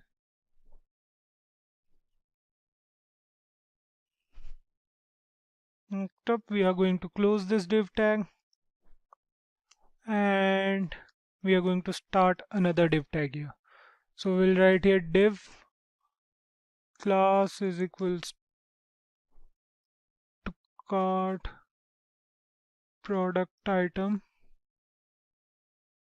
sorry, cart product content we can say, and then we'll write here in the next line div class is equals to cart product name,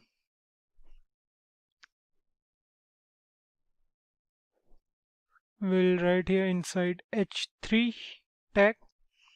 So inside h3 tag we'll write dollar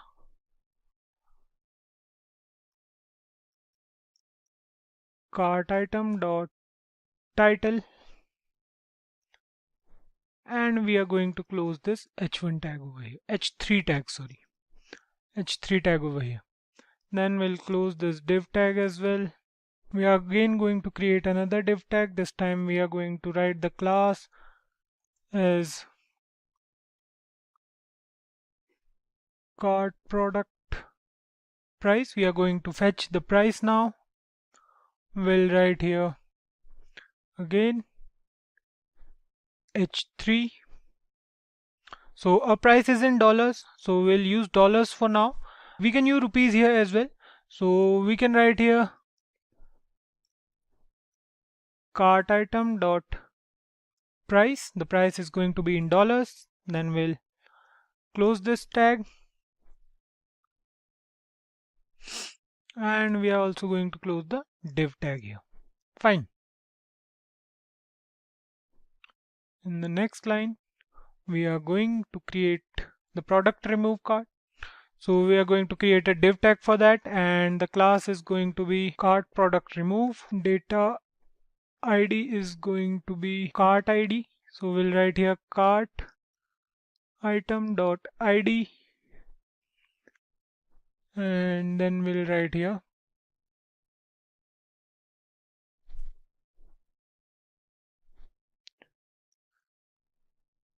href is equals to hash, and style is going to be, color is going to be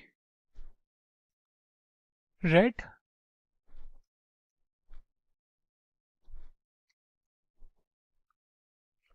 and then we'll write here remove. I'm going to close the anchor tag and then the div tag. Fine. So we are done with this till now. Then we are going to again close this particular div tag we used previously. Now what we are going to do is we are going to change the number of products. So we are going to use here class is equals to plus minus,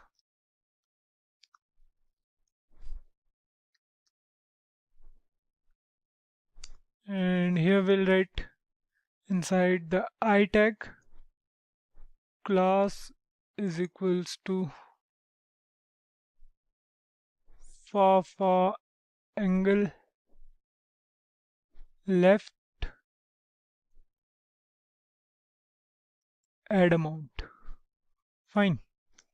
This is going to be the class, and the data ID is going to be cart item ID. So we are going to write here data ID is equals to $, and inside this we'll write cart item ID dot ID, and then we are going to close this tag, and we are going to close the I tag here. Fine. Next up, we are going to use the span tag again. We are going to write here span class is equals to number of items, and we'll close this tag here. We'll write $cart item dot amount. We are going to close the span tag here, so we'll write here slash span.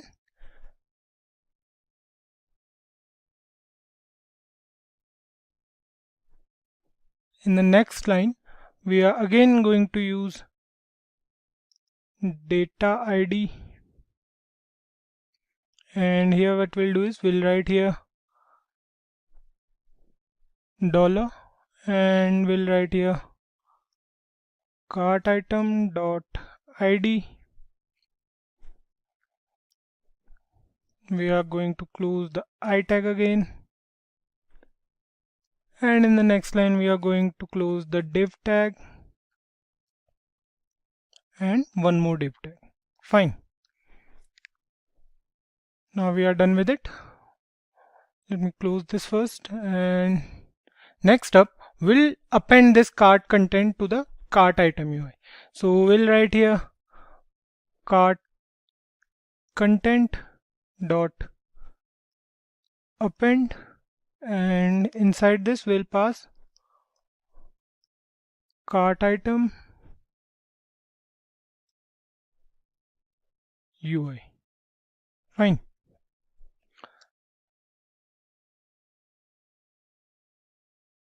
So here you can see we are going to close this. So this is the closed one, and inside here we'll write setup app, again a constructor. We are going to write here cart is equals to storage dot get cart. We'll write this dot set cart values, cart here, and then we'll write cart dot map. Inside this we'll write item,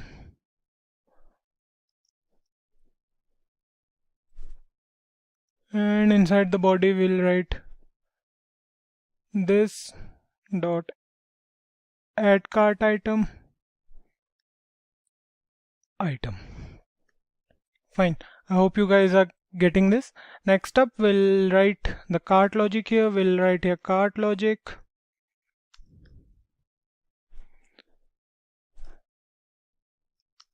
and we'll write here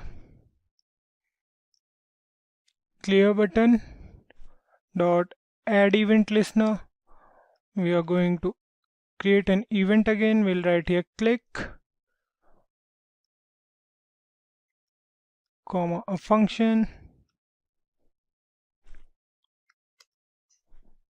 Inside this we'll write this dot clear cart. We are going to call this function over here. Now we have to write the logic for remove button, so we'll do it here. We'll write here cart content dot add event listener,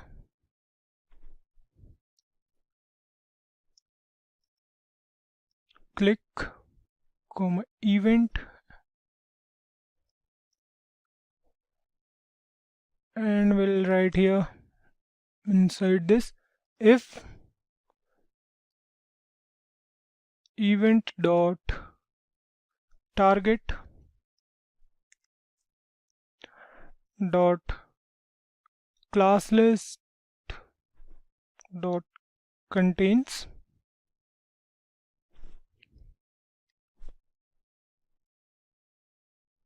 cart product remove. Then we'll again create a variable. Let's say the variable is let.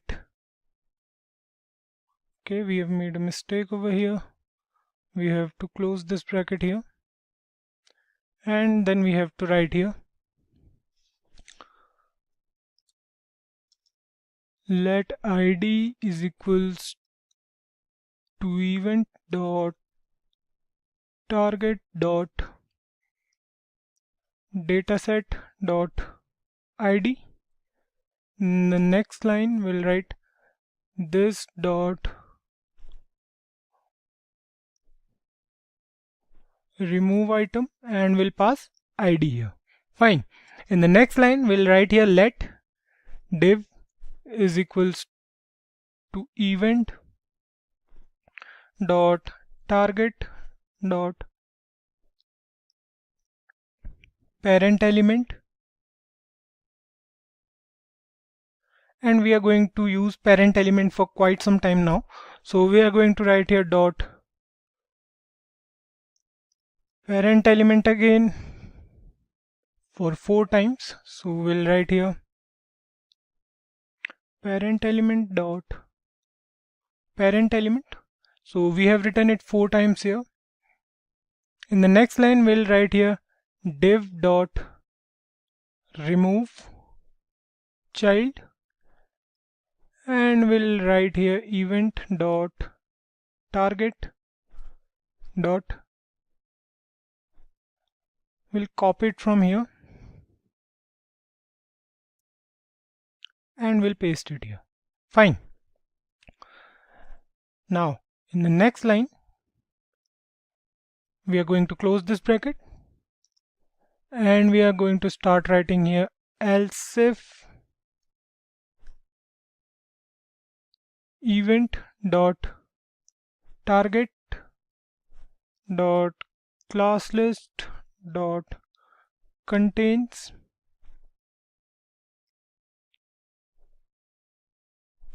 add amount,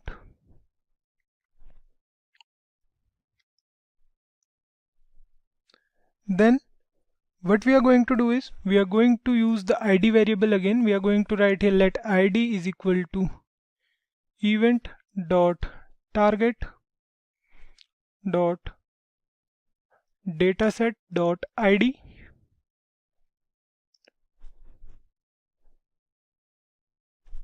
Let item is equals to cart dot find. We'll pass item here and we'll use the arrow function. So we'll write here item dot id triple equals to id. Fine.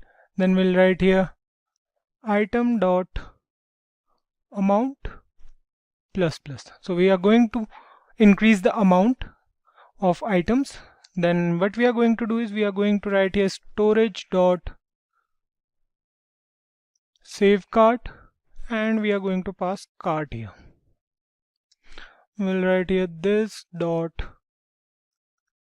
set cart values cart.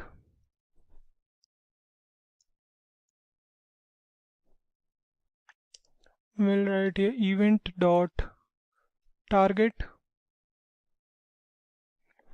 dot next element sibling dot inner HTML.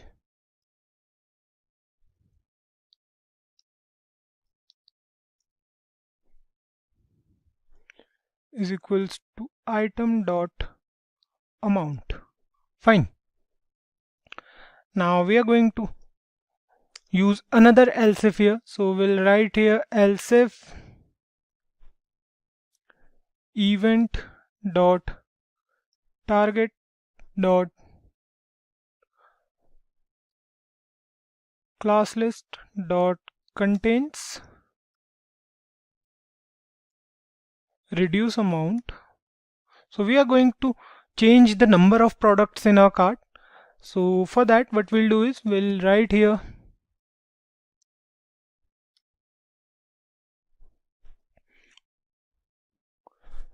let id is equals to event dot dataset event dot target dot dataset dot id. Fine. And item will be let item is equals to cart dot find item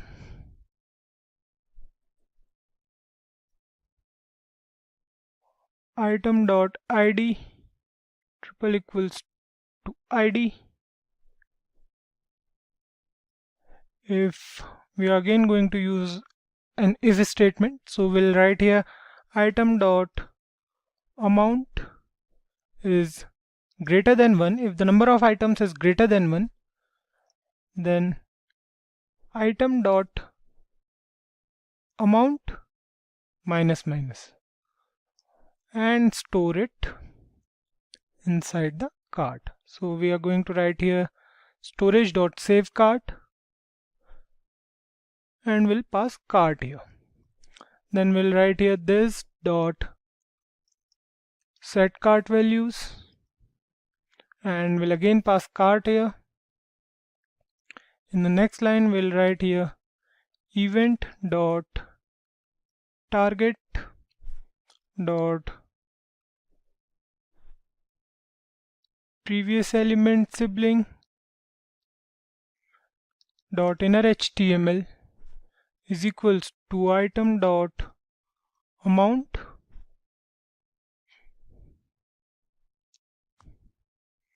and finally we'll write here else, and inside the else what we'll do is we'll write here this dot remove item and we'll pass the id here. We'll write here let div is equals to event dot target, we are basically targeting the events. We are creating conditions for certain different events, like when the user increases the number of products and the user decreases the number of products, and if the user removes the product from the cart. So we are writing the code for that. So we'll write here event.target.parent element, and we'll write here parent element again for 4 times. Fine. We'll write here div dot remove child, and inside this we'll write event dot target dot parent element for 4 times again. It will check each parent element. So here we are done with it. Next up, we have to create 2 functions for add amount and for reduce amount. So what we are going to do is, we are going to write here add amount, and we'll write here const add button is equals to document dot query selector all. Inside this we'll pass dot add amount. Fine. We'll write here add button dot for each,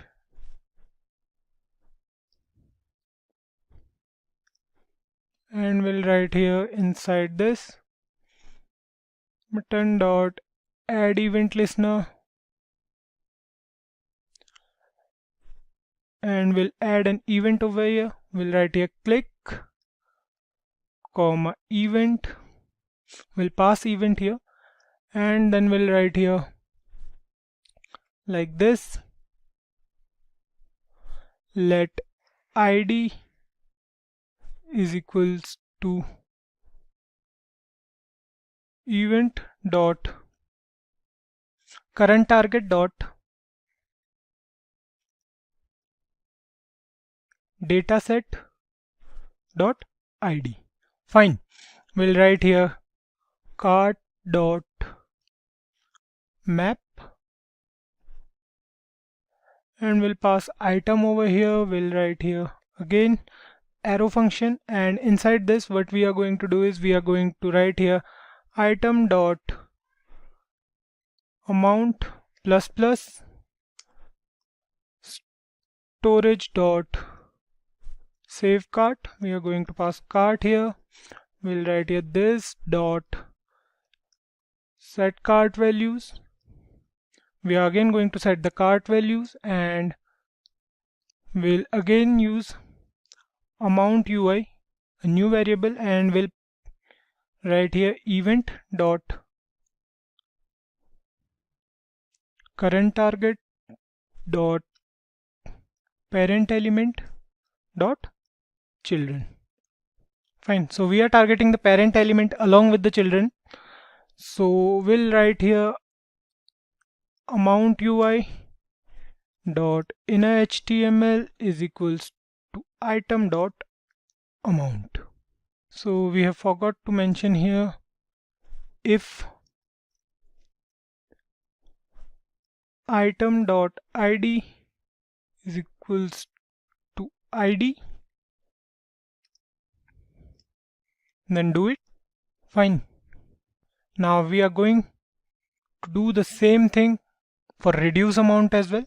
So we'll write here reduce amount, and inside this we'll write const reduce button is equals to document dot query selector all, and we are going to pass here dot reduce amount. Fine. we'll write here reduce button dot for each, and then we'll pass button over here and we'll use the arrow function again. Finally we'll write here button dot add event listener, click event,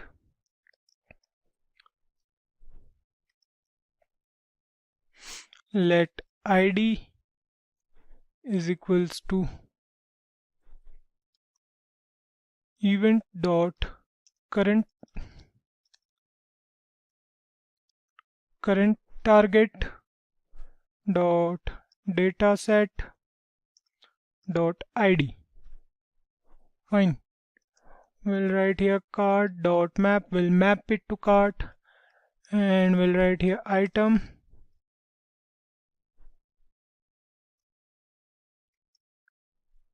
then again we'll write here if temp item dot id triple equals to id,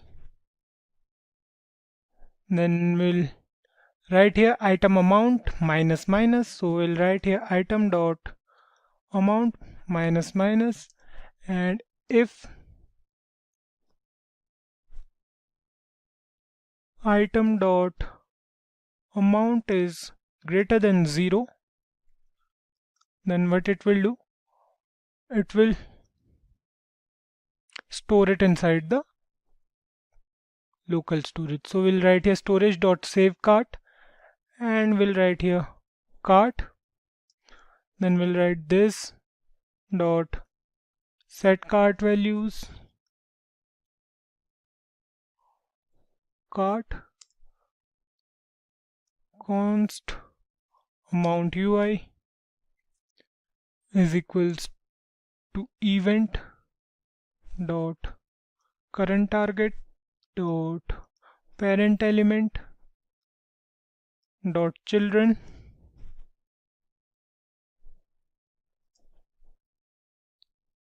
amount ui dot inner html is equals to item dot amount. Fine.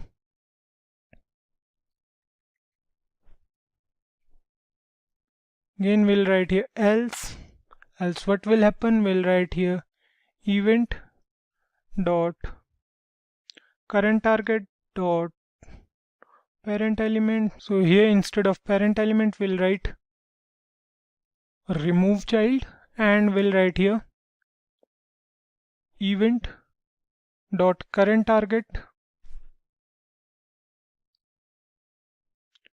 dot parent element dot parent element. Fine. In the next line we'll write this dot remove item, and we'll pass id here.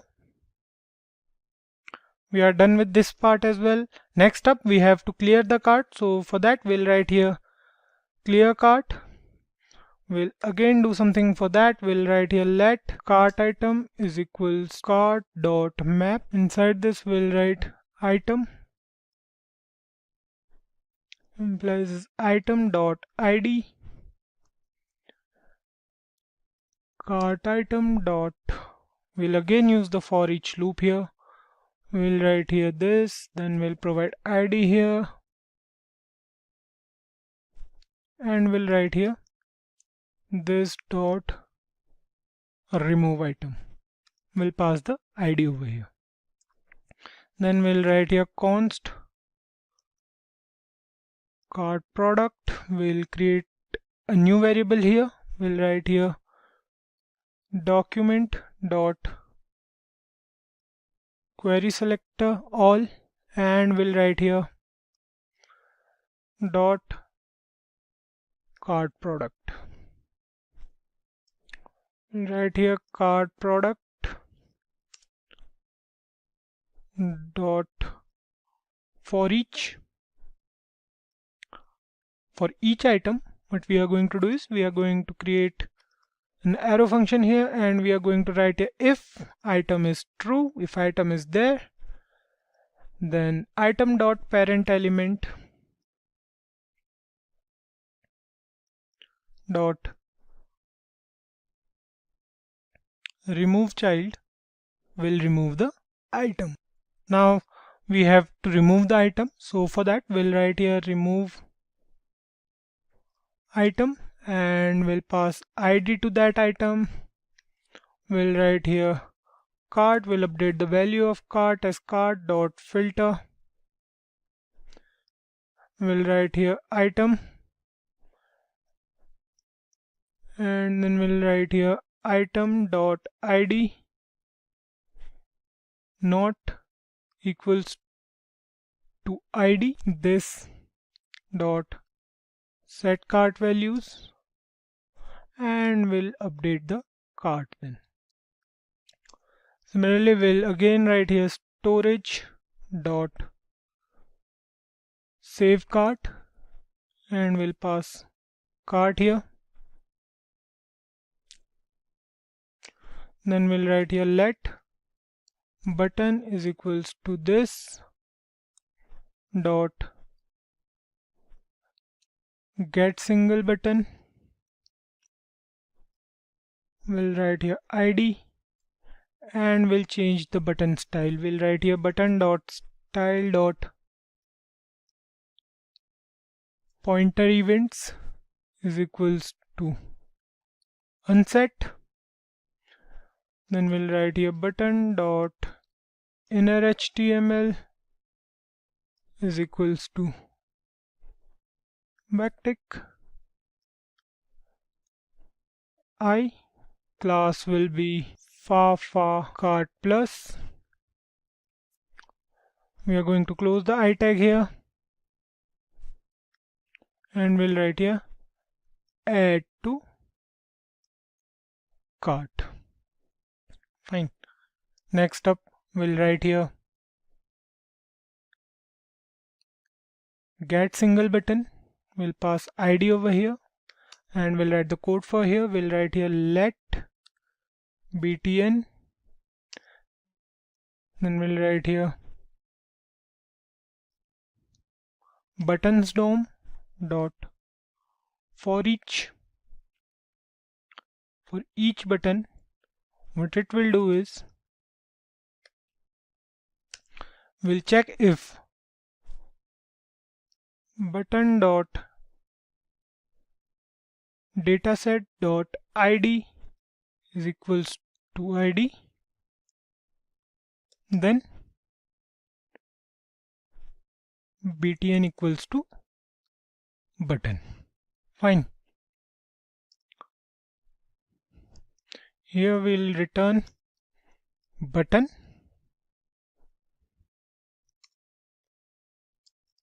Now save it.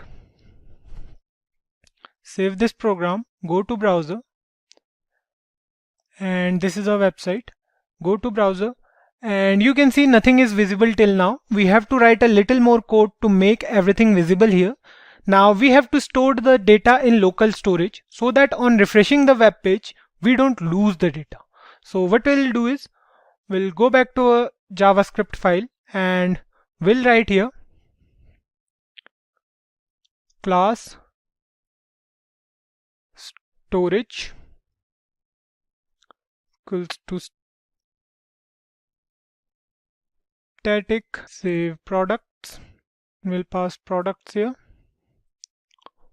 Then we'll open curly braces and we'll write here local storage dot set item, and inside this we'll write products dot comma json dot stringify products. Fine, we are parsing the products from our JSON file now. Next up, we'll write here static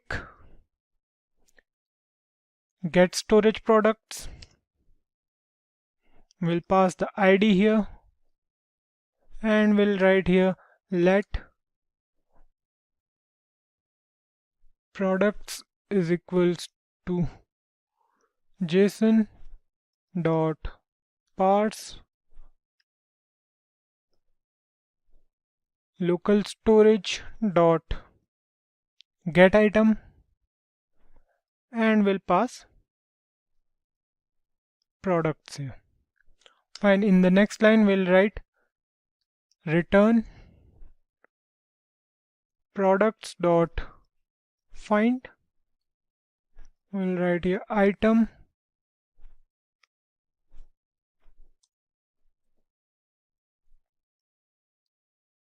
dot id is equals to id. Fine. Next up we'll again write here static save cart.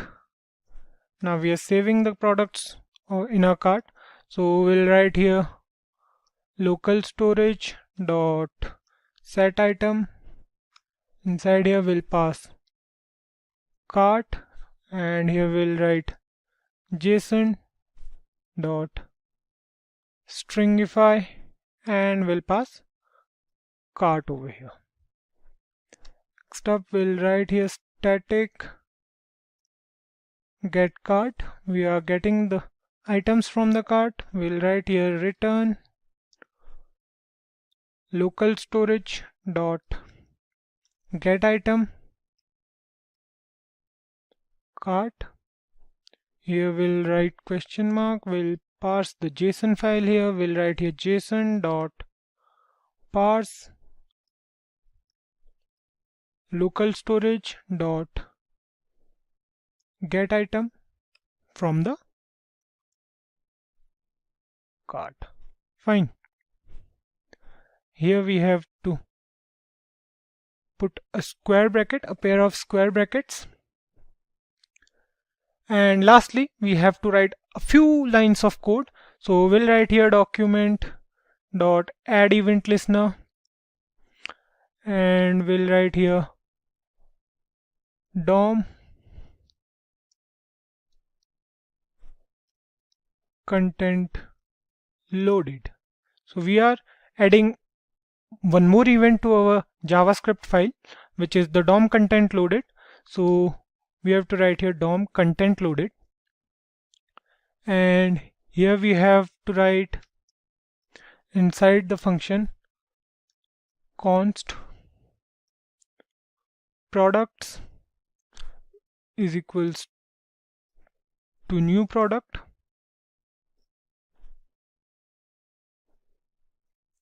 and we'll write here const UI is equals to new UI. Now we have to show cart from local storage, so we'll write here UI dot setup app, and we'll write here products dot get product dot then, and inside this we'll write products equal implies this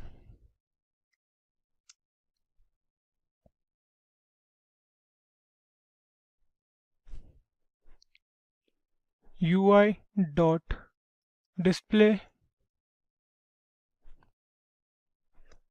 products. We'll write here products storage dot save products, and we'll pass products here as well. Fine. We'll write here dot then. We are using promises, so here we'll write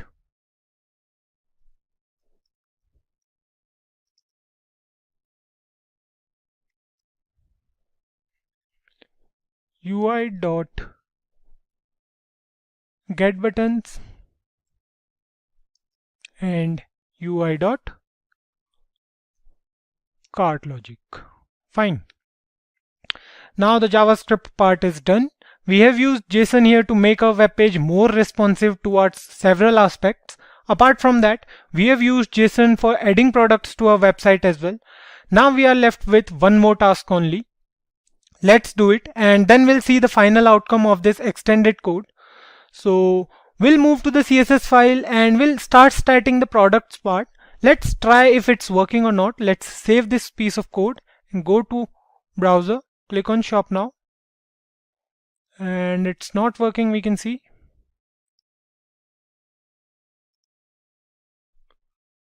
Okay, it says it's failed to load the resource. Refresh it and you can see now it's working totally fine. We have all our product images over here. We have all of our products. We can add them to cart and we can use the cart as well. So the last thing we have to do is to use products now. Now we have to style those products. So for that we'll move to our CSS file. So here's our CSS file, and inside this we have to write here.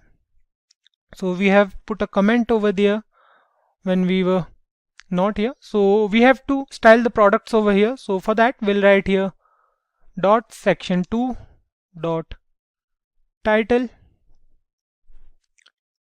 and text align at the center. Then we'll write here section2 dot title h1. The font size is going to be 1.8 em. The margin is going to be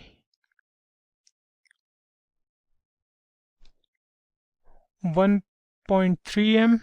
Then we have to write the code for products here. So we'll write here dot product, and inside this we'll write margin as 0.5 em. We have to write here margin.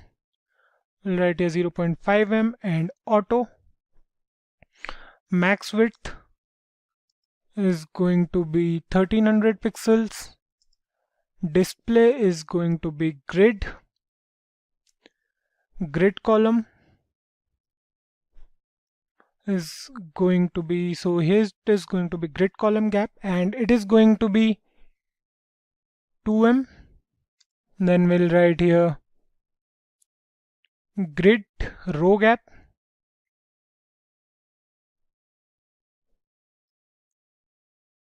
and grid row gap is going to be 2 em as well. Then we'll write here grid template columns, and we'll write here repeat. We are going to create a grid for our products, right? So we'll write here auto fit comma min max.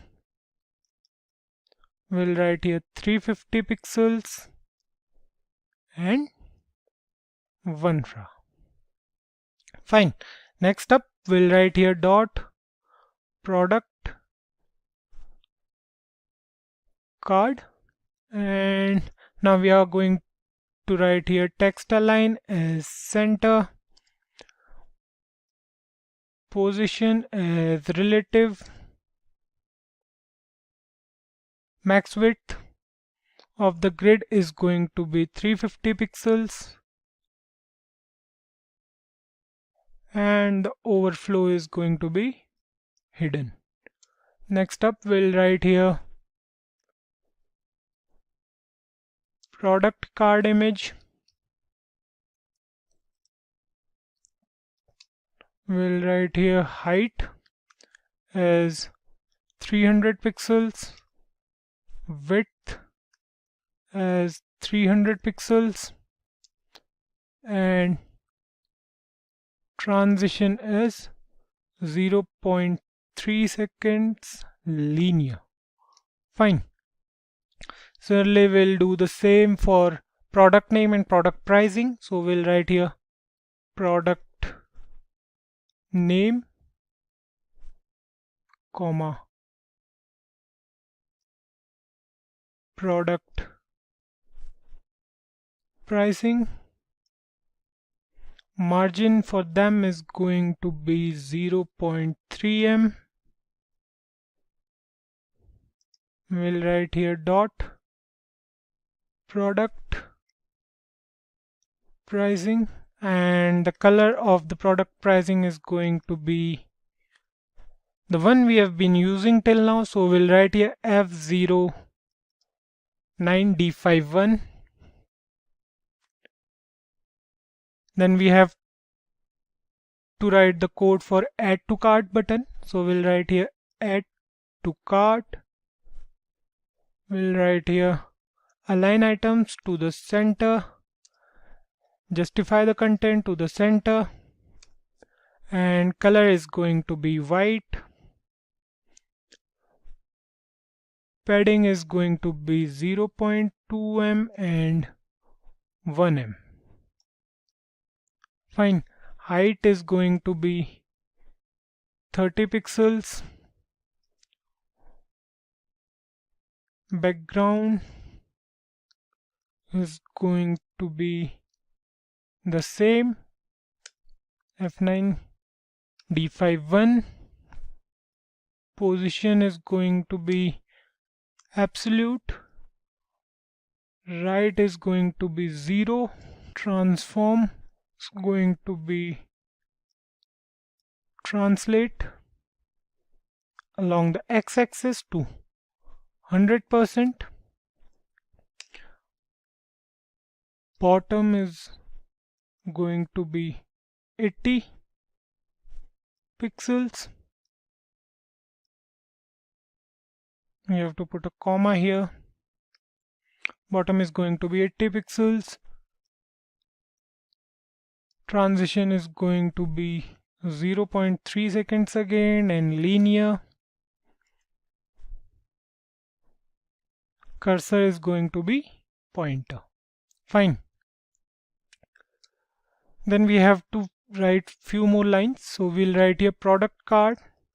We'll write here hover. And we'll add to cart here. So we'll write here transform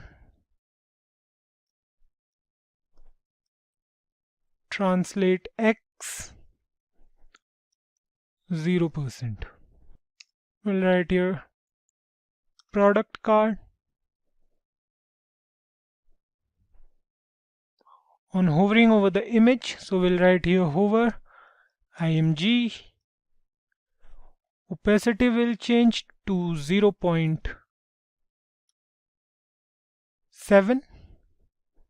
Let's try it, and finally we'll write here dot add to cart.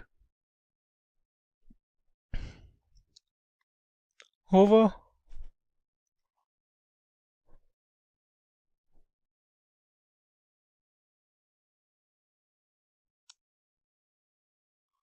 And here we'll write color as black. Fine, we are done with it. We have styled the products as well. We are now done with the website. Save it, move on to the browser, and let's face the truth now. So you can see it's not working as of now. Refresh the web page and the products looks really big now. What we have to do is we have to move over here and we have to see what's wrong over here.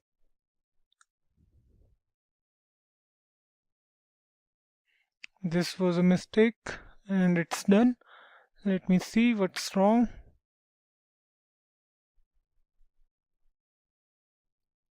Something is not right here. Everything seems fine, but we have to search for the error. So if we see here, max width is fine, the max width for product is fine.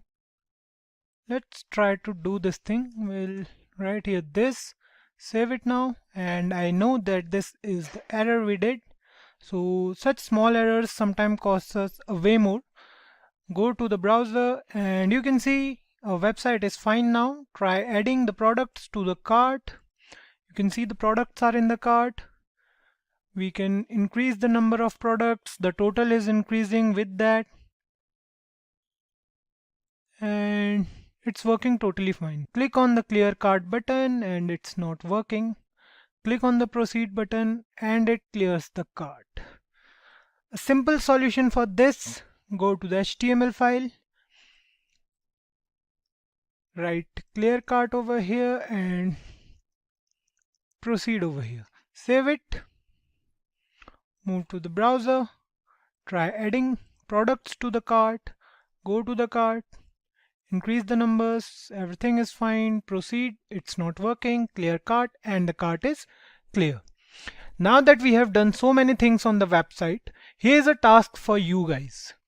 We have left the proceed button inside the cart with no functionality. We did it with purpose. I want you guys to do something creative with it. You can take the user further to the login or sign up page, and you can use regular expressions to validate the form. Upon successful validation, you can further take the user to the payment page. I want you guys to do that part and let us know in the comments below if you are facing any problems or if you have any doubts regarding that. And so with that, we come to the end of this full course tutorial. If you enjoyed watching this video, do give it a thumbs up, comment your doubts below, and our experts will answer them for you. Thank you so much for being here. Watch out for more videos from us. Until then, keep coding and stay tuned to SimpliCode.